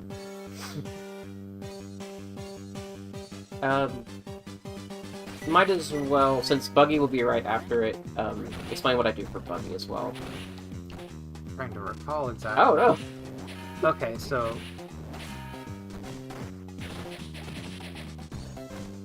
Wait, do you mean in regards to when he starts flying around? No, the stun punching. Where instead of using Gatling, I just kind of hit him. Okay, it's fine. It's fine. He hasn't been watching me practice as much lately. Basically, when I get to the boss after this boss coming up, you can just do like the punch really fast Gatling combo, but I went too far. Okay. Oh. The problem is, okay, I'm going to grab an Onigiri for safety. The problem is when you do Gatling, it knocks the boss down, and you have to wait for the boss to get back up to deal more damage. So I found for a lot of bosses, if you just slowly, if you like rhythmically tap the punch instead, you can sort of like semi-stun lock them, and you'll deal a bit more damage over time. Okay. So yeah, that little punting kick right there, that just knocks Moji right off of the lion. Yeah. Or Ricky, I guess the lion's name is. I might can give him one more go. Oh, okay. Maybe I'm lucky. Got him! Yeah. Awesome. Okay, it's 4 cycles. That was pretty. That's about the best I can usually do.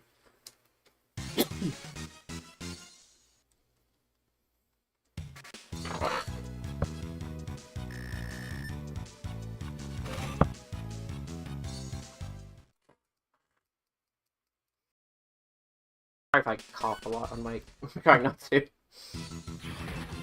There we go. Buggy. So as she was saying, Buggy is a boss in particular where you can really just get the most out of hitting him by not initiating his fall down animation. Okay. Just repeated little jabs gets the most out of him before he decides to reset. So, come on. Ah. Nope. Oh no, that's okay, it's fine. It's fine. I got this. It's fine. Did you figure something out for when he starts floating around? Like Not yet. He has a move he'll do about halfway through, or if I'm lucky, not at all. If I'm really lucky, that is, it's difficult to hit him because he'll be floating around in the air instead. Yeah, there we go. There he goes. So you can jump up and kick him. He's kind of dangerous to try that with because his hand is floating around there to slice you. Oh, he's almost down. Ooh, you got him. Okay, Yeah, that was only pretty quick. only one festival, so we're good. Yeah. Awesome.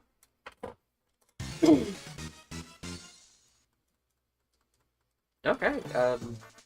We're on to Surrett Village next. We've got Nami. Yep, we got Nami now. We won't be using her yet. We'll be using her on, like, the next to the last stage. But what makes her very useful is she has a recovery option wherein she will jump in on screen and steal an item from an enemy that's nearby, and sometimes she gives you a healing item. Yep. The sometimes is the problem. Sometimes, yeah. It's sort of like Eddie from your Mega Man games. Like, he shows up and she might give you a full meter, she might give you sometimes an extra life, I think. But all I really want is the food to make sure I can last through the stage. Yeah. So. Oh, okay. Is that good? Are we good? Yeah, there we go. That was pretty quick. Yeah, around 30 seconds is a good time. Mm-hmm.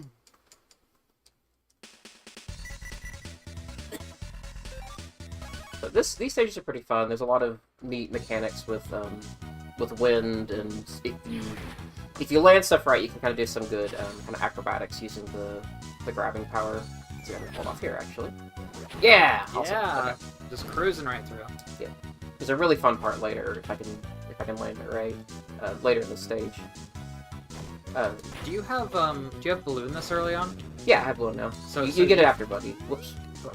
So where you see the leaves Okay. blowing up, the air currents carrying you upwards, you can just use balloon and just like sort of ride up on those. It's not really the fastest thing to do, but if you're just playing around for fun. I mean, in a few spots, you kind of want to or kind of have to. It kind of depends on the area. Oop. Hello. Okay. The Sham. Sham's kind of annoying. He has a really weird way.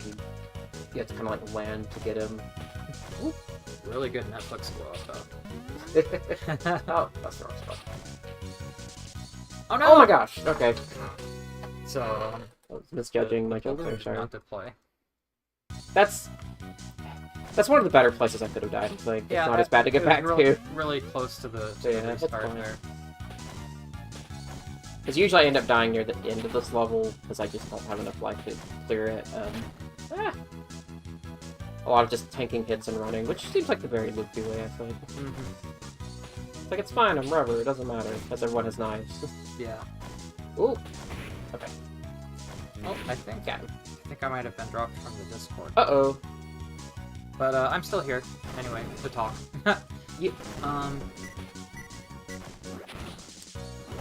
Ooh. It seems pretty convenient when you have. Oh no! When you have these little brawl sections and there are things to slingshot off of, because you'll clear them really quickly. Yeah. Yeah, that just goes through everything and usually takes enemies out in one hit. Get ready for the only place you're gonna see me do this. Yep. Oh, so yeah, balloon will reflect bullets, and only bullets. Yep. Wait, it doesn't work on the big cannonballs, does it? Yes, I think so. There's just not really a good time to do it that would save time. Yeah. As far as I know. But I think it does work on the cannonballs.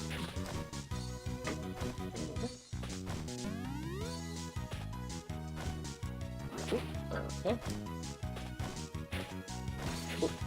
I'm just going to check the stream audio and make sure that we actually still have sound, because I have, yeah, I got dropped from the Discord. Oh no. Let's see. Oops. Yeah, we still have audio. That's good. Okay, here we go. This part's working. Yeah, I got it. Okay.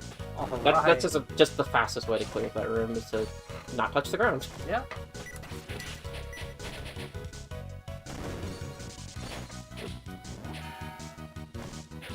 Why don't you go ahead, that works. The next level, next boss is frustrating. Why don't you go ahead and explain how he works? Django. Oh, Django. Yes, so, we're coming up on sort of a, I want to say like a mid-story boss, for Syrup Village. Django, who is the hypnotist, and he has some rather annoying attacks that it's not about the fact that they hurt you, it's about the fact that there's one that puts you to sleep, and I think you have to mash out. Then Yeah, you have to mash out. Then there's one that distorts your view. You get like some crazy GBA distortion graphics, and everything becomes really dense and crunchy looking. And then there's one that switches your controls. Yes. Yeah. It reverses your controls. And you can only hit him at certain times too, so it's a very frustrating combination. Yeah.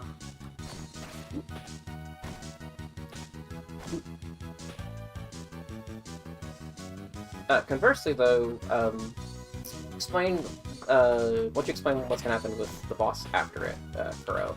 Oh yes. I actually don't recall specifically if you can just do it right out the... Oh, wait, no, right, it depends on when he's using it. If he uses the special attack. So, there's a really quick way, an extremely quick way to beat the final island boss, Captain Kuro, which we can speculate might be a reference to how Luffy beats him in the original series and in the Netflix one, where you use your grabbing ability, where like your hand kind of reaches out and stretchy. Oh wow, that's a new place to die. Yeah. But That's anyway, never happened before. Bingo. So your grabbing ability, it's never an attack in this unless you're using it to slingshot off of something. You'd probably never think at this point in the game to throw your hand at somebody that way. But as it turns out, when Captain Kuro gets ready to do his special maneuver, where he starts zipping around the stage unseen, you can grab him, and doesn't it just do a crap ton of damage? It's like 50% of his full life bar. It's a ridiculous amount of damage. It is a lot of damage for something that does not seem to be an attack. And Yeah. It really just kind of seems like maybe they left that in there as sort of a little nod. It's like, oh, you beat him by grabbing him. Yeah, like you don't get like an animation of him being grabbed. He just goes down like instantly. Yeah. I mean, Which it will depend if he gets to pull the move out or not, because I have had plenty of times that he doesn't even get to do it. I just beat him too quickly. Yeah. But we'll see what happens. I like to show it off though, because it's fun to see it. And I mean, if he does do it, that's a chance to knock like half of his maximum health. Yeah. So it's like that's a really good opportunity. This bomb I picked up, the bombs are kind of like keys. You can blast open certain specific walls, mostly for collectibles, but you can also use them to attack people, and it is useful on this fight because it does a pretty good chunk of damage to Django if I hit him with it.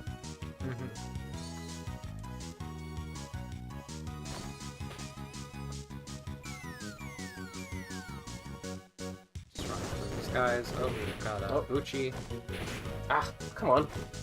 There we go. Thankfully, it looks like his stomp only really affects you if you're standing on the ground. Oh yeah, yeah. All right, here we go. I'm gonna do it. I'm gonna get this. play nice today. No! That's fine, I can deal with it. That would have just been some quick damage is all. But yeah, the supers will fix him up pretty well too. The Gatling is, I think, just better on this one. I don't think the attack works as well on him. Plus, you do want the meter a lot for him. Because... Oh, what? Oh! You don't have to get hit by that one, he just does it. Oh. Like, as long as you're looking at it. I didn't even realize. Yeah, Does really it not work frustrating. if you're turned away? If you're turned away, yeah, but you're trying to pay attention to him, so you're more likely to look at him. Yeah. We're doing pretty good though so far. Yeah. As far as the Django fight goes. Only a couple deaths, and those deaths were really close to restart points. So got him. Yeah, that was really quick for Django. All right.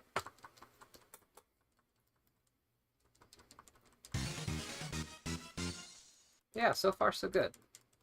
Mm-hmm. Knock on wood. I see someone in the chat saying grab bell. Yeah, basically. Yeah. That's right, I pulled my glasses out and I didn't even put them on to read the chat. Alright. Let's speed up Kuro. Here we go. Just give him the big old slappy hand when he starts acting rude there. Stay. Oh no.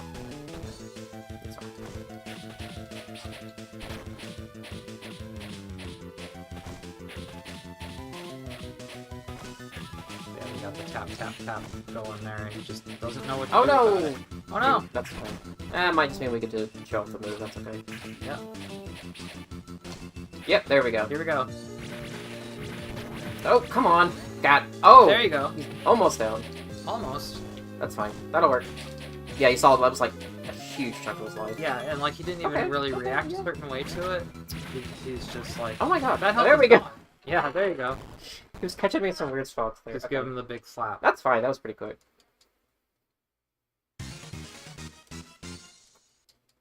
Yeah, that's the only, as far as I know, that's the only enemy in the game that just doing the grab actually causes damage. And we got Usopp, who sadly we will not be using either. There are 2 levels where you do have to find your crewmates in order to actually complete them, but you don't have to use anybody in them.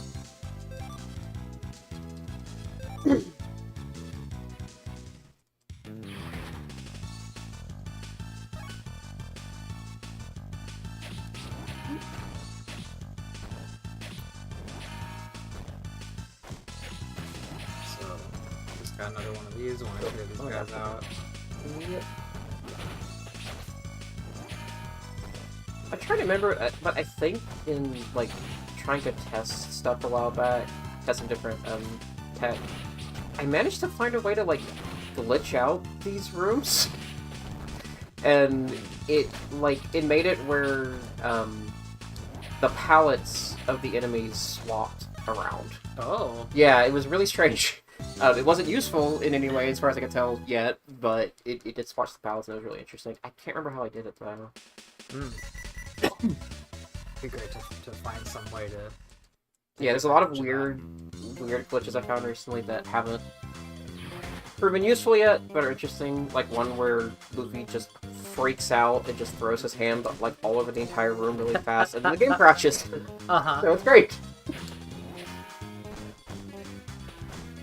This is a pretty lengthy level. I don't have a whole lot to say about it. It's a lot of careful platforming. Yeah. We get a lot of especially in one of the next segments of this. But we've got a lot of instant death water pitfalls. Yeah. And but there are a lot of spinning poles you can grab onto and knock out enemies, and that's actually pretty fun. So yeah. Well, that's okay. But I've seen a lot of deaths on particularly on the section where the ship footing is all broken up. You're running across the wrecked ship. Yeah.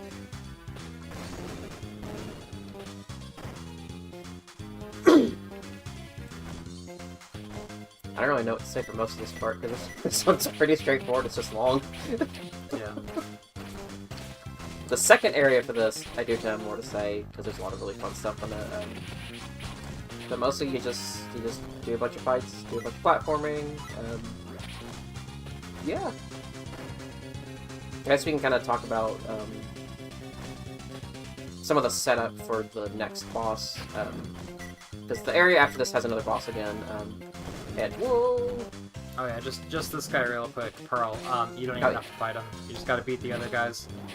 Yeah, you can beat him, and I think you do get like an item for it or something, but it takes quite a bit to do it. Yeah, it's not worth it at all to speedrun. It's for speedrunning.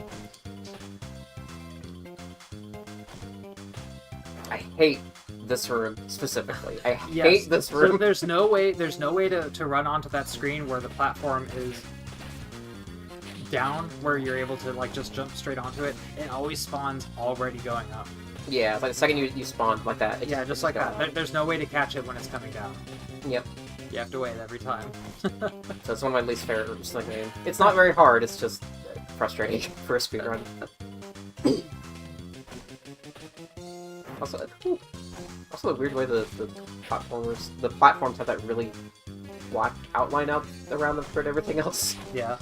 Which I imagine is probably because unlit Game Boy Advance screen, it was easier to see them. Probably. I don't need to here, that's fine. Yeah, this was back before backlit screens were really a thing. Yeah. For handheld, anyway. Yeah. The dark times. When you needed a little bendy wire accessory with a little LED light at the tip. Game Boy Advance is like one of my favorite consoles, but I can admit its flaws. Not being able to see it's pretty big. Nah, it's perfect. Have you seen it? It's purple. It's extra bad that like one of my favorite early games I had on the GBA was Castlevania Circle of the Moon. You can't see that game very well at all. Okay, this part makes me nervous. Oh yes. Thankfully, this game is pretty bright and colorful, so it does show up decently on the handheld.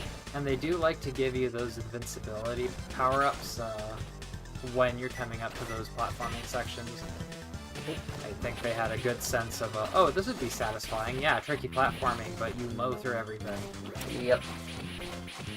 There we go.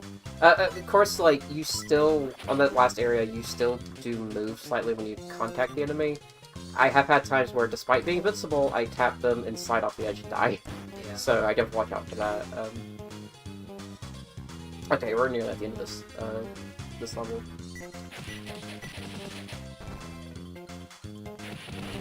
Ooh, stop it. Oh, stop it! Literally off-screening. There we go. Line them all up. Come here. And there we go. As much as you can line up enemies like that, it'll make them a lot quicker to go through. I believe if you're trying to build super meter, it'll still count the super meter hits for every enemy. So even if you group them together, it should be fine. I'm pretty sure. Okay, this stage I liked a lot, where the whole ship's been all torn apart. Yeah. Well, not the variety ship, it's lore. Anyways. Yeah, it's the galleon of shoot, what was Don Krieg. Don Krieg, yeah. Who got beaten very quickly in the live action one. But okay. Yeah, in terms of, well, I'm going to be talking more about a show than the game. But that's fine. This level's pretty lengthy too. Yeah, the show really sort of shortened any involvement Don Krieg and his galleon had to do with anything going on, and it was pretty brief to begin with. But in the video game format, it does make for some pretty tricky platforming. As a quick thing there, I was lining up in Gatling on those guys because there are not many brawls in this level, so getting as much of the super meter up as I can is important for taking on the boss here. Yes, Don Krieg, you really want as much super at any given time. Not Don Krieg. No? Oh, right, Geen! Oh, man, I forgot you have Geen first. Yeah, Geen is, Geen's fairly straightforward, but can also be... Why are they just off-screen? Oh my gosh, come on. There we go. Gin can smash the platforms and make instant death pits. So I have to watch out for that and just try to get him as quickly as I can. He's fun for a pretty straightforward boss, but he is dangerous. But after that will be Don Krieg, who is kind of fun, kind of a pain. He has like the most phases of any boss in the game, so you kind of have to mitigate how you handle your health and your meter to get through him. Nice. Johnny and Hisaku were just watching you do that. They're like, oh, nice. Yeah, impressive. Hey, I didn't hit that area for once. Yeah. Oh my gosh. That's okay. That's okay. Pearl will get you and do nothing else.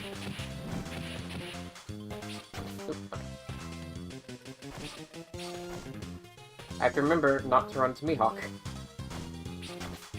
Half the time I do this run, I just run into him. He doesn't attack you, he's just an NPC, but I'll just kind of run up and... Yeah, there he is. Yeah. Alright, bye. I just forget he's there. I don't know, he was mumbling something about frogs. You do get a neat little cutscene with him if you have Zoro with you. Oh yeah. Yeah, which you have to do if you're 100% in the game. Which I've not... I don't think I've done? I don't think I've ever 100%ed this. I've gotten close. It's just kind of scouring every level for a bunch of these little coins and treasure chests and stuff. Yeah, there's a lot of little collectibles in this game. Yeah, I think doing so unlocks a boss rush mode. I think. I'm not actually sure. Me neither.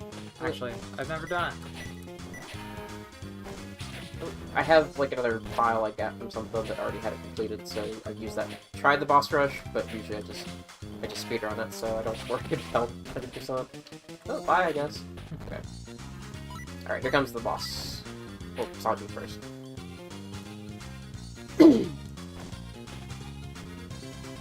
All right, there we go.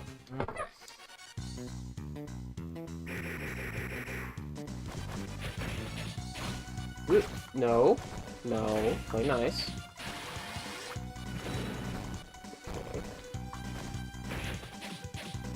So yeah, Batty wants to be really careful with him because at any moment he could just decide to do this. Oh, That's not the move. That wasn't it. He'll just. There we go. There we go. That's what I want to avoid. Come on, get over here. Now, that does come back over time. There you go. Okay. But yeah, you don't want that. Oh yeah, and of course it doesn't work on him. Of course not. He's like, nah, I jumped. No, stop it. See that? I'm trying to play it safe. Okay, there we go. Yeah, Got that it. was a pretty. Oh, if only he fell in. No, It why am I makes a saying splash that? Everyone sound loves effect. Keen. I love Kane. He's great. But yeah, like that was a pretty good improvisational use of the stretchy punch right there too, because you're typically not using that for a lot of fights. But you did that to get him from far away, and that is kind of a cool way. Oh, that I this forgot game lets you mix it up. I forgot to use the move on him too. 3 bosses. Oh yeah. Yeah. There's a strategy I have that's been working better. You'll see. Oh, okay. But first, I have to get to the boss. Oh, we did that a little bit different than usual. A confession. I have, yeah, as mentioned earlier, I haven't watched Gailey's most recent practice runs of this. So, like... You'll be surprised too. Yeah. Yeah, get the meter off of him right there. Okay, there we go. And then he just kind of goes, oh, yeah, on this phase, I found that I can do this. Oh, don't do that! Oh. Okay, hold on. There. Come on. So on some bosses, the stretchy punch actually hits more than once. Oh, I'm in the wrong spot. And it is there we really go. good for building meter. Come on, come on. It's not consistent across all bosses, so you just kind of have to try things out with each boss and figure There we out go. what works best. If he throws the bombs, I can hit him again, so that's the preferred attack. Stop it! Okay, there we go. There we go. So on the next phase, because I have the meter up, I should be able to clear this fairly quickly. Come on, what do you think? There's a lot of his animations where he's just invincible, and that's kind of why I'm having to wait around a lot of things. Oh no! I'm fine, actually. It's cool. This is one of those bosses that just kind of decides you don't get to hit me yet. Yeah, Oh, his whole spear animation there, he's invincible. Ah, no! Got him! There! Yeah. Okay. That's fair, I didn't die on him, so I'm good.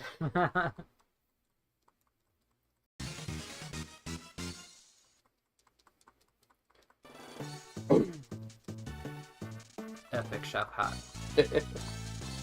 Now, big important thing here is that after you beat this boss, you unlock Spear. Dum Spear.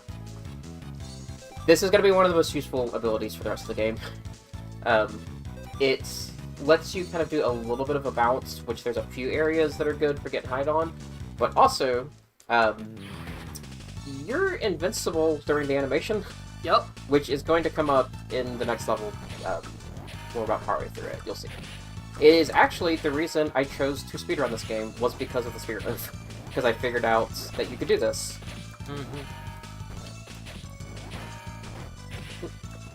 It's also good for a few bosses as well, because it's kind of a downward air attack. But it's the main usage I'm going to be having for it is the skipping through a few traps. Oh, okay. We're good? Okay, we're good. Oh, and it will also help on, there's some icy platforms that'll be in this next level too, and you kind of slide around on them. It helps sort of freeze your momentum and let you change directions in midair, which is very useful for getting through these stages quickly. It is a real game changer. Yeah, it's also the reason that I kind of would like to try to do a category where you just have it through the whole game, like with all of your powers, because it does change up a lot of stuff for earlier stages. Alright, spawn correctly. Okay, that'll work. So these fishmen are a bit different. If you hit them at all, they fall down.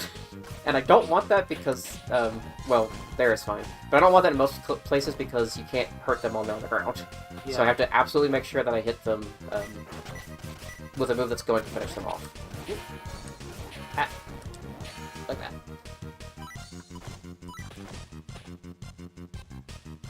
Do they soak Gatling at all? Like, are you able to get a good meter off them, or is it Yeah. You get decent on it. Oh shoot. Well, there's a few spots I'll be doing Gatling on the second level of this area, but for this one I just want to headbutt through them. There's also one more skip in the second level of this island that I will show when I get to it. It's a little tricky to pull off right, but hopefully it works. Okay. Okay. There we go. That's fine. There we go. No. Eat it. Okay. Eat the donut. I was silently screaming earlier when it dropped an extra life, and you ran over it, but I did. It just wasn't there long enough to pick up. It just didn't like hit the collision or something. It's some of the collisions are a little strange sometimes in this. Not usually in any game-breaking ways, but it can be odd now and then. Alright, go away. Yeah, here's a good use of spear. Ooh, okay. It gives you a little air. It lets you change direction midair. Yeah, some of these biting guys you can kind of jump through their animation. It's very specific ones though. Like you just kind of like run through some of them. That's fine. Sometimes he does like a three-way shot and it'll hit you in midair, which is really insulting. But he was nice that time. There's a lot of brawls in this level. But it's like 2 back-to-back there. But most of them aren't they aren't too long. I say as this one goes on for 3 rounds, okay.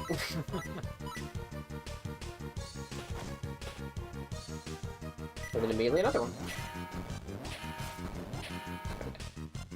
I do like these stages a lot though. They're the kind of music kind of hypes you up. There's a lot of interesting little platforming things you can do. There's a lot of fun uses of the spear technique. It's good. I like these levels. Yeah. They can just be a little bit exhausting in a run because it's like they're much longer and you're near the end of the run by this point, so... There's just a lot of these guys. Yeah. Just a lot of them.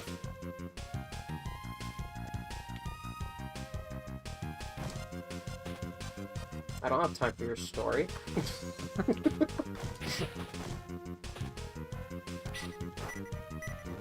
If anyone who's watching is a One Piece fan, and you know about the scene where Nami asks Luffy for help, that is in this. As far as I can tell, you can't skip it, and I'll admit, if I did have a way to skip it, I'd probably feel really bad for doing so. Yeah. It would just feel kind of wrong. But you gotta save the frames. If it were an option, that would be a fun little stream incentive. Just, Yeah, just like you just skip Nami or not. skip Nami or not. Don't help Nami.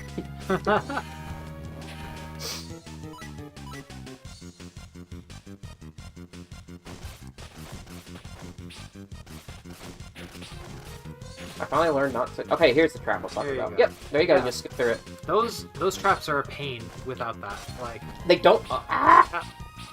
They don't look like much, but yeah, the timing is strange on them. well, you'll notice they're very fast, and you actually move quite slow in this platforming game. Yeah. So being able to use the spear lets you just kind of skip through them. Okay. Okay. Alright, there we go.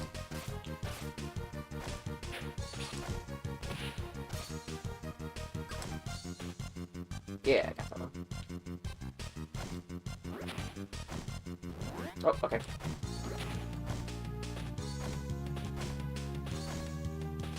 I wonder if I should have picked up Sanji. I don't know why I skipped him. Oh. Yeah. I think I'll be okay. I think there's some food coming up, but, Oh! Actually, we're fine. Never mind. I'm okay. I'm okay. I'm okay, really. Sanji would have been good though. Yeah. 'Cause when you have meter, Sanji can just give you a chicken dinner and you It feel all fully better. heals you. Stop it. Was that your last chance to get Sanji before the boss? No, the boss is the second stage. Okay. But wait, no. Faster. Then yeah, you'll get through this one fine. Yeah, I'm at the end already. There's the Yeah, there point. it is. Yeah. I realized where I was, like, oh, never mind, I'm good.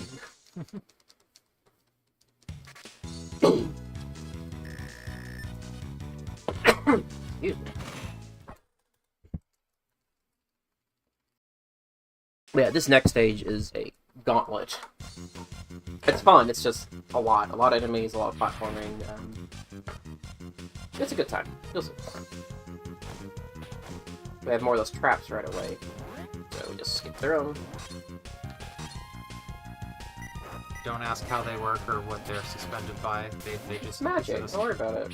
Devil fruits.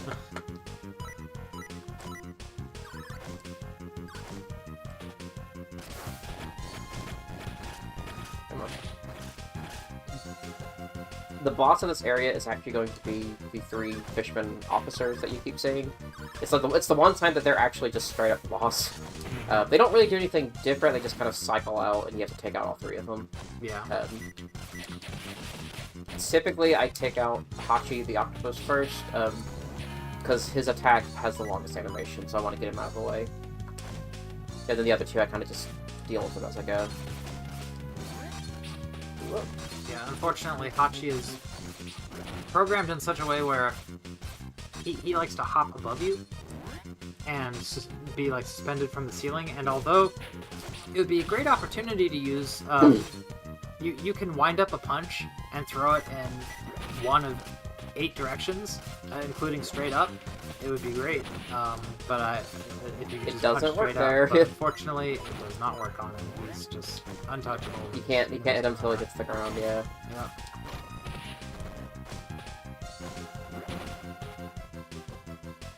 That's something I wonder about back with Buggy. I wonder if since you can jump and kick him, I wonder if it's advantageous to wind up a punch. It instantly knocks him down. Oh, does it? Yeah, but it only does, like, the 1 hit. I've tried it a few times, yeah. Because you can hit him, but then he'll just get back up. so it ended up not really Does he taking just much time. He just goes right to continuing carnival when he gets up, or does it reset him? I think it resets him, but he's kind of laying on the ground for a little bit, so it wastes time. But now that I think about it, it might still be worth it to do that. I'll have to do some tests on that soon. Might be worth it. Yeah. For future runs. Kind of see overall what the time looks like. It kind of depends on how many times he does the festival move. Yeah, if you're lucky, he doesn't do it at all, and you just melt him. Ah, okay. Just gotta grab this. Wait. There you go. There's usually more than enough spots to build the meter up in this level, but I will probably be using Sanji later to get some health back. Right now I'm perfectly fine, but later, buddy. Oh, that's the wrong spot. Okay, let's see if I can do this. There's a skip coming up. Alright. Oh, come on. No, come on. Let me do it. Let me do it, please. Yes! Okay, good. Alright. Yeah. You skip another brawl there. If you can get high enough before Chu leaves, you'll just completely skip the actual fight. Kicking... Oh, okay. Kicking right before you hit those horizontal grabbing points lets you kind of skip through them more quickly.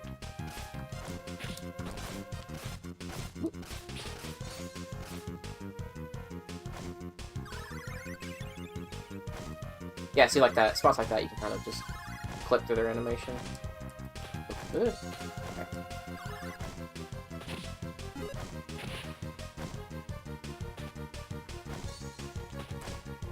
Now, while Arlong is doable without Sanji, you probably want Sanji. You have to have Sanji. Oh, you can't clear this level without getting everybody. Oh, okay, good. Yeah. Then, yeah. Yeah. 'Cause this one, yeah, like right here, I'm gonna get Zoro here. Yeah, this stage you have to get Zoro, Usopp, and Sanji, or Johnny and Yosaku NPCs will not let you through. That's right. If you're playing like a new game, like you've already beaten the game, you play through it again, they won't be there anymore, so you don't have to do it that time, but their positions are also different anyways when you do that. After you've already beaten the level, the position of the crew members changes. I don't know why, but it does. Does it change to just one other state, or does it? Like, Yes, they're in a. It's like a second round of areas they'll be in. It'll just permanently be there from then on. In a normal speedrun, that doesn't matter because you won't be playing through Sage again. But yeah, you'll. So if you're doing like an all powers run, like I talked about, you'd have to account for that because they'll be in different positions.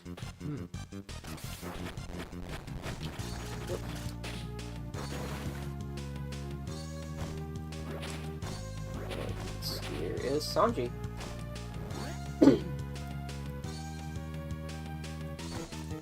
Yeah, I'm gonna top up my life just in case in a second. Just to make it easier later.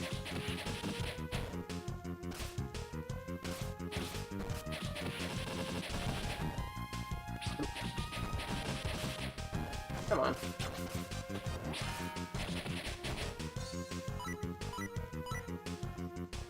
Yeah, this right here, though, they won't let you through if you don't have all three of them. As far as I can tell, there doesn't seem to be a way to skip their collision box. It's just too big. So you do have to get everybody. Which, they're not... Okay. Yeah? They're not that too far out of the way. But, yeah. Oh, okay.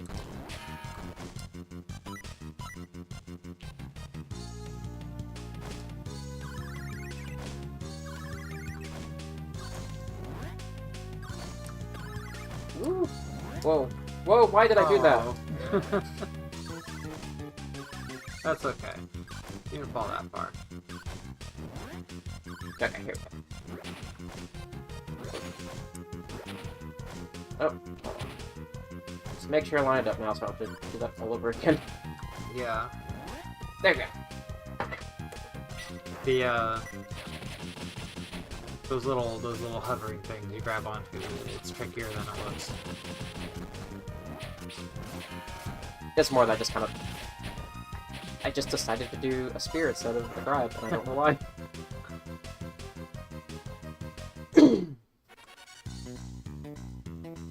So yeah, we're gonna focus on taking out Hachi first. Okay. Unless they you know, look at a few hits out. Okay, there we go. I mean, I'm getting more damage in on them anyway, so that's fine. But yeah, you want to take down Hachi as soon as you can. So you're kind of building your meter on the other two first, and then whenever Hachi comes down, you let him have it. Ooh. Granted, their positions right now are actually pretty convenient. They're popping up like right next to me. Yeah, I was just right up there. You don't have to run up to them or anything. Oh, okay. Yeah, this might actually work okay. These guys decided they would really help you out with your Yeah. run. They just stand there and let me beat them up. Okay.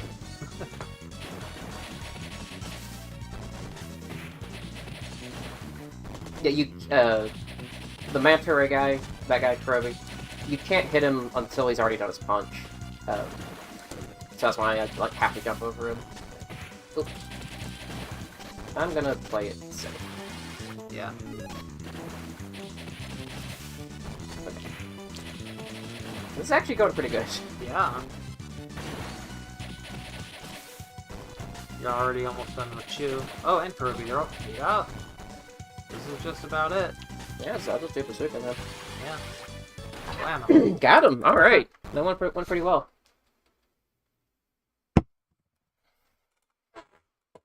Okay.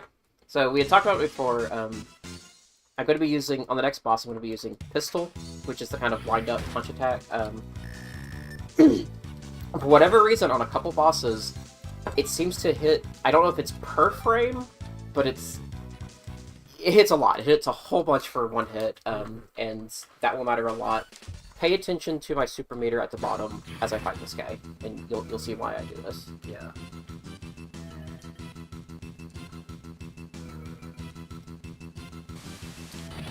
Oop. Ah. Come on. There we go. Whoa, that's not right. He's not hitting... Okay, there we go. This wasn't quite standing in the places I needed him to be. There we go, yeah. It just super builds it up really fast. Oh. Yeah, so Arlong's kind of wild. He's all over the place, and he does a lot of things that you really don't have a lot of reaction time to avoid. Yeah. When you fight him, you just need to be prepared to get hit, but you will have Sanji, so just build that meter every chance you get. It's basically, it's best to just kind of tank him. Yeah. I'm accidentally doing that balloon there because down B is the pistol, but down is balloon. Okay. Yeah. Why'd I do that? So that's kind of why you sometimes see me doing it by mistake. Yeah, but doing pistol there, it builds your meter super fast. And having that in your back pocket just means Sanji can heal you anytime you need. Yeah. Oh, come on. Oh, still never got mind. That works. Awesome. Oh. Yeah, that's the one move that it doesn't matter as much of that because you can just take the hit and move through it anyways. Yeah. With your attack. I'm gonna go ahead and do Sanji. Just so I have it for the next phase. Oh. I would like to have a full meter going into the last phase. We will see if that works or not. But he's pretty close to switching. Pretty close. Ah, that's fine. That'll do. This Okay. next phase is just all about precision, so I'm gonna let you concentrate on this because... Oh my yeah, God.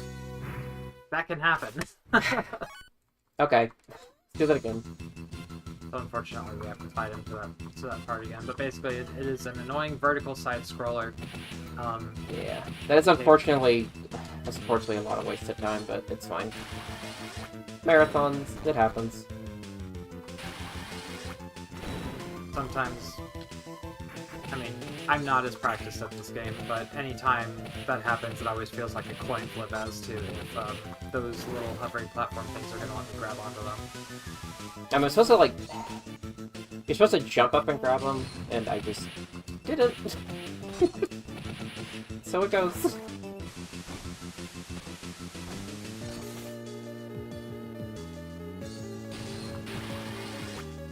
Oop.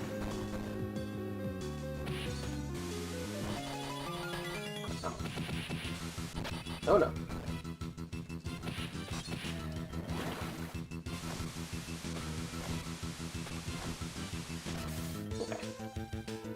Actually, I haven't... I don't think I touched damage this time around. Yeah. There's a surprising amount of nuance that exists in this game as far as all of the different kinds of ways you can attack a boss and which ways each boss are very particularly reactive to them. Right, hold on. What the concentration is.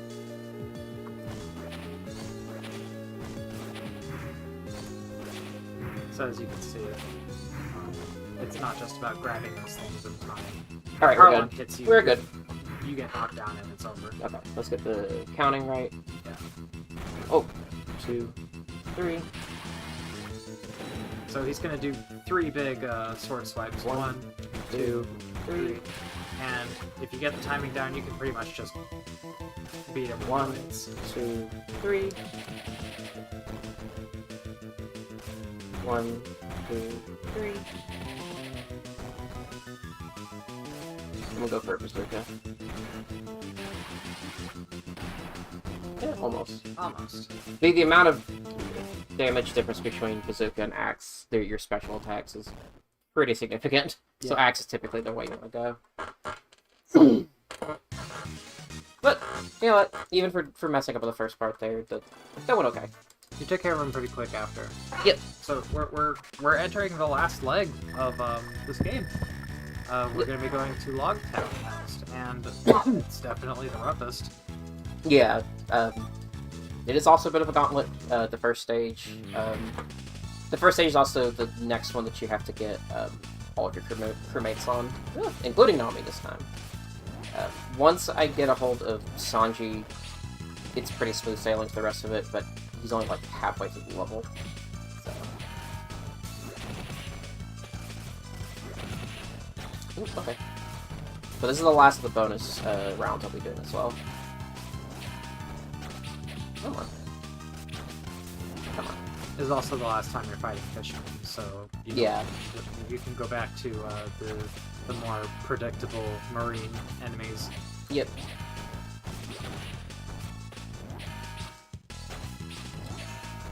Oh, come on. Okay. Come on. Get up. Okay. Good.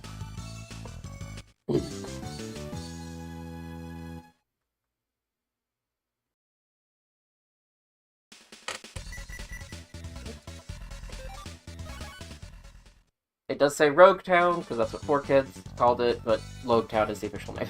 Yeah. Just another one of those 4Kids-isms. Yeah. It's supposedly the official reason being because it is considered the prologue and the epilogue for the Pirate King, so that name makes a lot more sense. Yeah. Okay. Though there can be a bit of a rogue fun just in, like, the town being supposedly dangerous, blah blah blah, etc., more stuff. Yeah. But yeah, the enemies are just Marines again, but they do have, as you can see, they have a bit more life this time around. So we want to try to take them out. I'll be doing Gatling a lot more here because it does kind of help deal with the amount of them. Oh, you can see there, the bullet just gets, like, absorbed when you use Spear. Yeah. That will work for cannonballs as well. Just any projectile just disappears when you do Spear. Oh yeah, they're way sturdier in this level. They don't go down with just one rocket. Yeah. You also have to deal with the Blue Pants Marines, who are like elite guys, and I think deal a little more damage. They have a different attack animation at least.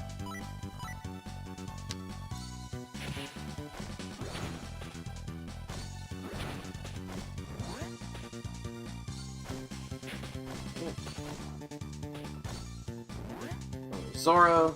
I'm gonna grab the onigiri. Oh, it's an apple. Okay.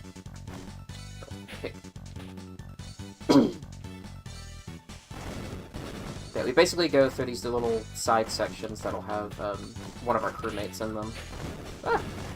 There are doors that block your way from leaving until you get all of them, so...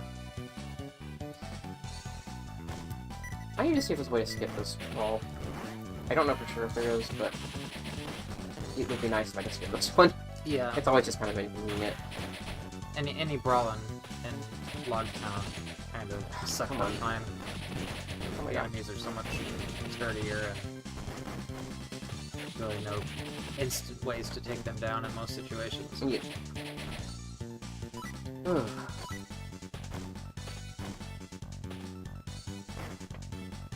This is not a great amount of health to be going to this area with, so I have to be careful. Do you get Nami soon? Yeah, Nami's the next one. I get her after the next brawl. At least with her, you will have some opportunities to get some health back. Yeah. Just sucks that it's random. Yeah. Oh, oh no. And then there's the dogs. There, yep. Okay. Now I get Nami. There we go. Yep. Now I come here, and I can start using Nami to get some health. Oh my gosh! A bomb. Really? I've never seen her give me a bomb. And what? Okay. Hey, she gave you more meter. You can do. You can do more thefts. Wow. 3 times in a row. Incredible. I've never seen that before. I've never seen that either.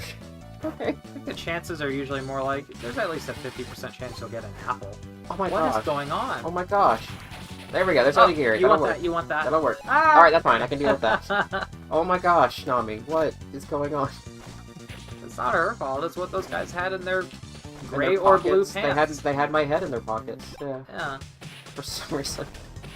That's why they're trying to get you. They want to increase their collection. Collection of Goofy heads. Yeah. Gotta collect them all. Yeah. Yeah. The famous One Piece slogan from the 90s. Yeah. Okay. I'm not yes-anding that. Oh man. Okay. There you go. There you go. There you go. I do have a bomb now. I guess I can try to use that somewhere. If there's just one Marine in particular you really want to have a bad day, yeah, Yeah. just put a bomb in his face. Yeah, why not? Not that dog though. We're not that messed up. Okay, so we're about to get Sanji. Once we do, this level's a lot less scary.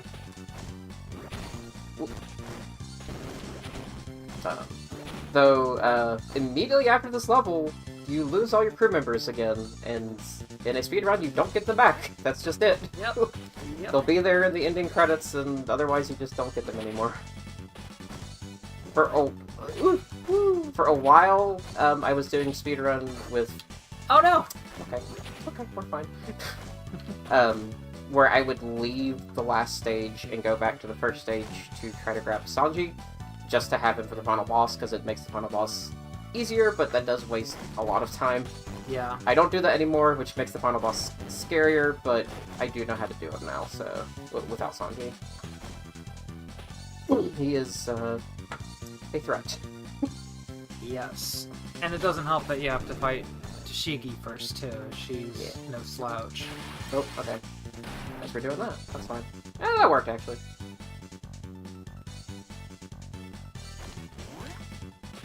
Okay.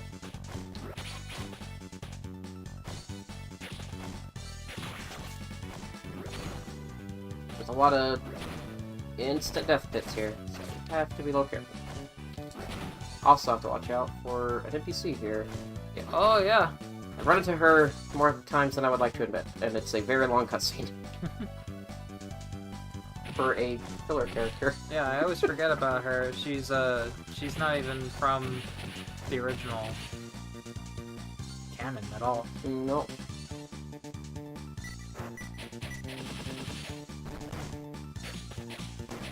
Ooh, come on. Come on.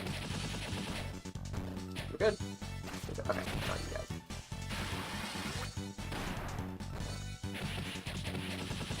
Alright, we're good. We're good. Whew. Right, close to the end of this stage. Hey, I got it. Ah. I was thinking if I could skip it too. Have you ever succeeded? At No, I just. Oh my gosh. I just wanted to see if it would work. There wasn't any time lost in trying, so. Worth a shot. Yep. Come on. I'm not worried about health right here, because we're literally right at the end of the stage. Yeah.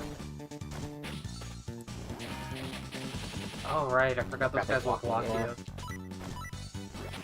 Okay. There you go. So, we're now going into last stage and then a boss right after that. Well, 2 bosses. So what is the best thing that any speedrunner wants to see at the end of their game? How about an auto-scroller? Uh-huh. Yep. An auto-scroller split into 3 parts, so if you die in any of them, you're doing that entire part over again. It's everyone's favorite time. You get no control of completing it sooner, you just have to make sure nothing slows you down. Yep.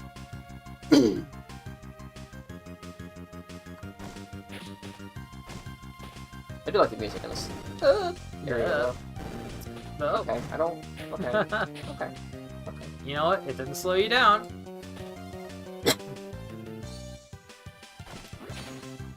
But yeah, once... I would like to say once I clear this level, it's smooth sailing.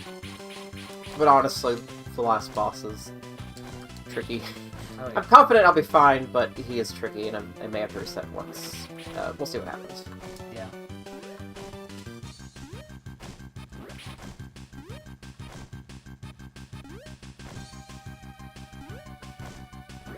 I love the dynamism of the way you just can bounce off of things and slingshot around. Like, yeah, this game really does feel like a feels good like playing one-piece Luffy. game. Yeah. I'm still kind of sad and shocked there wasn't really another one like this. Like, I would have loved to see something basically the same thing, but through, like, the Brokework saga and all. Yeah.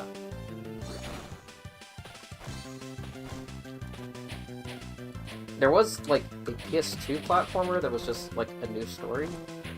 I don't know if anybody runs that on the server, but I know that exists. I don't recall what the name of that was. I do not remember the name of it either, and I only found out about it, like, last year.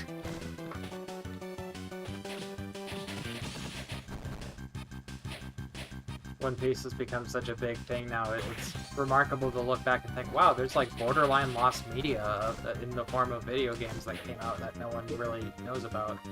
Yep.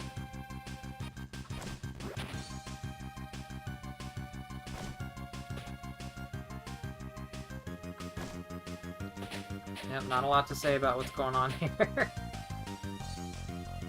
I can say something about this part when I get a little bit higher up. Because there's a little thing that is not useful for a speedrun, but I like doing it. Oh yeah! Yeah. You gotta wave high. I do. You gotta wave high. Yep. Wave high to, Here we go. Hi to the viewers. There we Hi! go. Your hand just wraps around in the screen. Yeah. Oh no! Oh no! My hubris. That's fine. That's still pretty early in that part, so it's fine. Yeah, the vertical screen wrap is kind of funny.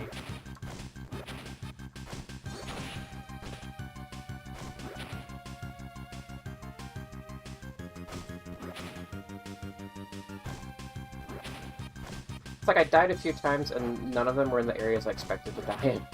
Yeah. That's how it goes. If you're just getting to speedrunning or have never done a marathon before, it's okay. Stupid mistakes happen.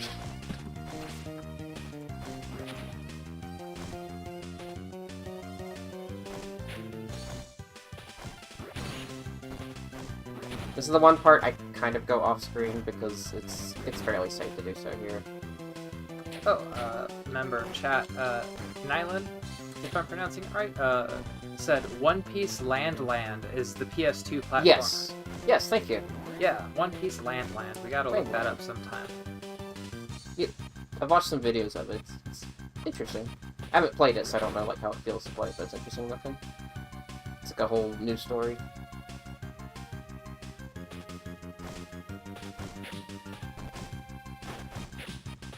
I think if you knock out these Marines before they're like fully on the screen. I don't think their bullets even exist, which is nice.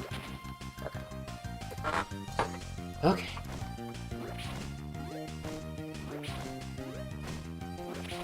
Alright. Okay, cool. So 2 out of 3 down. The music on this level is so fun. I love it. The nice, like, dramatic but also kind of upbeat, heroic kind of music. It's fun. Yeah.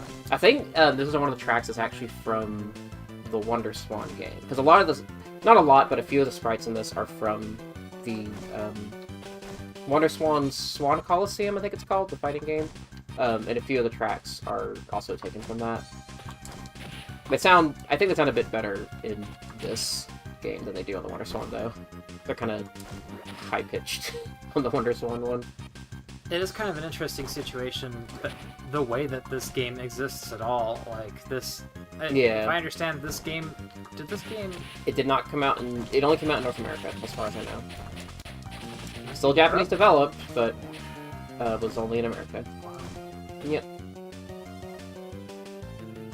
But it was made with assets from Wonder Swan games, which you can assume were not very popular and easy to find in the US.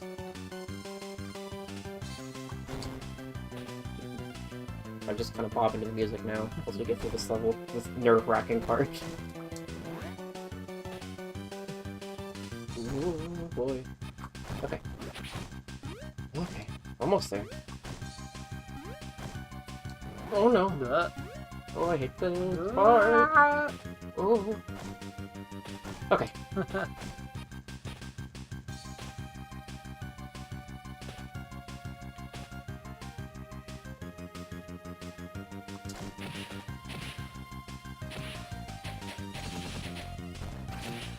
A little meter on those guys. Yeah, get a little bit more meter up. Because I think I'm basically at the end. As long as I clear this part, I'm good. Oh boy. Okay. Right. Okay, on to the boss. I would like to have a full meter, but we can deal with it. Okay. I'll throw down with Tashiki. So this boss has a counter mechanic. Yes. Don't like it.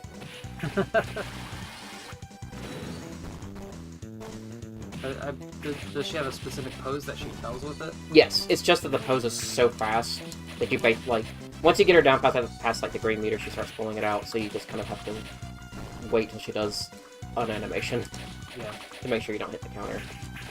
Because wasting an entire 2 meters trying to special attack her and she pulls a counter is not great. Or that move where she's invincible.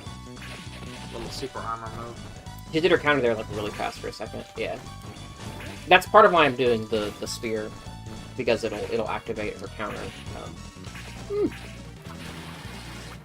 It'll activate her counter without you getting hit. That's what I meant to say. Like I just did anyways. Okay.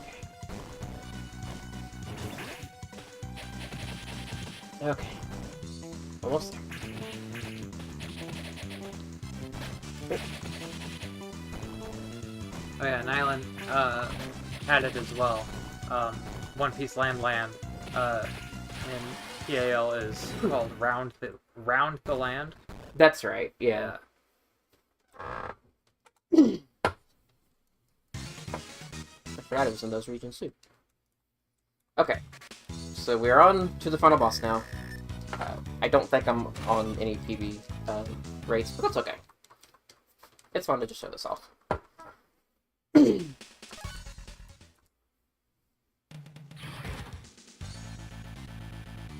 Very final boss music. Okay, here we go.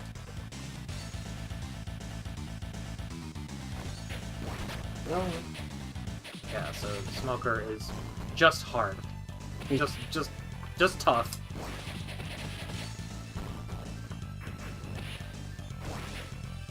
A lot of it's trying to bait out his attacks, because otherwise his telegraphs are so fast that it's hard to get him otherwise. Oh my god.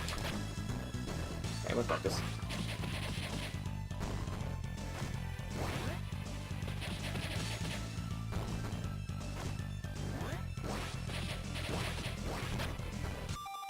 I'm gonna try again. Yeah. I lost a little too much life there, so.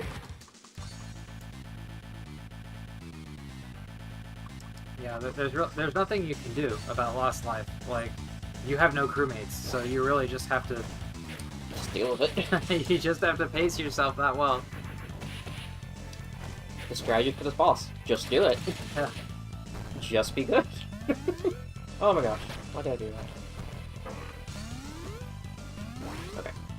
It's too bad that doesn't actually help, because that... Yeah, I'm kind of just pissed off with you. Yeah.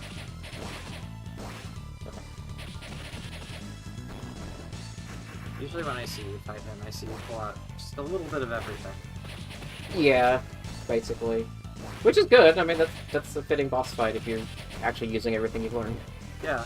The final boss.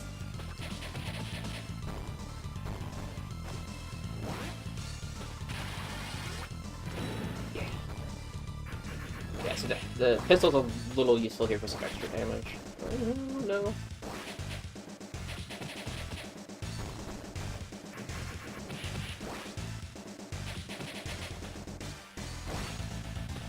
Come on. Come on. Come on.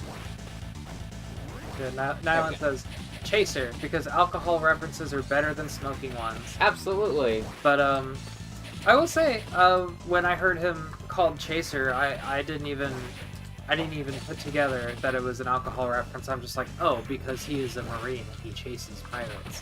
But, that's what I always assumed, too. Yeah. But, yeah. In a funny sort of way, it's kind of believable that he would be named Chaser as an alcohol reference. It's also funny that the little the score screen after this level, he just has his cigars in his mouth despite this, so kind of a little bit of oversight there. He has his cigars in his mouth because he likes to drink. Exactly. It all That's makes why sense. he's Chaser. Okay. Getting there.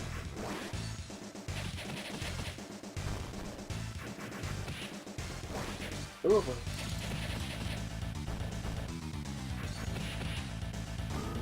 Oh no. This move hurts a lot if it hits you. So I really don't want to get hit by it. It just kind of throws you around the arena. And I've also had the game glitch out more than once when he grabbed me with that attack. Yeah. It's not a good thing to have set you back. Yeah. There you okay, go. we're not quite done. We're not done. Time is coming up, but we're not quite done. Okay. We still have one last stage here, where Batty just needs to run away from him, basically. He is now an instant kill. Yep. If he touches me at all. Don't let him get you. Ooh.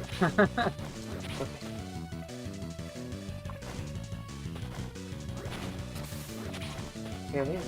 Let's go. It's pretty intimidating. Oh my gosh! Oh. That's what? Okay. I'm glad I got that on camera this time. I've had that happen one time before, where he just hits you and flings you across the map. He gets you and then just immediately, like, it throws you right where the finish line is for some reason. I am glad that we have recording of that. Yeah. If I'm not going to be on PB, right? It's fine. It's got to be entertaining. Here we go. Okay. Whoa. Ah, there we go again! It did it again! Oh my gosh! We're just so close to the end here. I don't know why that's a game over. I think he's helping you out. Yeah. Like, get out of here. Get on your ship. Okay.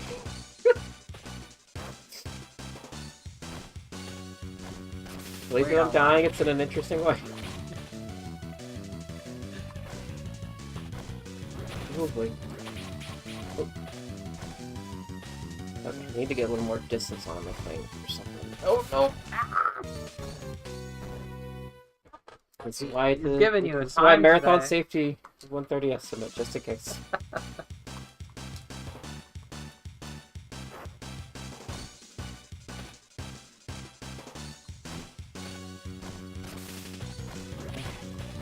I got this. Move. And it'll be fine.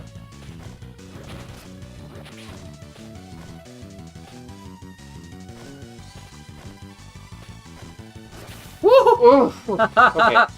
Okay. Here we go. Okay, and Yeah. time. Yeah. That's time. Time. Sorry about that weird. Ugh. That one time I shouted really weird. Anyway. And there's Smoker with cigars in his mouth, despite them trying to erase it from the game. So there you go. Thank you for watching. I don't know if there's anything else I need to end off on, but that's the end of the game. That's the run. Thank you for watching. Yeah, if there's anyone you want to thank, you can. Otherwise, we will be right. You can go ahead. I'll mute real quick and let you do what you want. Okay, only big thank you. I mean, thank you to my commentator. Thank you to my One Piece tabletop fan game group that I run and have a bunch of fun with. Have a good time, everybody. Thanks for watching. Yeah. Enjoy the next runs. Yeah, enjoy the next run. Yeah. Thank you guys for coming and really enjoyed the game. Thank you. Looked like it was a whole lot of fun of a run, even with Smoker being a bit of a troll there at the end. Okay, we're gonna go get our next gamer, the boy Mike Soul, all set up to play, and we'll be right back.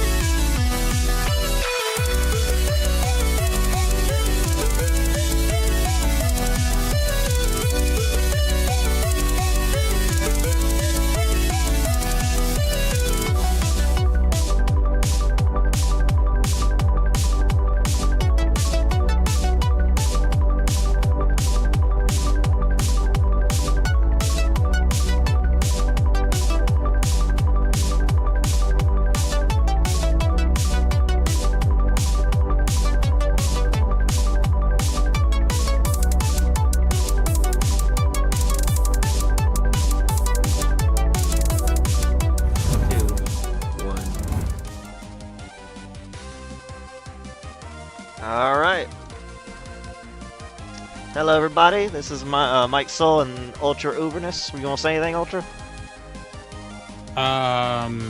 Sensubi. And there we go. So this is Boost Fury. We'll start as soon as we hit go. This game is a continuation of Legacy of Goku 2. They changed quite a bit in this game. So to start off with, this game... they didn't start the timer, my bad. That's fine. In this game, they added a feature called text canceling. If you notice how text boxes are popping up and disappearing immediately, it's because I'm canceling by spamming the B button. This game was created by a company called Webfoot. Webfoot is a US company, so for those who live outside of the US and Canada, this game was never released to outside of the US, so it's probably something you've never seen before. It's actually kind of bizarre because most animation games and games around this type of stuff go from Japan out. This goes from the US and out. So Legacy of Goku 2, Legacy of Goku 1, those were all released in the US first versus being the other way around. With this type of speedrun of Boost Fury, it is kind of longer than the other two. And it does have a lot more glitches and such. So, for example, Log 2 is very skill-based. Ultra over here can tell you more about Log 2 since he's the better between the two of us. We want to discuss about Log 2. We're playing Boost Fury. I'm going through all of it, Ultra. Come on, man. Alright, so Log 2 starts in a long time ago with Trunks, the history of Trunks, and you start off as Trunks as a young kid who does not know how to become a Super Saiyan. And in the story, that's when you find Gohan died, and then you become Super Saiyan during the game. And then the game changes to young Gohan. And then during that, you find out that you have a dream that Frieza came back, and you fight the Dream Frieza. So, and then... Yeah, go ahead. No, go ahead. Okay, so to start off, this game added a new system called the equipment system. Equipment has different properties, so for example, I just equipped something called weighted gear. Weighted gear in this game will slow down the main character, but also gain XP gear. So I'm getting more XP as I go through. So for this part, it's going to be pretty much a quick leveling section. I need to get to... There's a level door up ahead that's level 65. But what I'm going to do instead is I'm going to go to level 70. And the reason I'm going to level 70 is between the next time I play Goku, there's not going to be a really good area for XP. And his next level door is 70. So it's better to do the grind here versus later. And if you know about these games, there's always level doors. That's what stops you from progressing. That's kind of how it works. They make it so that you can explore the game and do other things and level up. That's the whole gimmick behind the game itself. Yeah, it's in Log 2. It shows up in Log 2. I think is the first game to have level doors, and then no, because Log 1 has one, doesn't it? No, there's no doors. I thought it was the Raditz thing that had a level block on it. No, the guy just won't open the door until you see if his cat. Oh, that's right. He's like, "Fuck you! I'm not gonna let you go fight that guy until you save my cat." Gotcha. And I think you actually have to do the other missions too. The guy says that the town is suffering, so you have to do all the missions, save the kid, get the cat, rescue, get the flowers, and then the guy's like, "Oh, okay, yeah, you did all our missions, by the way. So I'm gonna open the door and teach you how to do solar flare." Gotcha. So Log 2 is one of the ones I don't know as much about, but going back to it. The progression is blocked by level doors, and like I said, it'll show up later on to be a little painful because there's going to be grinding sections that I particularly wish we didn't have to do, but there ain't much to do other than to do it. But as I was saying before, this game actually happens right after Log 2. So the max level in Log 2 is level 50, and you start this game pretty much right at level 50. So it's supposed to be a continuation of Log 2, in theory. And I want I want everybody in chat to let me know what they think. If you guys did play Legacy of Goku 2 and Boost Fury, which music do you think is the best? Me and Mike Soul were kind of thinking opposites. So I think Boost Fury is pretty better music than Log 2. But Log 2 has good music too. And I'm more of a fan of Log 2's soundtrack over Boost Fury. And by the way, yes, this game is one of the few games out of the Dragon Ball Z categories or series that actually uses the Brooke Faulkner music or the English music.